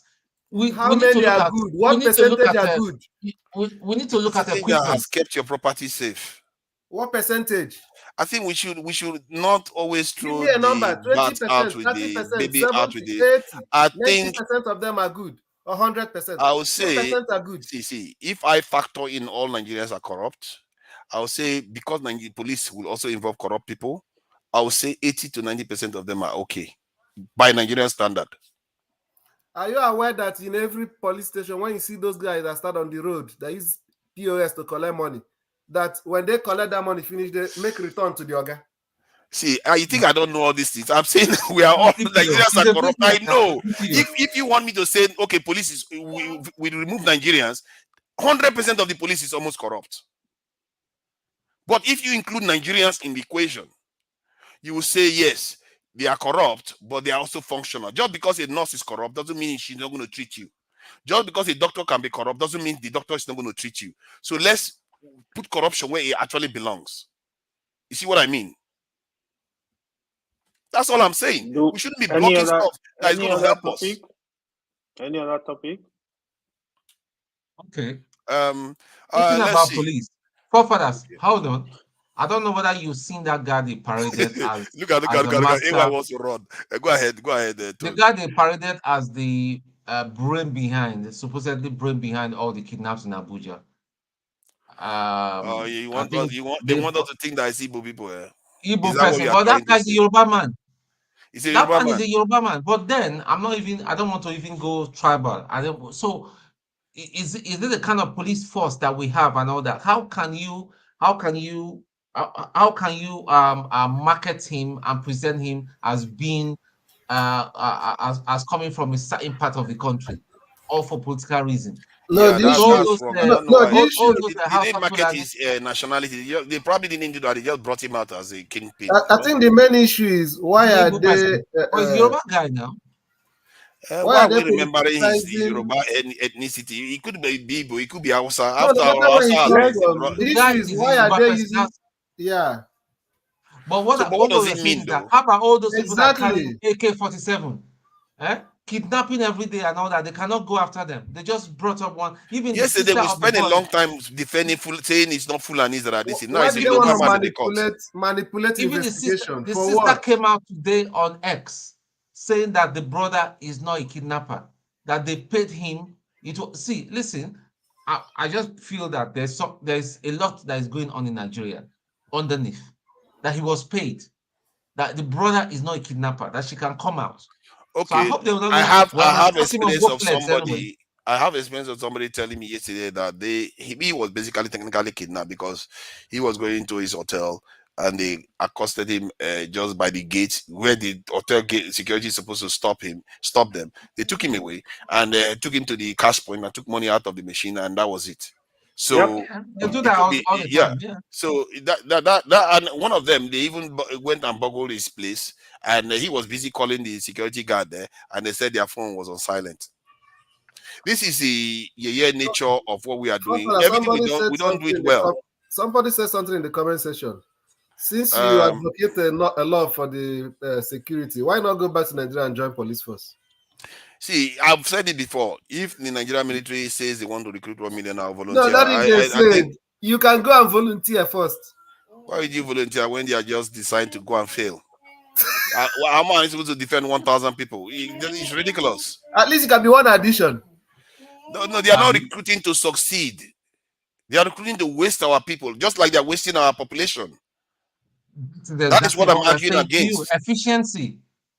It's not. That is the meaning of efficiency. We don't even have the number to worry about efficiency. You don't know the power of efficiency. You know that 10 can do what 100 can do. No, you said you can't jump because they're recruiting to fail. We have some of the most efficient systems. See, Steph, don't, so that we rest this issue. This is why I said we should agree. We should swear to agree that when a point has been addressed, we shouldn't bring it back up again. In terms of efficiency, we have some of the most efficient systems in the West, some of the most advanced systems in the West. and yet they have more people than us. So why? They should have less people, shouldn't they? Because they have the most efficient system. Why do they have more people than us? So it shows you that we are so far behind. We have less people and less technology. That is why our country looks like a backwater. We can't be developed if we live like this. So that point has been addressed. Let's not focus on efficiency anymore. If we want to talk about waste, there's also waste in their system. The only thing that we are not doing is what I keep talking about. We've never done it since we got independence. We've never done it since we lost control of our territories. Western countries are not efficient because of the population. They are efficient because they are efficient. Because they choose to be efficient. Your IGO police, hold on now. Your hold on. Your IGO police, is it corrupt? Yes, it's corrupt. So how can you expect IG to be corrupt and you want new recruitment not to be corrupt? So it starts from there. So if the head is good, you see the change. Maybe people voluntarily, they might be loving the police to come and join just because they now see that the head is good. IGP is corrupt, but not 100% corrupt. No, people are joining the police because of lack of employment, lack of job, lack of survival. That's why they're joining. See, local, so the efficiency is not there. It can't be efficient. Okay, local. Let me ask you now. Do you believe that people cannot be 100% corrupt? That most people are not 100% corrupt. In other words, on everything that they do, they're just corrupt. Efficiency is not constant. Efficiency is rated. You can be efficient 80%, you can be efficient 60%. Efficiency is not constant. So are you saying? Okay, well, let me. The question I want to ask you now. Questions. I don't want to have my own say anymore. I'm going to ask you, then you tell me the answers.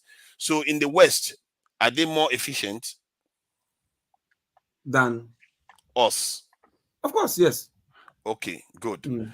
And do they have more people in their security forces than us? Yes. So why don't we get? Why is it that we don't have more people in our security forces? Efficiency can only be related, can only be proportional to capacity. Can I ask you a question? We need to hear his answer, because he's saying efficiency can be related to capacity. I don't understand. Please make that clearer. Efficiency, right? It's not cannot be proportional, so to speak, to workforce or capacity. You understand? Because you can just like you are building a house, right? You say, no, I need more cement, more concrete. You understand?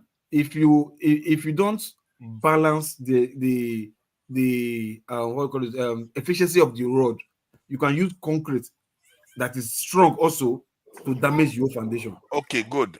So now efficiency is supposed to be this is load versus they can be related. They can be related, but not proportional. Say because the strength is now I want to get to the crux of the matter. Now I want to get to the crux of the matter. So you say the British military now that they spend £50 billion on, if you compare it to dollars, we're looking at about $70 billion. They spent. It's Hold not on now. Hold on, listen to me before you go talk anywhere. It's not on recruitment. What are you? It can be. Hold on. Everything makes them efficient. No, it can be military gadgets. Yes, that's what I'm saying now. That's what I'm saying. It can be spies. Exactly. It can be training. That's where forefathers don't want to. That is what I'm saying now. That's what I'm saying. How many vehicles does the Nigerian police have? Let him answer now. Let me answer. Let him answer the question. Let me tell you one last thing. You want me to ask questions? What kind of let me tell you one last thing. Do they have? What kind of security communication gadgets do they have? Machinery. Talking about efficiency. What have we done to Steph now? Steph won't let people talk anymore. I actually thought forefather want to break down mathematically. Machinery. Yeah, that's what I wanted to do, but he won't let me do that. Let forefather break it down. I want to hear.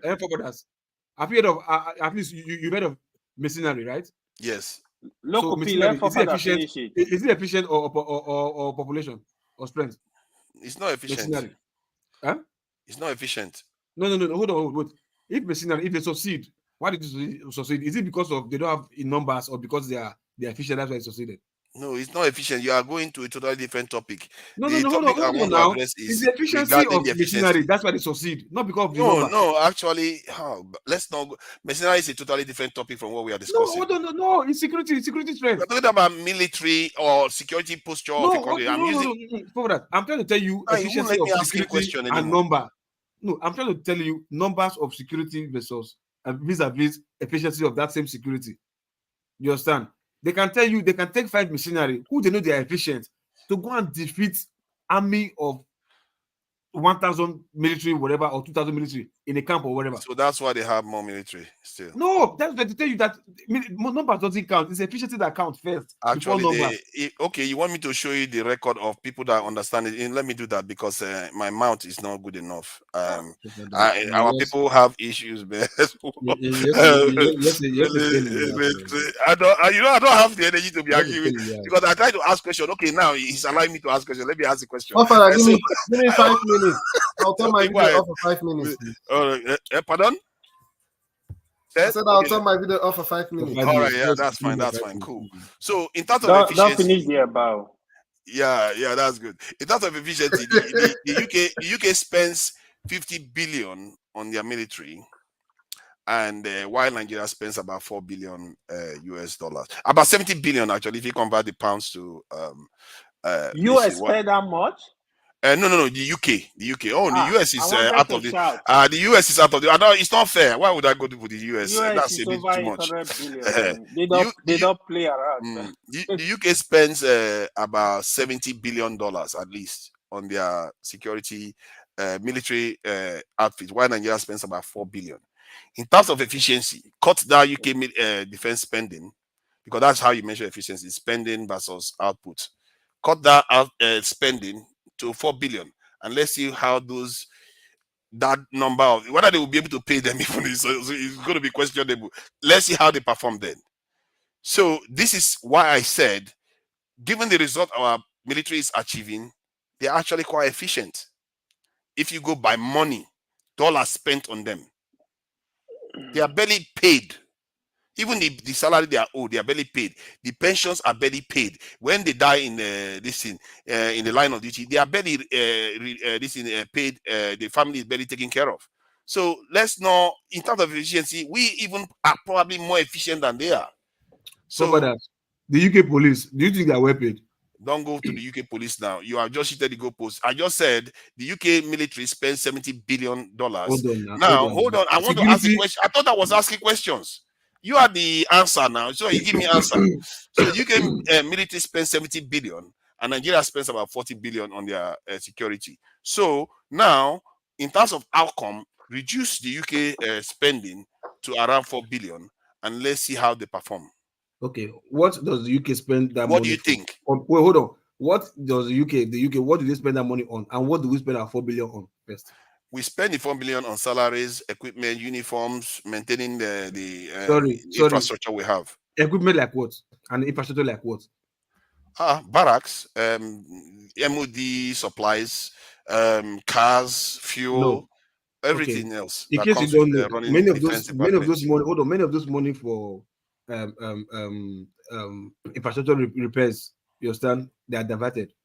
Or they are slashed into it doesn't matter. I'm just saying. Hold on. Reduce the UK one to 4 billion. Then let's see how well they perform. Hold on first now. What these people are complaining about, right? The efficiency is like, okay, fine. You even give them good salary, and they will do well. You're not even. That's the complaint. An average policeman or a DPO will never tell you, no, we are overpowered. You understand? We are overpowered. No, they won't tell you that. Their most complaint is they don't pay us well. That is their complaint. They don't pay us well. No, but none of them tell you, we can't go there because we don't have enough men. No, they're like, I can't go and die for this country where the people I'm fighting for, they are eating our money. The IG is sitting in his office driving SUV or sitting in AC. Then you are saying this Kukurofo may go shoot and go and die. He will like, no, I won't do that because you are not ready to sacrifice. You are like my boss. You're not sacrificing. You are eating money, getting fatter. Then you ask me to go and die. Which is not what is happening here in overseas. It's different. Loco, let me just share this with you so that it's not only my voice. Let me hold on now. I've seen this one before. I've seen it before. You've not. Hold on, so that the viewers, you might decide to block your mind, but the viewers may not. Yeah, you might decide to block your Ah, mic. you The try, QR you try, speak you on. try. So I hail you. see, You try. when I said when I found out that Machiavelli said the same thing, people were laughing and say, "Oh, why?" Then when I look before that, I actually knew about this world map. And when you look at it, you see how African countries are lightly colored versus other parts of the world.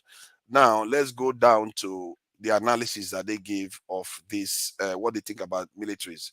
It says there are several crucial factors to consider when analyzing the strength of a nation's military. The capability and availability of equipment, vehicles, weaponry, communication gears is essential. The quality of training each soldier receives is vital. Look at that. They are supporting you. Their commander's ability to consistently devise effective tactical strategies can be pivotal. But one of the most fundamental measures of a country's military strength is the number of soldiers it can deploy. Period. Because they are saying they understand all the other parts. But this aspect is the fundamental one that you have to focus on. No, focus on, but that is the fundamental one in terms of measuring the strength of a country's military strength. And the same applies to security forces like police, CIA, and all those things. Because you can't just say you were going with efficiency and you cut the thing to a bare bone where it cannot even function. Forefather, the only problem I have with you this now, you don't even allow us to talk. That's why. You I allow you want to to talk. win I was this asking point. questions, so Okay, no. let me see. Okay, go ahead. What you are saying. We are not saying.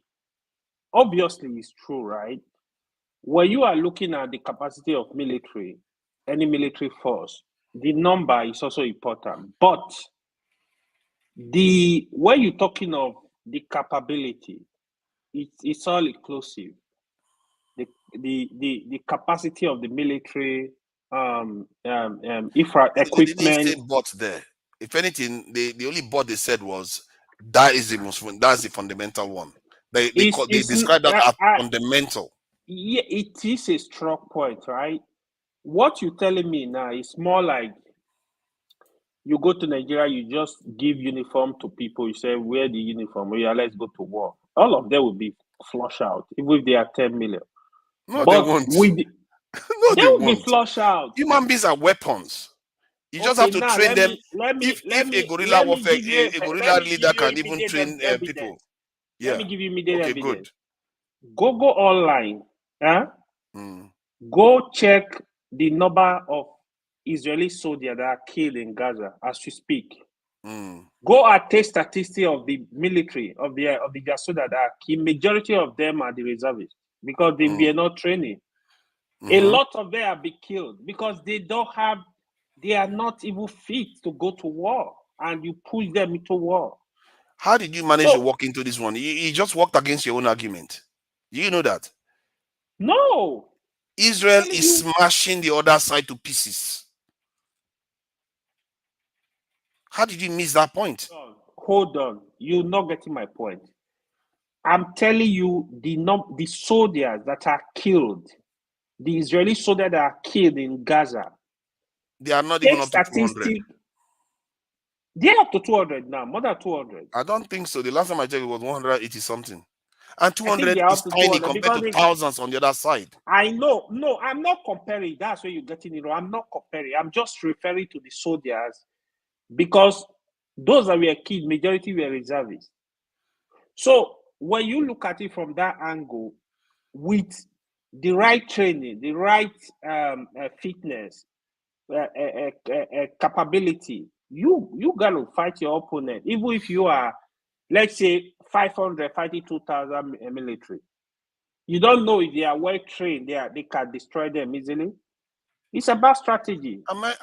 See, U.S. military, Israeli military is overwhelmingly strong compared to their population. They use about 7%. They also have the weapons. They use about 7. Okay, and yet they still use about 7% of their population involved in the military, including the reserve. 7%. Nigeria uses less than 0.1%. Yeah. How can we look at those type of numbers and we make excuses? Father, we all agree that we've You all not discussed this agree. lots You of all times. not agree. Don't tell me you agree, because the next day we talk about it again, and you all just say no. Let's train them first. Let's do this one first. Let's do this one first. You all don't agree. Me, I hear this all the time. I will That we actually agree. choose. I will actually choose. We do a proper orientation, a proper retraining, Exactly. then So we you can don't recruit agree. more. No, I don't Don't say agree. you I'm agree. not even You denying don't it. agree. No. What I'm saying, we all agree that yes, we need to recruit more military, more police, but the ones we have need to undergo some kind of reformation, training, I agree with you on that. reorientation.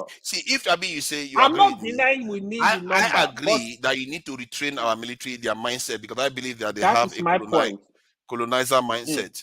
That is why if something happens to a soldier on the street, they will go and start attacking civilians and police officers. That is wrong. They have to understand their primary duty is to save lives of their citizens. That's their whole charge. And sometimes to do that, they have to take lives. That is the only time they have to take lives, to protect their citizens. If you train them from that core and expand it from there, nothing else will be going wrong from this in your security forces. And I think that is what is missing within our military. If you go now and check their documentation on how they train them, you find that is missing. Their core is somewhere else. That is the problem. Yeah. And I agree, when you say retrain them, I agree with that. But I say you have to lean forward first, because it's like saying everybody has got a gun in a restaurant and only you have a knife. You want to start with a gun first. You may not know how to shoot it, but you have a chance when you start with a gun, because that way, if you might throw your hand and you hit somebody, we have to always lean forward, because this world, every little thing you take advantage of helps. You can't just see stuff and leave it on them, because people are dying on your side. Father, why I'm not even arguing with you? The truth is, see, our country, we will not lie. The thing is just a failure in all aspects. You know what is happened recently between Pakistan and Iran, right? I know. Iran strike Pakistan. And Pakistan struck back. And the next minute, they return the fire. And they are really good friends, Iran and Pakistan. But the lessee I was trying to tell you, just imagine a country come and strike Nigeria. Now, because leave them alone, Jare. Iran knows we have other things to worry about. Leave them alone. We are Iran suffering. know Pakistan are not playing around. Pakistan is a nuclear power. They're gonna nuke you.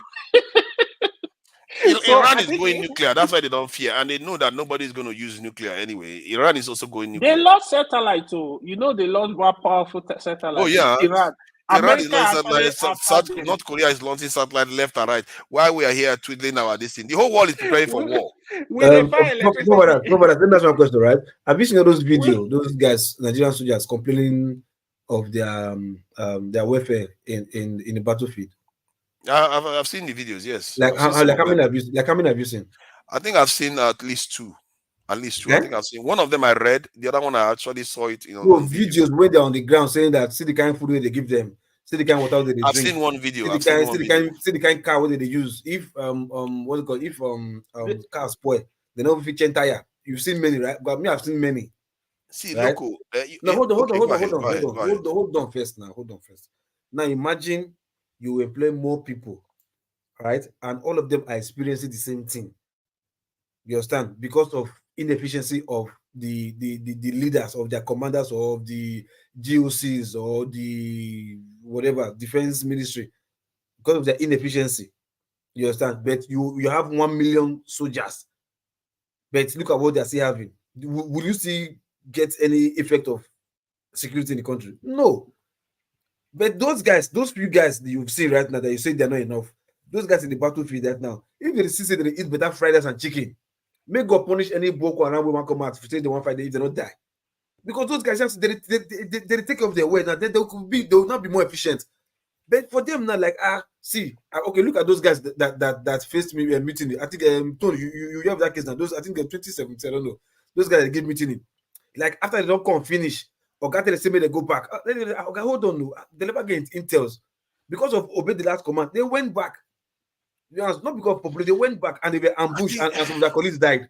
That's why when they came back, that they open fire for GOC. See, now they say what they go meeting. in terms of no, we say about efficiency. For that, take it. So they don't say it's not by number. see, in terms of number. what do you call it? The motivation or morale for the military.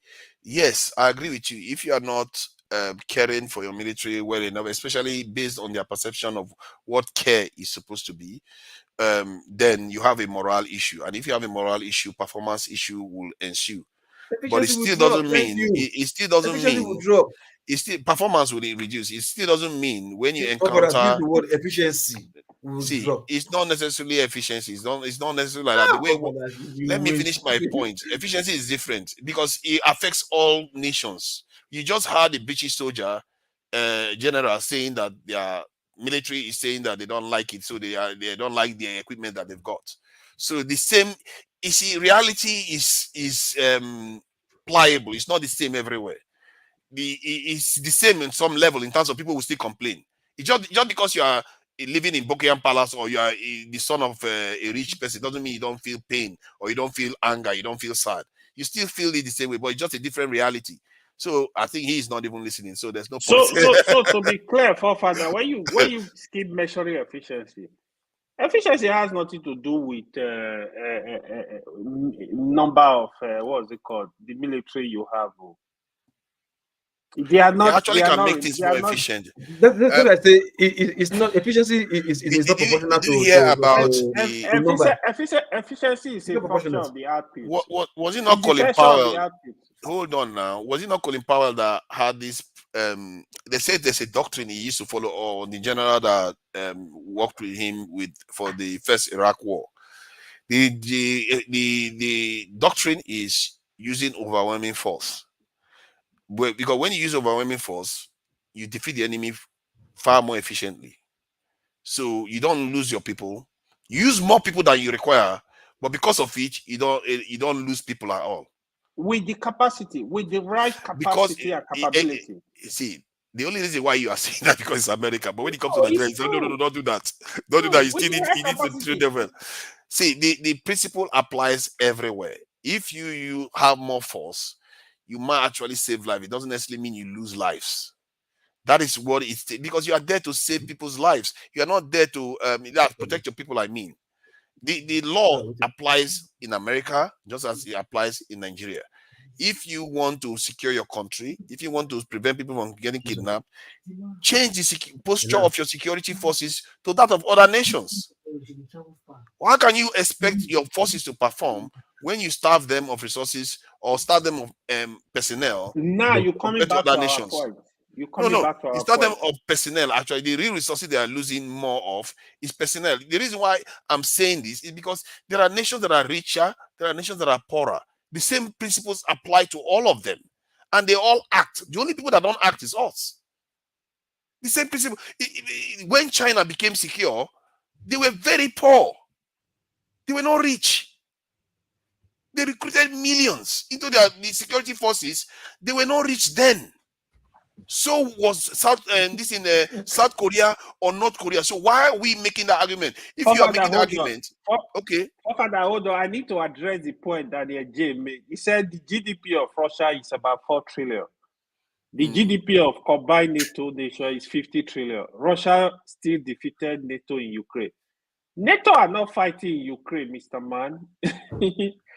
NATO are not fighting in Ukraine. Russia cannot defeat NATO. Don't play, man. Don't play with NATO. No, I think what he means is that Russia is. They are supporting. Technically, they are winning. They are getting their way. They're taking territories from Ukraine and they are owning it.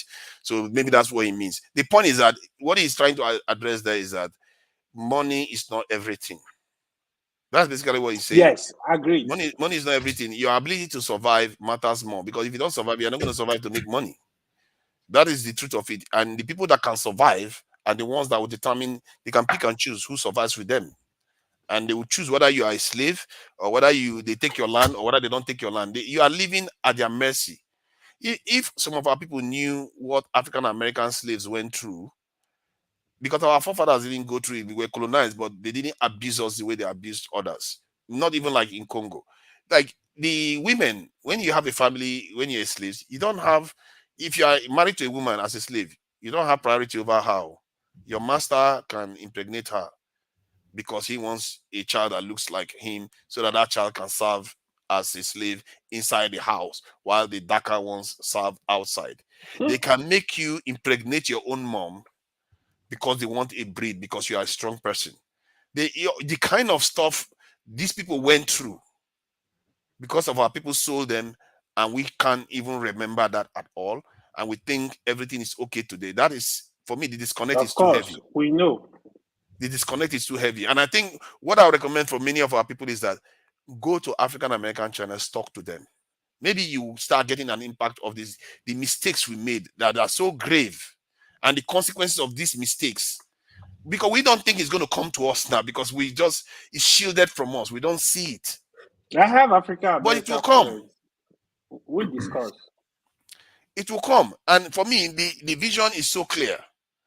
Because African Americans have lived through what we are going through right now. They used to have good periods when things were good for them.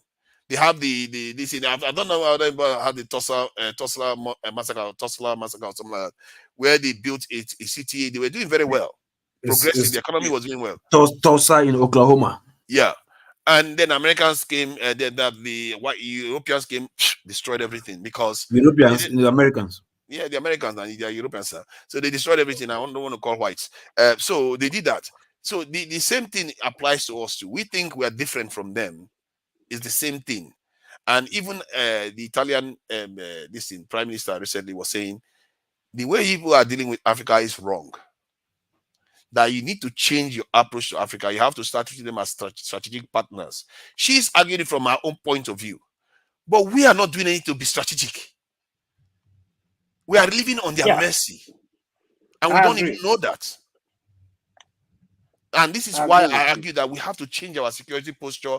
Once, we'll take over our country.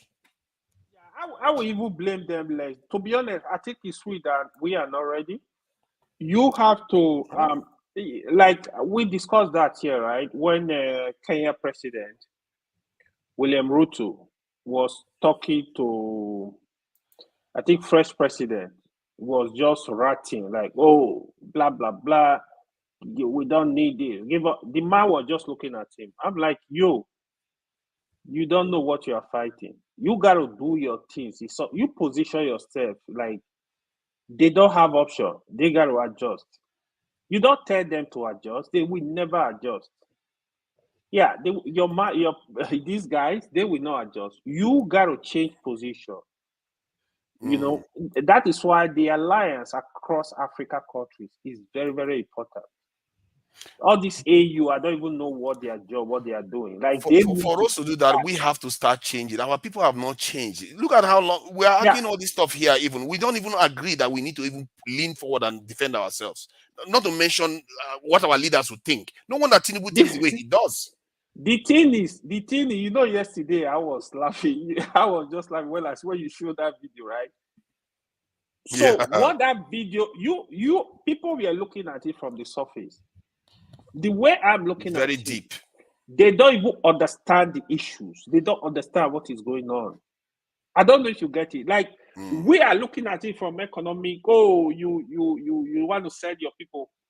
They don't understand the issues. They don't understand the long-term plan. They don't understand the implication of what they are doing. I have said it here when Tinubu, like the policies he roll out time to time, from student loan to subsidy removal from the current exchange rate. He doesn't understand the issues. And instead of him to get people that really understand the issues to sit down, analyze, understand the effect, you making policies that will affect 200 million people, you need to put people to sit down, put group of people together to sit down and understand the implication, analyze. They will give you the full report. I heard Alex Otti in Abia. Alex Otti, his economic team, Okoje Iweala is involved. I'm not sure how true. Somebody said it here. Sanusi Lamido is involved. A lot of these economists are involved. This is a serious issue. You don't play gamble with a nation. If you want to build security, you got to look for security experts, look for the real people that can. You need to pull those people together and tell them this is what you want. How do we achieve this result? You can't just bring people from nowhere to be doing this stuff, man. Because the issue of economy, I there are think people that what you said about bringing security experts. I think at the core of those security experts, individuals, you have to have people that actually believe in their people. My worry is that some of these people don't. They really don't. They don't believe in their people's. I don't even think they think about it. It's weird. If you have to have somebody that believes that that nation, that people have to survive and really have to be strong. If you don't have those sort of people making those decisions, they are going to still draw plans that favor other people than themselves. You have to make it core to your own people. That is a very strong point. Again, the corruption is not helping. They're taking of the money, how to loot. They're making a lot of mistakes. For example, you connive with people to be stealing oil in the Niger Delta, oil that's supposed to belong to the people, like that is people are surviving on. What are you collecting? What is going on is, even right from time, I have said this even as a little boy, share we are operating. Oil and gas company we are operating in Niger Delta. What is going on is, instead of them to invest in the community, they are operating. Let's say instead of them to invest, for example, say $2 billion, they will go give $20 million to some group of people, the king, some of the stakeholders in the communities. They will escape. So people do all this stuff, they don't know the effect of what they are doing. You thinking you are reaching yourself, you actually messing the whole system up. But that is the greed, right? It doesn't happen one at the time. It's not like one event. It happens slowly. It's not one event. One It's just event like after the other. Everybody repeats it. Topic question you were asking us the other day. For example, they give somebody money to build hospital that will take care of people, for people not to die. You will steal the money. They will tell you build hospital for women, children, so that women can give birth successfully. You will steal the money. Mortality rate, infant mortality rate is crazy. They give you money to build roads. You refuse to build. Accident every day. People are dying. They don't understand the implication of what they're doing. It's ignorance also is part of the system. It's part of the problem. If they understand the implication, you can, even if you want to steal, you will not steal at that level.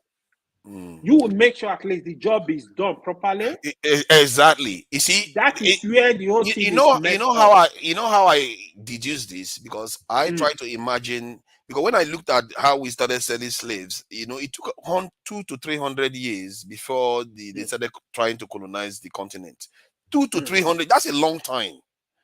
And I asked myself, how did our people not know? Then the only way that is possible is because individually they don't know that they are having that overall effect on the entire situation, because they are all thinking, oh, I'm just selling my local slaves, I'm just doing my thing while I'm on the throne for 20 years, then I die and move on. Then the next person come, they do their own. They don't see the bigger picture, how they are doing their people down.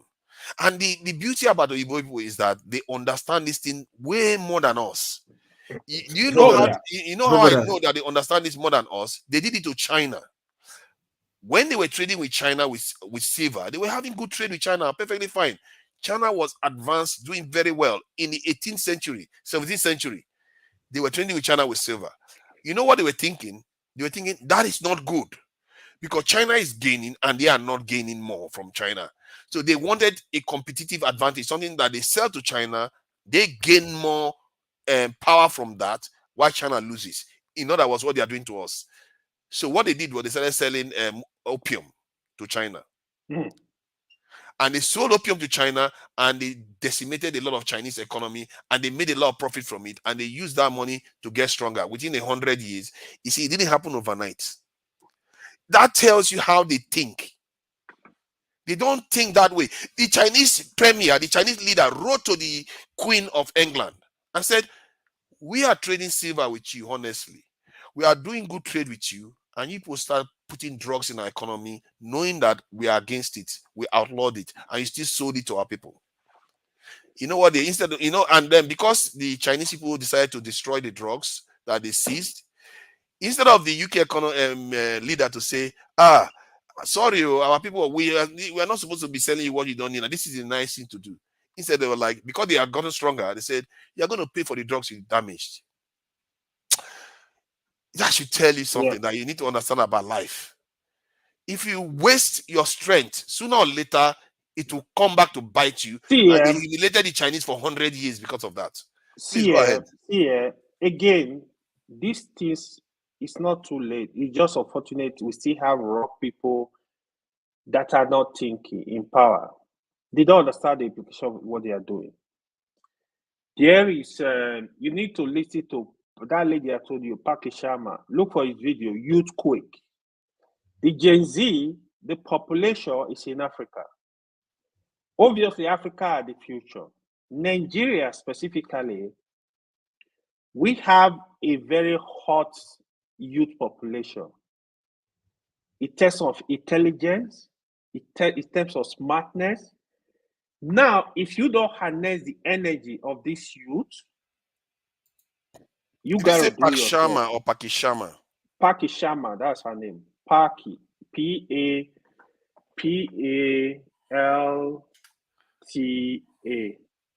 Palti? No, P-A-L-K-I. Is it that lady? Oh my God, that lady's devilish, that man. lady. Look, I have to give it to her, man. on Africa Children. You will see the video. Try and watch it. I'll see the analysis. So what is going on now is Nigeria. See, I'm not saying it because I'm Nigeria. Nigeria have brilliant children.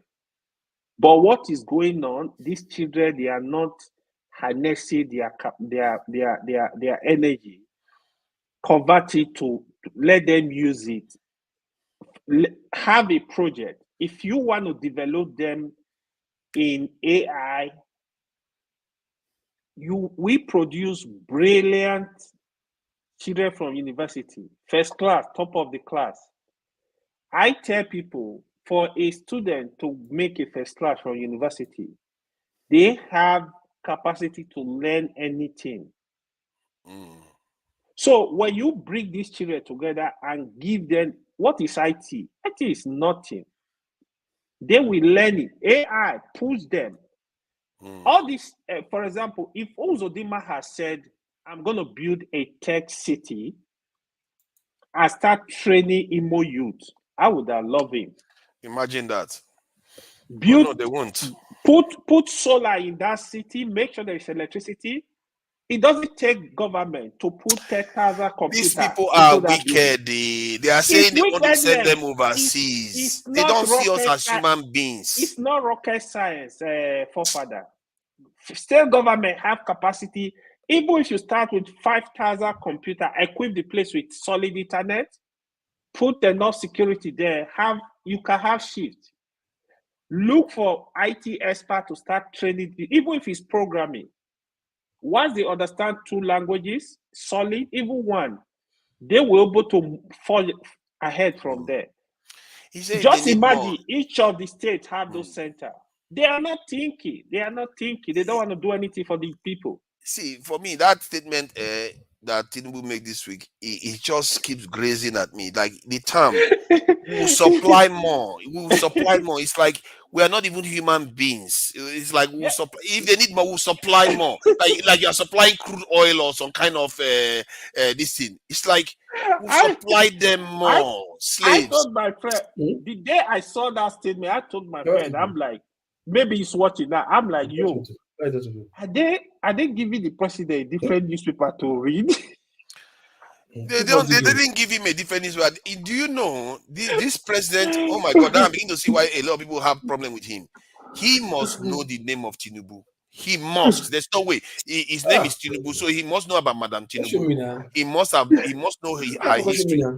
Because if you look at the way he behaves, he actually behaves like Madam Tinubu too. He's like a kingmaker, isn't he? He helps governors to become governors, put them in positions of power. That's how Madam Tinubu behaves. Yeah, Almost the same path Madam that he Tinubu was walked. tough though. That's how she behaved. And she is the one that said she would rather drown her slaves than to sell them cheaper. And she sold a child, and they asked her why she sold the child in court. She said because she has a big home and they need to feed. So you have to sell human beings. This is the kind of human beings that he knows that, and he goes and makes such statement. It tells you that they are at peace with what they are doing. Yeah. He must be at peace with what he's doing, and they have friends amongst them. And when somebody came here and said we shouldn't question Abure harshly, and you have to. Our elite class, something is wrong with them. We are in trouble here. If this elite class carries on like this, we are done. We are a done people. You are going to just watch within the next 20, 30, 40 years, the events are going to, the West, they are already preparing for war. There's going to be a massive conflagration and the wall is going to be restructured. And I tell you, our position in that wall is not going to be because of mercy. It's not going to be because somebody feels sorry for us. The world is it's not a restructure, definitely. With what is going on, yesterday I was saying it, right? If you I follow international politics a lot, right? I said even Sweden, they telling their people prepare for war. North Korea, they are threatening. You know, yes, I didn't even know they too are preparing for war too. All of them are preparing for war. But I didn't even know South Korea. You know what they did? Try and study South Korea. What is going on? They build their military because of the threat of North Korea in such a way that North Korea knows that war is not going to be easy. They will think twice. Oh no! I think South Korea knows they're going to lose to North Korea. No, don't say that. Don't say that. Do you know how many missiles are pointed at South Korea? That's thousands of missiles. It's not going to use nukes, man. It's not going to use nukes. No, it doesn't have to be nukes. Like even in let's say 2005, 2010, I was already aware that more than 40,000 missiles are like big missiles are pointed at South Korea. North Korea that's all they've been doing. Building missiles pointed at South Korea. Forefather, you need to look at the statistics again. Please do research on it. Let me search how many missiles are pointed at South Korea from North Korea. Let me just see. Trump is gonna come and be shouting rocket man. Rocket man. South Korea. Those guys are crazy, man. Honestly, I will see that like I'm like, what is going on? These people, everybody is just crazy. Iran and Pakistan are testing power. You don't say though. China and Taiwan are testing their power. Every country is just like shoulder. America, they just play the good guy, the bad guy. They are everywhere, you know. Don't worry. Don't start any war. We are here to watch you. And they are the ones triggering it too. They are this whole problem we're having in the world is because China is rising. All this trouble is because of China is rising. Nothing new. China didn't fight them. China didn't bomb them. Nothing new. Let's not forget this. This whole trouble is because China is developing. There's no America is just losing it, causing problems everywhere, triggering wars everywhere. You see, America, like you see how even India, America now pair with India to make sure to use that to control the Asian. So now you know what next is gonna happen. They are preparing to get into nuclear. If Trump win this election, Trump will collect money and give them the Passover to start developing their nuclear. Trust me, write it down. I'm telling you. Imagine if Trump come into power, the guy will just cash out, and if you want kill yourself. I don't care. He doesn't care. I think it's a mess. Trump is going to make peace with. Trump is more racial. His approach is more racial. He's going to be more belligerent towards North Korea, China, and maybe North Korea, but less belligerent against Russia. Trump and China are not. No. Trump will push towards Russia more. Yeah, he's going to be more friendly with Russia. He will stop if he will stop the Ukraine war. He will tell Ukraine, "We're giving you nothing." Ukraine will be forced to stop that war. I'm telling you. Yeah, no, he will do that. That's what I'm saying. Trump? But Trump is going to threaten China. Now, that is what makes it even more dangerous. Always. Trump is going to threaten China. That is the danger. Yep. So, who knows what is going to happen in the next? We see what's happening. And it looks like Trump is going to be the next president, too. It looks like he's going to be the next president. I don't see Biden beating Trump this time. Biden can, but you can't rule Trump out. They have equal chances. I'm beginning to wish Biden loses. Biden, Trump. You see, the thing I like about Trump is that he talks tough. He doesn't always like the blood. So he can push to the precipice, then he pulls back. But Biden is cold and calculating. Dangerous. Look at the debt that he has just. The children are dying. He doesn't care. In this election, to be honest, I don't care. But I know Trump is very dangerous.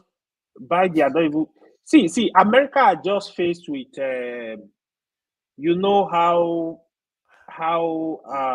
what's it called? How you have how you have Buhari and Atiku contesting. That's the way I'm gonna see it. I'm not sure Trump is that dangerous. You see, Trump is the only head of state I've seen in America that ordered a strike and canceled it. He ordered it and canceled it.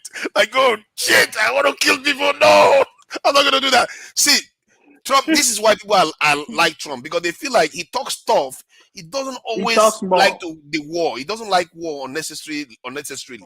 So he may pull back from all these things, but at the same time, when he was about to lose during the election, he almost attacked China. So even the Chinese were worried that he was about to attack them. So you can't predict what Trump is going to do any moment. I tell you. I don't think they will touch China though. I don't think anybody will try. I really don't like. I don't like Biden at all. Biden is horrible. If you touch China, Russia will be involved. I'm telling you, for free. So they know. They're not gonna try it. You don't know. See, Trump if you touch China, could try to pull Russia away from China. Trump could try to pull Russia away from China because Trump is more racial. He likes Russians. So he might say, okay, we are friends. Why we, let's kill those chinkos. Well, he like Russia, but the Congress don't like Russia. America don't like Russia. So America is his own. If Trump wins the second term, God save all those House of Congress members and senators. They are all going to be in trouble. He will own America in and out. They are not going to be able to do anything to him anymore. No, especially now, Nancy Pelosi is not there. Nancy Pelosi gave Trump fire. The former speaker she was able to do that because people gave her the benefit of the doubt. But what people have seen now is that all those Russia accusations and all those things is hypocritical because they too themselves were corrupt. Look at Biden's son too was also corrupt. Oh, yeah. So people, I think Trump will own the US. Some people fear that there could be a civil war. That some people will hate Trump so much they will not agree with him, but I don't think that is going to happen. I think Trump will own the US. Then he's going to do as he pleases, and if he's a little bit racist in America, so be it. He might be a little bit racist in the world. Trump is a very complicated character to an extent. It's quite complicated. Trump is complicated though. You can't predict him. At this point, I don't like both of them, but it be like say I go still manage Biden. No. Biden is a killer. See, Biden is a snake that you don't want next to you. Biden will watch you. If you look at what has been happening to Africa since Biden came into office, it's been worse. Trump divided America too much. Trump divided America. I prefer Trump. At least Trump shakes up things. Biden is a reptile. He's a reptile to me. I really don't like him. Let's Steph come in. I don't know what forefathers want, but no, I am not. I'm not a Democrat. I'm not a Republican. Who is that? He's not in the US, is he? Where is Steph? Steph is in the US. I voted Republican once. Okay. I can go with anybody in Republican Party for this presidency, but not Trump. If I'm left with him as the only option, I will vote Biden. Don't vote Biden. Biden has not done anything good for us, though. I can't. Another 4 years of Trump. Bro, Trump is dangerous. I would rather have Trump at his stance right now than for Biden. you now, because you're not here. If you're here, I get your point from that I'm point coming. of view. If you're here, you don't understand, and you are it's not bad. the conservative right, It's racist. I know. If you are here and you are not the conservative right, I was you telling can't vote the for phone Trump. the other day. Now they don't get it because they don't live here. They see Trump on TV. Trump is horrible, man. No, I think the thing about racists is that they are more in your face. They tell you what they think about you. What makes Biden dangerous is that they don't tell you what they think about you. Look at the George Floyd, this thing that happened. Not one law passed about it. He kept everything exactly the way it was when they promised that they were going to do something about it. In terms of Africa, you can't believe how many times this guy has authorized things that has undermined Africa's progress, from trade to this thing, Ukraine war, everything. He's just threatening Africa constantly and looking to open military bases inside Africa. The guy is a reptile. But I'm not gonna deny Biden really disappointed me. But Trump, now it's more like you are forefathers, we know those things, but you know, his 4 years was very chaotic. And if you give him another 4 years, that last 4 years will be the best ever. But Trump didn't start any Biden didn't start any wars. Trump Biden didn't start, and I mean Trump didn't start any wars. Biden, this guy is literally looking to trigger a world war. No, let me we often make mistake. Listen, sometimes listen, the word that Biden. Let's be frank. Most is here about Trump. Now media propaganda, media they lie. That's the truth. Most is here about Trump. Media is lying. Most things you hear. The thing is this, right? You see, when Trump says something, the media know how to twist it, amplify it, then people will buy into it. I know people say Trump is racist. See, Trump sometimes is, if you watch his program that time, The Apprentice, he likes ego. He likes if it's not him, nobody else. Exactly. You understand? So he was like, he loved to be on the news. So those times that people expect him to condemn those stupid what's it called? Marchers, those guys carrying the Confederate flag, those racist guys, whatever. Not that he doesn't want to stay. He says he wants to, but it's like no, he need that fan, something like that. But just like he's not presidential per se. Not that he cannot rule America, but he cannot rule America in the presidential way that America is used to. He can't. That's just his problem. And I've seen videos that came out where Trump, they deal with black people. They help black investments. Old Trump, not this new Trump that they are trying to say here. Then you understand so. But the media won't tell you that. Just like this TB Joshua case. Baba, this one you are talking, forget it. No worry. You know, I prefer Trump.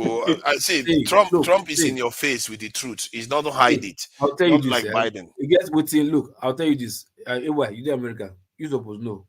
Steph, you supposed know. No, I did Nigeria. Black people and Republican. In fact, black men they feel like black men they be Republican self. If you follow on a political history, blacks now they did. There was a time where blacks were majority in Senate in America. The blacks were majority in Senate, and they were Republican. Local. It was later. Let me ask you this now: between Trump and Biden, which of them do you think values life more? Sorry. Between Trump and Biden, which of them do you think values life more? Period. Trump. Like Trump. Clearly, and that is what I think. That's my thinking. Trump. That's why I'm deferring to Trump, because Trump, he seems to weigh, even when he is angry, he seems to weigh bloodshed more. This Biden guy is a cold-blooded, calculating animal. What people don't know about American politics is, look, regardless of how they play the politics, there's nothing in American politics for black people. So they can tell you black people in America anything that they want to hear, just to get the vote strength. You understand?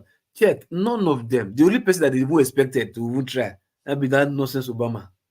Yet nothing changed. Nothing for black people changed. Nothing. Yeah.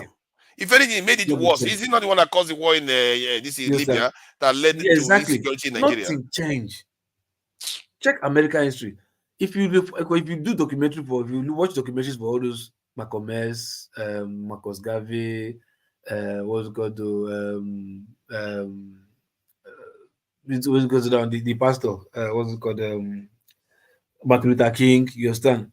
If you check, it's this person and J. Edgar Hoover that did behind them, the FBI guy.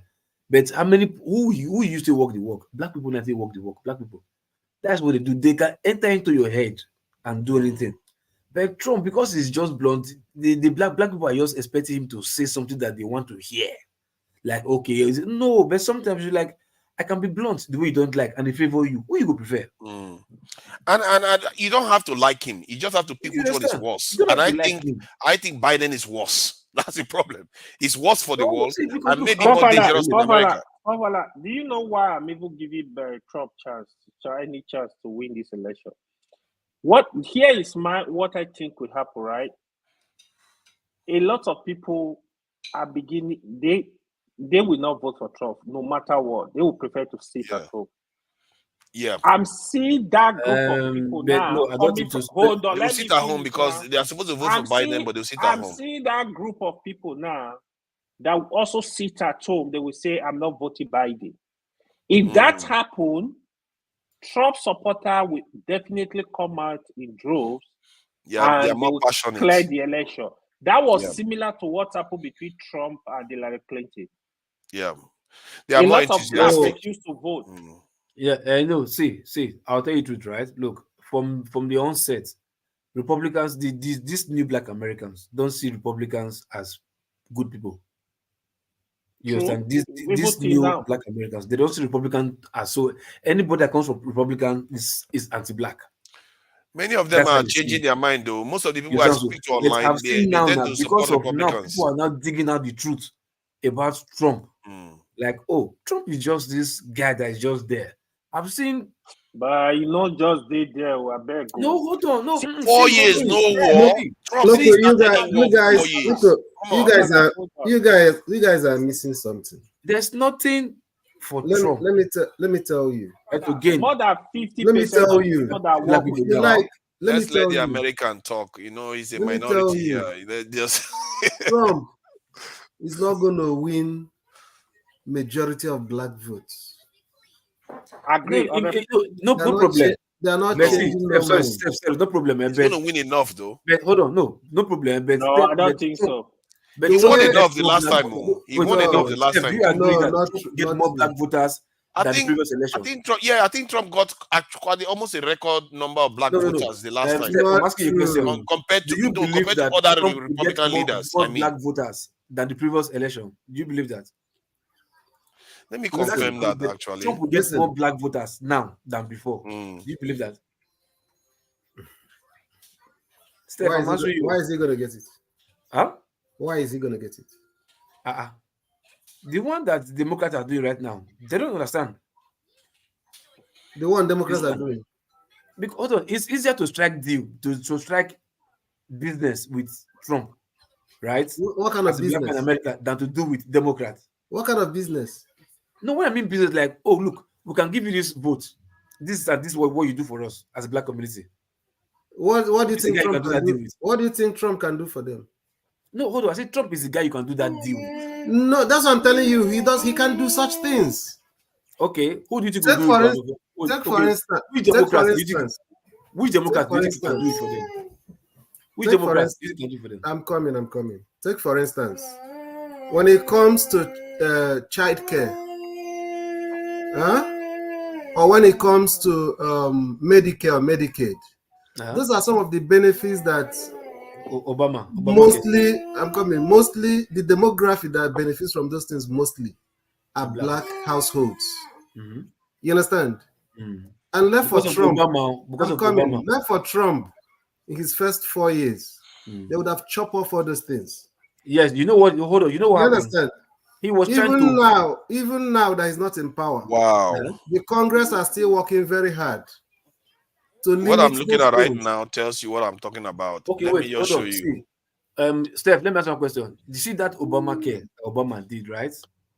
The Obamacare that he did program. Now, Trump did only 4 years and he left. Now, what's it called now? They are doing how many years now? Democrats. They've done 4 years now, right? And so are black people finding it difficult now to enjoy that care, whether it's called Obamacare. Obamacare. The enrollment nearly doubled this year. Go check the figures. So, No, let me just show you, Steph. What Steph, benefits? Number of people that are keen into it, I'm telling you, is increasing. Okay, Steph, let me just show you this before I And it's remove the it. same thing that the Republicans are looking for a way to take out completely. Okay, let me just show you this now so I can remove it now. It was hold Trump. on, Loco. Let me just show this so I can remove it. You see the black vote in America?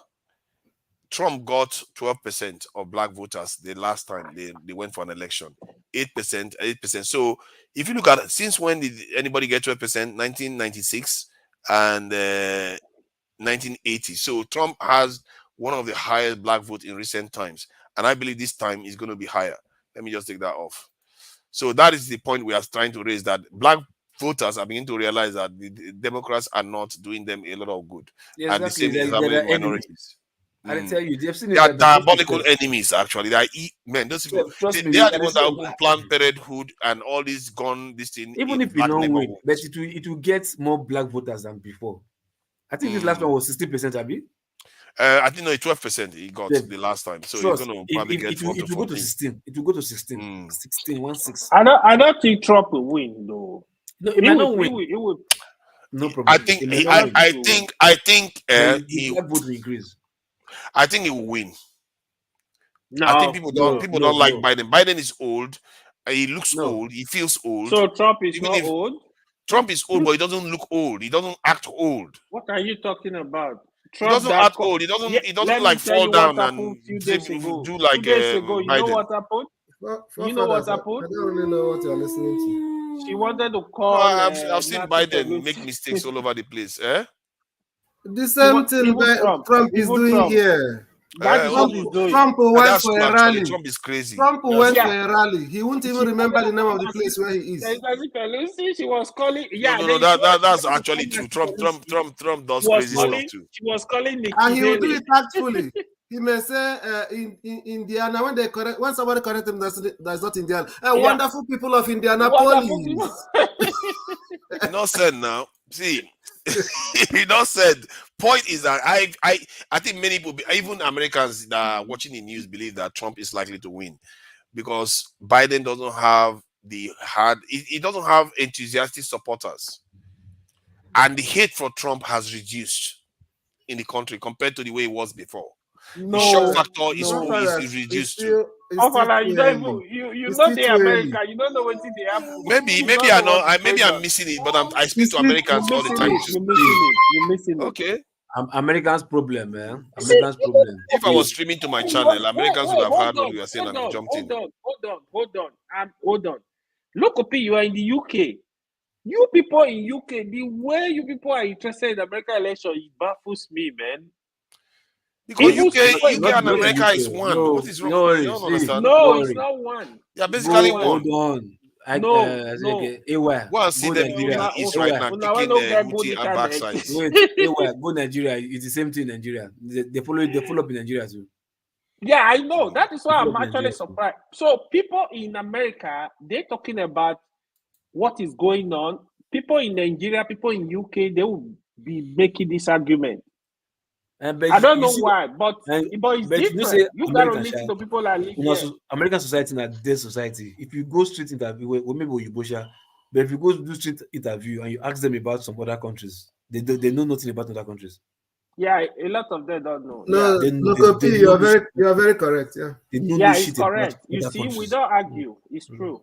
I don't just know why. That's correct. You're like other people like, okay, yeah, nothing about UK, but America. Because America is like a continent. It's big enough. They don't think they need to travel. No, I don't think so. America is like a cage. They program you guys not to see anything. It's not a cage. It's not a cage. AY said it's too big.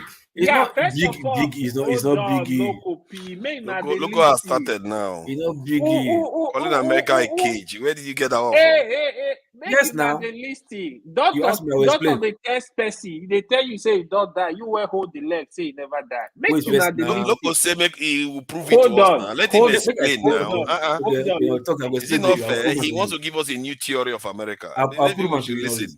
Continue. May I finish? I'll prove unto you. Go on. Anyway, I'll prove unto finish. you. Or make Go I ahead, talk. AY. No, continue. Prove it to us. So I don't give Okay, up. see, This look. argument, I don't understand that. Even Okay, Steph hold on don't now. tire. Hold on now. Steph don't tire. We don't give up. Somebody will say, hold on first now. Hold Loco on will first. shock you Okay. right now. Go ahead. Somebody will say, okay. Sometimes like there's this what's it called? Something you put out there, plain sight. You understand? But until they tell you the meaning of that thing, you won't know what it is. But you are seeing it as normal. Until somebody will not decode that thing you are saying as normal, like, no, this thing is put there for you to make you become like this person. You like, I didn't see it like that too. You understand? Look, you see America, right? Especially maybe I just though you affect black race in a large number. This TV they call TV television. There's a reason why they decide to call each channel program. Like sometimes these things they program you. Like what you see, what you hear programs you. It shapes you, shapes your thinking, it shapes who you are, shape what you are. By the time you see it over and over and over and over and over and over, you usually like start believing it. Now, some will tell you those big firms are owned by Jewish people. If you want, you could just like when they were talking about this Balenciaga child pornography or one of child wanting that they were using children as sex slaves to do advert for their whatever. You understand? By the time people dig into it, they discover that most of these what's it called designers, whatever that you see, the designers, yeah, they are owned by one person. So we'll tell you they are owned by one company, right? And that company is the parent company of Louis Vuitton, what do you call it? Say Alexander McKee, you understand? All those kind of whatever. McQueen. Yeah, so or you see, let's use like hotel for instance. You see that maybe one thing is like he has chains of hotel. Now they still get Marriott. Now they get what they call the other one, like maybe 4 Points. Now they get maybe like you sound different like hotel Protea. But they'll tell you, yeah, you see it as different hotel, but it's owned by one parent company that you don't even know until you find out. One time say is like in the media too. They'll tell you, oh, Jewish person, now you get the person will get CBS, now you get MSNBC. The person will get Fox, now you get Paramount or just like that. So, but to you see it as different, but they are all controlled by one entity.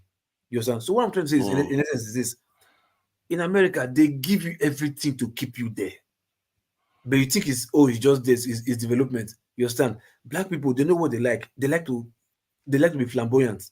What they do, they can't give you something that will empower you, like depth of knowledge. What they end up giving you is they give you money, something you make money, like rap music, drugs, sports, this and that. You make money and you live a flamboyant life just to keep you there. Check what happened in the world right now. Everybody in this world want to be Americanized. We just want to be Americanized because they believe they sell freedom. Freedom is there. Freedom. Be who you are. Do what I will. Do what I will. Those things they think they tell you is freedom. They are probably putting it there in order to control you. It's to capture your mind, but you won't know.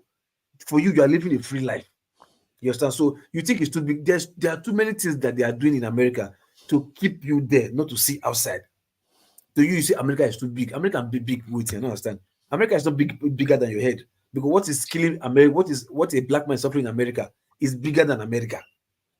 But yet you tell America is too big. But they keep you engaged with many things: drugs, gun, music, Gucci, what's it called, bling bling, prostitution, twerking, OnlyFans, TikTok, just to keep you in one place.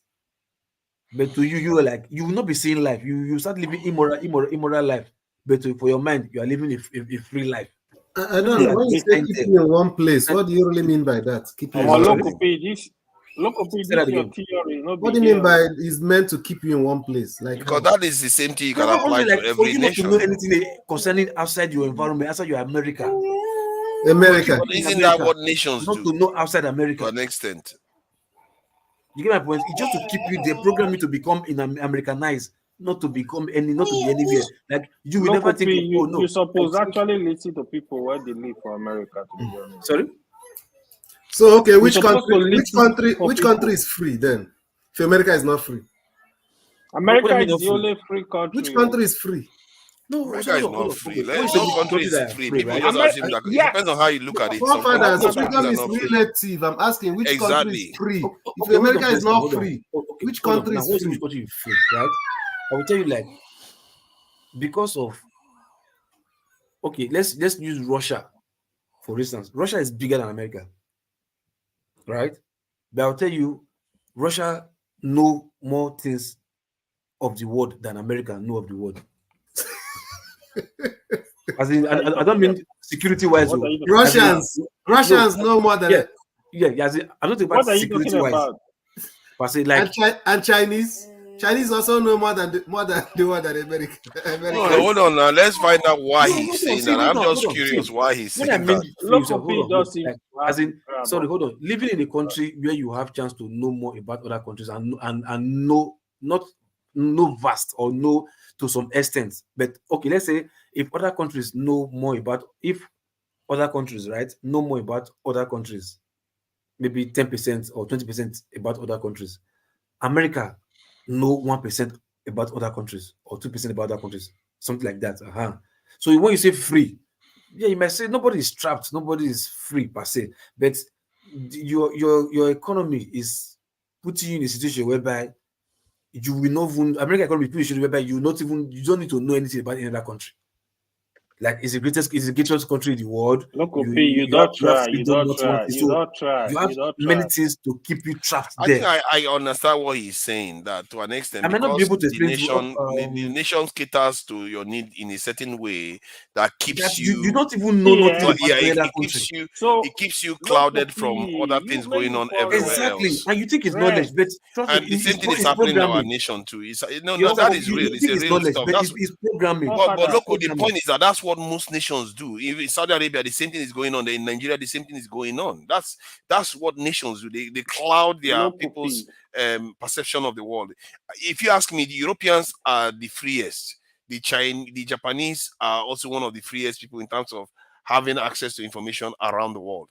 But the others tend to brainwash their people to just be inward looking. Please go ahead, AY. The whole talk, look, out of all the stuff you said, was the last point you made. That is the only point I think is valid. Like that economic point, I will go with it. I will run with that as well. It's a combination of factors. I don't think anybody is keeping anybody in America. America, they do go out though. So you have to also look at the population in terms of percentage. I think that's what you're talking about. Don't forget, America is like 360 million now, right? You have to look at the population. America is, to me, is just all in one. The good, the bad, the hungry, everything all in one. It's more like they put you in another ground. You have everything. You don't need anything. No reason for you to come out and say, "Let me look at people there." Exactly. So my brother, that's finish now. Programming. That's the programming. I have problem. It's not programming.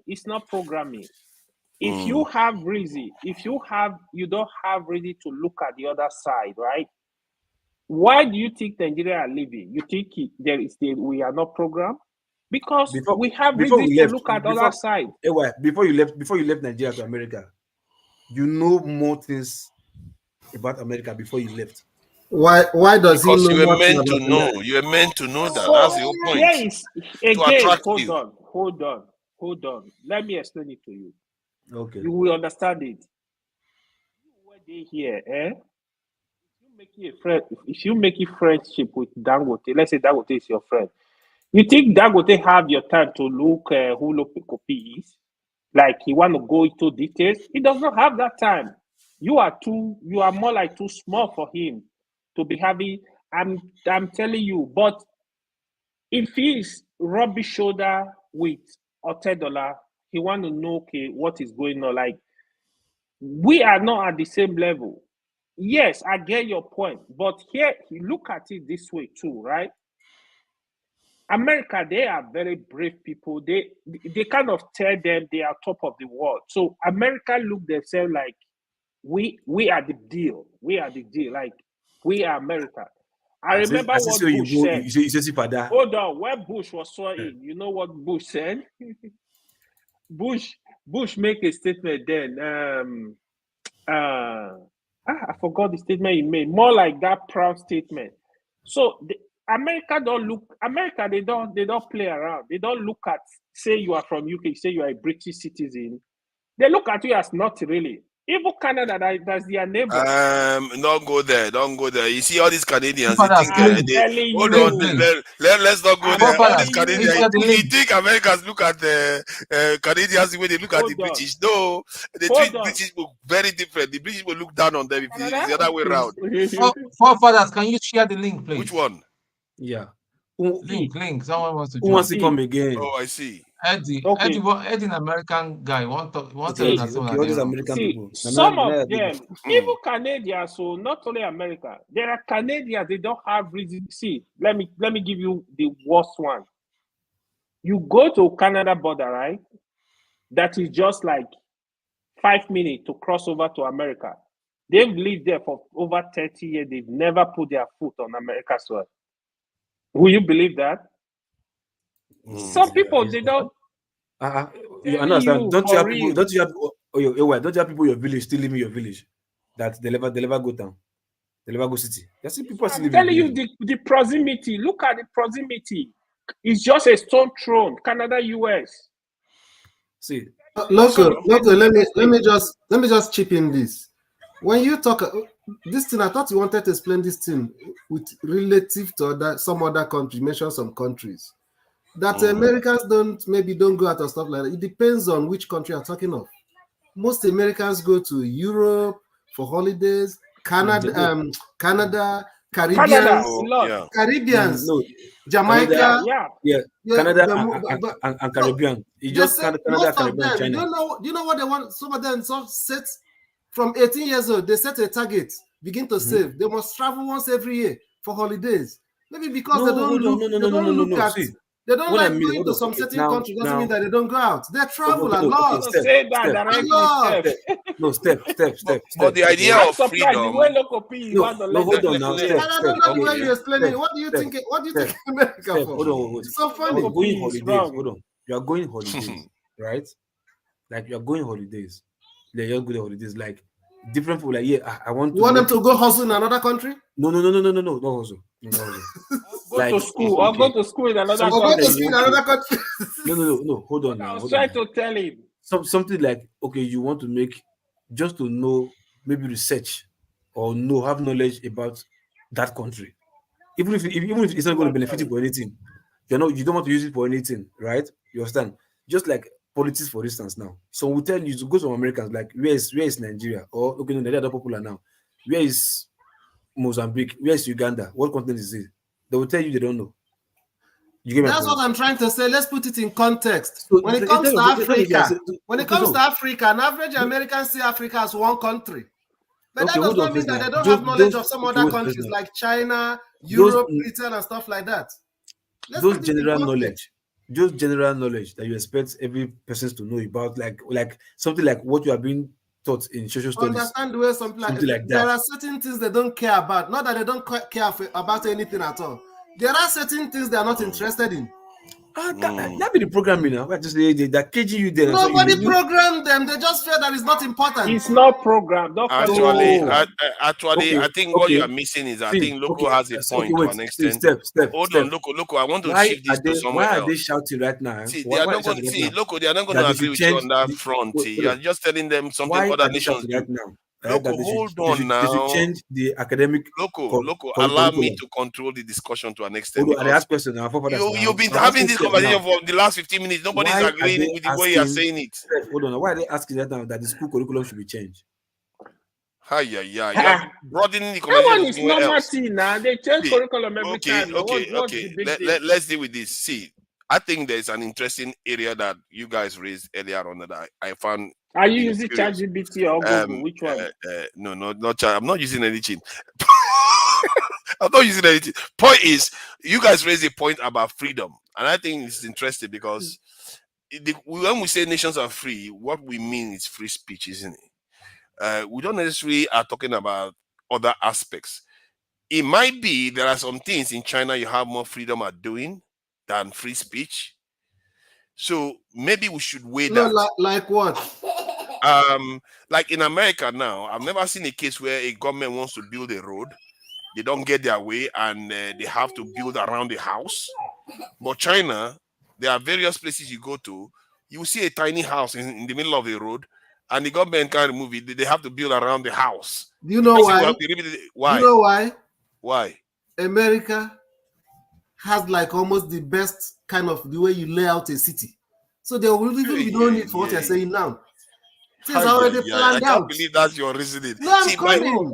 No, you don't plan a city. Then you don't know you're going to build because America was road. captured. No, because America was captured. Build a house now looking for how to turn to. No, hold on now. What you are not seeing there is that. See, do you think there is nobody that has not wanted to keep their property? They don't want American government to put road over there. No, but because American government has a way of removing their citizens from there, they don't have their voice. But the Chinese ones, they still have their voice. They still maintain their property there. They refuse to give it up. Don't say that. Yeah. What do you mean don't say that? I'm just using symptoms as a way of you realizing that. Listen, what you said now can happen in China. You understand? But why can't it happen in America? I'm coming. Or the For the fact that America did not go around does not mean that the person that owns that property doesn't have a right. Maybe he doesn't. Because they Oh will my force him. God. When it comes to enforcement of human rights, America has imminent. You know, America has imminent domain about? rights. Do you know anything about the imminent domain rights in America, where the government has the power to seize anything? They can seize it as they see fit. So if you refuse them, they will seize it. Yes. So you That's can why see. they put it in context. I'm putting it in context. The context I'm putting it is that you don't see those things in America, but you see them in China more. So why is that the case? Why are you seeing more of those in China but not in America? It's a symptom of houses, properties that the owners refuse to grant rights to the government, and the government had to build around them. They don't have a choice. So it means that comparing it. Okay, show me where in America now. Show me where government have to destroy the person's house. Because all properties you don't see roads going around houses. You don't see that in America. That's why. Let me say this. It's not speculation. It's just reality. 30 seconds. Let me say this. It's everything we should argue about. Listen, I have traveled around the world. I will tell you for free. When I mean for free. America is not a perfect country, but there is no free country in the world like America. Quote me anywhere. There is none. Quote me anywhere. In what area? You are just saying it. What you are basically describing is not everything else. That is the programming. I'm not saying you will have one or two things to point to in terms of America, but there's some general freedom. America is the deal, man. You can't even argue against it. I don't know what you call freedom. What you call freedom is not that free as you think. It's not as free as you think. If you ask African Americans, they are not as free as you think. I don't understand how they captured even foreigners' minds. That the country is free. The land is nobody's, you understand, except for the Native Americans. You understand? And they're not the ones ruling. What are we talking about? Are you talking of? We are talking of the world as it is today. In terms of free speech, are you America talking about is historical free records? in terms of What are we free talking speech about? more than any other country. If you say free speech, America is the freest in the world. No, but wait. There's other things that you're not that free to do in America. Argument. What's the context? Are we talking about historical record? Are we talking about the world as it is today? No, I'm talking about the world as it is today in terms of the different areas. Because I think this idea where we just say America is the freest country in the world, we are using free speech to define the No, American state. which country you think is free, is more free than America? I don't know that. That's my point. United Kingdom. That's why I found it. No, I think you know what? I believe that some European countries are definitely freer than America in some areas. You see, what in your mind you are only using freedom of speech as your definition of freedom. Only freedom of speech I'm talking about, bro. I know it's not only freedom of speech. See, if Americans were so free, how is it that most of them are against? They are for control of guns in America, but the states refuse to get it done.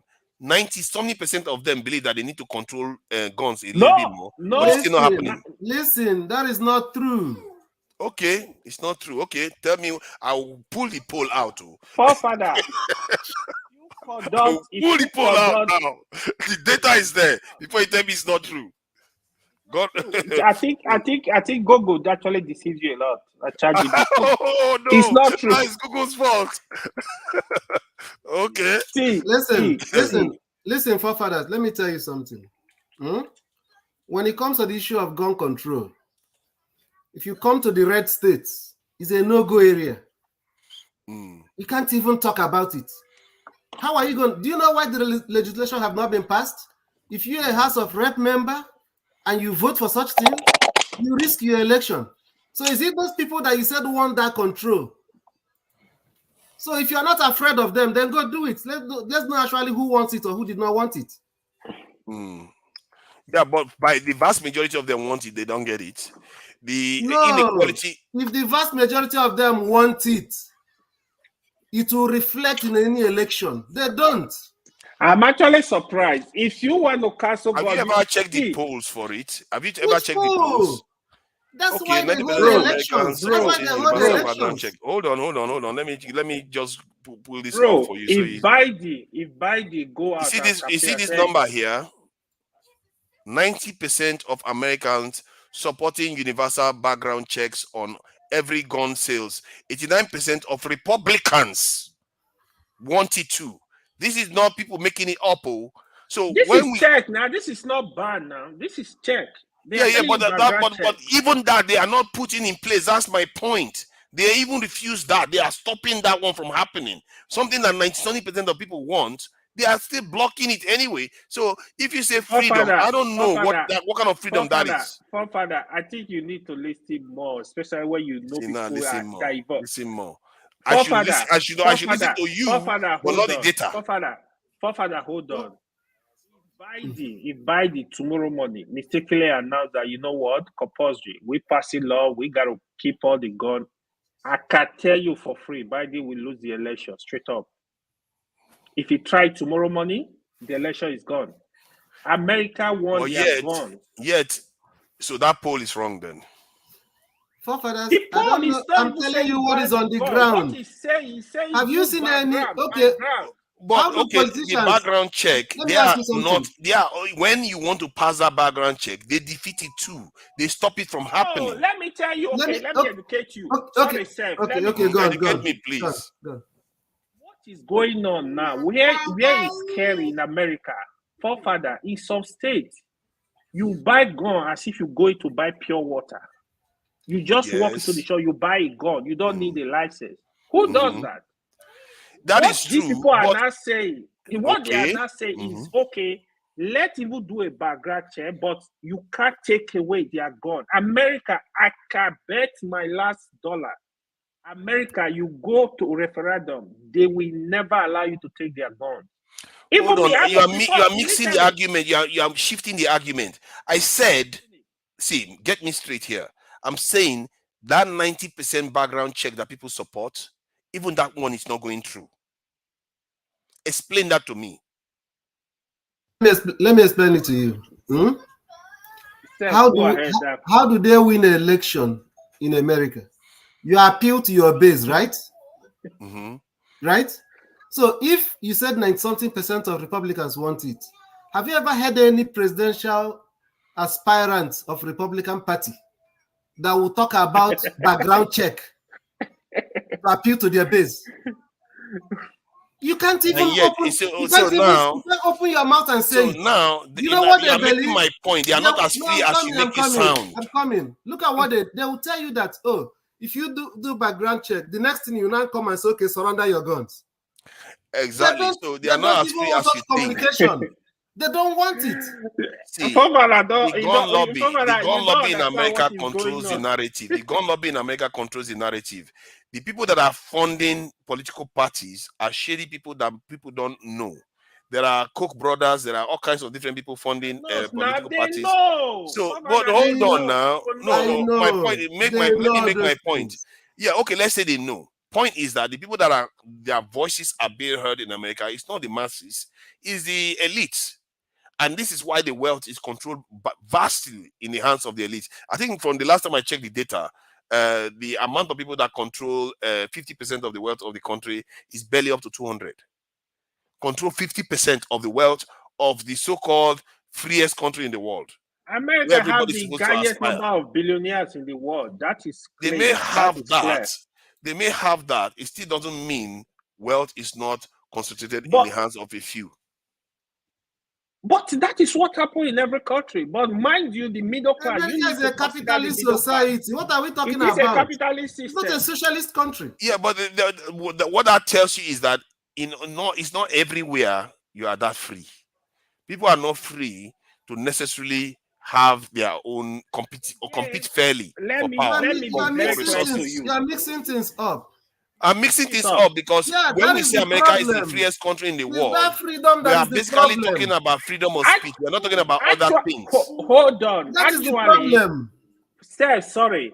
Forefather. You're not that free to aspire in America. Forefather, I'm sorry. I don't know why if you don't know this. Capitalism means freedom.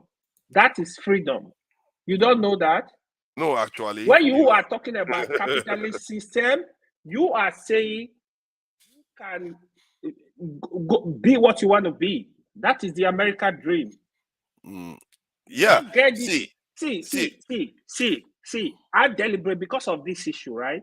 I deliberately migrated from a different country to America, even though most people would prefer that. You need to have discussion with people that live in this country to know what is going on. You think you know it, but no, you don't. I think that from what I can see is that, and I think that is true because it's evident that not all nation is free in all areas to the same degree. You see what I mean? So in terms of freedom of speech, America is on top. Freedom of speech. Because it leads to a lot of problems. No, I don't think it's everything. If you're in Europe, you're going to find that America is not as free as you think. Education is not as free. Healthcare is not as free. This thing, even security is not as free. The idea that America is free in all areas is wrong. I think that it's evident. Are you talking of freedom? Are you talking of free as in no payment? Free as in no payment or some? Yeah, it's still that is not freedom. That is not freedom we are talking about. Oh my God! Freedom. I said something. Is that capitalism? Freedom can be attached to certain things. I'm coming. Just a second. Is that capitalism that made America to be the freest country? And that is the problem. Okay, now look at social mobility. Now, social mobility in America is lower than many other countries. If it's so free, it should be at the top, shouldn't it? That is the capitalism. What that means, the freedom that comes with capitalism. It's not. See, you don't understand freedom. That is not freedom. Not you understand. See, what capitalism does is that it empowers a few. They get to the top. They overturn the system to favor them. In other words, it's not capitalism anymore. It's socialism for the rich. That is the capitalism you have in America. That is the problem that most people don't see. You just assume that it's perfect, but it's not. What capitalism does, it is survival for the fittest and elimination for the unfit. So you have to compete. Hold on, you have to compete at that level. That is not capital. You're supposed to pay your taxes in capitalist system, but they don't pay their taxes. Come on, man. You have to understand this is a human factor thing. I'm not saying capitalism is not perfect on paper. Capitalism is perfect on paper, just as socialism is perfect on paper. But when you encounter the human beings, they will distort it and make it favor them. Hence, what you have in America right now is socialism for the rich and capitalism for everybody else. And hence, that's why, okay, let me show you the index of social mobility in America, in the world. So you understand that this is what I mean. That's why I like this type of debates. Because so you understand that when you are saying freedom, it's only in certain areas you are ascribing that freedom to. But you clumsily, earlier on, AY said, America is free, period, in every area. No, it's not. Look at social mobility. Denmark has higher index. Norway. So let's find where America is on this list. The top country in capitalism in the world. Let's see where it is in the world here. Where is America? If anybody finds it, you let me know. Oh, that's United States, 27th in the world for social mobility. So what does that tell you? That in terms of aspiration, you are not as free in America. You cannot. You are less free in America in terms of when you want to aspire to a higher social class. You are not as free in America to do that. So based on that one, are they surprised for you? I'm trying to see, because I'm trying to show you that there are many dimensions to this life. You saw the one that Loco just shared with us, that the Americans are in a prison. I'm showing another one that there's another dimension to this life, so that you understand. Am I wrong?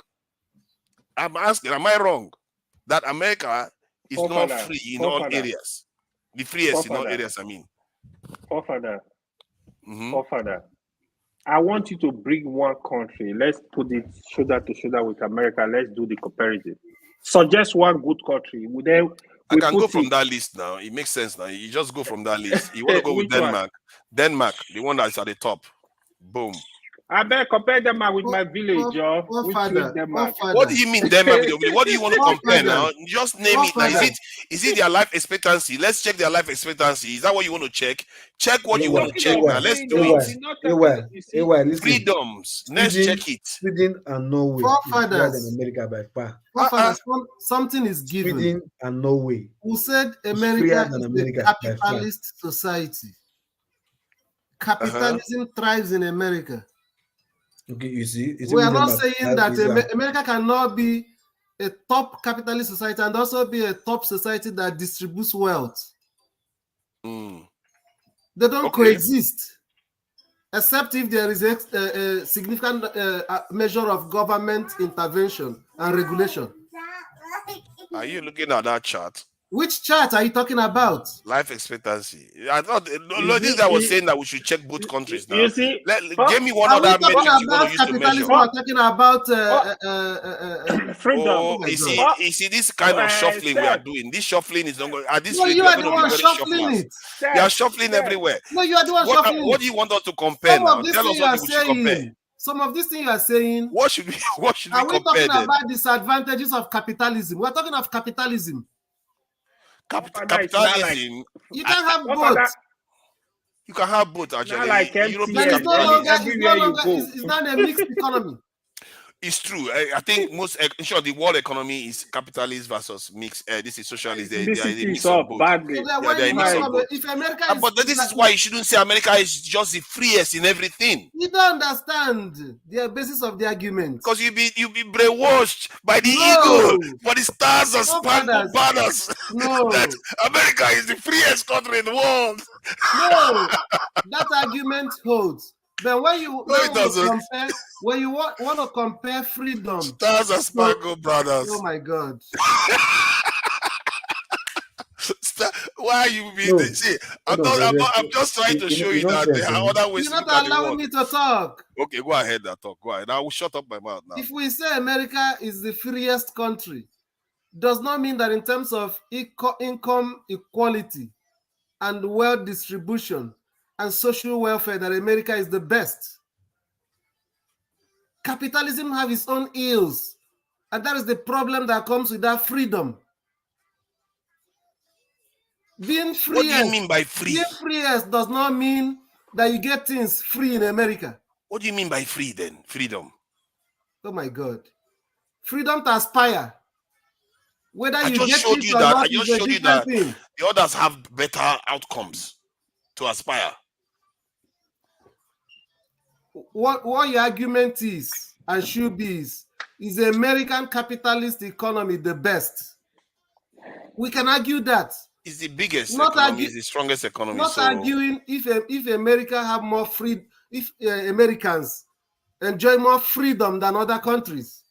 Oh, you want to change the question? But the question was about freedom. Hence, let's not shuffle again like we are trying to do again. Like I said, no, you are the one shuffling. You want to shuffle it to capitalist is better than this. The economy is about freedom. I'm trying to say that because you guys raised the issue, and I thought, it's funny because nobody has actually challenged the idea that America is not the freest place in the world. If you use different matrices, you might find that other places are actually freer. But in terms of freedom of speech, America is notorious for being the freest in terms of freedom of speech. They have a lot of problems because of it.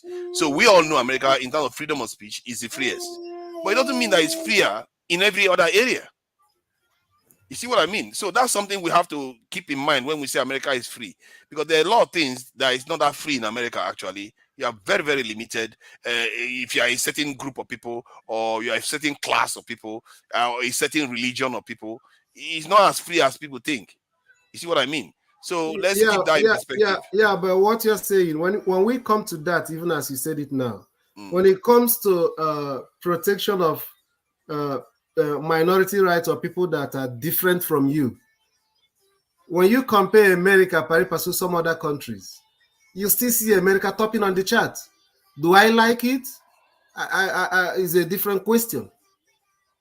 You mean tolerant? America has a tolerant for multi-ethnic societies. Observe people that doesn't look like you, people that are different. No matter what it is, they still try. Try as much as they can to recognize that those people also have their own rights and they should be respected. I think overall, just like freedom of speech, you can say America is by far more, it has integrated different races more than other groups. But that is more of a function of its nature, that because of its power. That's why it's doing that. But it doesn't mean that it actually doesn't treat those people badly too, based on what we all know historically in America. So, okay, from that point, you can even grant America that because others don't have that experience. So it's not fair. You can't bring Japan that is homogeneous and say you want to compare it with America based on that matrix. So that wouldn't be fair. It's not even the nature of Japan. But if you want to say the few foreigners that are in Japan right now, how they are treated, many of the people that go to Japan right now will tell you that they are probably treated better. I don't know.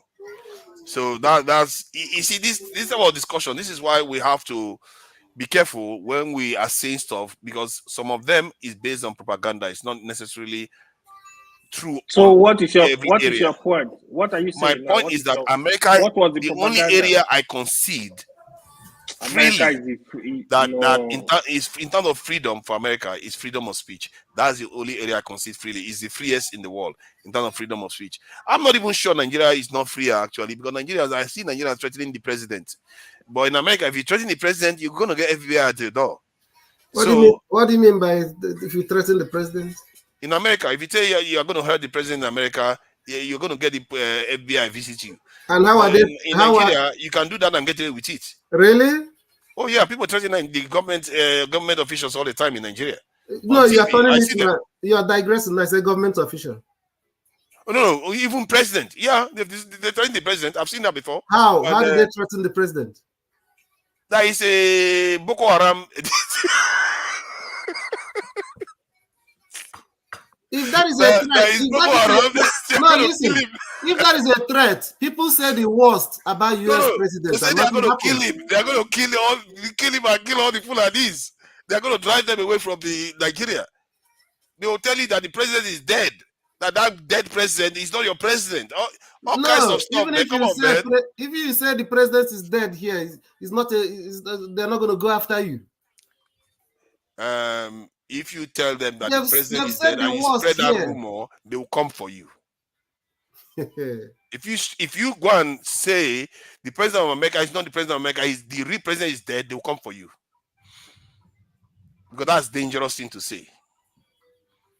You see what I mean? So it depends on how you look at this freedom. We've not tested it, but the context, I'm coming. The context that gave rise to it in Nigeria, can it happen in America? Now you want to bring the context in again. No, with the context, America will win 100%. That was the first time ever people had the guts to say that the president is not the president in Nigeria. What led to it? Nigerians, I would say Nigerians do have a level of freedom that some things you do in the West. See, I'm saying that because, like, have it ever happened before in Nigeria? See, it happened only in last administration. I what think led to it? Hold on now, Steph. See, there's a video right now. I think somebody is streaming it right now saying that Buhari said that he could have sponsored the elimination of Nnamdi Kanu, but he didn't do that. So it tells you that if this was foreign nations, this is what I'm trying to say. That when we say freedom, you have to measure it. Now we have to celebrate. We have to celebrate Buhari for not sponsoring. No, I'm not saying that. We are talking freedom here. This is about freedom. I'm trying to say that it's not that level. And I believe that some of the things Loco said earlier on is also tying to this conversation we are having. That the impression we get of nations are based on what the image they've created for us to believe. It's not necessarily what is actually there. And this is what is being revealed by some of the conversation we're having. I didn't even know.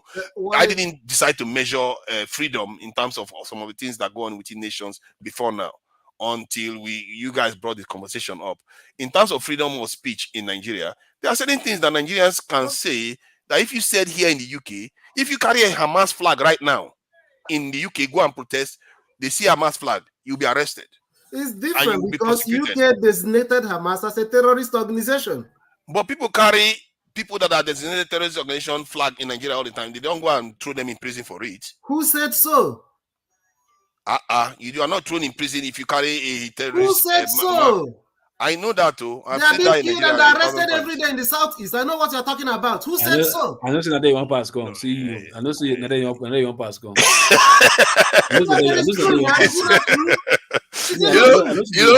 Look, the way Loco speaks is pidgin English. He just reminds me when I used to be Nigerian. That is the truth. It happens when an organization is designated as a terrorist organization. Did the UK do it before they designated Hamas a terrorist organization? If you carry Palestinian flag, are they going to arrest you? No, they're not going to arrest you. But so what are we talking about? The point I'm making is that there are certain things in the UK that you do and you'll be reprimanded, maybe jail for it, but in Nigeria you walk. Like the kind of things. Okay, that you do in UK that you're going for it. Is it against the law? Yes, it's against their law. Is it a crime for a country to enforce their law? No. And you're happy that your own country doesn't enforce their own law? See, my point, the point when a country enforces their law, does it make them not to be a free society? Do you know incitement to violence is also against the law in Nigeria? Then let them implement the law. So, okay, fine. I get your point. But if you take it for in terms of Simon Ekpa, Nnamdi Kanu, and all the others that have maybe I don't know whether Igboho did the same thing. But Nigerians do advocate violence. You look at Danjuma.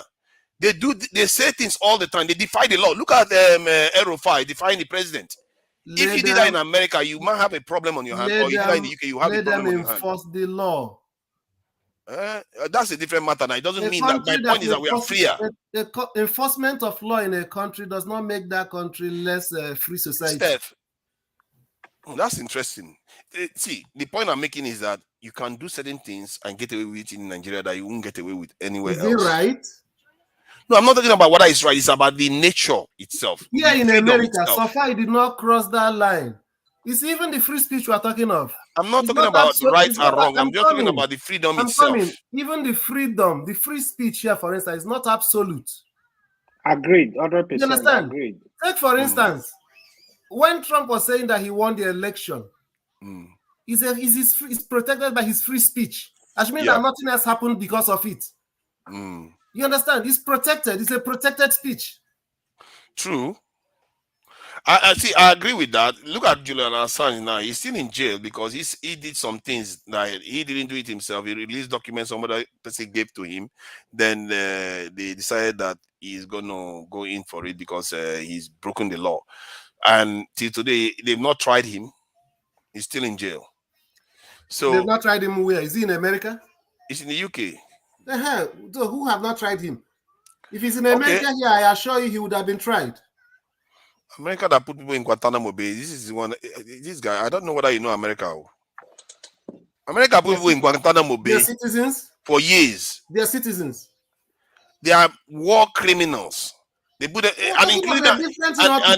See, it doesn't matter whether they are citizens or not. That Even is foreigners, different. they are not supposed to do that. They were breaking their own rules. No. That's why I said let's also always provide You the see, context. all these people in chat, I'm coming. Let us always I will provide the kick context. all of your backsides. You All these people in mentioned chat, they are all Assange. If rebels. Assange is in America, they would have tried him, and it will be transparent. You know, hold on. Let me just say this. I hope all you people in chat know that you are like herding cats. You guys are you are unique. I've never seen any channel in this world I've been to where the people in the chat are constantly against the moderator. This is I've never seen this before. Because you are doing a good job. You are doing a good job. They love you. They are always against the moderator. They love you. Yeah, right. That kind of love. You are like MTN. I don't want to see their hate to if that is love. What said you are like MTN? You are everywhere. MTN. You Everywhere you go. You see their attitude. That is unique. I've never seen anything like that before. Universally, they keep coming after the moderator. You know what happens in the channels that they'll be thanking the moderator like, oh nice. Everything the moderator says is the right thing. If you go to Maegu, you hardly hear anybody question him. You go to Niger Watch, the same thing. You go to even this is the one man went to move. But this is the only channel almost the comment universally. section. They are very I strong. hate us. Yeah, they are very strong. Jesus Christ! Remember, you are the panelist of the year. So to whom much is given, much is expected. I don't know how that happened. I wasn't here when they nominated me. They be told Fred now. They be told Fred. Yeah. I think they just have to give it to more me. time in the panel in the in the chat session. They yap you all the time. It's like continuous yapping. I do read the comment section, so whatever they say, it doesn't get to me. I try to block it out now. I try to block it out before, whether they be chicken or they be this thing, or they be. I'll read, just shake my head as if I didn't say anything. By the way, forefathers, that guy that you kicked out the other day, the guy said, "Well, abuse me." Say, but he's afraid he will get banned again. I say, "You better." Yeah, no, that won't teach him now. That won't taught him now. I think there was some other person that was insulting some other person today again that was reported. I don't like to normally ban people because they enjoy having a go and doing their things. But the funny thing is, I think it's called have your say now, so let them have your say. No, a lot of them are nice though. A lot of people in the comment section are nice. It's just you that just like cussing people out. One of them has recommended that I go and see a doctor. All kinds of things that they recommend that he never heard. So do you guys know what is called Tourette's syndrome? See everything. Yeah. You know affect me. See everything. You see that you know affect me. Then all yourself. Me, I got to we comment and say because they tell me, you know that this is so you tell me this one is smoking bo. Come here, local. You're taking drugs. I'm like, huh? You see what? This is one of the freest channels, isn't it? It makes the channel one of the freest channels going. I've never seen anything like that before, actually. Because it's America channel, that's why. Yeah, American channel. American channel. It's reflecting. Where is Maegu? Is Maegu based in the UK too or Europe? I don't know where it's based. All of them are UK, man. Wow. This is the only American channel. That's interesting. That's why you see in the comments a lot of them are in America too. That's what you are seeing here. Huh? That's quite interesting. If this is so you American can see now, we defeated your argument. That's a typical example. But I agree with you on this point, though. I agree with you on this point that freedom of speech. America is number one in freedom of speech. You can't argue against that. They are loving you on the comment. Yeah, because I complain. You see, because I complain. How many will that man accept a man saying he loves her after she complains? That's not how it works. America, look, America. There's nothing like freedom of speech in America. They know. You understand? There's none. If you are ordinary, don't mind local people. Hold on first now. If you are ordinary, one ordinary person where you don't get shit for your shit, like you talk Kenya, they not send you. But let others, maybe like others Hollywood celebrity, or the people they can cancel. If there's freedom, why is there cancel culture in America? It's not free. They can get to you sometimes. That too is there. They can set you I up. forgot about that. That America, lady, those ladies that testified can in this set thing, you up. all of them resigned Check because they all didn't those answer the Hollywood question stars. the right way. Hold on, check all those Hollywood stars. By the time many of them just missing by mistakenly, before you know, they'll just talk to themselves. No, you will not get any booking. Okay. Steph, are you hearing that? Do you have No cancel movie, culture in no movie Nigeria, company will Steph? employ you again. You Steph, do will you have not cancel having any culture in Nigeria? acting gig. So you see that Not cancel free. culture is another restriction of freedom of speech. Check So all those Steph, basketballer. Okay, what you know about this guy now? This guy that posted one link about slavery, one basketballer that posted one link about it. He didn't say anything. No, he just saw the link. I forgot the name of the one link in Amazon, one Amazon movie. You understand? So he post. I think there's a book on it on Amazon. There's also one thing or IMDb, something like that. I've forgotten. He just posted the link. Next thing they said he should go and apologize to what's it called? is it the Jewish people? The Jewish community. Want for the link where he posts. Kanye West almost lost. It's practically lost everything now because it's not America. It's not free. It's just if you are just one this one. And if you listen to Cat Williams recently, if you are listening to Cat Williams recently, God bless you. Cat Williams also revealed a lot of things. Oh my God! You see, AY is scratching his head now. Oh my God! Even America is beginning to lose even freedom of speech now. Is America losing that one too now? God will bless you. That's the guy's name there. Cat Williams opened their backsides completely. Like it's not as free as you think. That's the guy's name, Gary Ivan. But it's not what I thought. What I'm talking of is constitutionally guaranteed freedom. Is it the government that is persecuting you for what you said? Is it the government? Huh? Okay, hold on. Okay, now listen, right? Hold on. If the government is not behind it, right, or is not support of it, why is it that when they are coming out to say, hey, why doesn't the government say something like, no, you are wrong. You can't be intimidating. You Jewish people cannot be intimidating this player, this Ivan Kari. Let's protect him. Let's give him the justice. Then this this other guy, Colin Kaepernick, when he do nearly down what they want to, nobody, all of them, they refuse to renew his contract. Those people are not government. Sorry? They are not government. No, because government is behind them. Government is don't buy local P. Look, American conspiracy. America is conspiracy. American conspiracy. Don't worry. American conspiracy. It's not the government doing it in many of these cases. It's private institutions. That's true. That's true. Look, and, okay. If there's real justice there, why? But in Nigeria, even private institutions don't do it in Nigeria. Remember, there was a point in this conversation that I made mention of. That capitalism have its own weaknesses. That are we discussing the ills of capitalism? Then let's go for it. Exactly. All the greatest weaknesses of all systems are the human factor. They are all perfect on paper. Once you have human beings in there, they will find a way. So for the people that you say that testified that resigned, I think that one is actually something. The university had a regulation or whatever. It's just they asked you a question. They don't have any regulation. They forced her to resign. No. She said it. They are not asking her what happened in your university. Does he qualify as part of? Does he meet that criteria?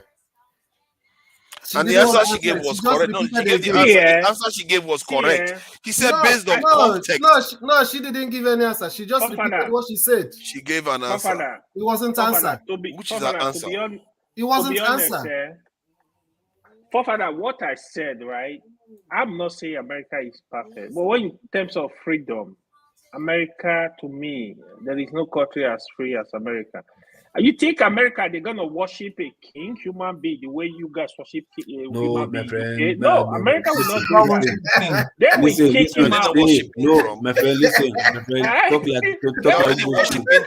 American Foundation, listen, you can't say that. American Foundation. You don't worship the king, yeah. They badmouth the king. Okay, you guys worship the queen. No, hold on, no, after the queen is king, self. You can't even compare. America is not founded by that. But they don't worship the king. foundation of don't America mind them. is They will not. deny. Every morning they will go and Deny. bow to the king before they go out.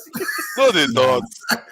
Look at all these people. All these people that you are a colony of the UK. I don't know what you are talking about. You're a colony of the UK. They live in before you claim citizenship in UK, you gotta pay allegiance to the Queen. Now the king. That's not true. Today. But it's not true. That's No, not that is true now. But America, you have to pay. You don't. Yourself. You hold on. It's true. It's not true.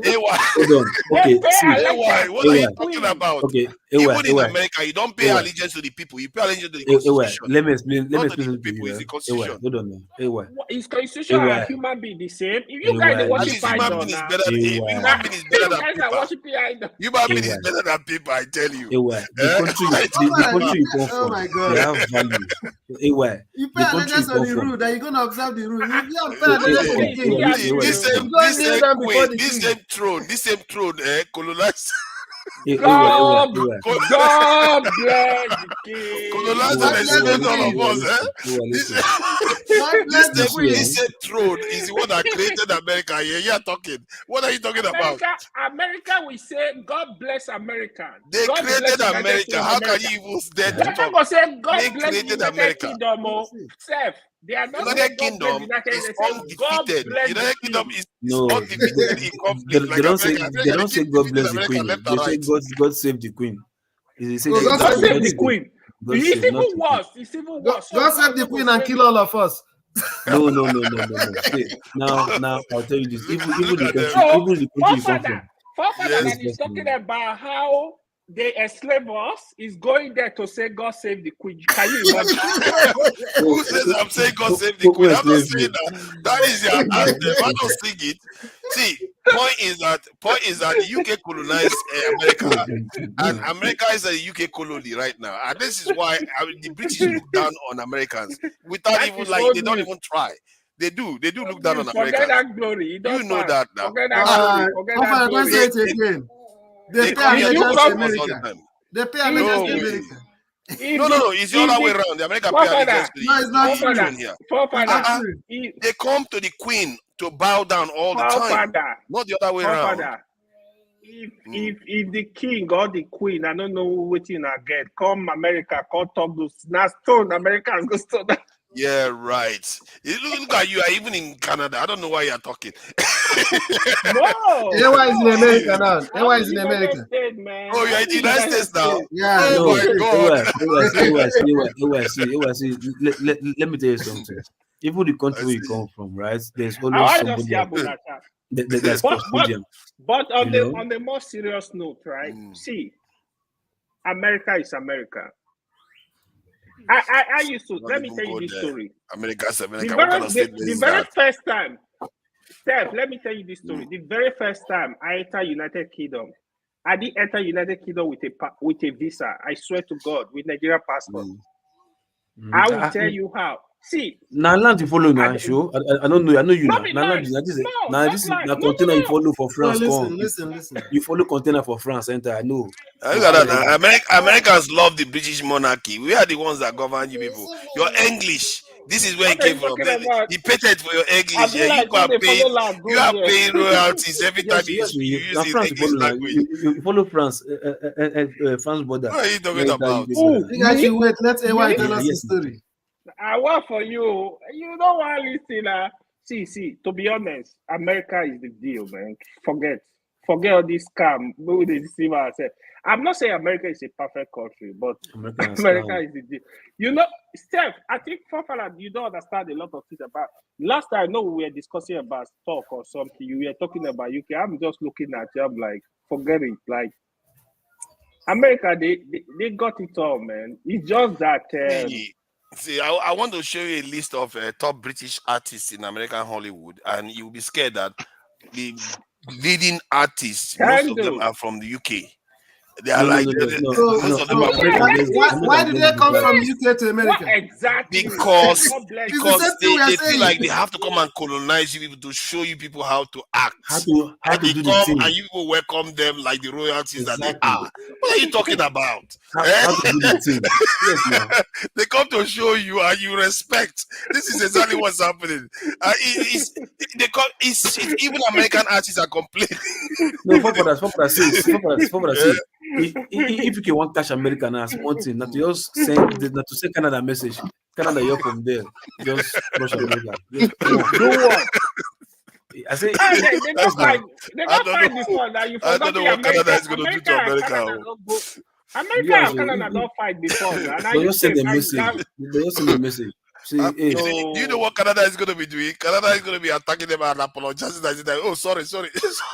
And America is just going to roll over them. Don't forget, say Canada is not as strong at all. Don't forget, say many of those American countries, they under this, what they call them.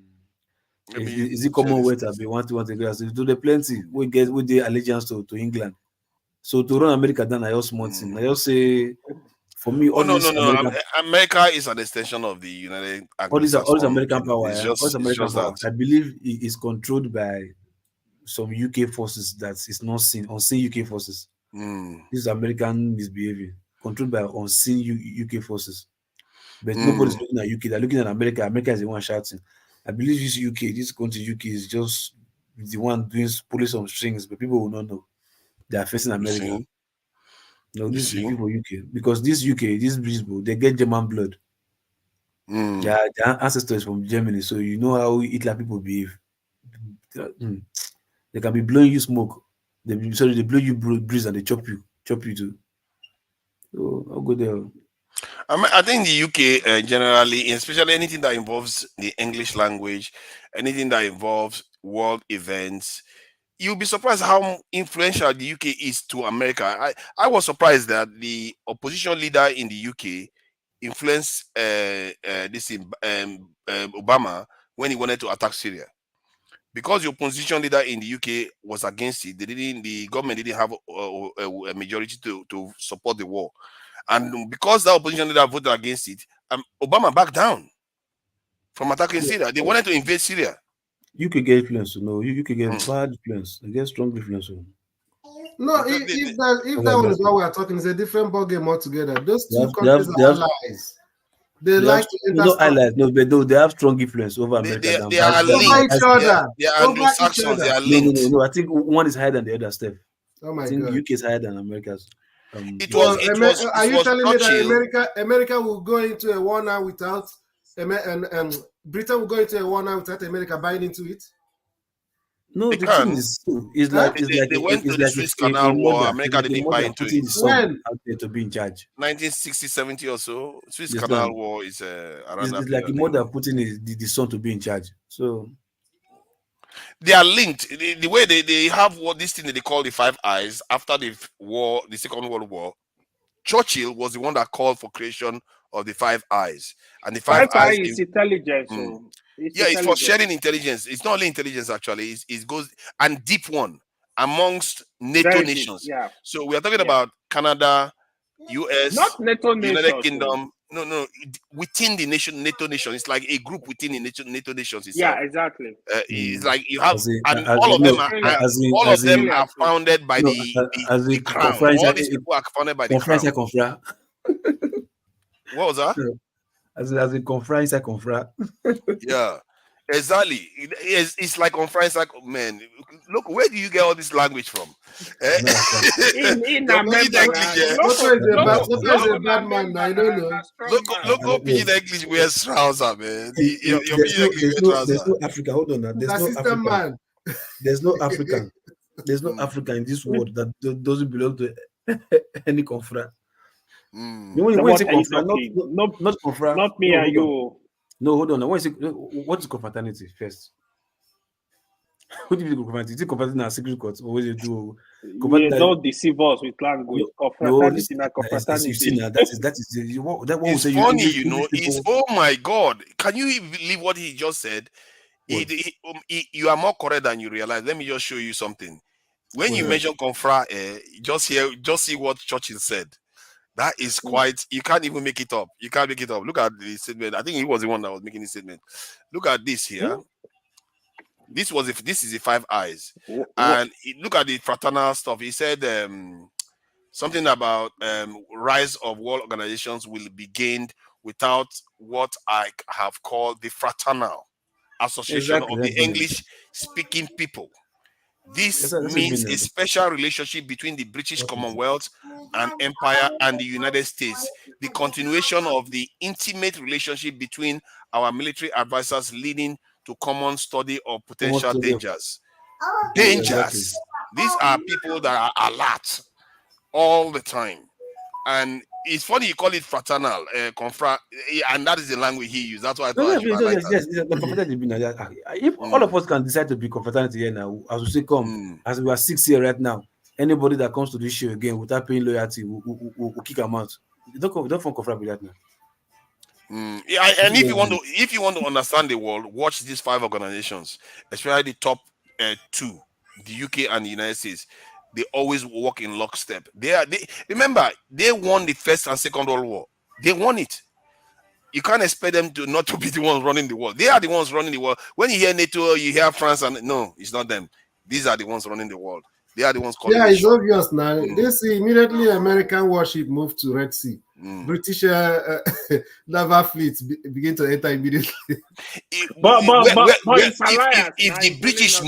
the British moves away from America, Canada moves away from America, Australia moves away from America, and joins the other European country, America will not do it. Of course, now, yeah, that is a fact. That tells you where their bread is buttered. They know who their family is. They always stick with their family no matter what this thing happens. But that said, anyway, that is that. Kando, welcome. I think we should be rounding up. This is Sunday. We have a week ahead of us so that we don't all get fired, and all these Americans, they don't have anything to lose. Look, this is AY literally works from home. He's that free. He's making dollar upon dollar just sitting at home. Don't listen to him. He just want to pull my leg. Welcome, Kando. Let Kando round up for us. That's how to do it now. Work from home, you know. Why go anywhere? Cool. Lazy mindset. Man, I like to go out now because look at how long I sit on this chair. I have to walk. No, actually, I enjoy going out. If I have to go out for work, I don't mind. Yeah, actually, I just came on here to support you. You know, you are people for final now. You know, I see all those people where they abuse you. So I say, I can't support. Thank you. I did it now and again. It was only me that was supporting him. Wait, to make sure I send in super chat while you are this. Yeah, I saw that. Yeah, thank you. I sent super chat just to know that we're supporting. To give you hope. No, the issue is that without fathers, the show will always be boring. By the way, AY, shall we do that thing after this broadcast? Let's just do it now. Sure. I'm ready. And Kando can always join us. You just send the link. No, okay. Yeah, we roll. Are we allowed to ask what people are planning? This one, they are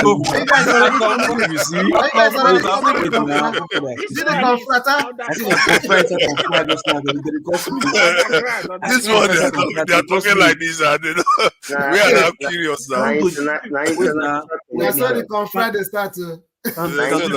Just now. He came last. He's abreast of what is going on. We don't know what's going on. They are getting ready now for business now. They are action-oriented people. All right. So if we are all done, let me thank everybody for coming in and thank the people in the chat. I think it's a bit more relaxed today. I'm happy about that. Tone, thank you for coming in. Tone is a bad belly boy. He went to another channel and completely came and attacked me like crazy. But it's okay. He's still, we agree 90% of the time. Wait. Wait. You see that day I didn't attack you. Only that I disagree with you. But what I have problem with them is the way the host, he was so unprofessional about shouting on you and calling you that S name. That I totally, you can disagree with somebody. and there was no justification of just throwing you out. You heard, okay, they didn't like what you said. I disagree with you, because to be quite honest, maybe because I thought about it later. I said it can't be forefathers. Maybe you honestly did not have that information to hand at that time, and you can't start calling someone satanic because he has another view and all that. Just throw him out. This is what you get. You get that people, they say satanic is more less offensive than saying what's wrong with you. Like, more what's wrong with you is more offensive than calling somebody devil or satanic. I like, this is the world we live in now. Let's not gossip. We don't want to gossip about people. You know, I'm just trying to say something. And Steph, don't worry, we'll deal with them later. All those people, they will get what is coming to them. You see, you always have conversation with people. I don't like to look at it because we agree on a lot. You see, we all agree. All of us here agree on a lot.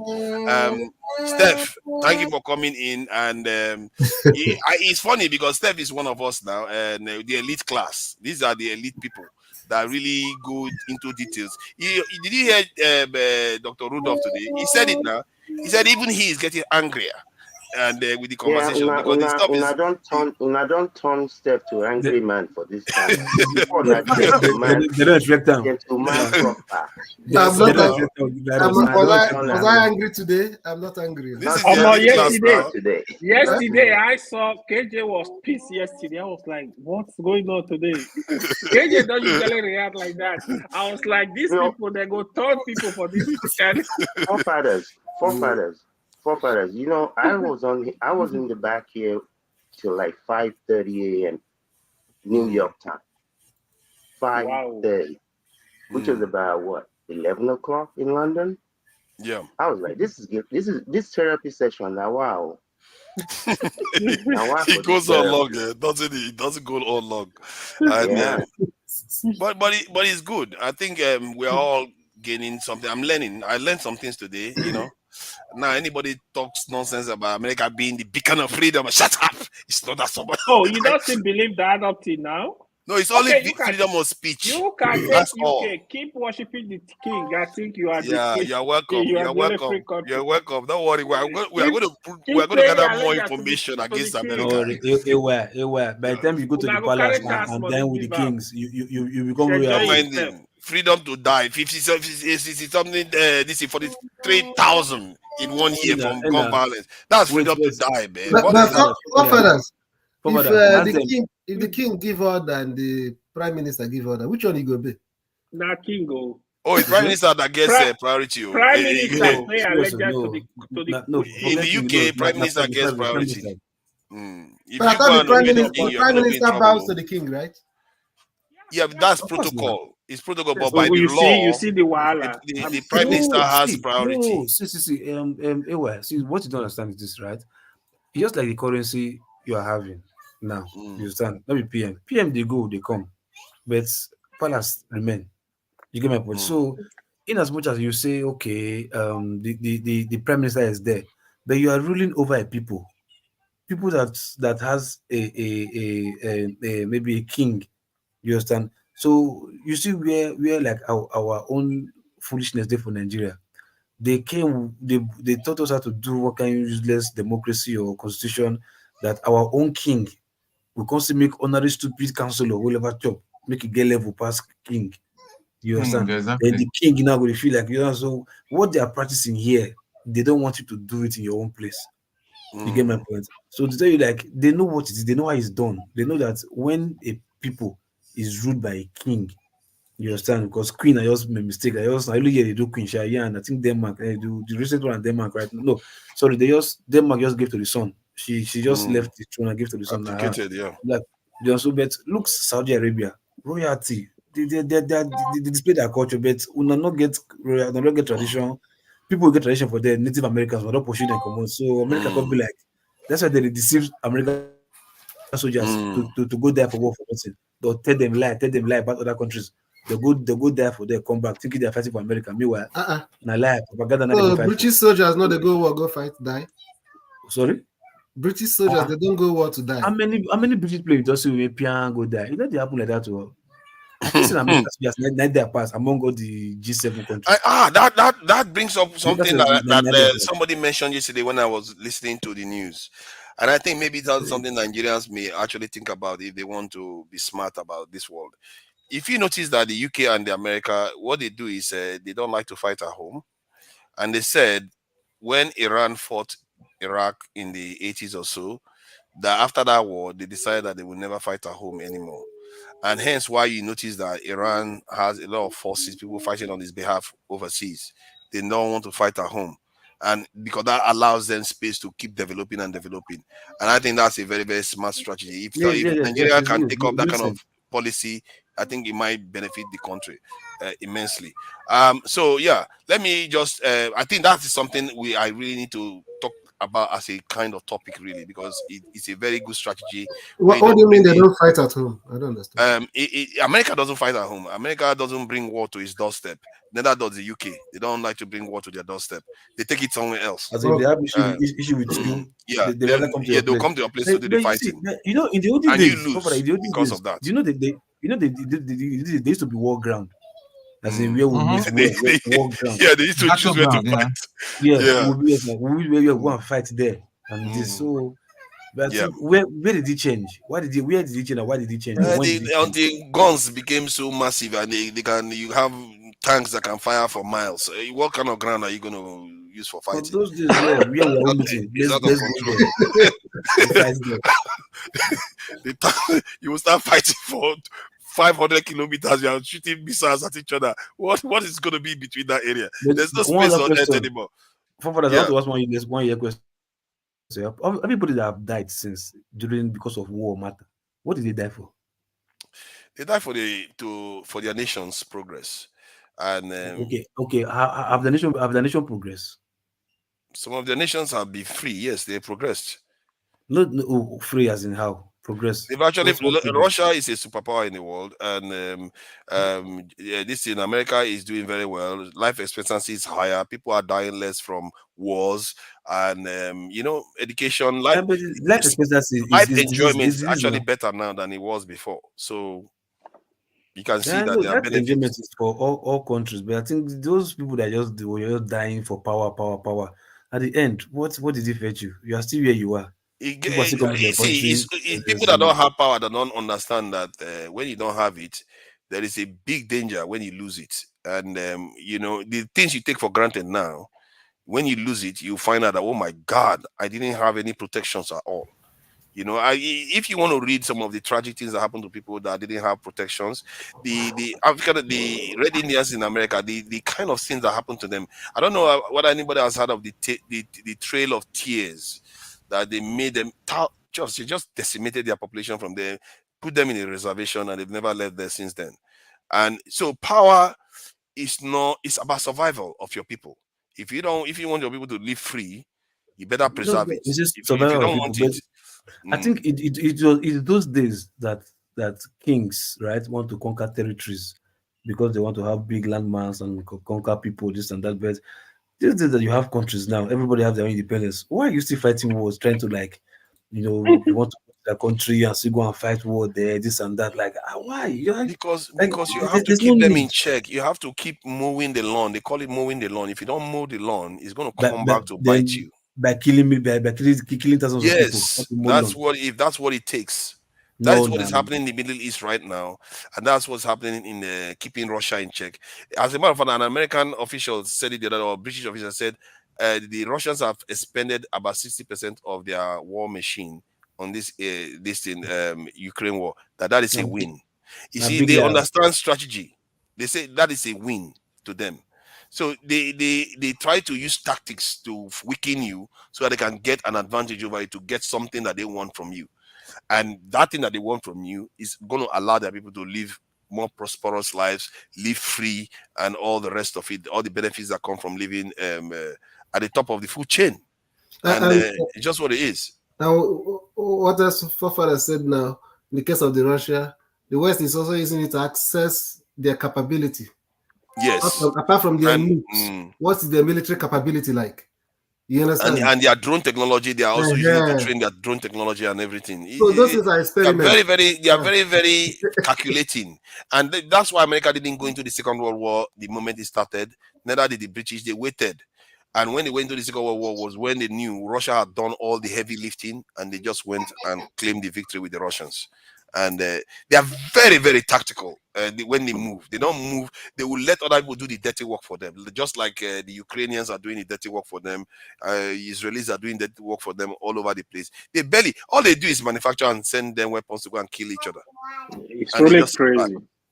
Okay, wait, now Yeah. they're going to kill each other. Now, who come with the fool now? Not be those people there with the believe nonsense. That's why I think we need to strategize in that way so that others are fools for us. Because if you are not the fool, if you are not the fool, you better be the one fooling people, because this is the way the world is working.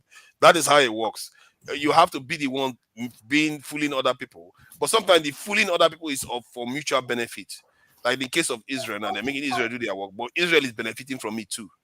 You see what I mean? So it's not totally without gain for the parties that you're working with. You look America that will implode from inside. It's Israel that will follow America. You see, don't worry. They could. It's possible. Israel could, because that Netanyahu is getting out of control. But they can't. They can't. There are too many. Israel has too many enemies to be able to fool America. Okay, so let's call it a day. This conversation is going to carry on, and next week is going to be interesting. If I have free time, I should have had free time, but just that UK is so busy, so I have not been free to come and do live streams during the week. All right. Yeah, I have to. There are make places. money Okay, now. okay. Let me go there. You guys got a story from the UK now, not only story from other places of the world. There are some places in the UK as of now, no lights, so they don't take lights. In the UK, okay, because of the storms. Yeah, it's possible. Oh, because of the storm. But the breeze That will be is hell. sad. Even your internet is not good before. If they take light again, that's gonna be problem. What is he talking about now? No, your internet. I don't know. People in UK sometimes UK's internet is like Lagos internet, just bliggy. It depends on where you it stayed in happens the with UK. Forefather. It happens to even. Are you sure? I do have UK internet There was problem. a time you froze, forefathers. Oh, that's interesting. Yeah, it happens. But sometimes Wow. your system, hold on now. But your system feel the act funny too now. So what matter? Oh, this one is not system, bro. You did there. You did there. But Locust one seems solid today, though. No, solid. Man, always is solid now. No worries. Loco, I'm rubber now. I'm rubber. I don't teach internet. All right. Let's round it up. Thank you all for coming in. Loco, AY, Steph, Tone, I really appreciate you, all of you, spending so much time with us here, and all the people in the chat. Tope, oh, I see you there. Ray Abua, I see you there, and Oga, I see you there. Oga, I'm surprised you're here. Boom, boom, Ray, thank you for being here, and if for real, you are also there on the panel and on the chat, winning all the chat people over to his side. You're going to make a good politician. You're going to make a good politician. Actually, you are like a consensus people builder. are my people. They are my people. I still get enemies there. I get enemies when they block me. Who do you have an enemy there? I don't know. How can you have an enemy? Really. Kando, I see you there too. Hi, Beauty 10. I thank you for coming in. Hi, Beauty 10. I see you there. And Sin TV. I got the report from you about you again. No? They say you have been kind of molesting people and insulting people. Take it easy. Try to be generous and nice to people. Sin TV. You can be mean to me, but not necessarily everybody else. They are reporting him. Take it easy. Jeremy Robinson Asquepeta. I don't know, man. It's like a Hispanic name. No, it's called Aspilicueta. Aspilicueta. That's it. Aspilicueta Robinson. That's it, like a Hispanic name. Thank you for coming in, Jeremy. Yeah, thank you for coming in. I really like the name actually. Aspilicueta. Who else is there that I've not mentioned? Let's see. Adama, thank you for coming in. I see you there too, Adama. And Boluwaga Laditi. Thank you for coming in, Boluwaga Laditi. Let's see what else is there. I've seen equity. And let me thank the people that donated. Joseph Oji. It's been a long time I've heard from Joseph Oji, actually. Thank you for coming in today and donating, Joseph Oji. And Alexander Gomez, as always, thank you for your donations and supporting almost all the channels out there. Oscar Blackbone, thank you for your support. Kando, as always, you are there representing. Thank you for your support, Kando. We appreciate it. And Jewel of the Nile, thank you for your support too. If you are there, we really appreciate it. This channel doesn't keep itself up. It's all the support that is helping it. Alexander Gomez, thank you for the support. Jeremy, Jewel of the Nile again, and another one for Jewel of the Nile, and Kando. Thank you all for the donations, and thank you for supporting the channel.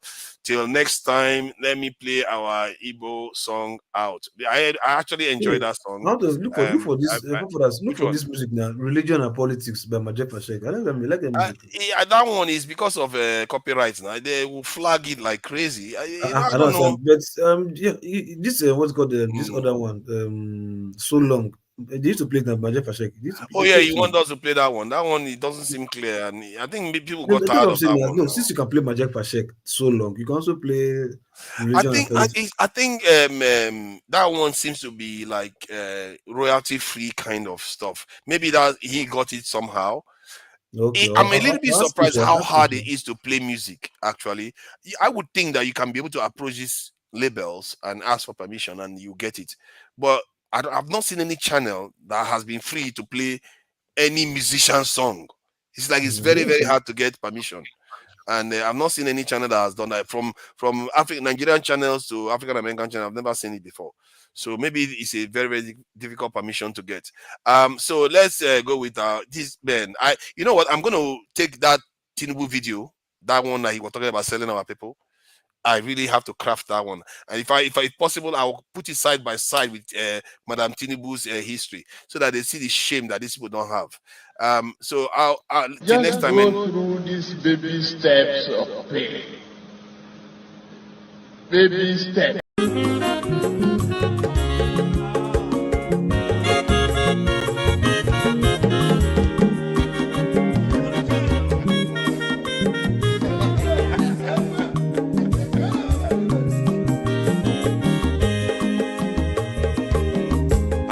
Onye ọma zoro obi o, akwa nwa zoro obi o, Max ịbịa bunyegokwanụ m n'ofu ube n'azụ ụlaga n'ịbịa zugo, mmanwụ ụlaga do n'ịbịa zugo, akwa nwa ilochi o, biko rapụ zoro ka ọ nabazi ya. Onye ọma zoro biko, abọmma nwatara ndasari, ịbịa wunye n'ịgwana m ụlagado n'ịbịa zigo, mma ụlagado n'ịbịa zigo, abọmma nwa ilochilo, biko rapụ zoro ọ na-abazi ya. Mazi wekoma odogu no kwere nka onyo mani gadele mo mazi ni mazi ibu go with melody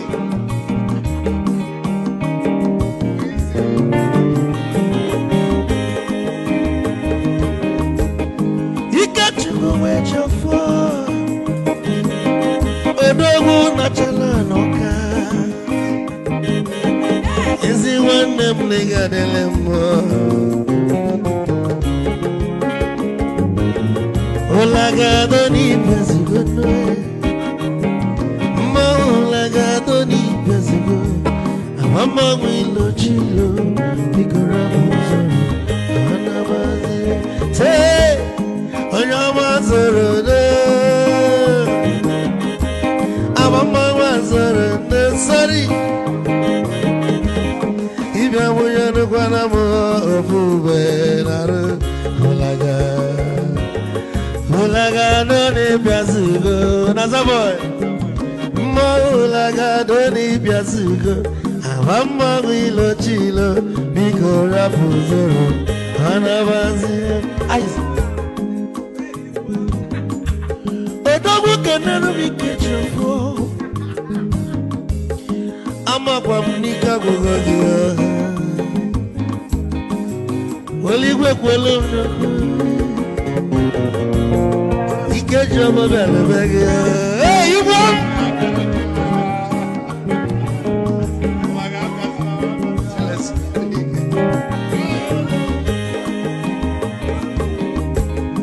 egwu ka mbụ na-ekene ọmọgọ ndị nsọ Chukwu Emeka Lumo ike Chukwu na-egaji esi nwanne m ekene ịlapụlụ ife niile na-eme wee bịa ka gosili na anyị na gị bụ nwanne Wisdom ga-adị ka nye gị maịkị ka ogobanya bụ egwu isili maxi ọ bụ na-etiri egwu a malụkwa malụ n'imego m ife ọjọọ wee sị gị nwanne m ife ọkụ na ịchọlụ na ngeme Wisdom onume ekene gị gbamanwe iyo iyo biko lapụ